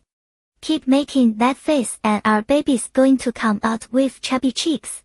Mu Yao turned her face away and waved a tiny fist in front of him. If you ever hide something from me again, you're done. I wouldn't dare. Come here, let me hold you. They were at the bar counter in the restaurant. Chen Yuxiu sat on a tall bar stool, his long legs easily reaching the floor. Looking at that gentle, handsome face, Mu Yao said inwardly good looks were a real trap. If he were uglier, she wouldn't have forgiven him so fast. She stepped forward and let herself be pulled into his arms. Chen Yuxiu always wore soft, cozy sweaters. Being held by him felt perfect. He reached out and touched her still flat belly, then kissed her again. Fool. Want anything else? Fool. Hey, didn't you say we were going to try on wedding dresses? Yeah, I made an appointment. Tomorrow. Didn't you want Chi-Chi to come? Mu Yao leaned against him. Chi-Chi's pick will definitely be my favorite. Don't you like my pick? Compared to Chi-Chi, I like hers better. Fine. Losing to you two are kids is no big deal. Hey, who are you calling a kid? You're not a kid anymore. You're the baby's mother. Come on, baby's mother, I'll take you to the studio. At the studio, Chi-Chi had just gotten there too. On opening day, both buses were late, leaving two girls frantically registering students who wanted to paint. Luckily Uncle and Julia showed up to help, so things weren't too chaotic. Okay, great luck these times into the computer. Chi-Chi had worked at the Clearwater Bay studio before, so she handled everything efficiently. The studio wasn't for profit, so they didn't take many clients, no more than 10 fixed session slots per day, plus 5 walk-in spaces. That kept the environment quiet and unhurried. They could even sit down and paint now and then themselves. The second floor exhibition was off limits except for a half-day open viewing each week. Not much else to do. Yo, you're here. Chi-Chi put down her brush when she saw Muyo walk in, then glanced at Chen Yuxiu following behind. Brother, want to come in? No, I'm heading to your company. Have some business to discuss with Jie. Oh. Chi-Chi nodded, then added, tell him to pick me up early this afternoon. We need to go back to the old house to get Xiangyang out. Chen Yuxiu waved. Got it. At the hospital, Song Ying finished her night shift, handed off her patients, and went back to her office. A pork floss bun and a still-warm glass of milk sat on her desk. She took a sip of milk and raised an eyebrow. Had Fusen changed his ways? Instead of causing her trouble, he kept bringing food. She ate the bun, gulped down the milk, and finally felt her empty stomach settle. Grabbing her bag, she headed home. This time of day, no traffic, no rush. Few people on the streets. Soft, random music played from the car stereo. Before she knew it, her mind drifted to that night she met Jiang Yu. She barely touched her dinner. Her mind had been a mess, unable to think straight. Everyone at the hospital knew Song Ying, the head of obstetrics, dedicated, professional, but cold and hard to approach. But she hadn't always been like that. Once, she'd been naive and foolish. Back when Jiang Yu hadn't gone abroad yet, they'd been at the same school. In the first blush of adolescence, who wouldn't fall for a tall, handsome, top student? She was no exception. And she liked him long before any of those other girls. She'd known Jiang Yu since childhood, so she felt she had some kind of claim on him. She thought she was the first to know him. But when she confessed, Jiang Yu said he was going abroad. He wasn't interested in dating. To him, she and Yo-Yo were just like little sisters. And then, nothing. He disappeared from her life, and all that remained was her longing. Longing and regret tangled together, growing wild in her heart. They didn't fade with time. They only grew denser. She learned to control it. She knew he'd come back. Knew he'd reconnect with the part his father had left behind. Knew about the day off cafe she'd heard about. She picked up bits and pieces from every intentional or unintentional source. And she kept living her life. But this time, when he came back from abroad, she suddenly didn't want to wait anymore. He'd been gone for half a year this time. What about next time? And the time after? What if one day he just never came back? At 3 in the afternoon, Fujie stopped by the company and picked up Chi-Chi. They went straight to the old house. This was the first time Xiangyang had been away from them for 2 days, and Chi-Chi missed her son like crazy. She couldn't wait to see him. Jie, do you miss the baby? I miss Xiangyang so much. I do. He didn't sound like he missed him that much. They brought gifts for Grandpa, Grandma, and Mom, had dinner at the old house, then took the baby home. Xiangyang was thrilled to be in his mother's arms again. He clung to Chi-Chi's neck and wouldn't let go. Maybe because they were too excited bringing the baby home, they forgot a small blanket when they left. It was November, and the night air was cold. Fujie draped his coat over Xiangyang, then they got out of the car. Once home, Xiaoyang showed no sign of wanting to sleep. After 2 days apart from his mom, he absolutely refused to go to his own crib. After a long time coaxing, he finally fell asleep in Chi-Chi's arms. She carefully laid him in the crib. Chi-Chi sat in front of the rocking crib for a long time, just watching. Finally satisfied, she slipped back under the covers. Fujiya was sitting up in bed reading documents. He pulled her against him with one arm, was gentle. Seen enough. Never enough. I'll look again tomorrow. Our baby is so cute. She had his arm and closed her eyes comfortably. Jiye, do you think we should give Xiaoyang a little sister someday? Fujiya frowned, set down the file, and kissed her forehead. No. Having a baby is too hard. I don't want you to go through that pain again. It's really not that bad. I forgot all about it when I saw the baby. She hadn't expected Fujiya to think that way. Her heart swelled. Have you been busy lately? Still reading files at home? Yeah, a few projects with Chen Yuxiu. So it's a little busy. But no matter how busy, I always have time for you. He slipped under the covers, turned off the light, and pulled her into his arms. Go to sleep. You're tired today. Chi-Chi nodded and curled up against him, falling asleep. In the middle of the night, they were both woken by Xiaoyang's cries. The baby rarely cried. Since birth, he'd usually wake up without fussing, only whimpering when he was really hungry or uncomfortable from a wet diaper. But tonight, he was crying louder than usual. Fujiya switched on the lamp instantly. Chi-Chi sat up, worried. What's wrong, baby? She ran to the crib without putting on her slippers. Fujiya picked them up and slipped them onto her feet. Zai, is the baby uncomfortable? Xiaoyang was wailing in his crib, his chubby little face blotchy and red, tears streaming down. His long lashes were soaked through. The sun hit Chi-Chi right in the chest. She reached into the crib and scooped him up. Baby, mommy's here. SHH, what's wrong? Why is our little rice cake crying? She pressed the back of her hand to his forehead. Burning hot. Her eyes stung. She clutched him close, bouncing him, rubbing his back in tight circles.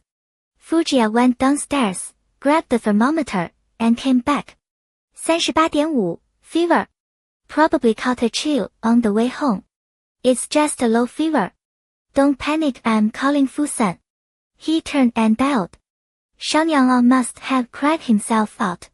He slumped against Chi-Chi's shoulder, hiccuping softly, looking even more pitiful than when he'd been screaming. Chi-Chi kissed his damp cheek. Baby, this is mommy's fault. Don't cry. Uncle will be here soon, and you'll feel better.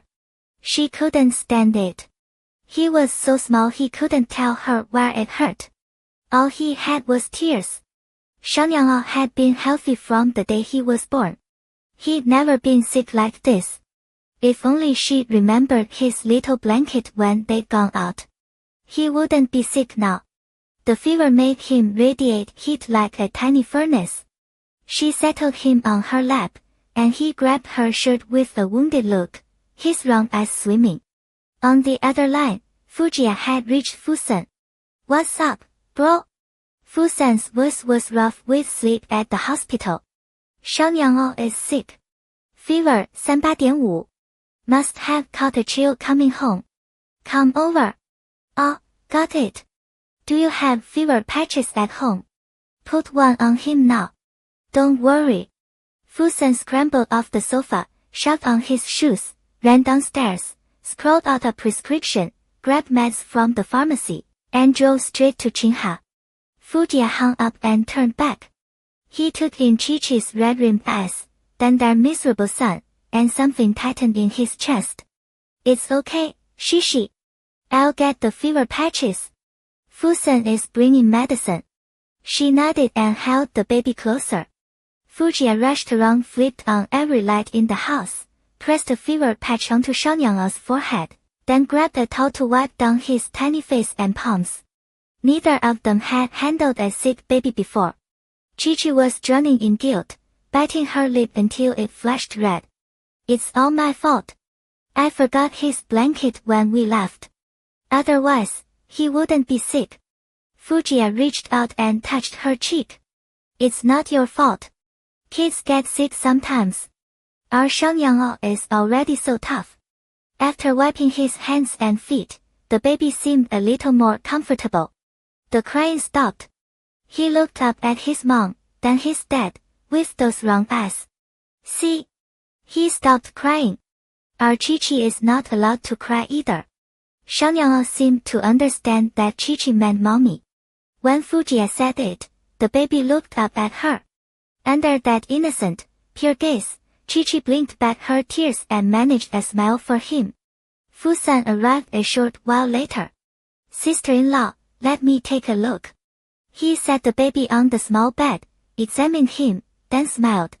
Nothing serious. Just a chill causing a little fever. He gave them detailed instructions and told them not to stress. Thank you, Fusan. Sorry you had to come out so late. Don't say that, sis. Shangyang is my nephew. He flashed a grin. He should be fever-free by tomorrow. Just keep him warm the next couple of days. He'll be fine. Fujiya walked Fusan out. When he came back, Chi-Chi had Shangyang in her arms again. Knowing the baby was okay lifted his own worry. Babe, you don't have to carry him non-stop. Put him down to sleep. I want Shangyang to sleep with us. She looked at Jie, her only thought to keep the baby in bed beside her. Fine. With us. He'll sleep in the middle. He took the baby and laid him in the center of the big bed. Shangyang, already less miserable, gazed around at the new space in wonder. Chi-Chi slipped under the covers and curled herself protectively around their son. She hardly blinked as she whispered him down to sleep. Exhausted from crying and fever, the baby was soothed by his mother's presence and soon drifted off. Fujiya stayed beside his wife. Alright, you need to sleep too. The baby's fine now. Jie, from now on we have to take really good care of him. I finally understand when a mom sees her baby in even a little pain, she feels it like it's her own. My own mom must have been the same, never wanting me to get hurt. He touched her face, leaned over their son, and kissed her. Don't think about that. We'll take good care of him. Both mother and son finally drifted off. Fujiya had no desire to sleep. He pulled the covers up over them and checked the time past 5 in the morning. He switched on the bedside lamp, turned to the other side of the bed, and pulled up some documents to review. As the sky brightened, he went downstairs and put millet porridge on the stove, so Chi-Chi could have some when she woke. Back in the bedroom, he felt his son's forehead and took his temperature again. Still a little warm, but much better. Shangyang was clutching his mother's arm like a tiny koala, exactly the way Chi-Chi always slept. Fujiya eyed him with a mix of jealousy and affection, lowering his voice. Fine. Since you're sick, I'll lend you my wife for one night. It wasn't until after 8 that Chi-Chi woke. Her first instinct was to reach out and feel Shangyang's forehead. Fujiya turned his head toward her and said gently, he's fine. I checked his temperature pretty much normal. She let out a breath, then noticed he was looking at something. Why are you up so early? Just woke up. I made you porridge. I'll go get it. He went downstairs, ladled up the millet porridge, and warmed some milk for the baby. When he came back, Shangyang had just woken up.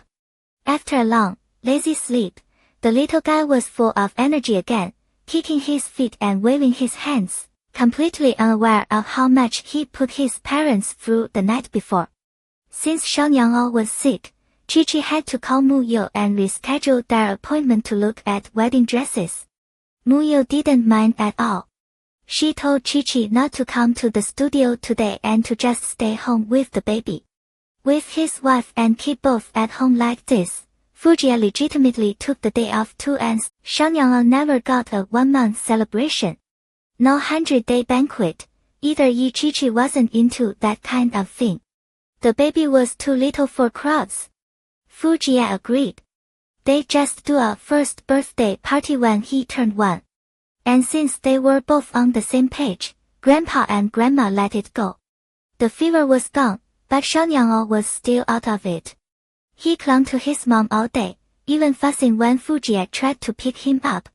Yi Qiqi sat in the rocking chair by the French window, holding him and soaking up the sun. Xiangyang fell asleep with his little cheeks flushed, and the easy rocking lulled her into a nap, too. Fujiya pulled the curtain halfway and reached for his son. The baby was pressing down on her. How was she supposed to rest like that? Xiangyang kicked his legs, half waking, but Fujiya patted him back to sleep. He laid the baby on the sofa and draped a small blanket over his wife. They stayed home 1 more day. Once Xiangyang was fully recovered, Yi Qiqi went with Mu Yao to look at wedding dresses. The bridal shop had cleared out an entire hall for Mu Yao's gowns. In that sense, Chen Yuxiu was exactly like Fujiya. Anything Mu Yao glanced at twice, he ordered her to try on. The man threw money around like confetti. Since Xiangyang had just gotten better, Yi Qiqi left him at home with Aunt Su and met Mu Yao alone. Chen Yuxiu and Fujiya were both coming later, which actually made the girls happier. Especially after Mu Yao heard about that pink bedroom Chen Yuxiu had designed, she had zero faith left in his taste. Qiqi, babe, Mu Yao put Yi Qiqi's hand on her own stomach, frowning. I feel like I have a little belly. What if I don't look pretty in the dress? Don't worry. By December 20th, you'll be barely 3 months along. It's still tiny. Because Mu Yao was so anxious about showing, they scheduled the wedding for next month. The car pulled up to the entrance. As they stepped out, a staff member was already waiting. Miss Mu, Miss Yi. Right this way. The head attendant received them personally, her tone respectful. We've turned away all walk-in customers today. 2 other clients had fitting appointments booked ahead, but they won't disturb you. You'll have the private VIP suite. Mu Yao nodded. The designer she'd chosen owned the shop and was currently overseas. He'd custom designed her gown and just had it air freighted in. The other pieces she ordered were also sent here for convenience. They went straight to the VIP suite. Calling it a suite was an understatement. It was a massive room. Double wooden doors swung open to reveal a minimalist airy space, elegant and understated. The subtle setting made the wedding gowns pop. In this room, the beautiful bride and her dress were the stars. The arched room had soft ivory walls and warm, hidden lighting. On both sides, sleek vintage gold racks looked more like art than simple hangers. Stunning gowns lined the racks, 5 on each side. In the center, 3 especially magnificent dresses were displayed on velvet mannequins. Yi Qiqi and Mu Yao both gasped. No girl could resist beautiful wedding gowns like these. They were breathtaking. A vintage court-style dress, a high-end satin mermaid train, a fluffy princess ball gown, a strapless fairy-style butterfly train, a hand-crocheted Chinese dress. So beautiful, Yo Yao. So many. I bet you look amazing in every single one. Yi Qiqi's eyes sparkled. Yeah, so pretty. Chen Yuxiu is way too slow. Forget him, let's start trying them on ourselves. Okay. Let's do yours first.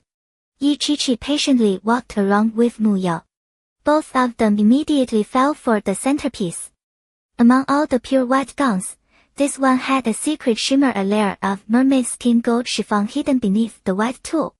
It glowed with a low-key, breathtaking luster. A satin ball, intricately embroidered into a butterfly, dotted the skirt. The off-shoulder neckline framed a woman's most beautiful line, and the back extended into a vintage lace-up, designed to show off a stunning back. Mu Yao went into the fitting room. The main reason they'd come here was that she couldn't possibly get into such a large gown by herself. 2 shop assistants followed her in. Yi Chi waited a moment, then called, Yo Yao, I'm going to the restroom. Hearing Mu Yao's reply, she asked for directions and stepped out alone. The hallway had the same warm airy lighting and thick carpeting. The owner Mu Yao liked clearly had good taste. The shop was quiet just as the staff had promised, no extra walk-ins today. She wondered about the other two brides who booked fittings. They must be so happy, picking wedding gowns in a place this beautiful. When she and Jia got married, it had all been a contract. Everything was simple. She barely arrived at the full house, too afraid to voice any opinions. She let him arrange everything. But that didn't matter now. Things were good between them. Yi Chi felt content. She came out of the restroom and quickened her pace, worried that Mu Yao might already be done and waiting. She wanted to see the dress, too. The plush carpet muffled every footstep. She didn't notice anyone following her. The person behind her was Su Ran, the same girl who'd run into Yi Chi at S University months ago, right before Fujie kicked her out of the lobby. Recently, Su Ran had spotted Song Yin's WeChat moments showing the opening of their art studio. She couldn't believe Song Yin was ignoring her but clinging to Yi Chi. Must be nice to have money. Song Yin used to act like she was too good for a gold digger like Su Ran, and now she was trailing after Yi Chi like a lapdog. Hypocrite. It all came down to the Fu family's fortune. So what if Fujia was out of reach? There were plenty of other rich fools. The married man she was with now was putty in her hands. All she'd done was pout a little, and he booked the most exclusive bridal shop in the capital. Easy. Huh? Yi Chi had been married for a while now. When Su Ran was digging up dirt on Fujia back then, she'd learned plenty. Their wedding had no ceremony. They probably didn't even have a wedding gown. Just as Yi Chi pushed open a door, about to enter the room, Su Ran called out, Yi Chi. Yi Chi stopped and turned. She saw someone in the hallway and frowned in confusion. The last time at the S University lobby, the lighting had been dim, so she hadn't gotten a good look. Enough time had passed that she'd completely forgotten about the woman. Who are you? Huh? MS, yeah. MRS, fool. Forget me that fast. Su Ran stepped closer, her eyes narrowed, each word a needle. You didn't even look at me back at S University's auditorium, and now you're pretending you don't know me. She laughed, a sharp, humorless sound. I heard you came from the same foster home. But now that you married money, you're too good for the rest of us. Yi Chi placed her now. She frowned but let it slide. She was here to help Mu Yao pick a wedding dress. She didn't have time for this. Miss Su. Is there something you need? Su Ran's red lips curled. The smile made Chi-Chi's teeth ache. Nothing much. Just curious, are you here helping someone try on dresses today? Yes. Su Ran tilted her head, feigning sympathy. Must sting, huh? I heard you and CEO Fu never even had a wedding. Have you ever worn a wedding dress? They say every girl dreams of one. When you look back, won't you feel like something beautiful is missing from your life? Chi-Chi met her gaze, eyes steady. I haven't worn one. True. So what? We're happy now. A man who won't give you a wedding and you call that happy? Su Ran had finally found her opening and she wasn't about to let it close. MS, Yi, you're really easy to please. The fitting room door stood half open. Mu Yao had just stepped out in her wedding gown, and when she didn't see Chi-Chi, she caught the last few lines. She grabbed the shop assistant, ordered her to hold the train, and stormed over. What the hell is your problem? Who asked you about whether she wore a dress? I've got more than enough money. Chi-Chi can buy herself whatever she wants. Mu Yao was already cussing before she reached them. The massive skirt made her wobble, and Chi-Chi rushed forward to steady her. Su Ran's eyes snagged on the luxurious dress. Amy flared, hot and quick. She snorted. What's the point of buying it yourself? A wedding dress is supposed to be a gift from the man who loves you. Oh yeah? So where's your beloved man? Muyo scanned the room with theatrical exaggeration. Bring him out. Let's take a look. Is he better than Fujiye? If your head's messed up, see a doctor. Don't stand here raving. The shop assistants tried to mediate. They couldn't get a word in. Chi-Chi couldn't help the laugh that slipped out at Muyo's bluntness. Su-Ran's face burned. Dismissed. Just like that. She jabbed a red-nailed finger at Chi-Chi, her voice rising. Chi-Chi, the only reason the Fu family treats you halfway decent is because you gave them a son. No proper wedding, no dress, you're nothing but a dog they picked up off the street. Oh, really? The voice came from behind, ice cold. You're calling my wife a dog? Fujiya stepped forward, his face carved from stone, fury coiled tight beneath the surface. Or are you calling my sister a dog? Chen Yuxiu stood just behind him. Both men towered at nearly 6'3", moving in front of Chi-Chi and Muyo like a wall. The smugness drained from Su-Ran's face. She shrank back, her throat working around words that wouldn't come. Fujiye, you two took forever. Muyo shot them both a filthy look. You just let some stray mud pick on our Chi-Chi. Chen Yuxiu reached out and ruffled Chi-Chi's hair. She gave him a small smile, she wasn't bothered. Then he took Muyo's hand, drawing her close. His eyes traveled over the wedding dress, and something flickered across his face. Oh, maybe. Don't get worked up. Let Fujiya handle it. Fujiya fixed his gaze on Su-Ran. His voice was still wrapped in silk. Miss, do you have something else to say? I'm just stating facts. Her voice pitched higher, stubborn even as she trembled. Everyone knows how things were between you two. How else would I hear about it, me, someone who just got back from overseas? You really didn't have a wedding. Chi-Chi never wore a wedding dress. Can't a person tell the truth? Is that so? Fujiya raised a hand. The shop assistant understood and hurried to open the door to a private fitting suite. It was a VIP room as large as the one Muyo occupied, and inside it glowed. Wedding dresses lined the walls, every single one worth a fortune, each more breathtaking than the last. Sorry, but whatever my wife missed before, I intend to make up for. 10 times over. Fujiya's smile was cold enough to freeze. You needn't trouble yourself. Su-Ran stared at the room full of gorgeous gowns, her face twisting, envy eating her alive. Her mouth opened. Closed. Nothing came out. It seems last time taught you nothing. Fujiya turned to the assistant. Please escort this young lady out. The assistant hesitated. Yes, this was the CEO of Fu Group, but they couldn't just throw out a legitimate customer with an appointment. Fujiya raised an eyebrow. Problem. Let me call Lan. Muyo already had her phone out, dialing. Lan was an old friend. She just didn't advertise it. The call connected halfway around the world, in the middle of the night. Honey yo, what's up at this hour?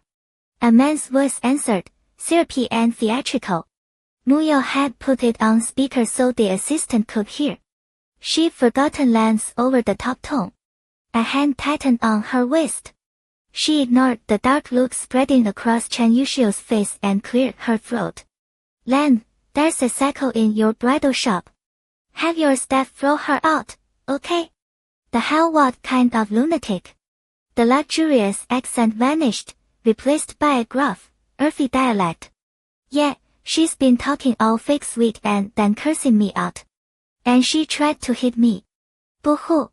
Muyo pitched her voice high, leaning into the performance. Su-Ran's face darkened further. Who was talking fake sweet? Get her out of there. I'll have someone toss her, tell her to crawl. Boss, okay, I'll take care of it right now. The assistant jumped in, her voice cracking. Shit, I'm on speaker. The gruff voice snapped back to warm and refined in an instant. Well, then. Don't just escort her out. Throw her out. Click. Muyo shook her head at Fujiye, a wicked little grin on her face. CEO Fu. Not very effective. Two assistants flanked Su Ran and dragged her toward the exit. Let go of me. I can't walk by myself. You're the psychos. Her furious shouts faded down the hallway. Muyo collapsed laughing into Chen Yushio's arms. Fujiye, you really dropped the ball. I had to be Chi-Chi's hero. Chi-Chi pinched her cheek. You and that potty mouth. The baby heard you. Oh, crap. Muyo clapped both hands over her stomach. You didn't hear a thing. Baby, go back to sleep. Chi-Chi laughed, then found herself pulled into Fujiye's arms. He looked down at her, regret settling in his eyes. Sorry, baby. I was too slow. She shook her head. It's fine. Even if you hadn't shown up, we had it handled. Aryo is pretty fierce. Fujiye sighed at his increasingly cheeky wife. What else could he do but dote on her harder? But, Chi-Chi peeked over his shoulder at the room behind him. Did you really prepare all those dresses? Everything. I'll make up for everything. Without waiting for the other couple, he scooped her up and carried her into the neighboring suite. Muyo tried to follow. Hey, let me see too. Chi-Chi's dresses. A hand closed around her wrist, firm and unyielding. Honey. Lamb. Care to explain that, huh? Okay, let me explain. Muyo shot Chen Yushio an awkward, pleading grin. Chen Yushio gathered the train of her wedding gown and lifted her into his arms in one fluid motion. Oh. No. Wait, let me explain. Her arms flew around his neck on instinct. She's like a sister to me. Just a sister. Lamb is my girl. Oh, is that so? Put me down. I'll walk. No. Chen Yushio. How can you be this infuriating? Bossy. Unreasonable. Completely impossible. Babe, listing your own best qualities now, huh? Watching her sputter, he bent and settled her gently onto the sofa. With a skirt this big, how exactly were you planning to walk? What if you tripped and hurt my daughter? Her eyes went wide. Chen Yushio, do you even love me anymore? Once I have this baby, you're just going to love her and forget about me, aren't you? I knew it. No. Babe. I love you most. Their voices drifted toward the doorway, where the two shop assistants who just escorted Su Ran up stood frozen, unsure whether to enter or back away. Liar. Cheater. You just want to trick some girl into giving you a daughter, and then you MMPH. The rest vanished. Chen Yushio had been watching those red lips move without stopping, and from the moment he'd seen her in that wedding dress breathtaking, utterly devastating, he wanted to pull her into his arms and kiss her senseless. So he did. This kiss held less of his usual gentleness and more raw, consuming possessiveness. The delicate tool bunched in her pale fingers, inch by inch, while his knuckles traced her waist through the gown. The sweetness of it swallowed everything. Only when her breath gave out did he release her. Their noses brushed, both of them still lost in it, eyes shut. He found her small hand through the layers of tulle and cradled it in his palm. Babe, I love you most. The confession, tender and lingering, made her chest ache. Muya's face burned. It took her a long moment to choke out. You kissed off all my lipstick. A low laugh escaped him. He opened his eyes and pulled her upright. Then I'll put it back on. Do you even know how? I can learn. She gave him a deeply skeptical look, fished the lipstick out of her bag, and handed it to him, eyes tracking his every move. Hey, don't twist up that much. That end goes toward me. You. Just as the lipstick touched her lips, Chen Yushio paused. Babe, are you allowed to wear makeup while pregnant? She shot him a death glare. No, makeup is not an option, he corrected immediately under that look. My wife's beauty comes first. He leaned in, applying it with careful, meticulous precision. When he finished, Muyo checked the mirror. Not bad. At least he hadn't colored outside the lines. I can wear makeup. I already switched to products without harsh additives. They're safe. Chen Yuxiu gave her cheek a gentle pinch. You take such good care of the little one, and then you scold me. I love her most. But you have to love me most. Yes, ma'am. When the room fell quiet, the shop assistants finally knocked and entered. They showed Muyo 2 more dresses, but her heart wasn't in it anymore. Once you've seen the one, nothing else compares. Chen Yuxiu, worried she'd tire herself out, told them to stop. The dresses were already his anyway, she could try them on whenever she liked. After slipping out of the heavy gown, Muyo let out a long breath. So exhausting. Chen Yuxiu, do I seriously have to wear this all day at the wedding? Of course. But if you get tired, we'll switch to something else. Whatever you want. Let's go see Chi-Chi's dress. It makes me think of how she was with Fujiya back then. Never mind.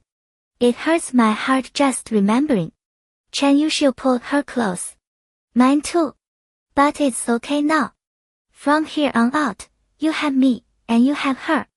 You're Chi-Chi's sister-in-law now. She's got one more person in her corner. Hee. I'm actually a month younger than Chi-Chi, but for the rest of her life, she has to call me sister-in-law. Muyo puffed out her chest, and the 2 of them bickered their way to the next room. Inside, Chi-Chi stood dazzled by the sea of wedding gowns. Zai, they're all so beautiful.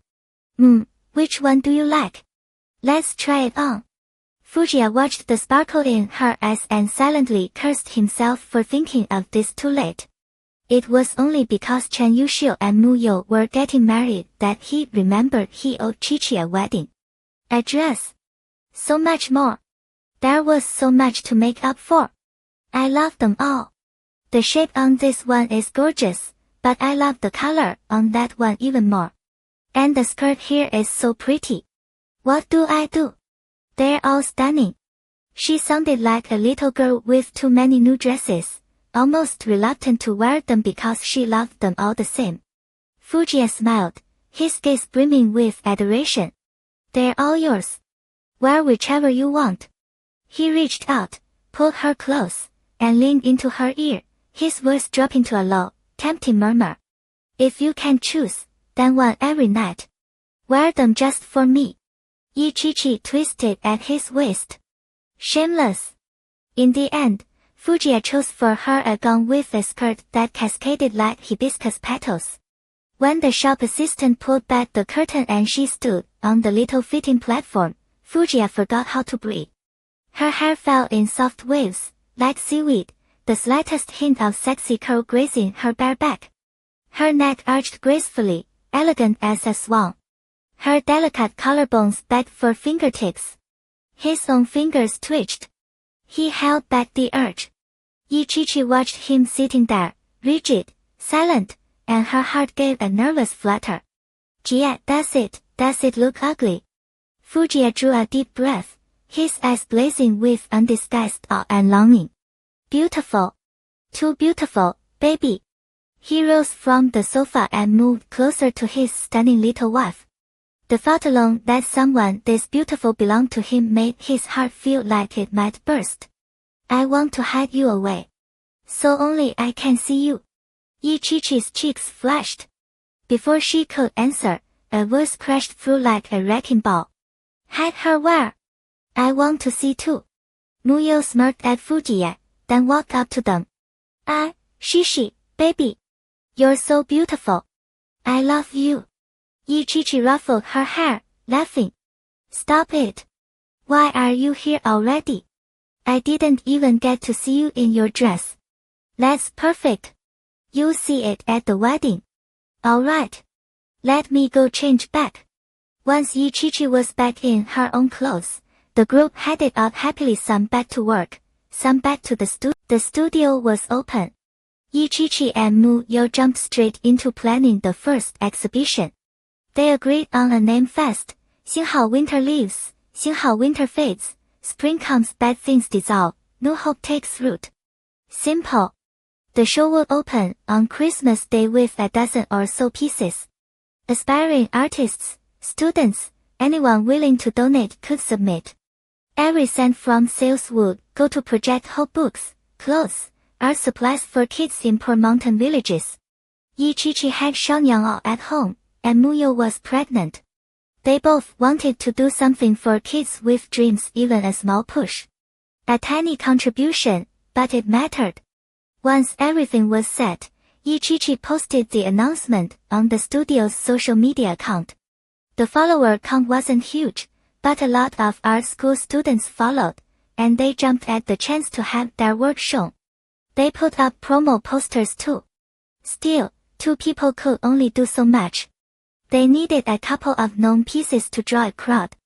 Yi-Chi-Chi offered one of her older works and started a new one. With time tight and Muyo buried in wedding prep, she didn't ask her friend to paint anything fresh, just used what she had. Neither was a big name, but their work sold steadily. The pieces would hold up. Yi-Chi-Chi spent 2 straight days on exhibition logistics. Fujiya got sidelined. Evenings, his wife was either painting or scrolling through her phone. This new piece was her first portrait, light falling across a girl's face, still a pencil sketch, no color yet. Fujiya had turned the brightest room on the first floor into her studio.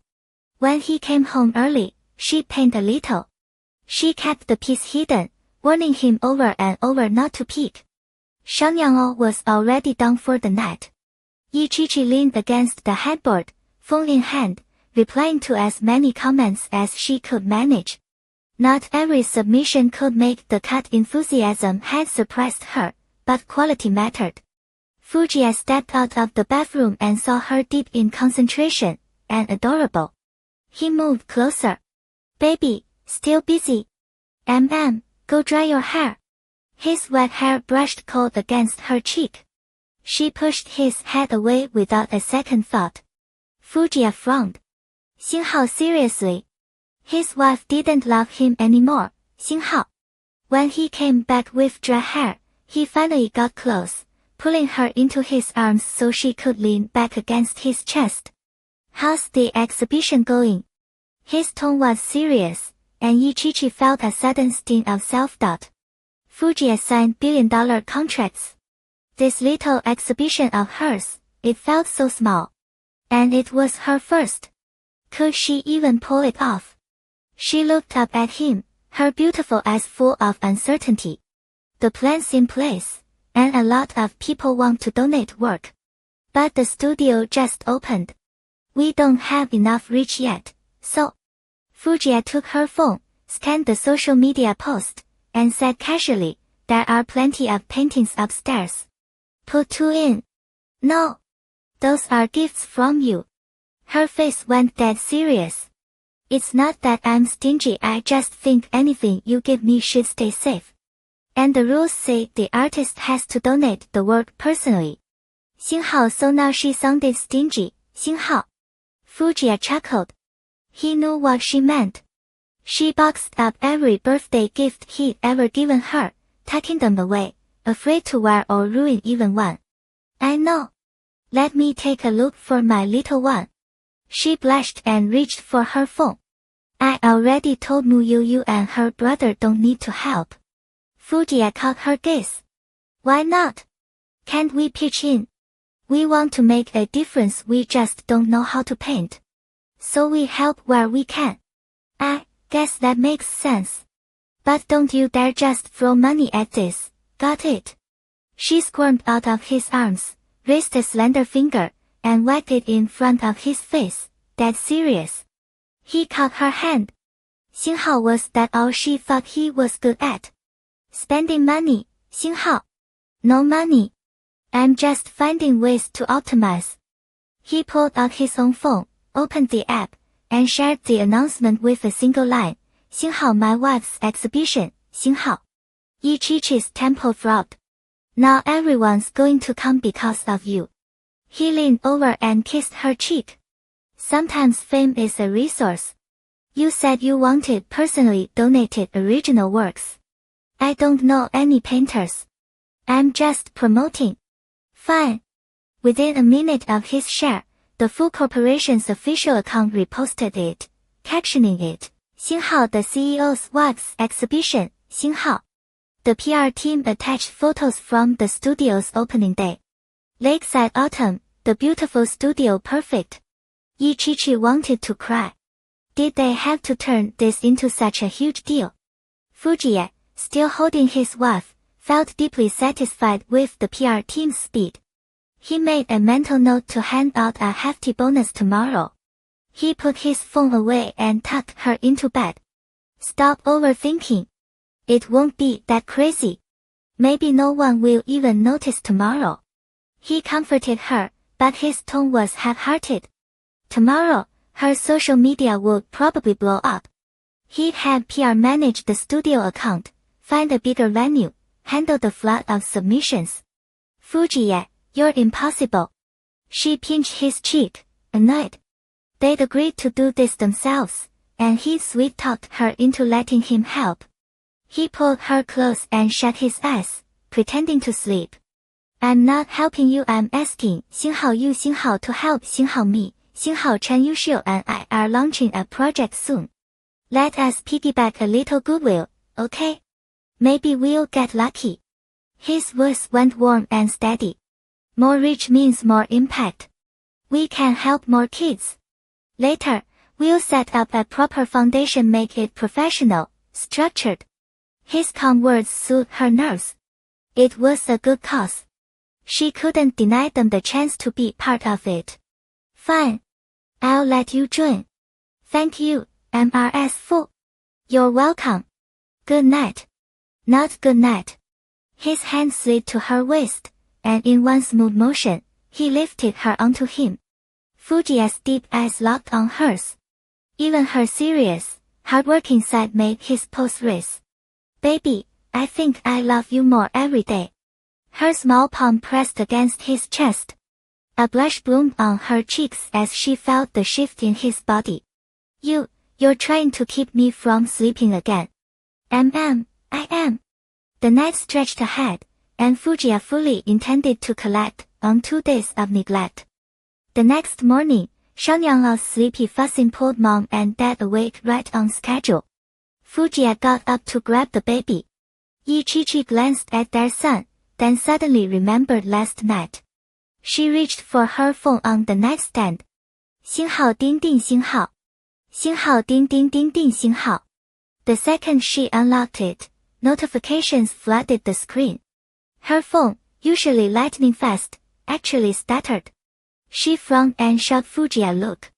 Fujiya. Hey, little man. You hungry? Come on, daddy's getting your breakfast. Fujiya scooped up their son and slipped out the door, neatly dodging the heat of her glare. Ichichi stared at the screen.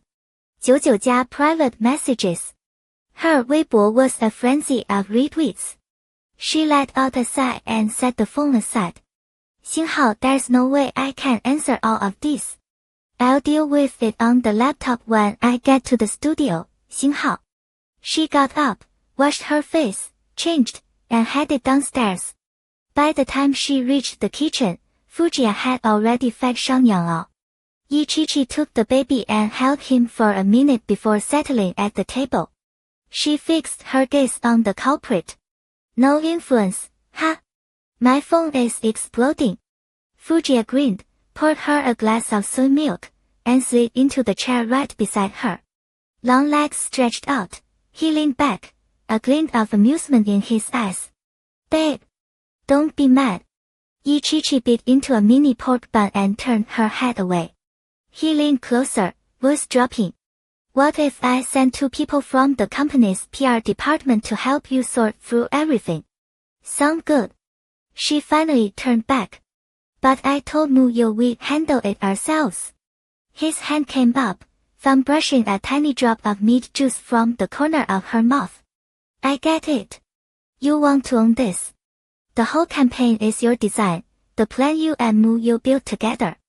But doing it with just the 2 of you. That's exhausting. You make the decisions. Let professionals handle the groundwork. More efficient, right? Plus, you can learn how they process all the data along the way. Sunlight poured in. Her light amber eyes caught the morning light, stunning. Yichichi thought it over. He wasn't wrong. Neither she nor Muyo was good at this side of things. They could paint, but managing Weibo and organizing a flood of responses, that was a grind. And spending hours on it left her too drained to focus when she actually got to her canvas. Her work suffered. She hated that. Fujiya pressed his advantage. And Muyo's pregnant now. She's got a wedding to plan. That's a lot on her plate all at once. Xinhao checkmate, Xinhao. Yichichi raised both hands in surrender, a little defeated. Fine. Fine. Send someone to help me with the studios, Weibo Dan. He leaned in and pressed a kiss to her cheek. I don't want you burning yourself out. Next time, once you got the hang of it, I swear I won't step in. Okay? I know. She nestled against his chest and sipped the soy milk he lifted to her lips. I'll make sure I learn everything your people can teach me this time. Chewing on her pork bun, she murmured, Jie, doing something well is really hard. You run an entire company, how is that not exhausting? She remembered he was only 19 when he took over the Fu group. On top of that, he still had to keep up with school. How brutal must that have been? It's not so bad. Fu group is a mature company. Practically runs itself. Even Hize can handle it. Clear across town, Hize was organizing that day's meeting materials. He sneezed violently and rubbed his nose, confused. Xinhao, it's not even cold out today, Xinhao. Much later, when Yichichi had become a renowned painter in her own right, hosting countless exhibitions, handling everything with ease, she looked back and realized Fujiya had been teaching her something at every single step. After breakfast, they left together. Shangyang rode with mom to the studio again. Fujiya had made the arrangements on the way. By the time they arrived, the team was already there, laptops open, diving into the tidal wave of Weibo notifications. Thanks to both Fu Group and CG Group amplifying the post, everyone who mattered now knew the connections behind this exhibition. Rumors had already spread that the Fu Group's wife wasn't actually an orphan but Chen Yushio's sister from CG Group, and that grandfather and grandmother Fu absolutely adored her. Overnight, Yichichi had become the most sought-after connection in Kyoto's social scene. The whole event naturally swelled in scale. Everyone wanted a piece of the charity goodwill and a direct line to the Fu family. But Yichichi had set firm rules. Only hand-painted work with real quality and meaning would be accepted. That shut out the socialites who'd never lifted a brush. They pivoted fast. Couldn't donate a painting. Fine. They damn well buy one the moment the exhibition opened. Preparations rolled forward at full speed. With the extra help, Yichichi kicked Muyo out of the studio every single day. Muyo, just go home and rest, okay? The first 3 months are incredibly delicate. And you still haven't chosen your wedding dress, let alone done photos or picked a venue. Go. Do you really want my brother making those decisions with his taste? Yichichi had turned into a total nag. Muyo shook her head. See? You have a kid, become a mom, and suddenly you're a chatterbox. Yichichi pinched her cheek lightly. You'll be a mom yourself soon enough. With the extra hands, Yichichi usually made it home by 2 or 3 in the afternoon to work on her unfinished painting. Shangyang's nap time lined up perfectly with her painting hours. The studio Fujiya had set up for her was cozy. Not as sprawling as the Fu mansion, but the light was gorgeous. Winter sunlight always felt impossibly warm. The house had central heating, so she only needed thin layers indoors. Yichichi slipped on her white furry slippers and changed into soft loungewear the moment she walked in. She pulled the sunshade over the stroller and positioned it beside the floor-to-ceiling windows. Shangyang dozed peacefully in the warm glow. She lifted her apron off the wall and rolled up her sleeves, revealing pale, slender forearms. Her waist-length hair was tied back with a simple elastic, effortless, unstudied beauty. Ever since they got back from Clearwater Bay, she hadn't stolen a single moment to paint because of the baby. On the canvas was a little girl bending down to tie her ballet shoes. Still just a pencil sketch, but the fluid lines and perfect sense of motion made her look graceful, like a tiny, elegant swan. Chi reached out and touched it gently. Her palette was still empty, no color squeezed out yet. Her gaze was soft, distant, like she was looking at her most treasured gift. A sliver of sunlight fell across her shoulder. Her neck was pale as snow. A small smile touched her lips, and she let out a slow breath. She picked a color from the drawer and began to paint. When she painted, she was completely absorbed. Nothing could break her focus. Paint smeared on her clothes, her hair, her hands, even her shoes. She didn't care. In the stroller, Shangyang slept on. Time felt still and beautiful. The days flew by in a blur. The art exhibition was still a few days off, but Mu Yu and Chen Yuxiu's wedding came first. 2 days before the ceremony, they went to the hospital for a prenatal checkup to see how the baby was doing and asked Song Yin what to watch out for at the wedding. They didn't expect to stumble onto some hot gossip. Song Yin's office was on the 12th floor. She had the whole floor to herself, just her office. They moved quietly. Mu Yu was still annoyed that Chen Yuxiu had ordered pink roses. She decided not to speak to him for 10 minutes. So typical. Zero taste. She marched ahead, cheeks puffed in irritation. Chen Yuxiu followed in obedient silence, her small hand tucked in his. She said no talking for 10 minutes. He was going to listen. The 12th floor was all VIP wards, rarely full, dead quiet. Song Yin's office should be the last door on the right. The door stood half open. Mu Yao tucked Chen Yuxiu toward it, about to call out, when Song Yin's voice came from inside. Fu-sen, don't. I'm not looking to date anyone. Mu Yao glanced back at Chen Yuxiu. He shrugged, he had no idea either. She didn't mean to eavesdrop, but then she thought, well, her brother. She pulled Chen Yuxiu against the wall and pressed her ear to the door. Fu-sen was Fujia's cousin. She'd heard about him from Chi before, even met him once. Watching her cute, sneaky pose, Chen Yuxiu could only sigh and follow her lead. Senior. Fu-sen's voice was cool, a stark contrast to the smiling guy she'd met before.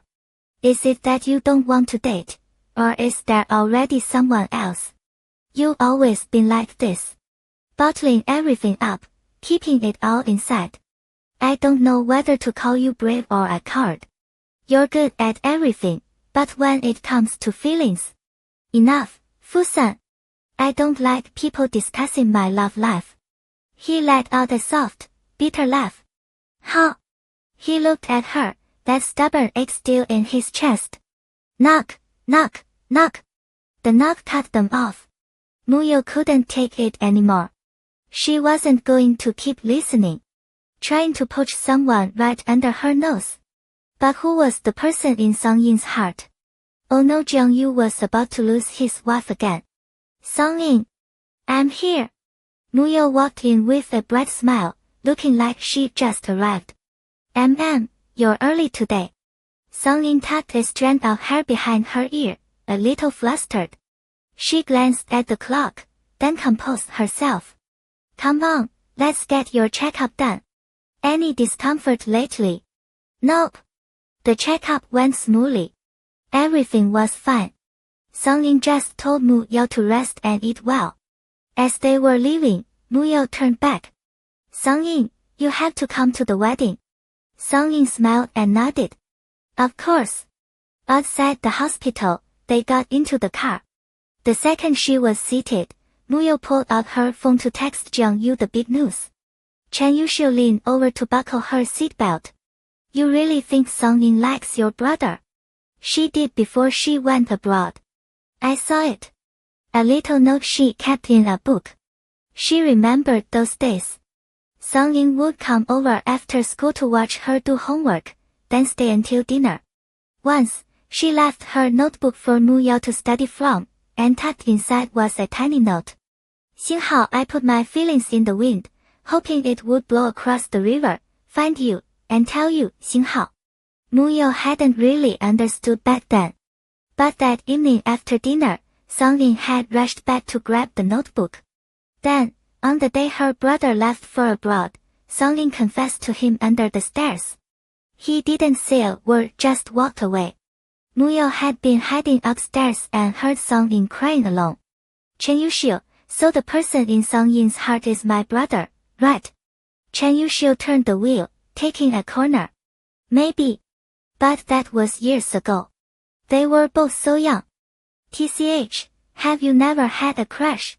When you have a real crush, you don't just forget. Oh.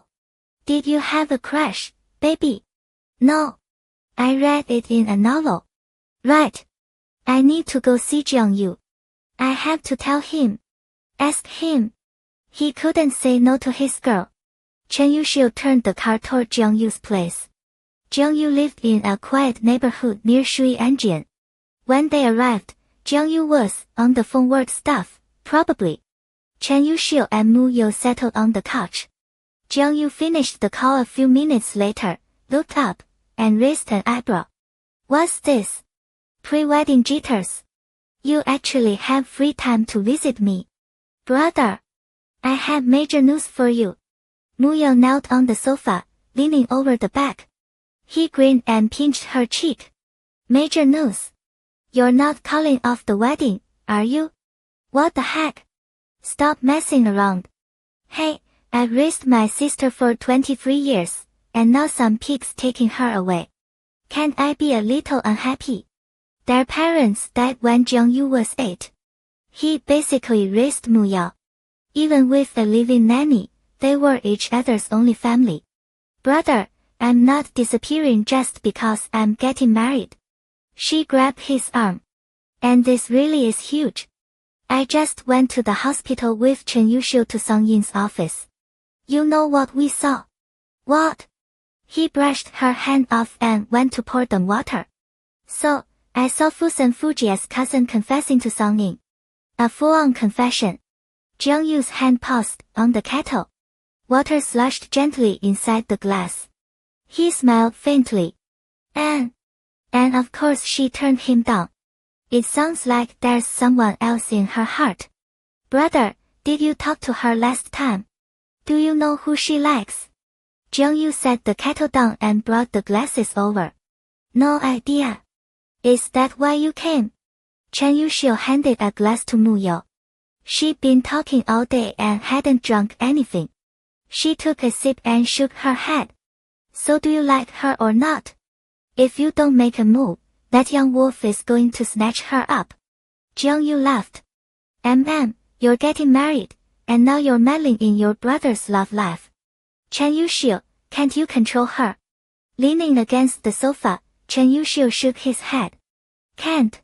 Yo-Yao's the boss. Great. Useless. Jiangyu sat down on the couch, then added, but isn't Sung-In in OBGYN? What were you two doing there? Mu-Yao shot a look at Chen Yuxiu, eyes wide. She pointed at her belly. 幸好 you didn't tell him about the baby, 幸好. Chen Yuxiu gave Jiangyu a confused look, as if to say, 幸好 no, I thought you did, 幸好. How? Mu-Yao forced a laugh and slowly turned back to her brother. Brother, I have another big thing to tell you. Yeah. You're going to be an uncle. And we have to go check the wedding venue, so bye. She was already halfway to the door. Chen Yuxiu scrambled after her, terrified she'd trip. Jiangyu sat frozen in shock. Chen Yuxiu. The elevator doors slid shut just as his roar ripped through the apartment. As soon as they climbed into the car, Chen Yuxiu's phone rang. Jotun's voice burst through, simmering with fury. Chen Yuxiu, you got some nerve. Yeah, you could say that, Chen Yuxiu drawled, a smirk plastered on his face. I do. You bastard. Yao's still so young. I'll take good care of her. You. Zhou Tengfei sputtered. Chen Yuxiu understood that protective fire. Yi Qiqi was like a sister to him. When he found out she was pregnant, he thought she was too young to she should be out enjoying her life. But seeing her happy with the child now, that changed everything. Zhou Tengfei, I'm serious. You know me. I'll be good to Yao. And good to the baby. His voice came out calm. He reached over and brushed a strand of hair from Mu Yao's cheek, silently reassuring her. Zhou Tengfei ground his teeth on the other end. Knowing it was one thing. Accepting it was another. You better mean it. Otherwise, I'll tear you apart. Got it, brother-in-law. Mu Yao couldn't resist grabbing for the phone. Brother, don't fight. Zhou Tengfei said, the heat draining from his voice. We're not fighting. If he's ever bad to you, you tell me. Chen Yuxiu treats me amazing. I say jump, he says how high. She laughed softly. He. Better start getting used to being an uncle. He was silent. Relieved, Mu Yao ended the call. Chen Yuxiu pocketed his phone and touched her cheek. All good. Yeah. My brother's just protective. As long as we're okay, he won't stay mad. He leaned in and kissed her, a low chuckle escaping. We're more than okay. He should worry about his own love life. The wedding prep was pretty much done. Neither of them had put much effort into it. Chen Shuro had thrown herself into the planning with boundless energy, dragging Yijing along as they scoured every style of wedding from the venue layout down to the smallest favors and candies, hand-picking every detail. Except for the batch of pink roses Chen Yuxiu had secretly ordered, everything was in Mu Yao's favorite pale blue. Originally, Mu Yao wanted to make a dramatic entrance by helicopter. But because she was pregnant, that idea got shut down for the first time ever. She'd been joking anyway, so no big deal. The hotel venue was scrapped. Chen Shuro wasn't satisfied with any of the options. In the end, Yijing suggested, why not hold it at the old estate? It has the garden, the lake, the grand hall much more convenient than a hotel, and way more elegant. Chen Shuro loved it. She checked with Mu Yao, they both agreed, and the wedding planning team was brought straight to the estate to decorate. The day before the wedding, Yi Qiqi's gift for Mu Yao arrived. As her best friend, she designed a jewelry set by hand. Earrings, necklace, bracelet.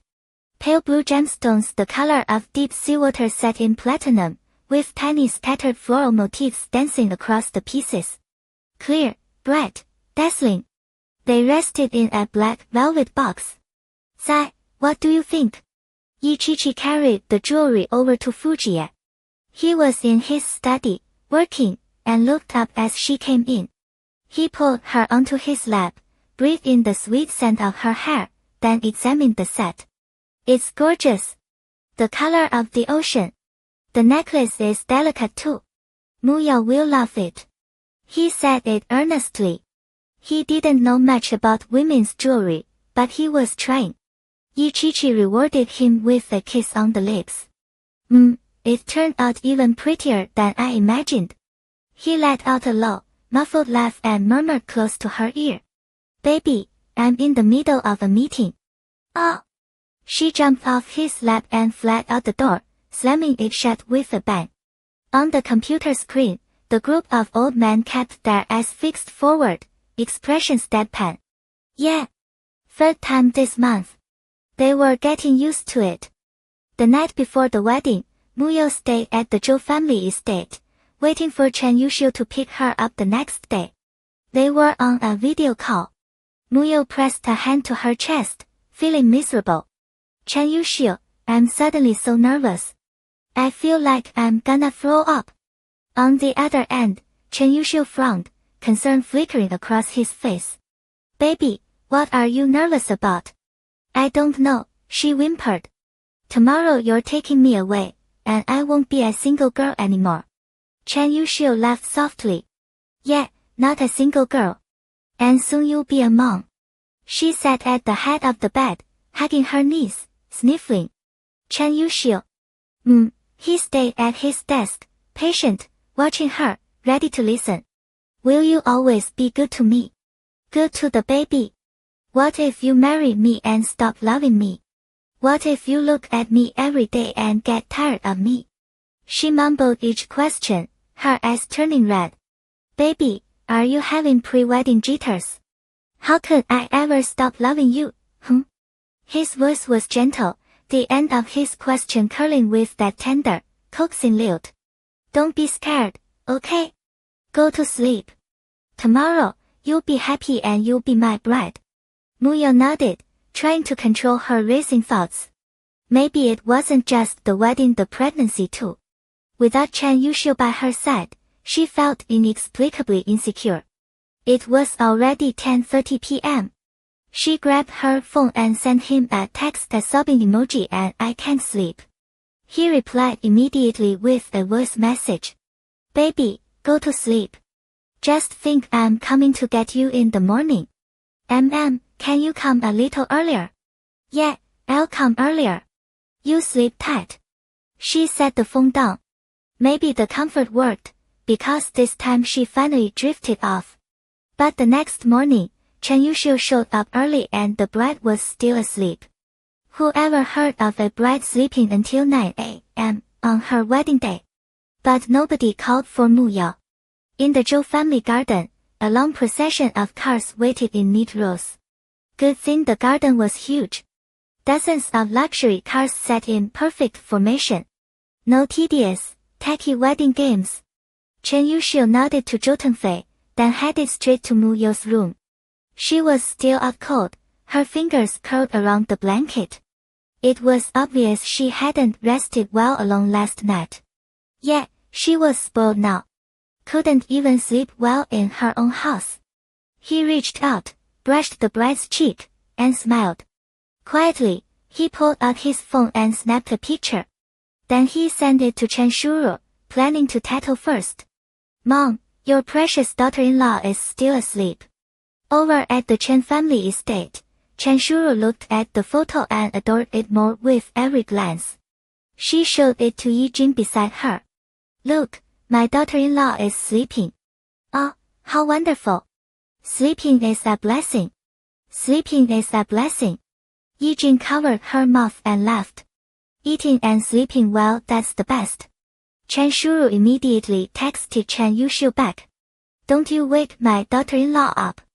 Let her sleep longer. We're in no hurry over here. Chen Yuxiu shook his head and put his phone away. He could already foresee how low his family status was about to sink. On the other side, Chen Shuru was already circulating the photo of Mu Yao sleeping to everyone present, announcing that the bride was still asleep and everyone should just relax. Yi Qiqi laughed so hard she fell into Fujia's arms. Quietly, she saved the photo from Chen Shuru's phone to her own. Perfect. This one was definitely worth keeping. Muyao jerked upright, heart slamming against her ribs. She overslept. By a mile. The phone on the nightstand glared back at her, 9:23 a.m. You got to be kidding me. Her voice scraped out, hoarse. 7. The plan had been 7. The house was dead silent. Not a single soul had made a peep. Chen Yuxiu stepped out of the bathroom just as she let out a panicked wail. 3 strides and he was at her side. What's wrong? She stared at him, wild-eyed. Why are you still here? No, why didn't you wake me up? It's almost 9:30, Chen Yuxiu. She scrambled upright on the mattress, marched to the edge, and grabbed his shoulders like she might shake him. From up there she had to look down at him, which felt absurd, because he was already fully dressed in his wedding suit. He slid an arm around her waist, steadying her with easy pressure. A faint smile tugged at the corner of his mouth. Careful.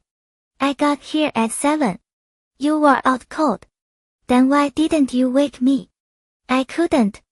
Her expression went so frantic that he dropped the teasing. He lifted her clean off the bed and sat her down gently on the rug. We have time. We do not. It's practically noon. So ready to get up now? She shot him a look and started hunting for her slippers. He crouched before she could bend down, slipping them onto her feet one at a time. Easy.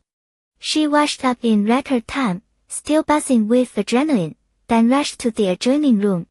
The makeup artist had been camped there for hours, perfectly content with petit fours and a cup of tea.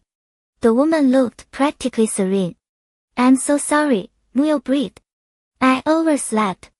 The artist only smiled and patted her chair. Within seconds her hands were washed and she was already reaching for her brushes.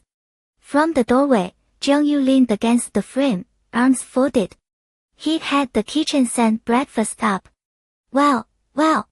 Doesn't exactly scream dying to get married, sleeping in like that. Muyo nailed him with a death glare in the mirror. Brother. Alright. Take your time. No rush.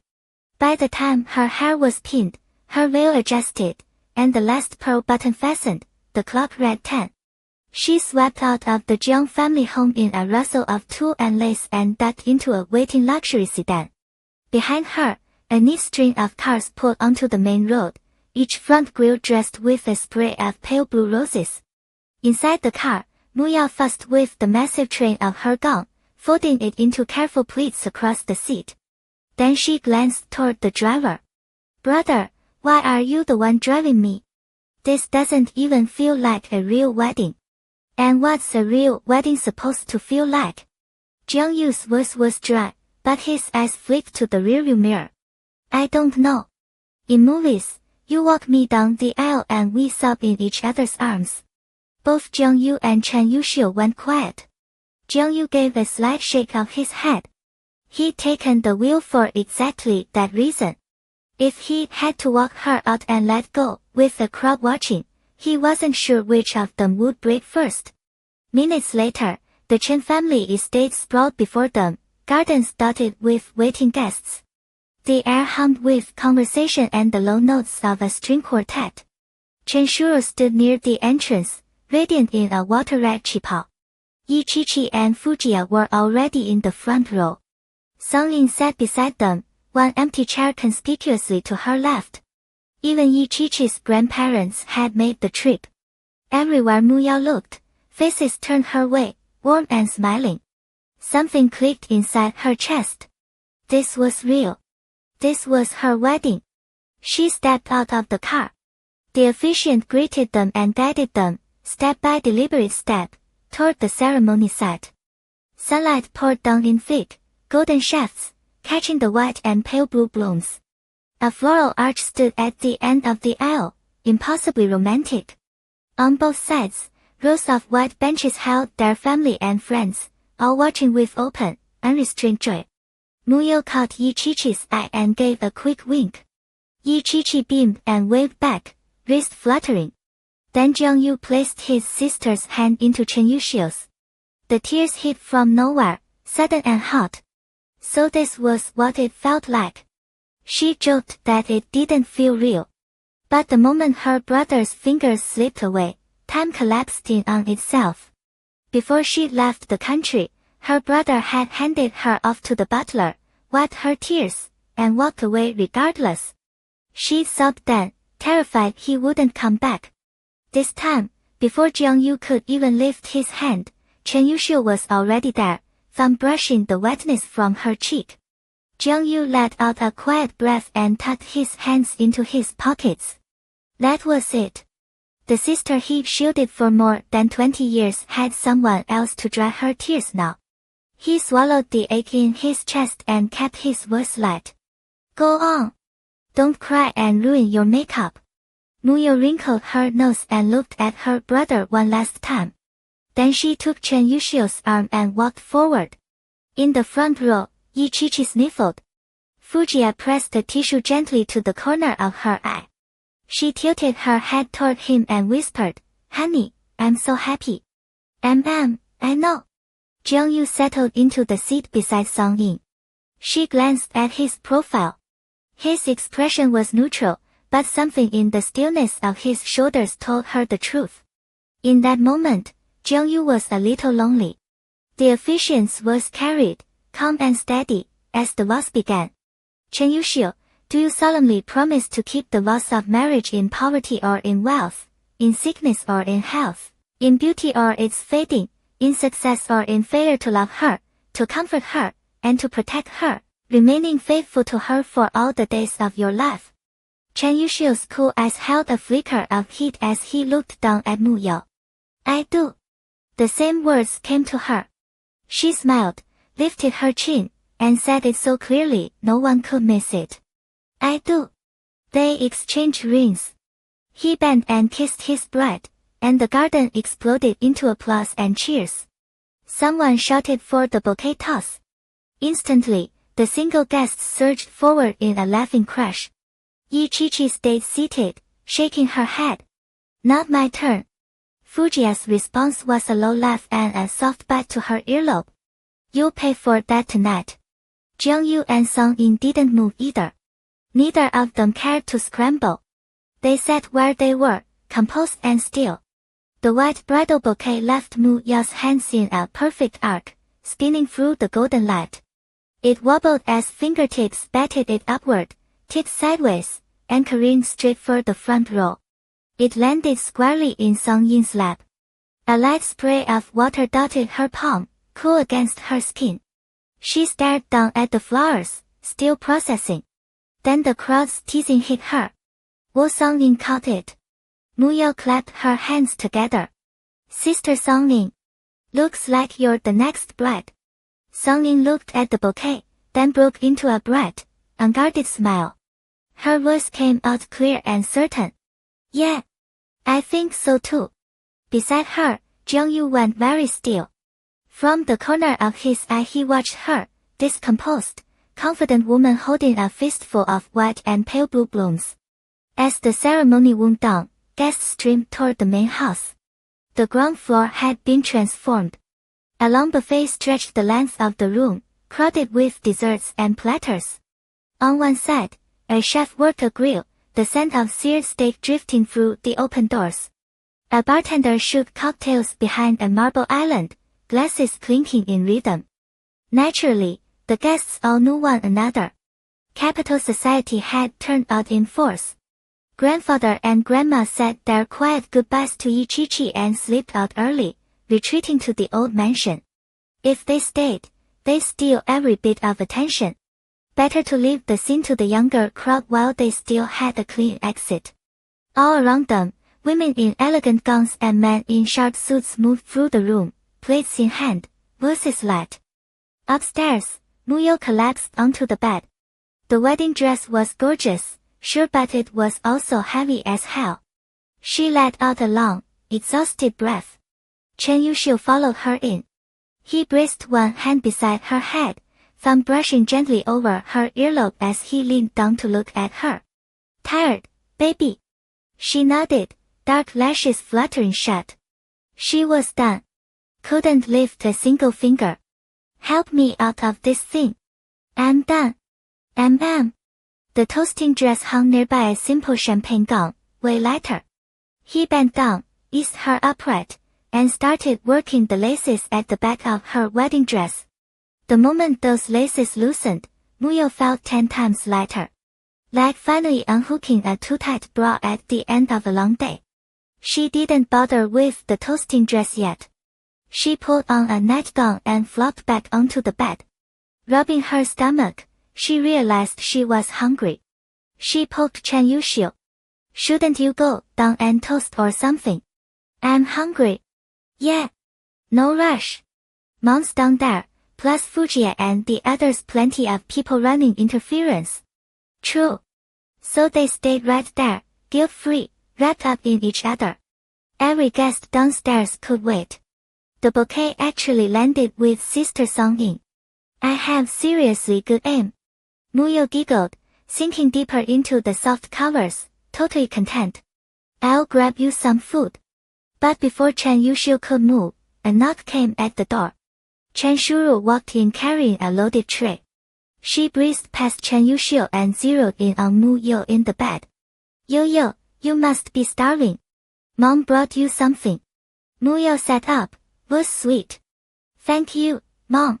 I'm absolutely starving. Everything on the tray was Mu Yo's favorite. Chen Shuru set it on the bedside table, and Mu Yo started it on the chicken soup. Alright, you two eat.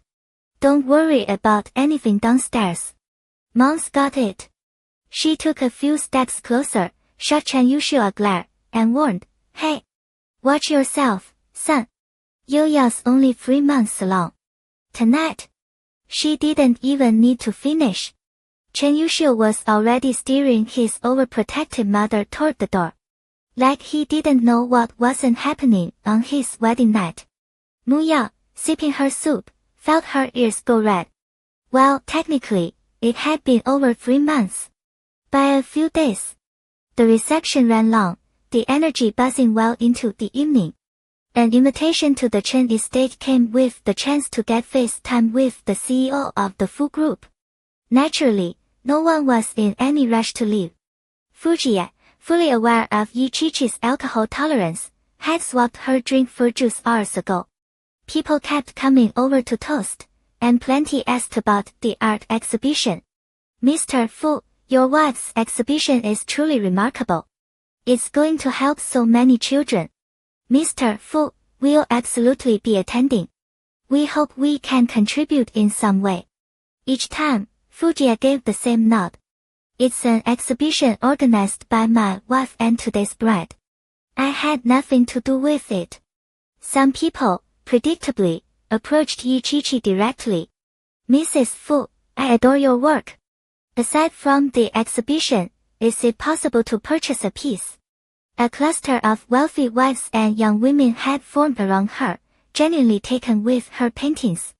Yes, I still have a few pieces in my studio. You're welcome to come see them. Thank you. I'm glad you liked them. Yi Qiqi answered each person with easy politeness, not a flicker of impatience on her face. But when the crowd started pressing in too close, Fujie pulled her against him and steered her to a corner seat. The message was clear. The cold aura rolling off him practically shouted, 星号 back off 星号. Jie, having people actually love your work, it really gives you this sense of accomplishment. Yeah. Your work deserves every bit of that love. During the time Yi Qiqi had been missing, Fujie had pored over every single one of her paintings. He'd also learned exactly how much time and effort she poured into that ruined hibiscus piece. Thinking back on those days, all he could feel was what a complete ass he'd been. The painting still sat in the corner of his study. It had been repaired, but never fully restored to what it was. Baby. Fujie pulled her tighter and pressed a kiss to her cheek. What's wrong? There were still people everywhere, their glances flicking over. Yi Qiqi felt a little self-conscious she couldn't tune out her surroundings the way Fujie could. Nothing. Just wanted to say your name. She smiled, her lashes fanning out. Let me have a sip of yours. Fujie was holding a champagne flute. He grabbed it on impulse, not his drink of choice, so he hadn't touched it. Pale gold, fragrant, effervescent. Tiny bubbles rose from the crystal clear bottom, spinning and popping in a quiet dance. Yi Qiqi had already caught the sweet, aromatic scent. Ever since that one time she got drunk, she decided drinking was kind of fun. It made the world a little blurry, and she could say whatever she wanted. Fujie glanced at the glass, then leaned closer. You'll get drunk. Just one sip, she coaxed, soft as a kitten curling around someone's heart. He sighed, helpless. Lifted the glass closer. She ducked her head and took a tiny sip, then couldn't resist another. Her eyes narrowed, curving like little moons. The wedding photographer, having lost both newlyweds, had been wandering the hall with no direction. Spotting this moment, he didn't hesitate. 星号 click, click, click 星号. Besides Mu Yo and Chen Yuxiu, 2 other faces were missing from the hall, Song Ling and Jiang Yu. The crowd inside was too much. Song-in didn't do well with that kind of scene. She held tight to the white bouquet the whole time, picked up a glass of wine, and slipped out to the garden. A few guests were scattered around outside too. The sky had dimmed, and the string lights were flickering on. White tulle and roses covered the ground, glowing under soft yellow light, setting a romantic mood so perfect it made people jealous. She rarely drank. Her job demanded a clear head most of the time. But she traded shifts to be at Mu Yao's wedding, and she had nothing scheduled tomorrow. Last glass.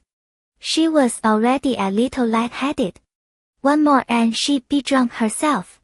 She set the glass carefully on the bench and looked down at the bouquet in her hands, cradling it. Tiny droplets clung to the white petals, accented by pale blue filler flowers. Today's wedding had been so beautiful. So happy, too.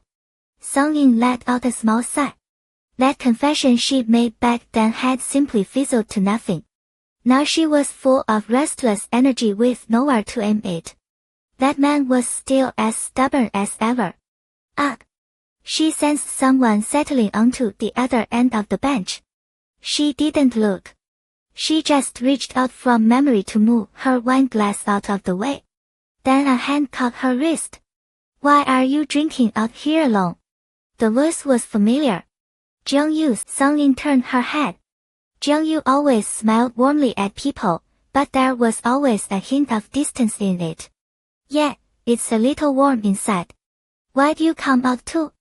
Jiang-Yu smiled and let go of her wrist. It was getting loud.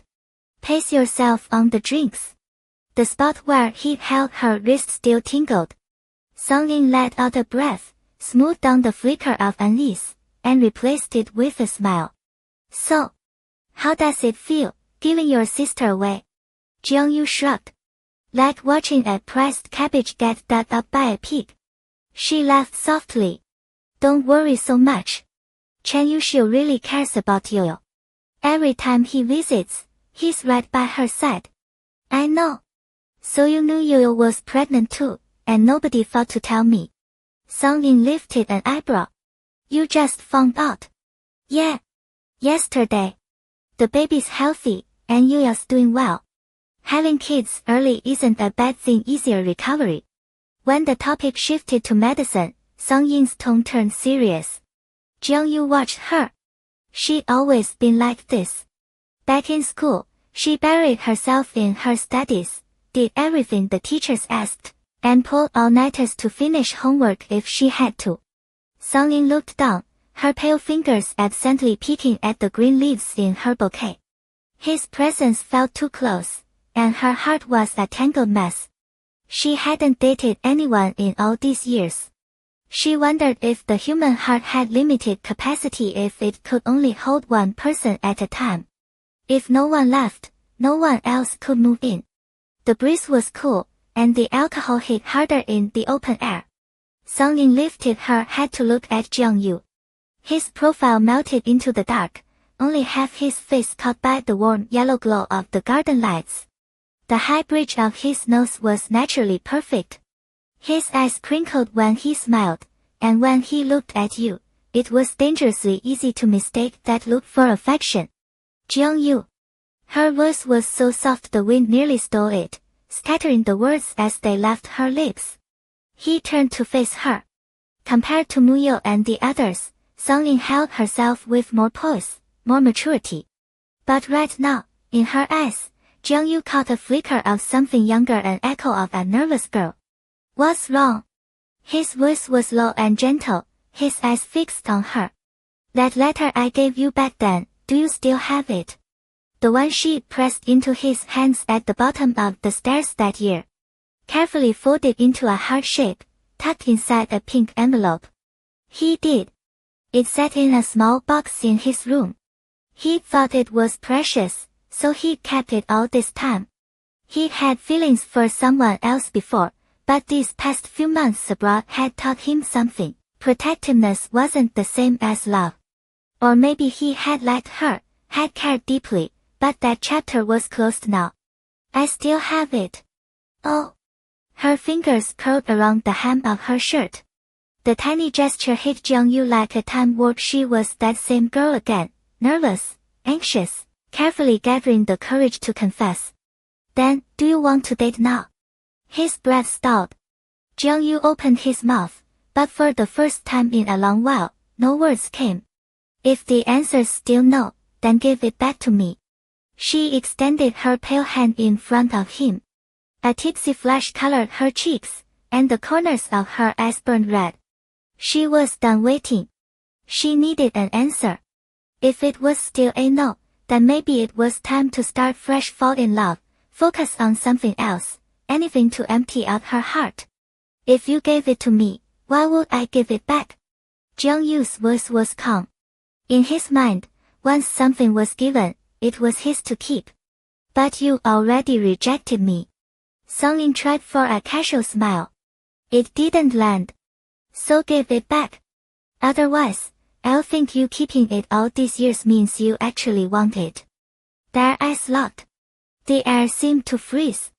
After a long, waited pause, Jiang Yu let out a quiet laugh. Fine. But I don't have it with me. Do you want to come by my place tomorrow and pick it up? Or I can bring it to you. I'll come get it. Song Yin bit her lip. So that was that. He didn't like her. Maybe he just left it at home and forgotten to toss it. Adult feelings were subtle like that. A few carefully chosen words, no one losing face, and the message was delivered. The last of the wine shimmered in her glass. Song Yin lifted it, tilted her head back, and finished it in one swallow. She pressed a hand against the bench and stood. Jiang Yu reached out to steady her, but she stepped back with a small, deliberate movement and smiled. I'm heading out. Let Yoel know for me, okay? Still clutching the bouquet, she handed her empty glass to a servant passing through the garden and turned to walk away. Her dress hem swayed in the breeze. Jiang Yu pressed his fingers together, forcing himself not to react to the glint of tears he'd seen flash in her eyes. She was drunk. She couldn't drive. He stood and went after her. Song Yin. How are you getting home? Long-legged, he caught up in a few strides. Cab, probably. Or I'll have a friend pick me up. Her phone rang right then.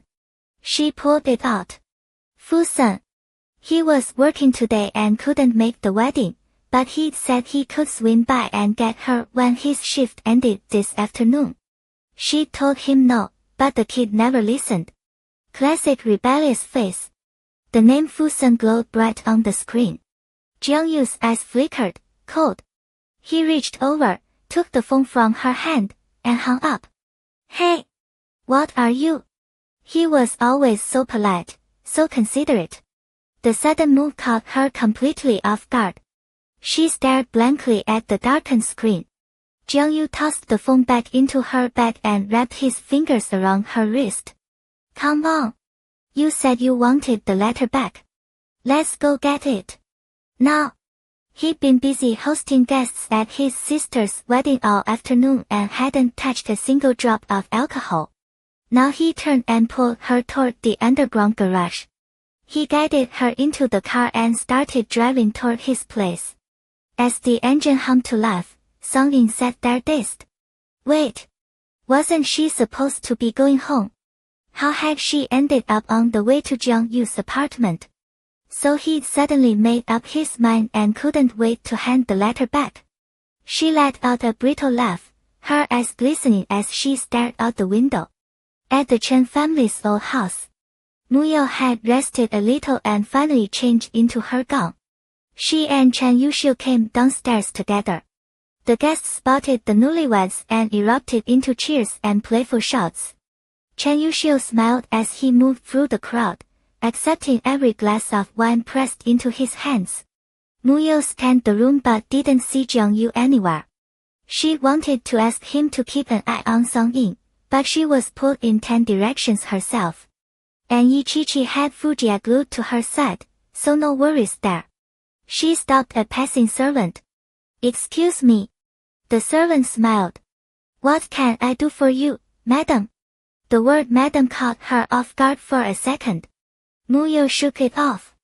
Where's my brother? Do you know where Jung-yu went? The servant had been in the garden serving drinks earlier. Mr. Jung left a little while ago. With a young lady. A young lady? Yes. The one holding the bouquet. Oh. Never mind, thank you. The one holding the bouquet that had to be sung in. Mu Yao's eyebrow arched.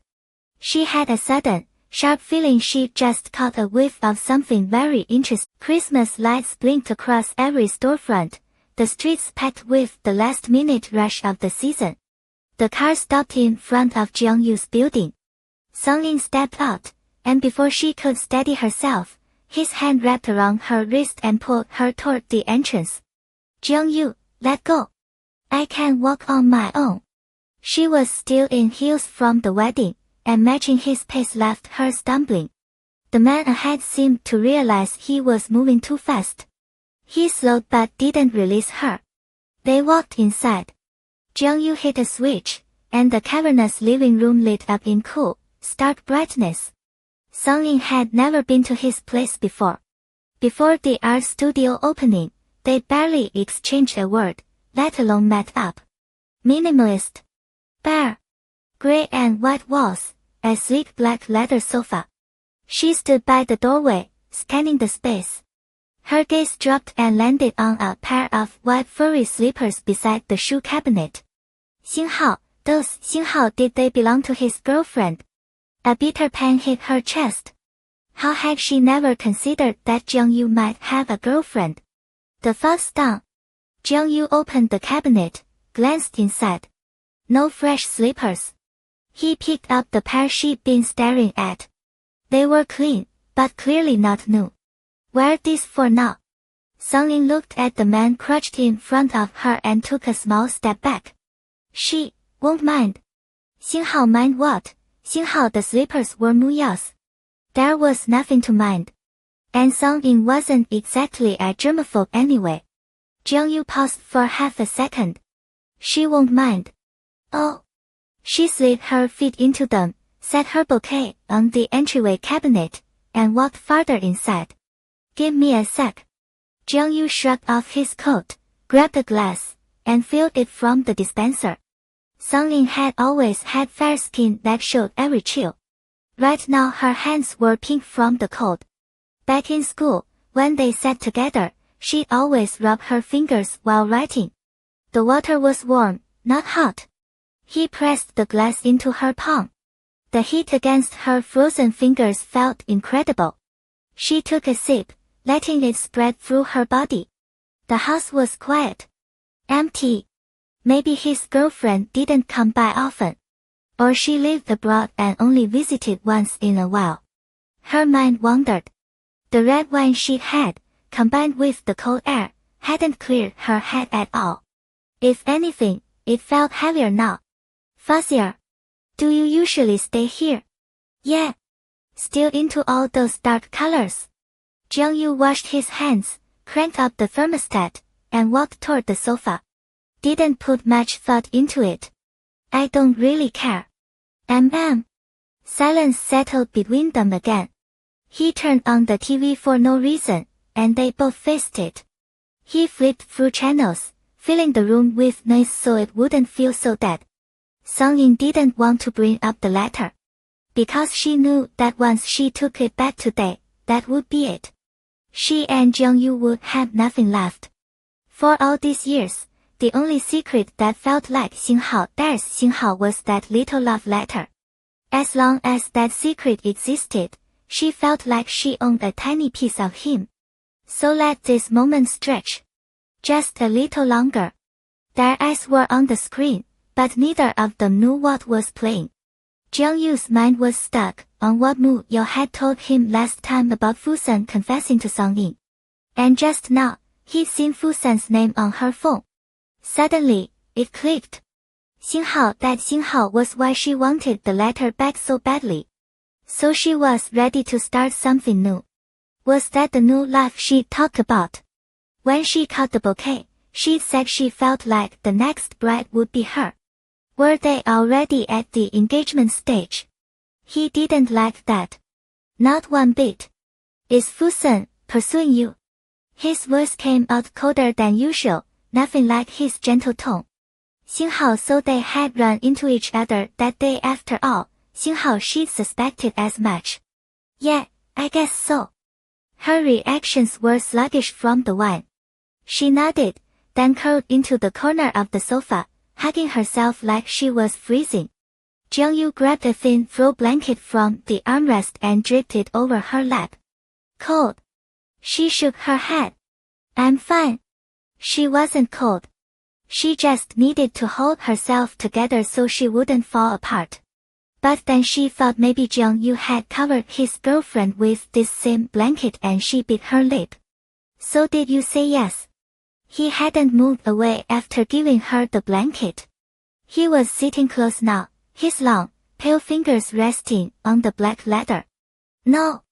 I'm not ready to like someone new yet. Songlin stared at his fingers, her voice barely a whisper. Her lowered brows made her look almost pitiful. There's someone still living in my heart. There's no room for a new tenant. How do I get him to check out? She lifted her head, and her usually cool face showed a fragility he'd never seen before. Maybe she was drunk. She didn't know why she was saying all this. Saying it might cost them even their friendship. Back when they were kids, she could excuse his rejection as youthful ignorance. Let time bury it. But if he rejected her again tonight, Xinghao doesn't matter. At least then I'll finally give up, Xinghao. Songlin. Are you drunk? He wanted to reach out, to touch her face, to comfort her.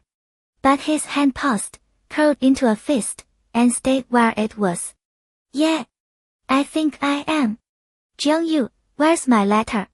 She wanted to leave. Before she lost control and said things she couldn't take back. She had to get out before she fell apart completely. Do you Xinghao, really Xinghao wanted back? Want to have nothing to do with me? Yeah. I do. She nodded fast. And with the motion, tears slid down her cheeks. One drop landed on her own hand, startling her. She thought she'd cried all her tears in the 2 years after he went abroad. Jiangyu exhaled, his chest tight with the pain he couldn't ignore. He wasn't drunk, but in this moment, he couldn't control himself. Outside the floor-to-ceiling windows, the moonlight was cold. On the TV, some movie played on. None of it mattered. Jiangyu saw only the girl in front of him. He let go of the fist he made on the sofa, reached out, and cupped the back of her neck. His fingers gently kneaded the soft skin there. It was smooth, and he didn't want to let go. After a long moment, he pulled her closer. His lips brushed her tear-streaked cheek soft, feather-like kisses that drank her tears, then touched the tip of her nose. Comfort. Tenderness. Like this. His voice came low. Do you still want to take it back? His whisper brushed her ear, landing like a punch to her chest. Song Yin's eyes flew wide. Her fingers twisted into the fabric of her dress. Was he drunk? Was Jiangyu drunk? She searched his face for the blur of alcohol, but those narrow peach blossom eyes were clear as ink, locked on her with zero hesitation. She swallowed hard. Her gaze dropped to the white furry slippers on the floor. She shook her head, fighting to find her voice. Reason and longing waged war inside her. She craved his tenderness, but he had a girlfriend. This wasn't right. Jiangyu, we can't. Your girlfriend. Her voice broke. She squeezed her eyes shut, let out a breath, and forced herself steady. Jiangyu followed her stare to the slippers and understood. A faint smile tugged at his lips as he leaned in again. This time, his mouth met hers soft, warm. She stopped breathing. The feel of his lips, the image of them kissing, she'd played it in her head 1,000 times. And now it was real. She yanked back and shoved him hard. But she was already pressed against the arm of the sofa, and the push barely moved him. Her hands slipped. She started to fall. Jiangyu caught her waist, pulled her against him as he shifted forward, and pinned her beneath him. Sung Yin's pulse slammed. A bitter ache rose in her throat. What did he think she was? Did he think that because she liked him, he could just what? Kiss her on a whim? Get this close. He had a girlfriend. What about her? She kept her head down, frozen and silent. Did I scare you? Jiang Yu's voice roughened with worry. Yin Yin. He said her nickname as he eased her back onto the sofa. Sung Yin covered her eyes with both hands. Tears slipped through her fingers. Not the quiet, swallowed tears from before. This was messy, unstoppable grief. She was so tired. Loving someone drained everything. A hopeless crush was worse. Jiang Yu, is it because I like you that I'm suddenly worthless to you? Her words came out fractured, thick with sobs. Yin Yin, I don't have a girlfriend. Didn't Mu Yu tell you? He brushed the hair back from her face. You know I'm not seeing anyone. What are you imagining? Sung Yin dropped her hands and looked up at him, eyes red. Having a girlfriend doesn't mean you broadcast it. Then I'm telling you now. I don't have one. Not now. Not ever. What about you? Are you with Fusen? Is that why you wanted the letter back? Sung Yin, I'm a little jealous. Can you let me keep it? Date me. His long, slightly upturned peach blossom eyes held hers, clouded with a hazy tenderness. Jiang Yu hadn't planned this. He could admit that. Even when he pulled up tonight, he hadn't thought he'd try to claim Sung Yin for himself. But the instant he saw her tears, all he wanted was to kiss them away and make her stop crying. That night she cried beneath the stairs. He stood on the other side of the wall and listened to every sob. The small feelings he thought he'd buried in time, they hadn't disappeared. They'd just been hiding. One thread pulled, and everything unraveled, crashing over him all at once. Sung Yin, will you date me? He asked again, dead serious. Is there still room in your heart? Can I move in? His breath brushed her cheek, warm and damp. Sung Yin stopped crying. Her teeth sank into her bottom lip. She couldn't speak. Jiang Yu reached up, his fingers tracing her cheek. Do you need a long time to think? Jiang Yu, you've always been here. She pressed her palm to her heart. Then she pushed herself up, cupped his face in both hands, and leaned down to kiss him. Tears fell, one after another, splashing onto his cheek like they might burn. Jiang Yu let her. He just steadied her by the waist. The kiss was heavy with years of bitterness and longing. Every word she'd never spoken out loud, all the waiting and pain, poured into that single moment. Finally, Jiang Yu couldn't take it. He gripped her waist and laid her down on the white leather sofa. The cold leather seeped through her dress. She shivered. He grabbed a blanket and tucked it beneath her. Then his kisses came hungry, possessive, tracing over her soft lips, her nose, her brows and eyes. His arm around her waist tightened, like a meteor crashing into a deep blue sea, sending waves of heat rolling through them both. Her thin dress pressed against his dark suit pants, the friction almost sparking. Their breathing turned ragged. Jiang Yu forced himself to stop. His hand on her shoulder clenched and released. The frantic kisses gentled. He soothed her, brushing his lips against the corner of her mouth. Sung Yin trembled all over, like a fragile flower caught in a storm, clinging to his shirt. He buried his face in the curve of her shoulder, his heated mouth against her collarbone. His hand slid down and caught her wrist. He held back the raw need burning in his eyes. He didn't want to take her like this. She'd been drinking, she was tipsy. Tonight, they both lost control. Sung Yin's eyes fluttered open.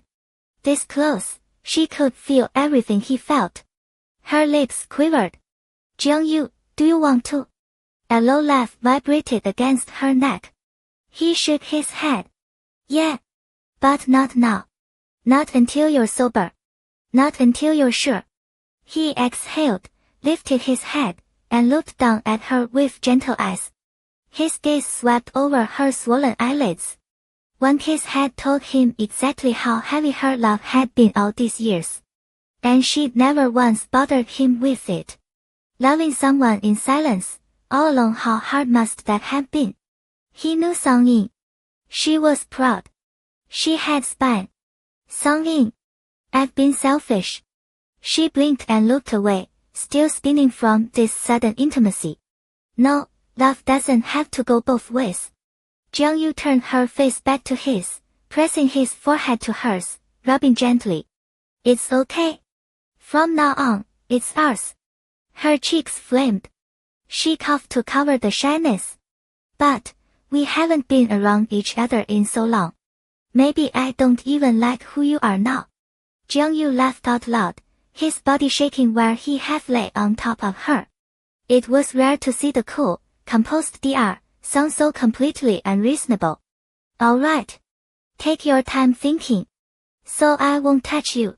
Not until you're sure. And let me have some time too to get to know the current Dr. Song. Though it looks like she still cries just as easily. Turns out that whole mature and calm thing was an act. Song-in had no comeback. Looks like you're even more insufferable now than before. She felt the heat between them die down, then rolled over, pressing her burning face against the back of the sofa. After everything they said, her whole body felt like it was on fire. Tonight had veered wildly past anything she'd planned. He wrapped an arm around her from behind. I won't touch you. But I'm sleeping here. The sofa was wide enough for two.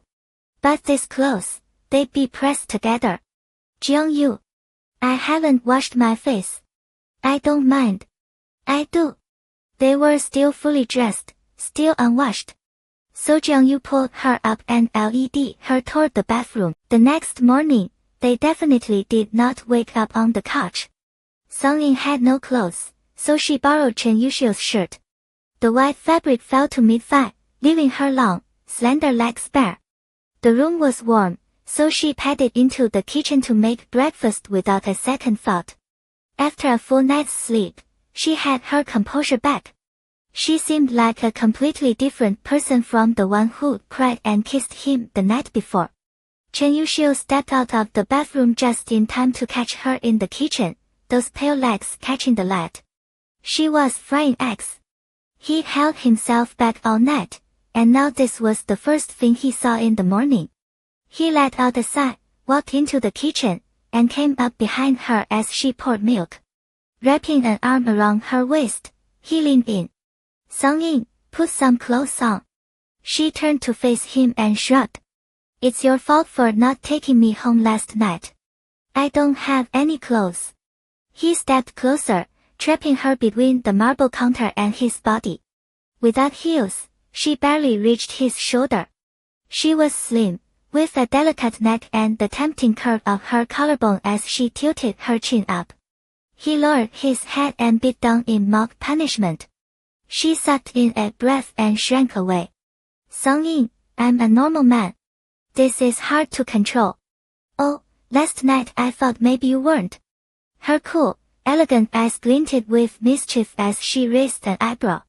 He'd held her all night and taken 2 cold showers just to keep himself in check. He grabbed her chin, helpless. So you're already walking all over me, huh? Dr. Song seems a lot sharper tongued than before. As for whether I'm a real man, you'll just have to find out firsthand one of these days. There's a lot you don't know yet, she shot back, stubborn. Oh, I'd love to get reacquainted with the grown-up Song-in. He gave her lips a light peck and let her go. They had a simple breakfast. After that, he called someone to bring fresh clothes, finally covering her up properly. The following morning, Chen Yuxiu drove Song-in to the hospital. They parted ways at the entrance. He rolled down his window, those peach blossom eyes pulling her in. No good morning kiss. It was shift change time.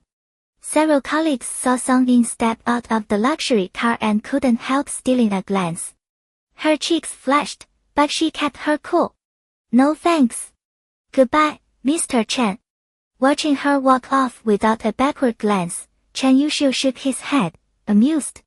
In the distance, Fusen approached, his hair a mess, holding a bag of steamed buns and soy milk. Spotting Song in ahead, he dropped to catch up. Senior, why'd you hang up on me the other day? Chen Yuxiu heard that and looked over, thoughtful. Fusen, huh? Then he hit the gas and drove off. 星号星号星号. After the wedding, Yi Qiqi and Mu Yao turned their focus to the art exhibition.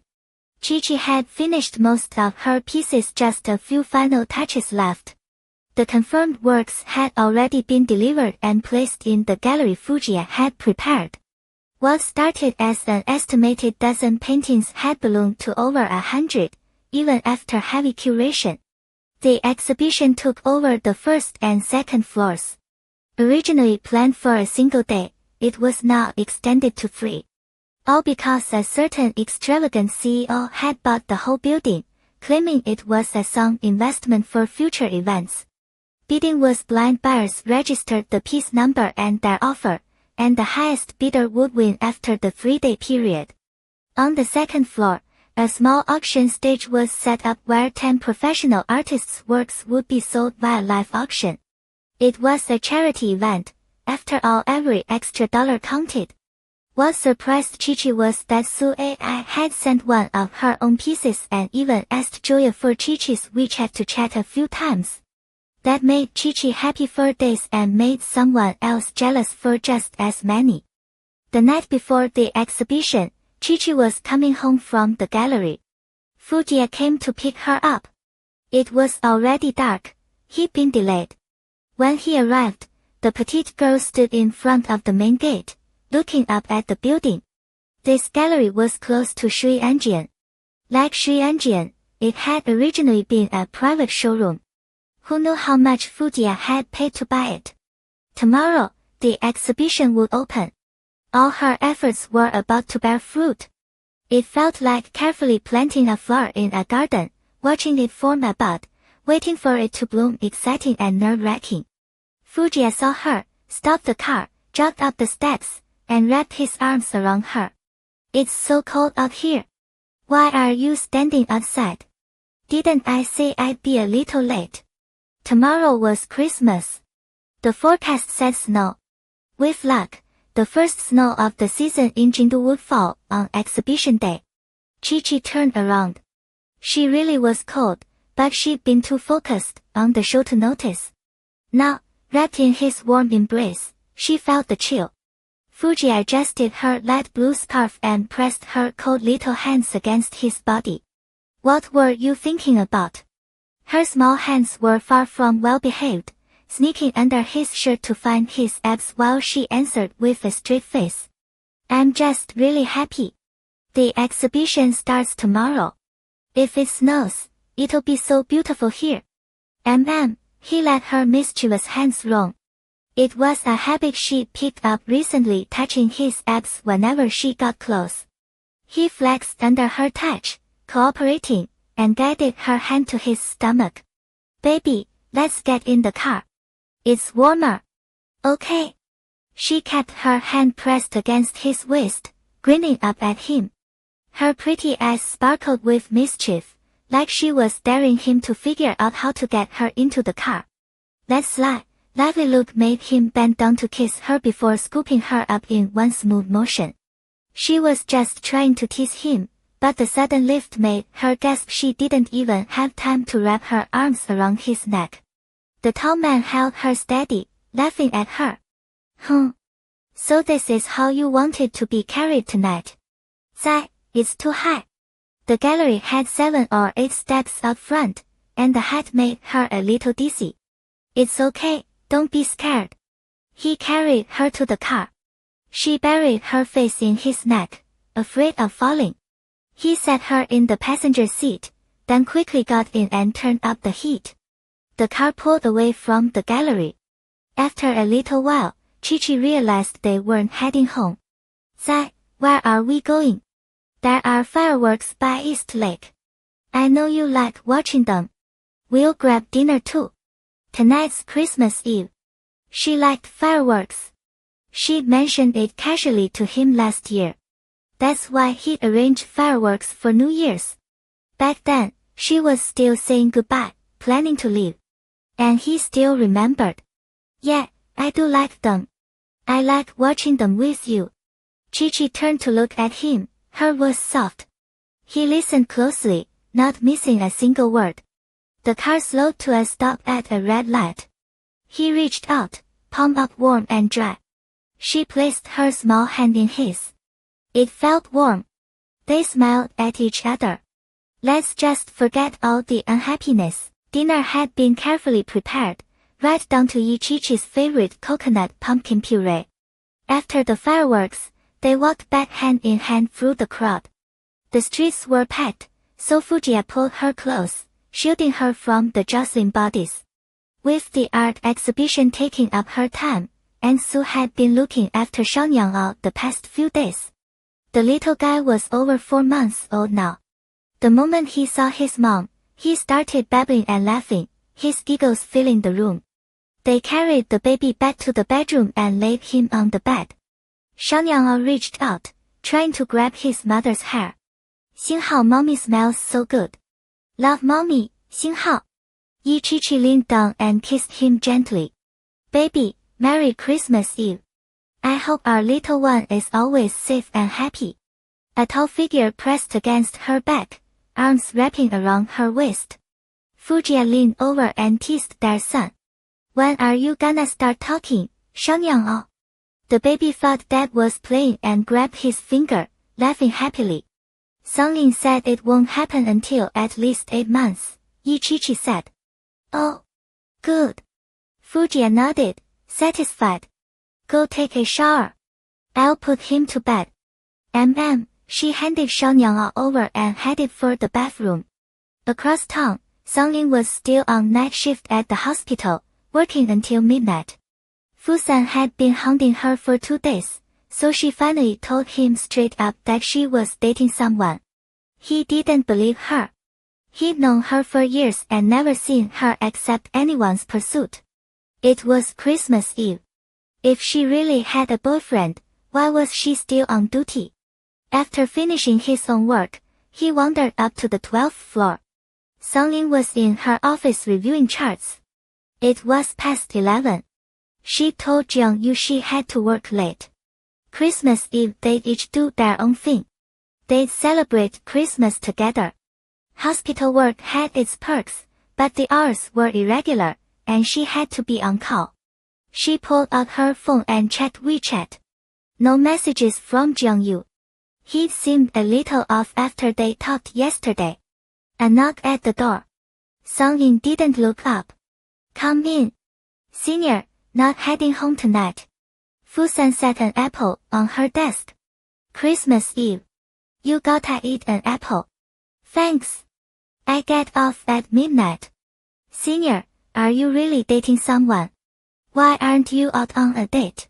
He leaned in, pushing his luck. Songlin put down the chart, swiveled her chair, and met his eyes. I am. That's the 13th time you asked. Still don't believe me. Who is it? Do I know him? You always said you had someone you liked. Is it him? In her eyes, Fusan was still a kid. His crushes came and went fast. A direct answer was the best way to shut it down. It's him. The kid went quiet. He knew exactly how deeply she loved that person all these years. Another knock. Both of them looked up. Standing in the doorway was a tall figure. Jiang Yu wore a misty blue coat over a white sweater, leaning lazily against the doorframe as if he'd been watching for a while. He lifted his wrist, tapped his expensive watch, and said softly, "Time to clock out." Songlin hadn't expected him to pick her up. She paused. Okay, give me a minute. Outside, Dahua had handed out the Christmas cake and hot drinks he'd brought to the nurses on duty. He only had the double portion left now, obviously for Jiang Yu and Songlin. Jiang Yu took it from him and told Dahua to head back. Songlin went into the changing room. Fusan stared coldly at Jiang Yu, then let out a sarcastic laugh. You're her boyfriend. Jiang Yu straightened up, a smile playing on his lips as he looked at Fusan. Xinghao, what else would I be, Xinghao? Coward. Fusen spat the word and walked off. To him, the man Songlin had pined after was exactly that, a coward, unworthy of years of her devotion. Jiang Yu just smiled and said nothing. Songlin came out in a white coat with a blue scarf. They looked oddly perfect together.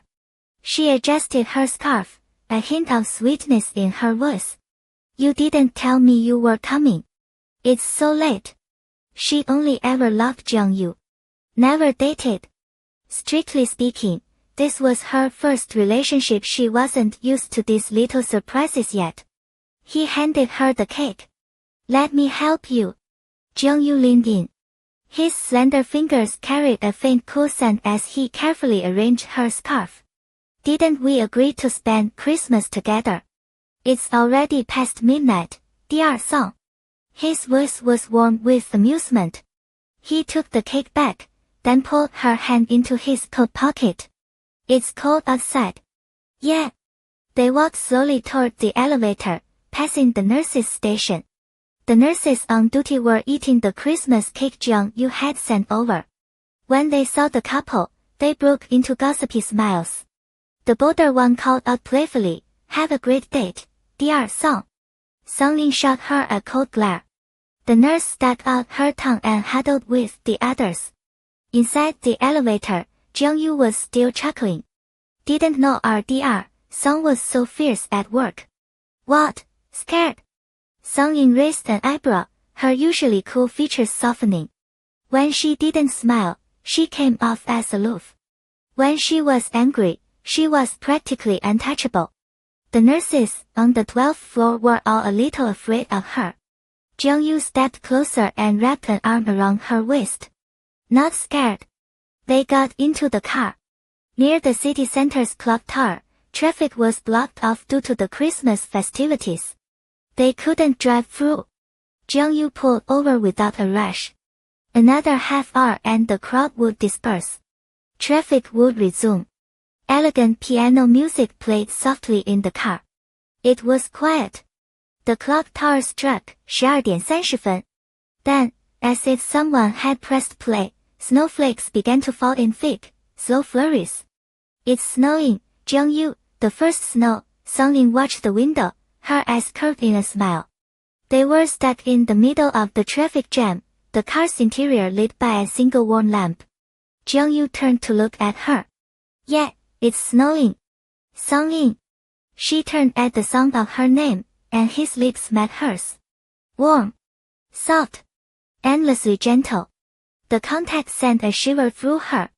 She parted her lips slightly, and he deepened the kiss, his tongue sweeping in. Between breaths, Jiang Yu unclipped his seatbelt and pulled her closer, unsatisfied with just a taste. He pressed harder. A long moment later, he finally pulled back, her lips red from the kiss. He rested his forehead against hers and whispered softly. Merry Christmas.